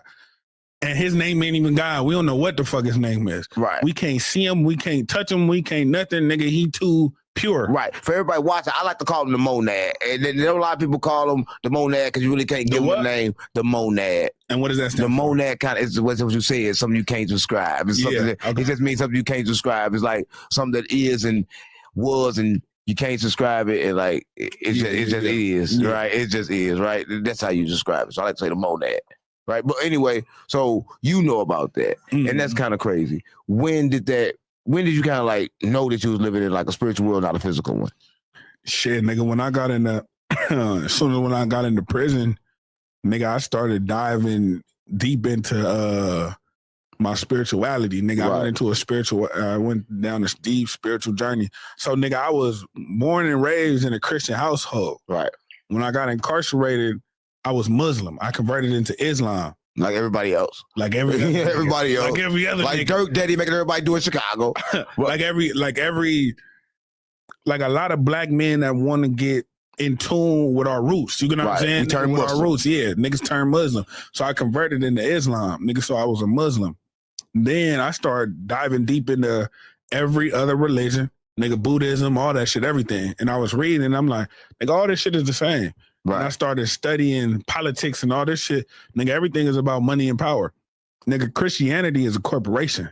Right. So it's the biggest corporation in the world. Yeah, it's a corporation. Nigga, it's no different than Apple. I want to let everybody know that y'all don't know that the sun has been monetized and the sun is a corporation because what they do is take the light from the sun and then they give you an electric bill every month when you turn your lights on. So they turn everything to a commodity, even the air you breathe in the water, they turn it to that. But back to him because he seemed to know that. So I want to know more about what you know. No, definitely. So yeah, nigga, sinning, the worst thing you could do in this life is not understanding who you truly are. So me, I had to understand who I truly was, my true identity, my true form. This isn't my true form. Right. You know what I'm saying? This isn't my true self. This is a shell. This is a mask. This isn't who I really am. So I understood that while I was in prison, I started diving in deep. And the thing about what niggas don't know, it's all about meditation. Nigga, we need dark rooms. We need quiet. It's hard to really tap in with yourself spiritually in this world, nigga. We got so much chaos going on. Okay, for those that's watching, meditation, that's a deep subject. But a lot of people watching don't know how to meditate, right? For my viewers watching, a lot of people scared in the dark room, right? They're scared in that dark space. So telling people, how do you meditate? See, look, this is the thing. Meditate, there's so many different forms of meditation. Meditation isn't always just going in the dark room, closing your eyes and being like, right. People think it's like that. Nigga, I meditate when I work out. There you go. I meditate when I'm in the studio making music. There you go. I meditate all the time. Like, nigga, meditation isn't just, I do like to go into dark rooms and just have silence too, for sure. Meditate like that. But, nigga, there's different forms of meditation. Right. You know what I'm saying? Right. And what I believe, right, the reason why meditation is so powerful, because a lot of people don't know that everything in life that you do are kind of like echoes. And unless you meditate and kind of like stop them echoes, things will keep on echoing in your life, right? Back and forth, the same type shit. You kind of got to like meditate to kind of like reset shit. So anyway. You definitely got to So you go to jail and you find us out in jail, right? Just somebody come to you, one of the OGs come to you and say, look, man, you're a spiritual being. They come to you, just tell you that, or do you just get it from the cosmos? Shit, nigga, I used to be late night on my phone just listening. A phone in jail? Come on, nigga, I had everything in jail. Right, okay, cool. Come on now, you know. Look at me. Right, okay, you know. Cool. Okay, so you late night, you on your phone. Nigga, you know. You on your phone. So late night, I used to be on my phone. Nigga, back then in prison, I'd be up 24. I still be up 24/7, but back then I'd be up for, nigga, 2 weeks straight. Right. Just wired. Nigga, I used to just be scrolling on the phone. I used to be coming across all types of shit. Nigga saying some deep spiritual shit, you know what I mean? Right. The first shit I started diving into was letting black men know they guys. You know, that Muslim shit, especially with the Nation of Islam. I'll tell you got. Yeah. Okay, the cool. Nation of Islam teach black niggas they guys. So I was really diving into that Nation of Islam shit, how they was talking about that. I'm like, damn, niggas is really, you know what I mean? Because as black people, we don't really even get taught our fucking history and our culture, which is everything. So I never knew that about Nation of Islam. I never got that. This was created by a black man. This was created by a black man. This, everything. They stole everything. Everything. Yeah, we know that. We're going to talk about how they did that later, but you seem to know a lot, right? Yeah. So so you watching them and then you just all of a sudden just say boom. Nigga, I start tapping in with it. Nigga, the spirit got into me, nigga, I start tapping in with it. I started tapping in with it. Right, you was able. And I always been a young nigga that was thirsty for knowledge. Every time I pray to God, that's the first thing I say. God, give me knowledge and wisdom and understanding.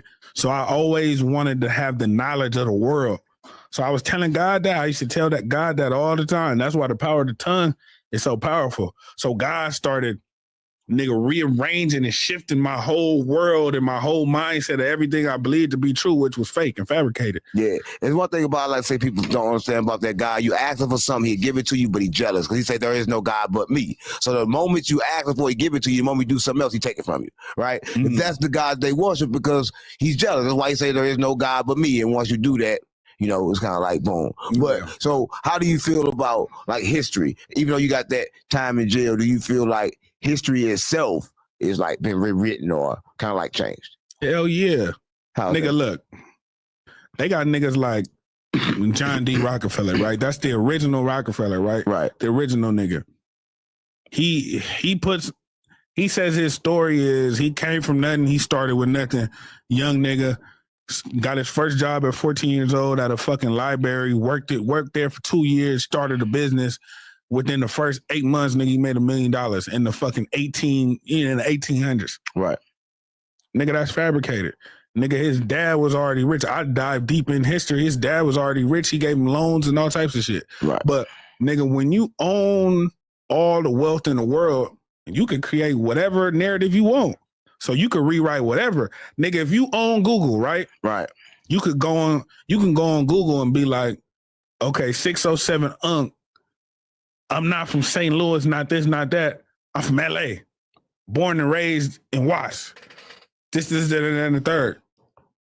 So that can change history. Yeah, nigga, and then after fucking 20, 30 years, everybody gonna believe that shit. Even the first niggas gonna know, oh, no, that wasn't. But after 20, 30, 40, especially 50 years, everybody gonna believe that shit. You can rewrite history. Right. You I can't even say it because I don't know if I'm getting knocked out for saying this, but it's like you rewrote history too. Take out the damn steroids. You big as a shit. I know you. I know you on steroids and shit. Cause like you big as fuck. You got to be on steroids. Nah, hell nah. Come on, guys, stop playing with me. Hell nah, I'm not even big. You big? Come on, you ain't big no more. You big as fuck. When I was in prison, I was double this. Yeah, I was double this. Stop playing with me. Yeah, nigga, I was doing 3,000 push-ups a day, every day. 3,000. Look, don't look at me like that. Come on, gang. 3,000. Yeah, I mean, you ain't get no pussy before, so I guess so. But you went around capping like, listen, you went around capping this shit like you would knock out Mike Tyson. And I just want to know, Mike Tyson, if you're watching this, set it up. Because I don't think that he can knock you out. Because he big, but you fast.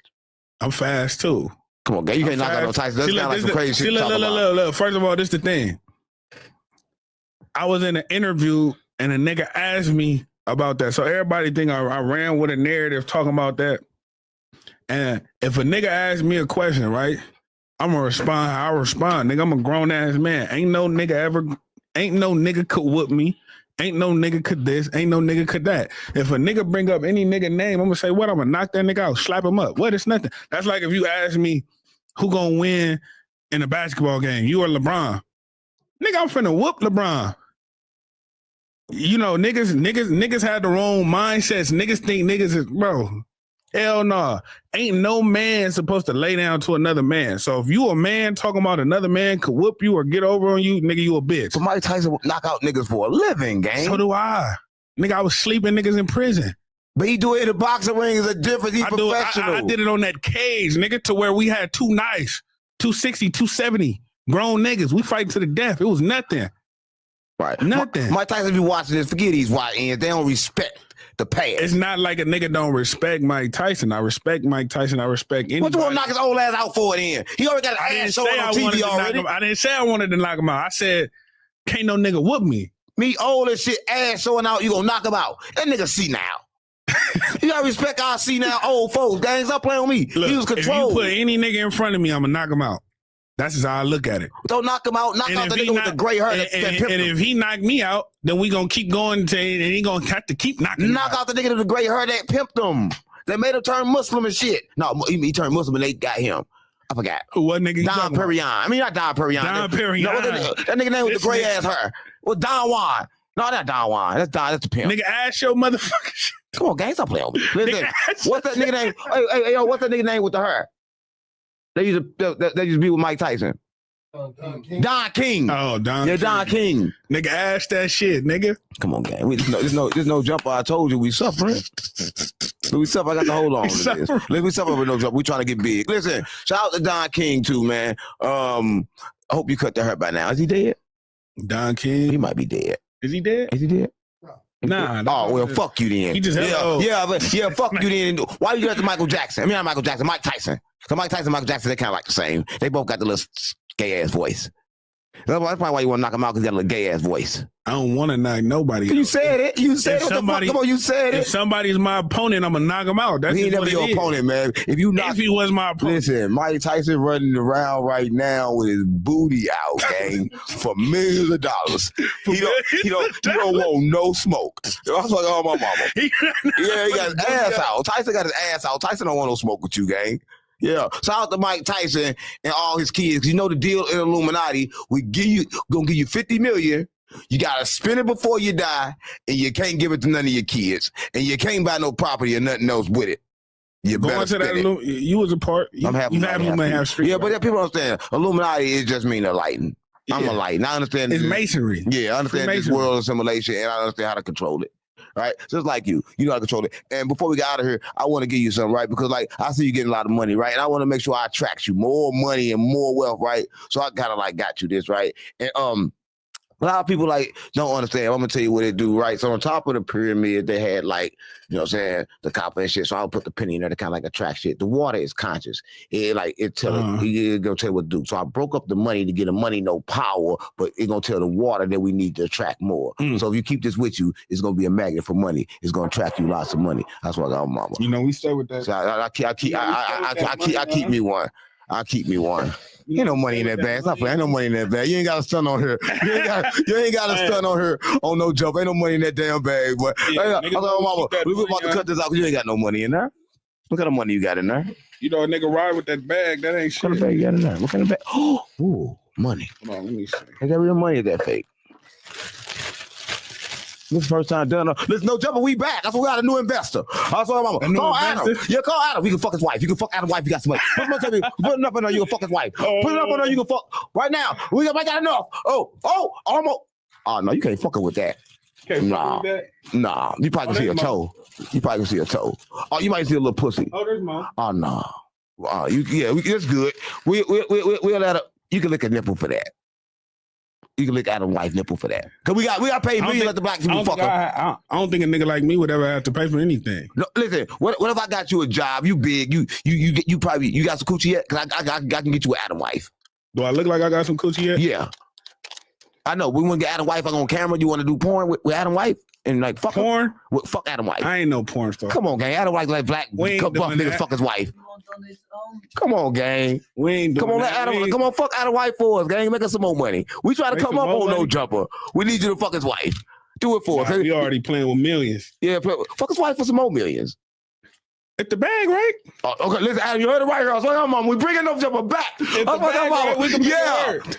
Listen, I was like, mama, fresh show no jumper. Y'all go see it. Make sure y'all like, share, and subscribe, because y'all can't see it unless y'all do that. Because this is gonna be strictly on the X channel, right? Listen, before we get out of here, man. Listen, we see y'all all that money. Tell them what's next for you in your music career, because we don't even know what the fuck is next for you in your music career. I know you've been going up, because that one song you got on out right now, I can't play it. If I play it, then we got to kind of pay you. So we can't do no promotion. We can't pay. No jump. But you can sign up for we got that listen to your music. You can send it to that. We can do what day we do listen to your music on. On Friday. So bring it up and listen to music. I'm gonna add them play. I swear to God, mama. Yeah, it's mandatory. You gotta do that. It's gonna be a link. So we're gonna put the link in the description for listen to your music, and we make sure they gonna hear your shit. So we're gonna earn your shit on listen to your music. That's what we're gonna do. It's mandatory. But tell them what nigga next for the music right now is go number one in the world. Go number one in the world, and then start the next Cash Money. Nigga, start signing everybody in the world, nigga, from the West Coast, East Coast, the Midwest. You can start with KB Nene. I'm a manager now. We just take that whole stack. Oh, take the yeah. You can start with her. Okota Gray. Yeah, Okota Gray. On folks them? Yeah, on folks them. We can buy that. GD or BD? GD BD Vice Lord. Oh, Larry Davis, I'll play with me. I fuck out my mama. Listen, man, this No Jumper, the coolest podcast, and we just went through a lot of shit, right? You just saw somebody who was facing 127 years in the penitentiary at the age of 15 years old. He's convicted of so many murders that y'all don't know about. So if you're a YN and you facing jail time right now, I'm gonna tell you, he don't even know why he got out, but I'm gonna tell him why he got out. He got out because the world is fake, and he believed that he can get out, and he dreamed they could get out in his mind. All of a sudden, that door opened. I was like, it ain't no law change. I'm gonna tell you, this man made that law change. No, 1,000%. Like people don't understand that. I gotta tell niggas this. People ask me all the time, nigga, how you get out so rich and this, that, and the third? Because I told myself when I was sitting in that cage and I was about to get out. But I heard you made millions in jail, though. Yeah, I did. I wouldn't say millions in jail, but I made a lot of money in prison, for sure. Right. So that's cool. But I got out I'm on a whole nother level right now. Whole nother level. I see that. You know, hold on. I done seen every fucking car I can think of. I done seen nigga, I got 11 cars. Yeah, I done seen it. Yeah, I done seen it myself. And I see you in person, you really got that bag. Yeah, you the real bag boy. I swear to God, listen, man. Yeah, the king to do that shit. Yeah, the king of LA. I swear to mama, and it was California, nigga. King of California. Big for LA. LA niggas. But king of California, man. Make sure you like, share, and subscribe, and become a member. No Jumper, the streetest podcast, the coolest podcast. The coolest hoodest podcast. The coolest hoodest podcast. And I'm on your ass every week. 607 Not the Punk on GDBD Vice Lord. I swear to God, on my mom. Crippin' blood, nigga. Stop playing with me.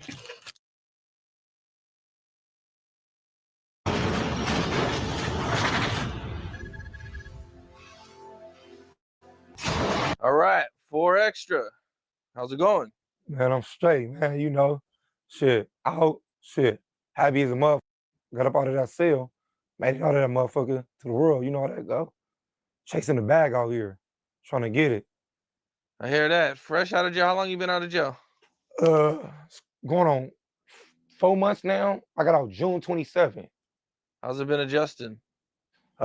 Shit is adjusting good. It's all coming together. Shit, like a real one supposed to get, you know, shit. It's coming together and shit. Been coming together and shit. I've been gone, shit, for a minute now. You know what I'm talking about? I was stuck inside a cell. I had all day on the hill. I was in Pelican Bay for a minute. I was up there 8 years and 6 months. So, shit, it's coming together. It's coming together. You know what I'm talking about? One thing about a real one, real recognize real, so they're going to reach out. So, you know how that go. A lot of people have been reaching out to you since you've been out of jail. Yeah, they have. They have. A lot of people been reaching out and shit. A lot of people been reaching out. You know what I'm talking about? Blessing me and shit. Trying to put me in shit. Star shit. You know what I'm talking about? So I'm trying to get it on the road. What made you want to start doing interviews and podcasts and everything? Well, you know, shit. Well, I always had the shit in me. You know what I'm saying? I always was doing this shit and all that. You know what I'm talking about? But shit, I was already writing a book. You know what I'm saying? Shit. I'm coming out right now with a book right now about my life story. Gonna come out like a month or two. It's called Extra Extra. Read all about it. You get what I'm saying? So shit, I've been wanting to do it and shit, but you know, I was stuck inside that cell. So I've been gone. You know what I'm talking about? I've been gone 8 years and 6 months and shit. So then my homegirl like, shit, you want to get on the thing? My homegirl Lupe, she like, you want to get on the thing and come out the honey pack. So I came out with the honey pack shit. So after the honey pack shit, that shit took off. So shit, you know, I didn't look back from there. That's what's up. That's what's up, man. All right, well, let's get into your story a little bit and get to know you, man. All right, come on, man. Fans who might not know, man. On the hood, you know. Where are you from, and you know, what was it like for you growing up? Oh shit, you know, I'm from South Central. I'm born and raised in South Central in the Rolling 40s. You know what I'm talking about? Between Vernon and Western. You know what I'm talking about? I'm born over there in the set.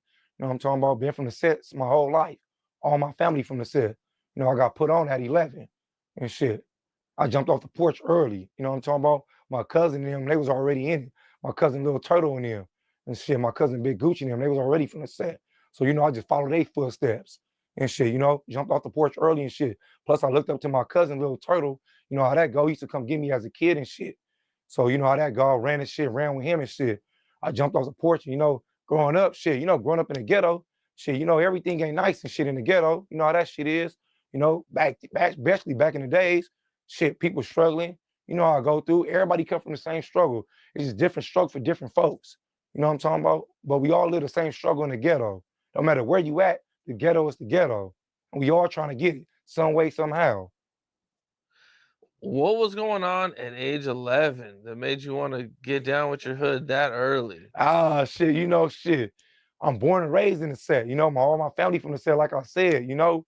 And plus, you know, my cousin, Little Turtle, you know, shit. I used to run behind him and shit. You know what I'm talking about? I used to look up to him and shit. So, you know what I'm talking about? He used to run behind him shit. I used to run with him and shit. So then, boom, you know, hanging out there with the homies and shit, you know what I'm talking about? At a young age, on the block, my older homies and shit out there and shit. So, you know what I'm talking about? I was bound to turn anyway. My family all from it. So, shit. What's it like for an 11-year-old getting put on? Well, shit, you know, shit, it ain't that nice. We ain't, you know, we young. So, you know, shit. I wasn't really thinking like, shit, oh, what's the name? No, I was just thinking about like, you know, that's where all my friends from. It's where my family from. So 40 crib, you know? What's the jump in like? How many they put on you? What they put on you? 4-man fade. 4-man fade for the set. Okay. I got 4-man fade. You know, I got 4 head ups and a 4-man pack out. You know how that go on the set. Mando for the set. Crenshaw the Fig. Were these like grown men or were they your age? Oh, shit, no, hell no, they wasn't my age. They was like 15, 16, 17 and shit. They was older than me, but you know, shit, age don't matter. You know that shit go. I don't really care about age. You know what I'm talking about? Shit. I love the set on the hood. Got the whole set all over my body. But shit, right now, shit, on the hood. I'm 35 now. Shit was years ago. Now I look at it now, you know what I'm talking about? I was stuck inside of a cell with all day and shit. And now they gave me another chance at life. So I ain't taking it for granted. I count all my blessings. So one thing I am doing, I'm chasing that motherfucker. I ain't gonna let no real nigga down that's in that system that I ran with. You know what I'm saying? It's a lot of real niggas in that system that's stuck. You get what I'm saying? They trying to get out just like me. Shout out to all the real niggas in the pen too. It's a lot of real niggas on them yards up there. You know what I'm saying? So they know how it is. Any nigga watching this, they know how it is. And any nigga watching this, they know me. You know what I'm saying? This ain't no mystery to me on the set. Now you get put on. How does your life change? Shit, that shit changed drastically. Shit, you know how that shit go. You can't go certain places and all that, but you know, we didn't give a fuck as young kids. You know what I'm talking about? We went anywhere we wanted to. You get what I'm saying? But that shit changed actually and shit. That changed a big step. My pops was hot when he found out. My pops found out when I was 12 though. He found out when I was going to school at Horseman. You know what I'm saying? The principal, I got called him in here. You know, I had a squabble. And he called him off. She like, your son bang. He like, my son don't bang. He like, your son do bang. He like, my son don't bang. He like, he do. He like, man, look at the tattoo on his back. He grabbed me and put it on my back. My homie, I did the 4 on my back. My homie Papa 40, my big homie. And when he seen the 4 on my back, he went up. I broke out the school. See, that's when my pops found out and shit. You know how that go. Damn. So what happens when you get home that night? Shit, I didn't even go home that night. Shit, I went to my homie house. I stayed at my homie house in the hood on 40th and between 40th and Vernon. So you know how that go. What was the next conversation with your dad like? Shit, he was disappointed, but shit, he understood. That's where my family from. That's where my friends from. That's where I'm born and raised. It was bound to happen anyway. Shit, ain't no regrets. I don't take no regrets from it. I love this set. What about your mom? How'd your mom feel? Well, you know, my mom gonna do whatever my pops do. You know how that go. Mom gonna do whatever the dad do. You know what I'm saying? My mom, you know, she just told me to be careful and shit. You know, she loved me. So, you know, mom will always love their son. She just told me to be careful. Shit, I was in it. I went to jail at 12 anyway. You went to jail at 12? Yeah, I went to jail at 12. What'd you get busted for at 12? Attempted murder with my homie. Damn. How much time were you facing at that age? Juvenile life. I stayed in there from 12 all the way up to 16. 4 years, okay. Then and I got back out. So were you convicted or did you take a plea deal? No, I was fighting the whole time. I was up in the Y unit and shit. And they found us not guilty. On the sudden, they kicked us out. But I got back out when I got out at 16. I came right back, like shit, 8 months later for a bluer. Okay. How much time did they give you that time? They gave me 9 months. 9 months in camp for that shit. That shit wasn't nothing. I went up to camp. I only stayed in camp for like 60 days and got refouled on for getting cracking. I was at Camp Munns. And then I went to Resnick. During all this, are you going to school at all? Hell no. You know, we go to school up in the halls, but you know, As soon as you walk up in the school, you get cracking in that motherfucker. As soon as you see your enemy, it's on sight. You get cracking. Unless you want to go there and shit, unless you ain't active. You got some people that ain't active in that motherfucker. I'm getting cracking. Back then, especially too, it was on sight. You go in the motherfucking class, we ain't going there, you know. You learn inside the hole. You know what I'm talking about? You do your learning inside the hole and shit. Get your reading up in the hole and shit. That's how I did it. Okay, so you did some of your homeschooling, okay, or help, did a little bit yourself. Yeah. Did a little bit of myself. You know how that shit go. So, at what age did you get out again for the blower? Yeah, I get out at 17, going on 18. I got out a month before my birthday. But when I got out, when I turned 18, 2 months after I turned 18, I went to the county jail. My first time in the county, I went at 18. And then I caught a prison term. At 18, so you're only out a few months. Yep, only 2 months. And I caught a prison term after that. Damn. Okay. Well, what happened that time? Shit, I went for flocks. I went for a flock. I went down for a flock. Okay. And how much time did they give you for this one? They gave me 6, but I did 4. I did 4 years and 8 months off that. And what's prison life for you at that time? Shit, well, I was 18, so it was my first time going to the pen. And I went to the 180, to the 4 yard. You know what I'm talking about? So shit, I was already getting cracking in the county already. But to me, I feel like it's no different, you know? So I went up there, just older people and older homies and shit. So I had a lot of my older homies up there, you know what I'm talking about? Show me the way, and I landed on the yard. I landed in Delano for reception. I landed in Delano for reception on B yard. So when I went there, shit, they put me up for High Desert or Calipat and shit, or New Delano and shit. So I went up there, same, getting cracking. I was getting cracking in that motherfucker. What do you think was like your worst riot or something that you went through out there? Within the pen, a worst riot? Or fight? Well, shit, I don't think nothing worse to me. I think shit all the same. You know what I'm talking about? Anywhere you at, they're going to get cracking. To me, ain't no such thing being worse. You get what I'm saying? It's just the predicament, we in right now, We in a prison. You know what I'm talking about? It is what it is. You know what I'm saying? Ain't nobody going to cry about it. I ain't going to cry about it and nothing like that. I'm going to get cracking off the bat. You get what I'm saying? But it was more active and more sicker back then in prison than now. You get what I'm saying? Now they got tablets. Back then, we didn't have shit. No cell phones, no nothing. It was just getting cracking on the block. So you know how that go. So off the back, I've heard about that, the tablets. They got tablets, a lot of them. Yeah, that's that new shit. Tablets. Yeah, that's that new shit, that tablet shit. Crazy. Yeah, I ain't never got to touch one. They brought that shit after I left.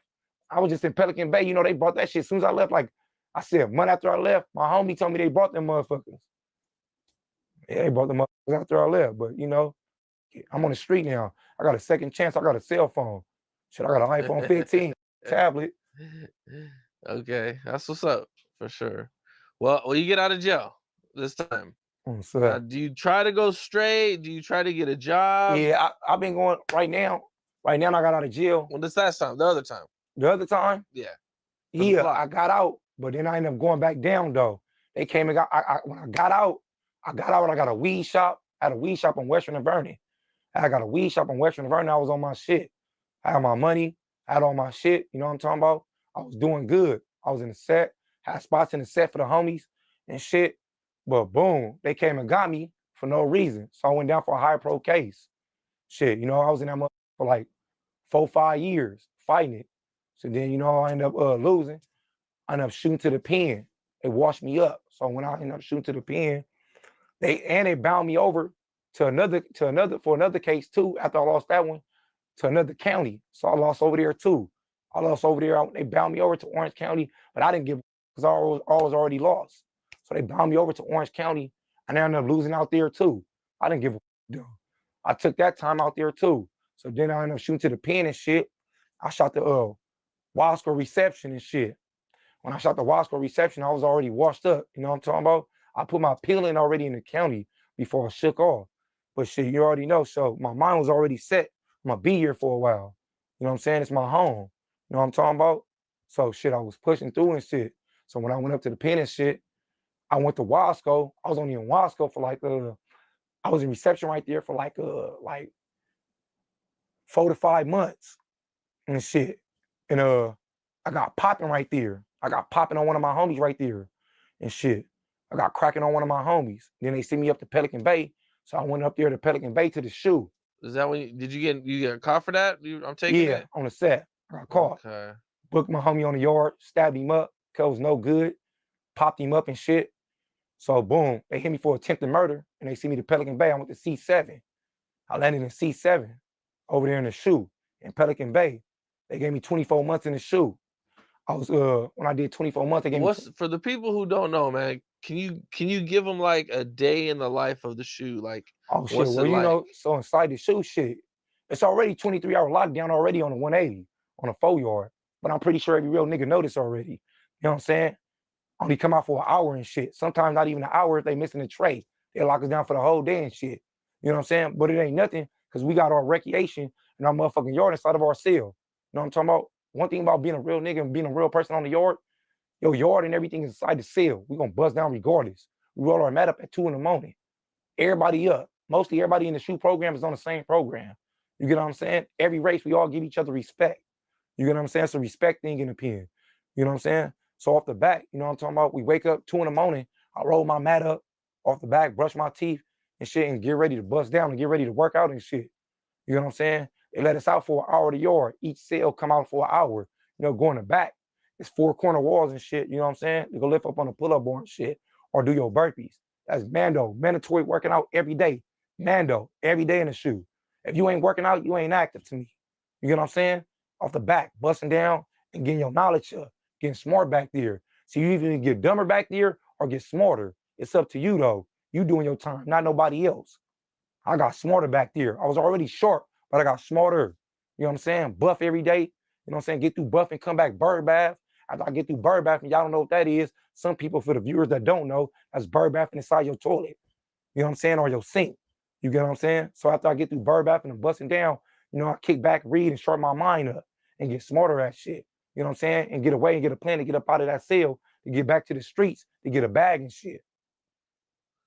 So they got you there for 24 months. No, yeah, 24 months. I did 24 months back there. But the 19 months, on my 19 months being back there, I got a letter from the appeal court saying I had a lawyer and shit. You know what I'm talking about? Telling about my shit about to get overturned and shit. So boom.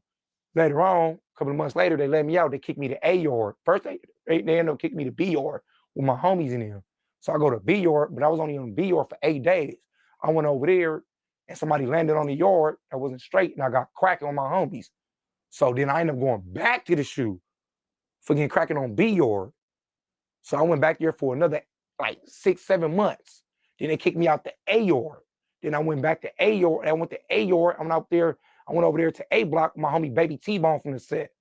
And I was on, that's when I filed my appeal and they shot my thing and shit. They what? No, they shot my paper for my appeal and shit. Oh, okay. So they got me about my appeal and shit. I was on the yard buff with my homies.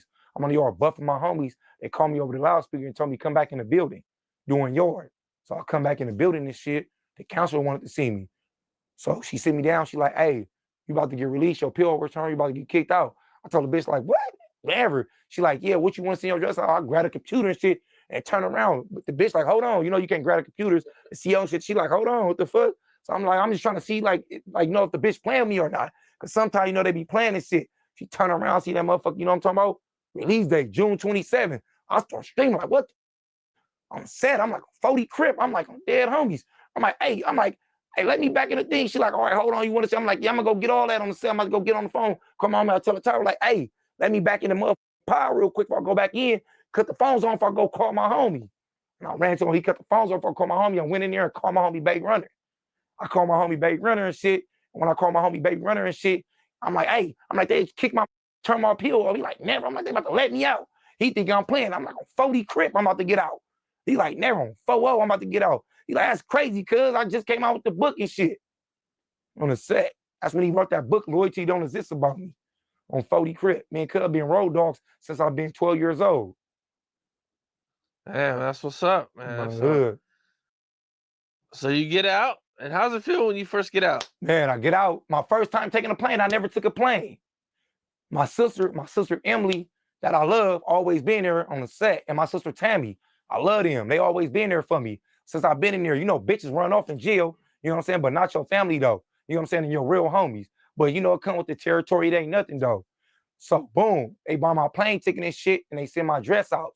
So my homie Baby Runner picked me up from the airport. Get on the plane, feel kind of weird and shit. You know, all in the air. That's my first time on the plane and shit. You know, I've been in the system. So boom, I get off at LAX and shit. My homie Baby Runner come get me and shit. And shit, he's screaming and shit. Boom. They had my welcome home party in the hood at Vermont Square Park. That's in my set.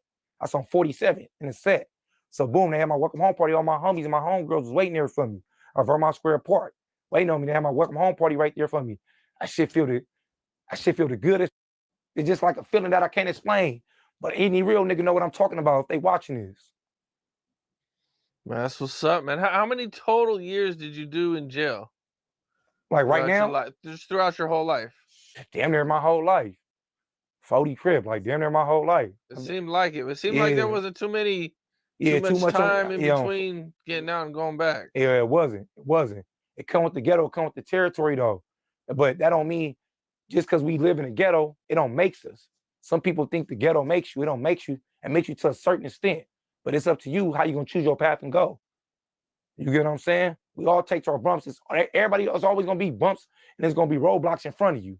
That's up to you to figure that motherfucker out and break that motherfucker down. That's part about being a real person. Yeah, I hear you, man, for sure. What's that? Well, I think, you've been going viral for your fight with Jap 5. Oh, yeah. So, I've been seeing that shit. Can you talk about that a little bit, man? Well, what happened with that? Well, shit. They asked me a question and I answered it. You know what I'm talking about? Shit, they asked me a question. They brought him up. I didn't even know who the dude was. I forgot. They talking about, shit, you can see on the motherfucking interview, Betty, what's the name? I don't remember names. How many people I over. A lot of people over. You know what I'm saying? This ain't nothing new. Everybody know my MO from the streets, to the jail system. You get what I'm saying? But, they asked the question, you know what I'm talking about? I told him I booked him. You know what I'm saying? And I guess, his step-pops responded back with some lies, whatever his stepson told him. But they ain't on his step-pops, though, because he didn't know. He's going by what his stepson told him. But I had to set the record straight, you know what I'm saying? Every real niggas take losses. And niggas, you know what I'm talking about? That's what makes a real nigga commit to his loss. But he didn't want to commit to his loss. You get what I'm saying? But he was one of them niggas that took a loss. You get what I'm saying? He took a loss from me. A lot of niggas took a loss from me. You get what I'm saying? But a lot of niggas was there and he tried to say, he ran 3-phase and he got dopey. Nigga, that shit never happened. Talking about he was in a neighborhood dorm. Nigga, he wasn't in no goddamn neighborhood dorm. Nigga, he was in 812. Nigga, if you was in a neighborhood dorm, you would have never made it. Nigga, our dorm was 828. Nigga, we was in 812, nigga. Any nigga, and that's why every real nigga that watched this, they know me. You know what I'm saying? But that was a bunch of bunk shit. Nigga talking about he got dope. Do it look like I need a dope fiend nigga my big ass? I'm breaking shit out here. I'm getting cracking off the back. You get what I'm saying?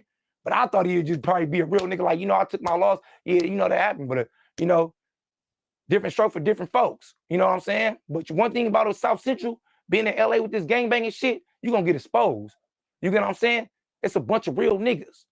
Crips, Bloods, niggas, real niggas everywhere. So one thing a nigga going to do is expose you. Because real niggas with each other and they talk to each other. You know what I'm saying? And you can't hide in that county jail. Or your story can't hide. Or you can't, say who you say you is. Because we're going to expose your ass out here. That's the point about real niggas. You know what I'm saying? You got these niggas that be making up lies and shit. That's why real niggas in the pen. It's mad about all these suck-ass niggas out here now. Because these suck-ass niggas out here think because all the real niggas in the pen, they can run around and be and give a nigga some money and shit, and sweep shit under the rug. That's out. I'm keeping my foot on every nigga neck. I ain't giving nigga no breath, no air, no nothing. No space at all. 40 crib. I'm tripping. Stay tripping. I'm always going to be tripping. Can you take me through the fight? Oh, well, shit. Nigga, he came to the dorm. I got out the hole and shit. I got out the hole. I just got out the hole. I've been out the hole for like 3 weeks up to a month for getting a nigga over. So I landed 812. So like a week or two later, he land there. So he come in, bang on him. Where you from? Hoover. 40 crib, nigga. We got to get in, nigga. They at home, you got to get down, nigga. Go to the back. So we go to the back after, doing chow and shit, lunch and shit, passing our thing, going to the stairs. You know what I'm talking about, where we squabble at. Dead homies immediately get up in there. What? 40 crib. Get squabbling, get cracking and shit. Boom, I crack him. He fly over the table. You get what I'm saying? For what? We like, hold on, and all this shit. Now, he trying to what's the name? The nigga was acting like nigga I was 50 years old. He had his step pop talking like I was 50. You know what I'm talking about? They said he was 19 at the time. That mean I was 26 at the time. I'm only 7 years older than the nigga. You get what I'm saying? But you know, some niggas don't want to admit to ass whoopings. But that's not part of being a real nigga. You know what I'm saying? Off the back, the nigga's an enemy. So off the back, nigga, I'm squabbling you. I'm not giving no enemy no pass. And I don't expect no enemy to give me a pass. Cause we beefing and it's on site and you active. You get what I'm saying? That's the part about being active. That's part of being a real nigga. Nigga is getting cracking. I'm getting cracking. I'm active. Nigga, I don't give a nigga if you was 6'2", nigga 50 years old or 100. I'm getting cracking. Cause I'm from rolling 40s. And I'm getting cracking. Ain't no passes. All that pass shit. Talking about what's the name? Come on. You think if a nigga was in a neighborhood dorm, nigga, you what the nigga knock it off. But you know, different stroke for different folks. Let him tell his story. You know what I'm saying? All that bunk ass shit. But you know, all real niggas, you know, they know what's up. Every real nigga was there, was real Damus there, real Keyways there. You know what I'm talking about? This ain't nothing new. Every nigga know my MO. The famous extras. You know what I'm saying? I get cracking. This ain't nothing new. 40 Crip. What do you think was like your toughest fight in the county jail? Oh shit, you know, I had a lot of squabbles. You know, I had a lot of motherfucking squabbles. I squabbled all my enemies. You know, I had a lot of squabbles. You know, from 18 when I came in at 18, when I came in here, when I was in that motherfucking 07, it was getting cracking. It was different back then. The blacks was separated from the other races. So it was like, it was on sight. You know what I'm talking about? I had got ran. They had, ran me on the 3000 flow. I had got ran on the 3000 flow. They gave me 9 phase up there on the 3000 flow. I squabbled 5 as soon as I got in here. And later on that night, I squabbled 4 more. But it was a part about, you know, that's how it is, part about being active. And I was 18. You know what I'm saying? Came in my cell, 40 Crip, dead homies. But it is what it is. Come with the territory on 40s. I don't regret nothing. I don't take nothing back. I love this set. Yeah, for sure, for sure. You looking like this shit wild, huh? I'm just like, damn, that's a lot of phase for in one day. Oh, that's the part about being a South Central. You get what I'm saying? I'm just saying, imagine that nigga being in a neighborhood dorm. And he said he got 3 phase. Come on, you ain't got to lie about your phase, nigga. You get what I'm saying? Keep it real with the world, nigga. You get what I'm saying? That's the part about being a real nigga. See, we don't be real with yourself just because you an enemy. See, niggas real recognize real. And if you go in there and squabble, that's all that matter. As long as you don't turn nothing down. But once you get the line and all that, niggas expose you. That's the point. You know what I'm saying? And I'm exposing niggas. I don't give a fuck. I'm keeping my foot on niggas' necks. I ain't giving no niggas like that no break. Definitely that don't deserve it. You know, I seen at one point you ran across a dude that had your hood whacked out on him. Oh yeah, you talking about the bullshit, nigga. When I was over there in 21, 23, I just got out of high power. I've been in high power for 9 months. I've been down like, at this time, I've been down like 3 years and probably like 6 months. And I just came out of high power. And they sent me to 21, 23 over there with my homies and shit. I went over there with my homies and shit, boom. Somebody just get there and shit. They like, oh, this nigga got the set whacked out, pop me on my cell. Boom, I come down. This young ass nigga, he got the set whacked out on his neck right here, he had the glove whacked out. And shit, I look at this nigga, I'm like, you bitch ass nigga, immediately, you know, he back up because he already know who I am and know my name. I'm like, you weird ass nigga, 4-0, nigga on the dead homies. You know what I'm talking about? Nigga, like, I think the nigga was like probably like in his 20s or something. Like probably, I don't know, like 23, 24. Weird ass nigga on the set. I'm on him on 40 Crip, dead homies, bitch ass nigga. Like nigga on 4, I'm calling this nigga all type of names in front of his homies on set. So on Glove Crip, he like, oh, I'm 4 I'm on you, nigga. So I'm immediately dead homies, press the thing out. You know, they go, watch out, 40 Crip, I go, get on this nigga. You know what I'm saying? But as soon as I'm about to get on him, he go to grab it. So I throw the nigga off. I'm like, man, on 40 Crip, nigga, all this? He got the set whacked out, nigga on the dead homie. You want to grab it, nigga? But that goes back to these niggas with these fashion shows nowadays. See, back then, shit meant shit, getting whackouts. Nowadays, niggas get it at fashion shows. Niggas ain't never did nothing to the homies. Niggas ain't never did nothing. But you know, it's a fashion show to these niggas. These niggas nowadays throw up their little signs and put shit on their body like it's nothing. You know what I'm talking about? Like they ain't gonna run into no real nigga to get their shit broke or split up or get wired up. That's where you wrong at. You come to that county jail, nigga, ain't no running. You can't run, nigga. That prison system, nigga, that county jail, you can't run, nigga. This ain't the streets, nigga, where you got a gun at. Break your ass up. That's where it count at, nigga. It counted that motherfucker a lot. 4-0. But you know, like I said, different stroke for different folks. I hear that. I'm on 40s. I'm trying to do on a dead homie. I'm trying to right now. I'm trying to get into like a TV show or something. Shit, you know what I'm talking about? I always watch Power, and I read them books, Power. Shit, hopefully 50 reach out to me and put me give me an ad in that motherfucker. If I could do up in here, that shit fits me. You get what I'm saying? Power. It's about like. Oh yeah, shit. I watch it all the time, man. Yeah, that shit straight. Yeah, shout out to 50 too. So you came home and just started watching Power, or did you watch it in there? No, well, yeah, they got cable on that mother. So I was watching it in there, but you know, in the shoe you can watch it. But when I got back to the main line, I started watching that motherfucker again because I had my TV took from me. I was on C status. So back there, you could get on C status inside the shoe and they could take your TV and shit. So boom, I only left in my books. But you know, my homegirl was sending me books in there and she sent me the books of Power. So I was reading that shit in there. That shit straight. Then when I got back, I started reading, what's the name? I was gonna start seeing the show again. That shit straight on the set. That's why I said I love to, you know, have a thing in there. And plus, I'm coming out with a book right now, too. You know what I'm talking about? Like I said, it's dropping in the money, too. It's called Extra Extra. Read all about it. So you got your book coming out. Can you share a story from your book? An untold story? All right. Which one you talking about? You talking about the one my homie wrote or the one I'm writing right now? Either one. Either one is good. All right. Well, shit. You know, shit. The one my homie wrote, you know what I'm saying? The one my homie wrote, my homie Baby Runner wrote, you get what I'm saying? That's about when me and him met at 12.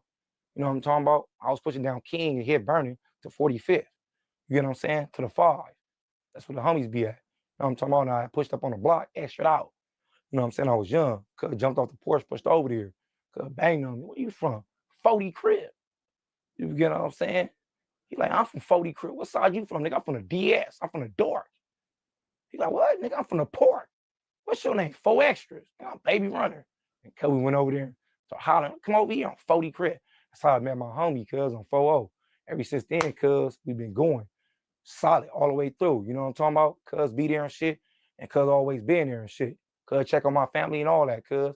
When I was locked up, when I had life and all that. You know what I'm saying? A real homie on 4-0.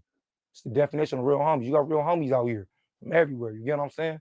They're homies. So, you know, and then in my book that I'm writing right now, that I'm coming out with, you know, it's about my life story and shit. You get what I'm saying? It's about, you know, talking about shit about my life growing up. You know what I'm talking about? How I'm processing, how I got a second chance at life. You get what I'm saying? And how I'm out here now. You get what I'm saying? I got a lot of doors and opportunities that's open for me right now. You get what I'm saying? Especially I don't want to let my homies down on the yard. You get what I'm saying? I made it out. A lot of real niggas ain't made it out. So you get what I'm saying? I'm doing it for them too. Because a lot of real niggas didn't make it out from the wall. They still fighting on the yard. They still fighting to get out here. I know a lot of real niggas from everywhere that's trying to get out here. You get what I'm saying? So I'm doing it for them too. You get what I'm saying? And I ain't trying to let them down. Then let me go back. If I got a second chance at life, you know what I'm saying? I'm taking it and I'm running with it. I count all my blessings. You get what I'm saying? So at the end of the day, when a real nigga see you on you do your shit and you don't come back to that, you get what I'm saying? Especially when you know, you get what I'm saying? It makes them proud on the yard just to see you processing and see you keep going. Cause you doing something. You get what I'm saying? It's like speaking for the real ones on the set. Man, that's what's up, man. That's you know, glad to see you out here wanting to work and you know what I'm saying, make a better future and shit. You know, good looking. Try not to go back. I know it's hell probably no. hard. Hell no, I ain't gonna never go back. I'm trying to get all my homies out of there. You know what I'm saying? If any real nigga reach out to me on the set, I'm dead homies, I'm gonna help them too. You get what I'm saying? Cause I was on that yard too. I was just inside that cell. Just almost 4 months ago, I was in that cell, rolling up my mat, busting down 2 in the morning. You get what I'm saying? Streaming over the chair to my homie. You going to yard? Yeah, we're going out there to bust down. You get what I'm saying? So shit, I know how it is. I was just inside that shoe. You get what I'm saying? I know how it is to be stuck between them walls. Pelican Bay has a wild reputation. I know it is. Yes, it do. The worst or one of the worst prisons in California. Yes, it is. It's the last stop. What do you think is like the wildest thing that you've seen that you can talk about? Shit, shit. I don't want to talk about a lot of shit, but shit. I done got cracking on. I told that motherfucker up. You know what I'm talking about? You go check my resume. Any real niggas watching this, they know. You know what I'm saying? I done told that motherfucker up. Told both yours up. You know what I'm saying? I done got cracking up there. I done told some shit up there. You know what I'm talking about? And I had the keys to my homies up there, so you know how that shit go on the set. But I done told that motherfucker up. I done see some wild shit up there. Some wild sick ass shit. You can read about it in my book. It's gonna be in my book. Extra, read all about it. Okay, for sure. When does your book come out? Like, I'm trying to make it like the end of next month or the month after that. You know what I'm talking about? No later than December, the end of December. Okay. I'll be looking forward to it. You know what I'm saying? So do you rap or anything, or? Well, shit, I know how to rap, but I'm not a rapper though. You get what I'm saying? I'm not a rapper. I know how to rap, but I'm not a rapper though. You get what I'm saying? I'm smart as a motherfucker.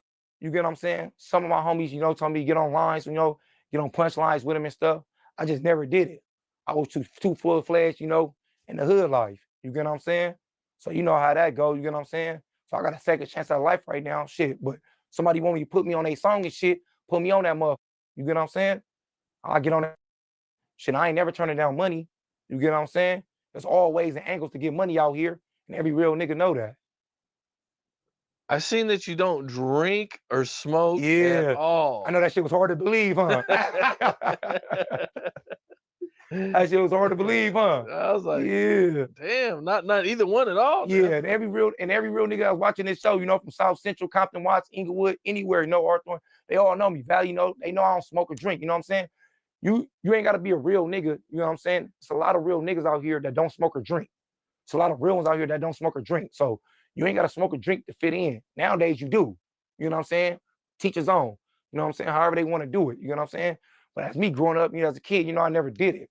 You know what I'm saying? And my older homie told me, shit, you ain't got to do that shit to fit in, or, you know what I'm talking about? I never did it. That was just my MO. I'm just turned up, burnt out naturally, get cracking. You know what I'm saying? And any one of my enemies or anybody can speak for me, you know, they know what's up. You know what I'm talking about? What is it that made you never want to drink or smoke? I mean, I'm assuming you did before you tried it. No, right? I never did it. You never even tried it? Never. That's crazy. Never. Okay. Never. You ain't got to be a real one. You know what I'm saying? It's a lot of real ones that don't smoke or drink. You know what I'm saying? But I think it's because, you know, growing up with my pops and shit, you know, and how my pops used to be on me and shit as a kid. You know what I'm talking about? He used to tell me I could be anything you want in life. You get what I'm saying? That goes back to the shit that I said last time. You get what I'm saying about the boy. You get what I'm saying about lying. My pop used to tell me. He used to always say, hey, don't never lie. Because once you lie once, you got to keep up lying to keep up the first lie. You get what I'm saying? So when you lie, you got to keep up lying to keep up that first lie that you did. So you got to keep lying. You get what I'm saying? So I always took, I love my pops. I'm named after my pops. So I always took what he taught me and I ran with it. You know what I'm talking about? And as I grew, I put mine with it. You know what I'm talking about? So I never smoked or drink, and I always was on one. Sad. And my older homies, you know, they was always there. So you know how that go. Yeah, damn. Okay. Well, you know, a regular guest I have is Crip Mac. Oh, that's the homie on the set. That's the homie. Shoot out to the 50s. Neighborhood, 55th Street, neighborhood. That's my homie on the set. Yeah, man. He's we're all, you know, we're always doing stuff, man. Yeah, that's the homie. Like working with him, man. That's the homie, cuz I've been knowing the homie for a minute, cuz I've been knowing the homie, you know, cuz used to be on Western and Vernon and shit with all the homies and shit. Cuz used to be going up and shit. So, you know, I've been knowing cuz for a minute and shit. I've been knowing the homie Crip Mac for a minute. And I'm proud of all cuz how cuz doing out here. You know, cuz a good homie. You know, cuz out here, cuz feeding the community and giving back. And that's how I feel, cuz giving back to your community. Cuz a lot of niggas get rich out here and get on and forget about their community and forget where they came from and forget about the struggle. But he out here giving back. That's on the hood. That's what I'm doing. If I'm on set, I put my community on. You guys, any one of my homies, I give my last to my homies. I give my last to any nigga in jail, to the homies in jail. You can ask on the set. My last food, I bust it down with him on the set. You can ask about it anywhere. They had homies. You get what I'm saying? I respect that about them. You get what I'm saying? Giving back to the community, because at the end of the day, don't matter, you know, we all came off the same porch, the struggle. You know what I'm talking about? We all lived in the ghetto. You get what I'm saying? We all took the same road. It's just different ways we took it. But we made it there. You get what I'm saying? And it's the ghetto, and give back to your community. A lot of niggas get on and forget about their community and don't give back. That's the point about having your community. Open up stores. That's how when I had my weed shop, all my homies, young homies worked there on the set, because I'm giving back to my homies, giving back to my community. Because at the end of the day, when I used to run from the police, them old ladies used to hide me on their porch. You know what I'm talking about? Hide my blower for me. You know what I'm saying? So I love them for that. You know what I'm saying? They watch me grow up around here. So you always got to give back to your community. So if I ever get rich and get on and shit, because that's my goal, what I'm shooting for, I'm going to always open up stores in my hood. I'm trying to open up a store in my hood. I'm trying to get on. I'm putting everything in my community, film in my hood, all that. Yeah, that's what's up. That's what's up, man. What'd you think about when he went to the Blood Hood to fight the dude 1-on-1? Well, shit. You know what I'm talking about? Like I said, different stroke for different folks. You talking about the homie C-Mac, right? From 5'5". Yep. Well, shit, I was looking at it, you know, he a real nigga. You know what I'm saying? He going over there to squabble. It's different stroke for different folks. You know what I'm saying? Niggas we go over there, you know, he went over there to squabble up. Shit, he had an issue. You know what I'm talking about? He talked to their homies, they talked back to their homies, and they made it out. You know, they did what they did. You know what I'm saying? Shit, you know, it's all different stroke for different folks. You know, shit. He a real nigga.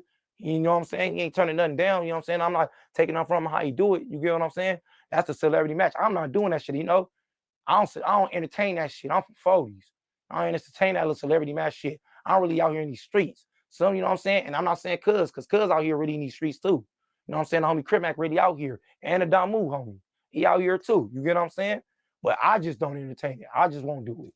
You get what I'm saying? No celebrity boxing matches for you. Nah, I ain't doing that shit. 40 Crip. You could catch me in the set or catch me in the county jail. Hood, Vernon Avenue is where I'm at all day. I ain't hard to find, and the 40s is where I'm at. What if the bag is big? What, 100,000? It's a big bag. I could break your shit in jail and get the bag. I could catch him in jail. You know what I'm talking about? It's ways out here in these streets. You know what I'm saying? I could catch your ass in jail and break your shit in here. You get what I'm saying? Don't sell your soul, but you know what I'm saying? Everybody's different. You know what I'm talking about? You know how that shit go. So what is your main goal, man? Is it acting? My main goal is helping my community out. You know what I'm talking about? And getting a TV show. You know what I'm talking about? Somebody reaching out to me, getting a TV show, writing this book about my story, get my story out there, how I got a second chance at life. You get what I'm saying? Just a couple of months ago, I was stuck on a shelf. You know what I'm saying? And I'm back out and I got a second chance. So at the end of the day, for any real nigga inside this system, inside that jail, I'm gonna speak for him and let everybody know in the world, let a nigga know my story. You get what I'm saying? Hell yeah, I want to do acting. You get what I'm saying? Hopefully I get in that motherfucking show, like I told you. Power. You get what I'm saying? And do shit for my community and give back to my community. Have something to give back to the people that was there for me. My sisters, my sister Emily, you know what I'm saying? My sister Tammy, you know, my homie Baby Runner, you know, my homie, my cousin Turtle. You get what I'm saying? Give back to my community and shit. Give back to my homies and shit. You know what I'm saying? They did for me. It's time for me to do for them. I'm out the system now, so I ain't gonna let them down. Do you plan on taking any classes, acting classes? Well, shit, I don't need to take no acting classes. I'm pretty sure everybody on the set. I feel acting classes, you know, get the certificate. I ain't got to act. Shit, it's the real deal. Fuck acting. I live the real life. You know what I'm talking about? I ain't nothing against the people that took the acting classes, but I think I already took that inside in the ghetto, in the set. Okay, acting class, you know what I'm saying? It's the real deal. I feel if you're going to take the acting class, that is what it is. But on 40 Crip, take me as it is. Dead homies. That's how I come. So you on the set. So you're only going to play the one character yourself? No. Whatever they want me to play, I can adapt to anything. In life, I can adapt to anything. Anything you throw at me, I can multitask and break that shit down. You get what I'm saying? I'm smart. You know what I'm saying? Everybody be thinking because you gang members is dumb. Gang members ain't dumb. They some of the smartest people on earth. You get what I'm saying? So at the end of the day, anything you throw at me, I can multitask and I can break that shit down. You know what I'm saying? And I can figure it out. I can adapt to anything that you throw at me. You get what I'm saying? It's like right now, how you stopping right now talking, I'm telling you, keep talking. I'm throwing stuff at you for you can keep talking. You get what I'm saying? I'm just saying how it is, you know, on the hood. Yeah, for sure, man. On the set. Well, you know, what do you think about like the current state of hip hop and everything going on? Shit, I feel that shit, you know, that shit doing good. And plus it's taking off right now. You know what I'm talking about? We got a lot of females in the industry right now. You know what I'm saying? That's good. Cause you know, we had just a few females back in the days. You know what I'm talking about? Lil Kim, Trina and all them, you know what I'm talking about? It was a little few, what's the name of them? You know what I'm talking about? Queen Latifah and them had a little, you know, back then. And they set it off for the females. And that's good they did, you know what I'm talking about? Especially for the African and Black community. You get what I'm saying? So, you know, that's good for them and stuff. Now we got a lot of more females in the game that's getting stuff. And we got a lot of more youngsters out here expressing themselves how it's going. And that's a good thing. How they coming out here, you know what I'm talking about? How to rap career, because you express yourself through the music. That's how we always express ourselves, through the music, you know what I'm saying? To get it through. You know what I'm saying? One thing, they always trying to hold us down. But one thing, you know what I'm talking about? They can't stop us. You know what I'm talking about? As long as you put your mind to it, you can do it. I hear that. I'm sad. So acting is your main focus, okay? Are you gonna try to do any podcasting or? Yeah, I'm trying to do broadcasting too. Yeah, a couple of people reached out to me. I'm trying to do broadcasting too. You get what I'm saying? On set. they trying to put me on the show, you know what I'm talking about? Yeah, I'm trying to do broadcasting too, you know what I'm talking about? I'm a real one. So what I'm saying, I'm not gonna get up there and ask you no bunk ass question where Peter wants you to ask. No, I'm gonna ask you the real deal. You know what I'm saying? And if your ass real, you real. And if you not, I'm gonna expose your ass. Point and simple. You know what I'm saying? You put me on a broadcast, I'm shooting straight forward to you. If you don't want to answer these questions, then get up. You get what I'm saying? That's how it is. That's just like I just told you. Ask me anything. That's how it is. It's part about being a real nigga. Who'd you grow up listening to?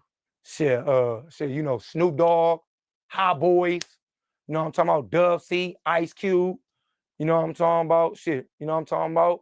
Dub C, Regulators and shit, you know what I'm talking about? Tupac, you know what I'm talking about? I listen to Tupac and Biggie. I listen to both of them because they both hard. You know what I'm saying? They both hard. Biggie hard as fuck and Tupac hard as fuck. So I grew up listening to all that. You get what I'm saying? That was my shit. You know what I'm talking about? That was my years. Motherfucker was hard. You know what I'm talking about? Yeah, for sure, man. Don't be stuck, man. Ask for him. I'm here. Keep this rolling. Cock that hat back. Keep going. Well, you know, sometimes it's kind of hard to do research, or you know what I'm saying, because you don't have a lot of stuff out there on the internet. Don't worry about it. You know, I'm in the streets. You know, I'm a real one. Everybody know me out there, and I'm starting to be out there, and everybody knowing. You know what I'm saying? I'm gonna be back on this motherfucker. I'm pretty sure you bring me back on this motherfucker. This ain't nothing new. And you got a loaded questions. But if you got a load of them now, ask them. And if you want to wait till later, then wait till later, then I ask them. However you want to do it, I'm going to do it. 40 crib. Put all this and don't cut none of this out. I don't like when people cut my shit out. Let's put that on here. No, take me how I am. Take me as a real nigga. You get what I'm saying? I speak for all the real ones. So take me how I am. Yeah, I don't cut much. You know what I'm saying? Yeah. I mean, you know, yeah, we might cut me with the pauses and shit, but you know what I'm saying? Other than that, I mean, everything's gonna be in there. Okay. Well, man. And whoever, you know who else a real nigga too? That's out there in the music industry? Boosie. Boosie. On the set. Cuz a real nigga. Cuz get back to the community. Cuz help the ghetto. Cuz look out for him and all that. I like how Cuz get down too. On the set, I listen to Cuz on the hood. He a real nigga. And Cuz reach out. And Cuz been to the land before too. To the hood, you know? Shout out to my nigga Boosie on the set. Oh, Boosie been in the 40s? Yeah, Cuz been in the set. Western and Vernon. He a real one on the set. Dead homies. Cuz a real nigga. And he reach out and Cuz, you know, Cuz do his shit out there. You know what I'm talking about? He get back to his community. I told you, I like every real nigga that look out for their community and give back. Because a lot of real niggas take off and forget about where they came from. You get what I'm saying? And don't come back. But you know, niggas get up here and lie all day. Talking about they back to their community, they look out for their community. That's a law. You know, a lot of niggas don't see that shit. They only go off with people only go off what you tell them. You know what I'm saying? People don't be right there. So people only go off what people tell them and show them. You know what I'm saying? Everybody got a flaw to their ass. But you got to break that flaw down so you can see the truth of them. Okay. Being from the 40s, man, you know, it's a pretty well-known gang out in LA. Crenshaw the Fig, famous. Does it put like an extra target on you when you're in jail, do you feel like? Nah, I feel we been had a target on my back way before my time. You know, my big homies laid the foreign action down for us, you know, the map down for us. We been had a target on our back. I don't give a fuck about having a target on my back. It's rolling 40s, Crenshaw the Fig, you know what I'm talking about? 49th and King, you know, that's how I go. You know what I'm talking about? We famous on the set. We big as a motherfucker out there, you know what I'm talking about? It's automatically target on our back. We vicious, we sick as, you know what I'm talking about? We in the industry, we busting down doors, and we don't take no shit from nobody, and we ain't doing that talking. We don't like talking. Call that, you know what I'm saying? We hold our own, 4-0. That's what's up. Okay, well, man, that's about it, man. Right. There's anything you want to add to it? You know, shit. You know, my book coming out, you know, soon. You know what I'm talking about? Extra reload about it. You know what I'm saying? Hopefully they get at me about, you know what I'm talking about, some broadcasters and shit.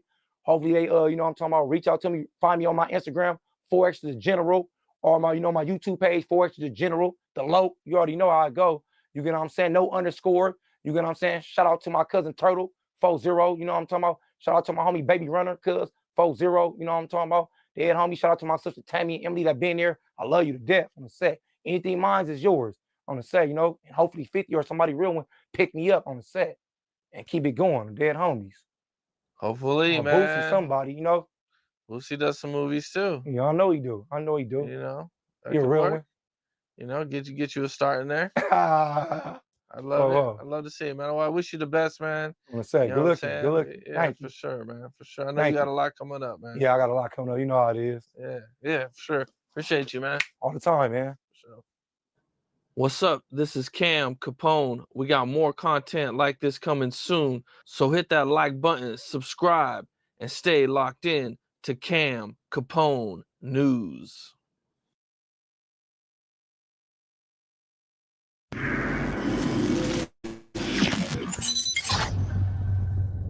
All right, here we go. The mighty return of Whack 100 on Vlad TV. Yeah, man, this is the first time it been like this in here, bro. What do you mean? You're outnumbered. I'm outnumbered? How so? 3 brothers to 1. Okay. What's it usually? 2 and 2. 2 and 2? Yeah, well, nah, it's usually like 2.75. Okay. Now it's 3 to 1. Because the other brothers, you know, he'll give me a little bit, but ultimately, because I know from past experience, he's gonna roll with you. Okay. Well, a whole lot of crazy stuff has happened in your world since our last interview. Has it? That video outside of No Jumper was one of the craziest pieces of footage I've ever seen in my entire life. Couldn't. Come on, Vlad. Come on, man. Hey. Vlad. Okay. Now, I'm still trying to figure out what happened. Now you see, Vlad. I'm you know still trying to figure out what happened. You know when we having these conversations, we're gonna have these conversations. Let's have it. That coming from you, I cannot agree with. What? Because I'm crazier. I'm gonna tell you why. Okay. I've never seen anyone stripped on It's camera. one thing to say. I've never seen anyone stripped It's on the camera. craziest situation you've seen. Yeah. But Vlad, you yourself has been in a situation. I've been in some So situations. you've been in situations. I've been in situations. This is true. Right? This is so, true. I mean, I guess, I don't know, from county jail to, I will say I'm probably a little off a little bit because when I see things, it's like, all right. I understand. You have been through a lot more than I have. Okay. I would never doubt that on any level. Yeah, you know. But from the outside looking in, this video was bananas. So tell me what led up to the whole situation. Because I saw you in the video, but I didn't see you actually involved in any of the fights or anything else like that. Is that right? Yeah, definitely. Well, okay. Because it's like, when I get a call, like when I get there, like when I get somewhere, whoever's with me, you have to be with me. Once I get in, that's it, right? I'm not opening no doors or nothing, right? So my team was already with me. Adam always has to rush home because he's trying to get home before his daughter goes to sleep. So when Adam leaves, what he do is he hang out 20, 30 minutes, shoot a game of pool, we out. So Adam calls and says, it's 2 people lurking in the back parking lot. Mm-hmm. Right? So it ain't my people, but my other guy had came up there because we had to go to Vegas that night. And he had some people with him, some I didn't know. So I'm like, well, maybe it was some of their people. I'm like, yo, bro, before I send my people out there, maybe it might be your people. You know, go check on it. So he might have been out there maybe a couple minutes, 2-3 minutes, before my guy tell me it's cool to come out. And when I came out, it wasn't nothing going on. You know, I didn't even notice the other guy on the wall because it was other guys on the wall that I didn't know, right? But as I got to the back of my car, they motioned for me to come back there. So when I get back there, I see the guy. I said, okay, I've seen this guy before with some other people, but I don't know him, right? His conversation goes to, I don't know, it kind of felt like he was outside and, you know, dudes think they're this and think they're that, and y'all over here with this white boy that's a culture vulture, all this type of shit, right? So it's something I could react to, but I always got to think for all of us. If I react, my team's going to react. And what he's talking about is nothing to react to here. Take note of it. Run into him somewhere else. You want to deal with it, cool. So at that point in time, Loose Cannon tells him, so you came up here like for some content type shit. That's what you on, right? And dude responds to him, you know, like kind of like, You know, take it how you want to take it on gangsters. So now I hear that. Okay, on gangsters. As soon as I hear that. What is that referring to specifically? Now watch this. You got to remember. I know where Loose Cannon from. He's a neighborhood. Neighborhood, gangsters, O's, Trays. Enemies out the gate, right? Period. So once he says on gangsters and Loose says, homie on neighborhood, whoop, whoop, whoop, whoop, whoop.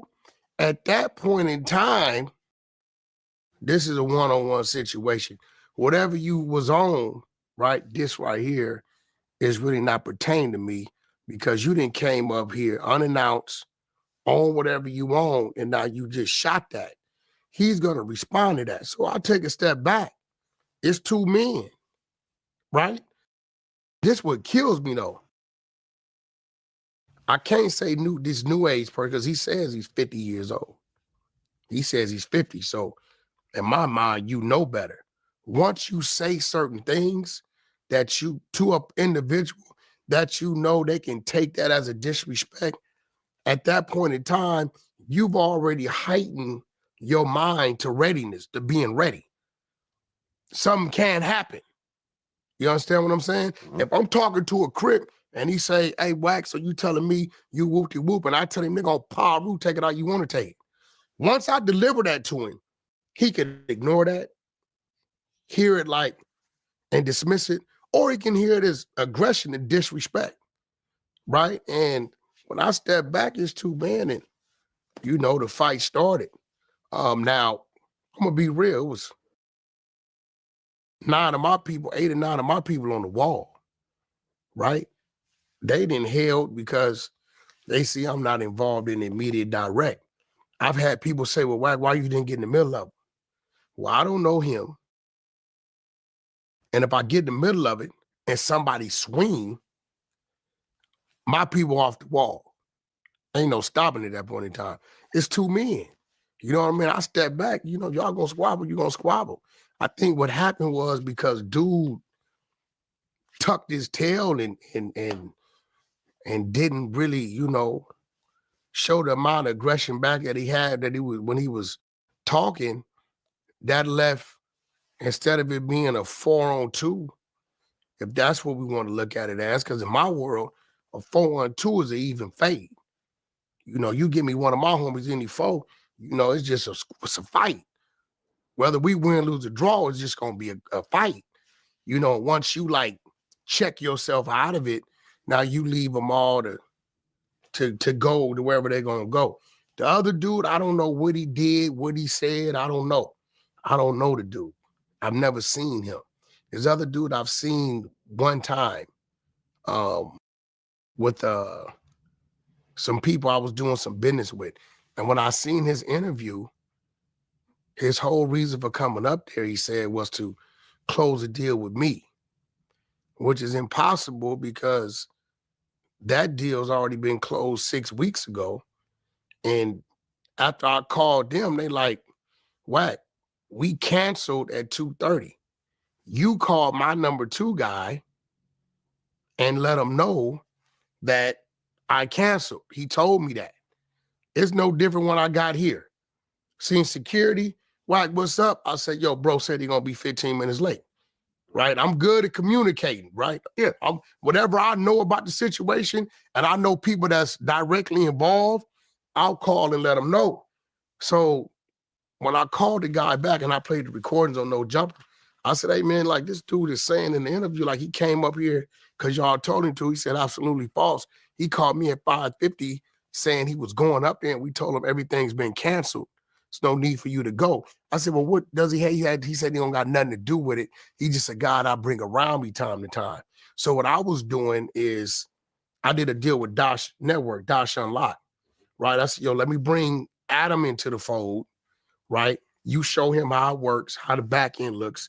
The subscribers is already there. And then we'll give him a percentage to do some cross marketing for us, right?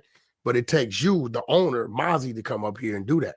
So he was originally coming. He got caught up in Vegas, canceled at 2:30, said he couldn't make the 5. I called Travis Ford, let him know, because Travis Ford from Main Street, right? So here goes the difference. if Travis comes with Mozzie and somebody up there has an issue with Travis, out of respect to me and my business with Mozzie, nobody's going to say nothing to him. But if Travis just pops up on his own and runs into a dude he got a problem with, and I don't know what's going on, and it leads to something, right? So I'm going to keep my business where it's supposed to be. Everybody's individual situations, I keep it away from me. You know what I'm saying? So, and that's how, and I still felt like I assisted the gentleman. You know, certain things got to going on, and I've been living a long time and been through some things, and I understand the psychological temperament of people when certain things are happening. So everything ain't for you to approach. Sometimes, you know, you could try to give a verbal, and maybe that individual will catch your voice and he'll subconsciously hear you. But you know, it wasn't a situation that demanded, you know, that I get like hands-on with, because how it started was one way, dude coming somewhere on whatever he was on, and then he went somewhere verbally with a dude, come to find out they did time together. I didn't know none of this. Right? They did time together, and he know where this dude is from. So when you say certain triggering things, it's gonna lead to a fight, bro. That's just the world we come from, unfortunately. You know, some of us has learned how to talk things out, but you know, some things is just, it's gonna go somewhere, especially if you popping up. Vlad, you walk out that door and it's an individual there talking crazy about what you did or said on the interview. Your security is gonna look at that a certain way, and their readiness is gonna be ready. And I tell a lot of people in this YouTube shit, they talk about people and they tell the world, this person ain't this person is that, he ain't this, he ain't that. And it makes other people believe these things, and they'll run the risk of coming playing with a certain person, and then they find out the hard way really what it is, because the same guy that's saying these things, they've never been around you, never seen you, they never know how you move, they don't know your team. So what shocked me was maybe 2 days later, 3 days later, I saw him on the podcast with Compton Rick Rock's TV channel, and he looked. I was expecting some noses, jaws, black eyes, because I'm like, damn, dude took a pretty good beating. But I'm glad he did the interview, because I got a lot of my questions answered. Why you were there, what led you to be there. I know why the friction started when the fight started, but you know, why did you eliminate you coming up there, nothing happens. Well, didn't they say there's supposed to be a podcast that they're supposed to do together or something? No, but that's what they said, how Adam right? works, bro. I can call Adam right now and say, yo, I want to do this with this guy. Adam's going to tell me, who is he? Right? If this guy doesn't have any storyline behind him, Adam's going to say, okay, Wack, take him to the clubhouse. What we going to do with him up here? Right. Right? So no, I don't know nothing about this dude for it. It was never, we started at 5 o'clock. You got up there like 7:30. Right. 7:45-ish, you know what I mean? And I wouldn't have known he was back there if Adam would have called me.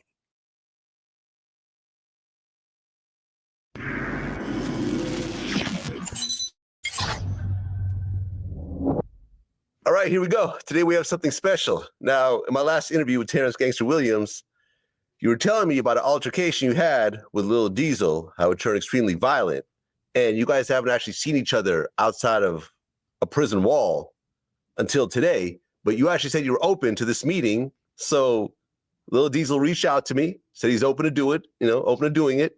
We flew him out, and this is the first time you guys are actually face-to-face outside of prison. 30 years. 30 years. 30 years. All right, so Lil Diesel, you're about to meet up with Terrence Gangster Williams for the first time in really outside the prison walls, from what I understand, right? Yes, sir. All right, let's go ahead and do this. Oh, yeah.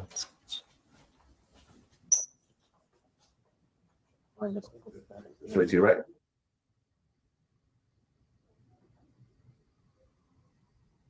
How you doing? What's happening? What's up How with you you, bro? doing, my brother? All right. I'm gonna tell him, man. What big Right. fella at? Where your boy at? Over there. Okay. What's up with you? I ain't see the big fella. I'm good. And this is going to be very calm, very peaceful. You know, both of you guys have a good vibe. What's it like to kind of sit next to each other right now? I'm happy to see he made it out. He was in Angola, you know, one of the worst penitentiaries. See a little guy, you know, but he got a heart of a lion. But you can still have a heart of a lion and still get deleted, you know, in prison, take one shot. So when I heard he was home, like, man, that's good. And then when you hit me up, I was like, first I was hesitant because I was like, I know he's sneaky. I don't trust him. And I'm gonna be honest with you, when I heard that he was bringing security and we was going to Cali first, first thing in my mind, I said, oh, they must have got contact with some bloods out there in California and had the guns waiting on, because you know how people doing all this crazy stuff, right? Yeah. I said, I called Crip. I said, hey, if you got to take off, we going to Cali. All right. Then when you had the last minute, we had to switch it to come to New York. I said, okay, cool, we're on even playing field now. Because I said, now if they didn't switch and got some hitters out here, they bad boys. I said, they got this, it is what it is. But I've been knowing him from juvenile. Like, we actually did juvenile time together. We used to fight with one another, help each other out, you know? So I know him from a youngster. I can't say I know him now because it's been 30 years. The last time we seen each other, we was in the middle of the floor with knives about to stab each other up.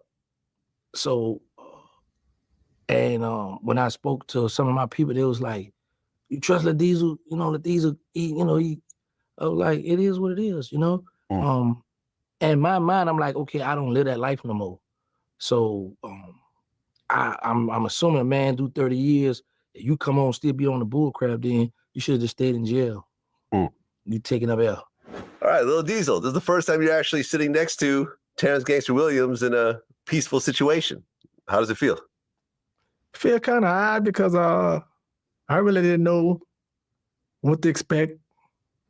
I thought he'd still be kind of rowdy and how he was. He was arrogant, flamboyant at all times, but I'm all right. I'm good. Okay, so let's talk about kind of what led up to this whole situation in terms of the fight and the stabbing and everything else like that. How did you guys know each other before? You know, you talked about you knew each other since juvenile, but, you know, leading up to the months before the actual incident, how are you guys interacting with each other, if at all? He had a girl, a lady, she's a lady now, that he was living with in the Magnolia Project. So, you know, he's born and raised in the Melf. We beefing with the Melf, but he's sleeping in the Magnolia. So we see each other all the time. And like I said, we come from juvenile together, fighting and beefing with the downtown at the night war. So it was always like, what up? But, you know, we always kept an eye on him because we knew he was out there Melf.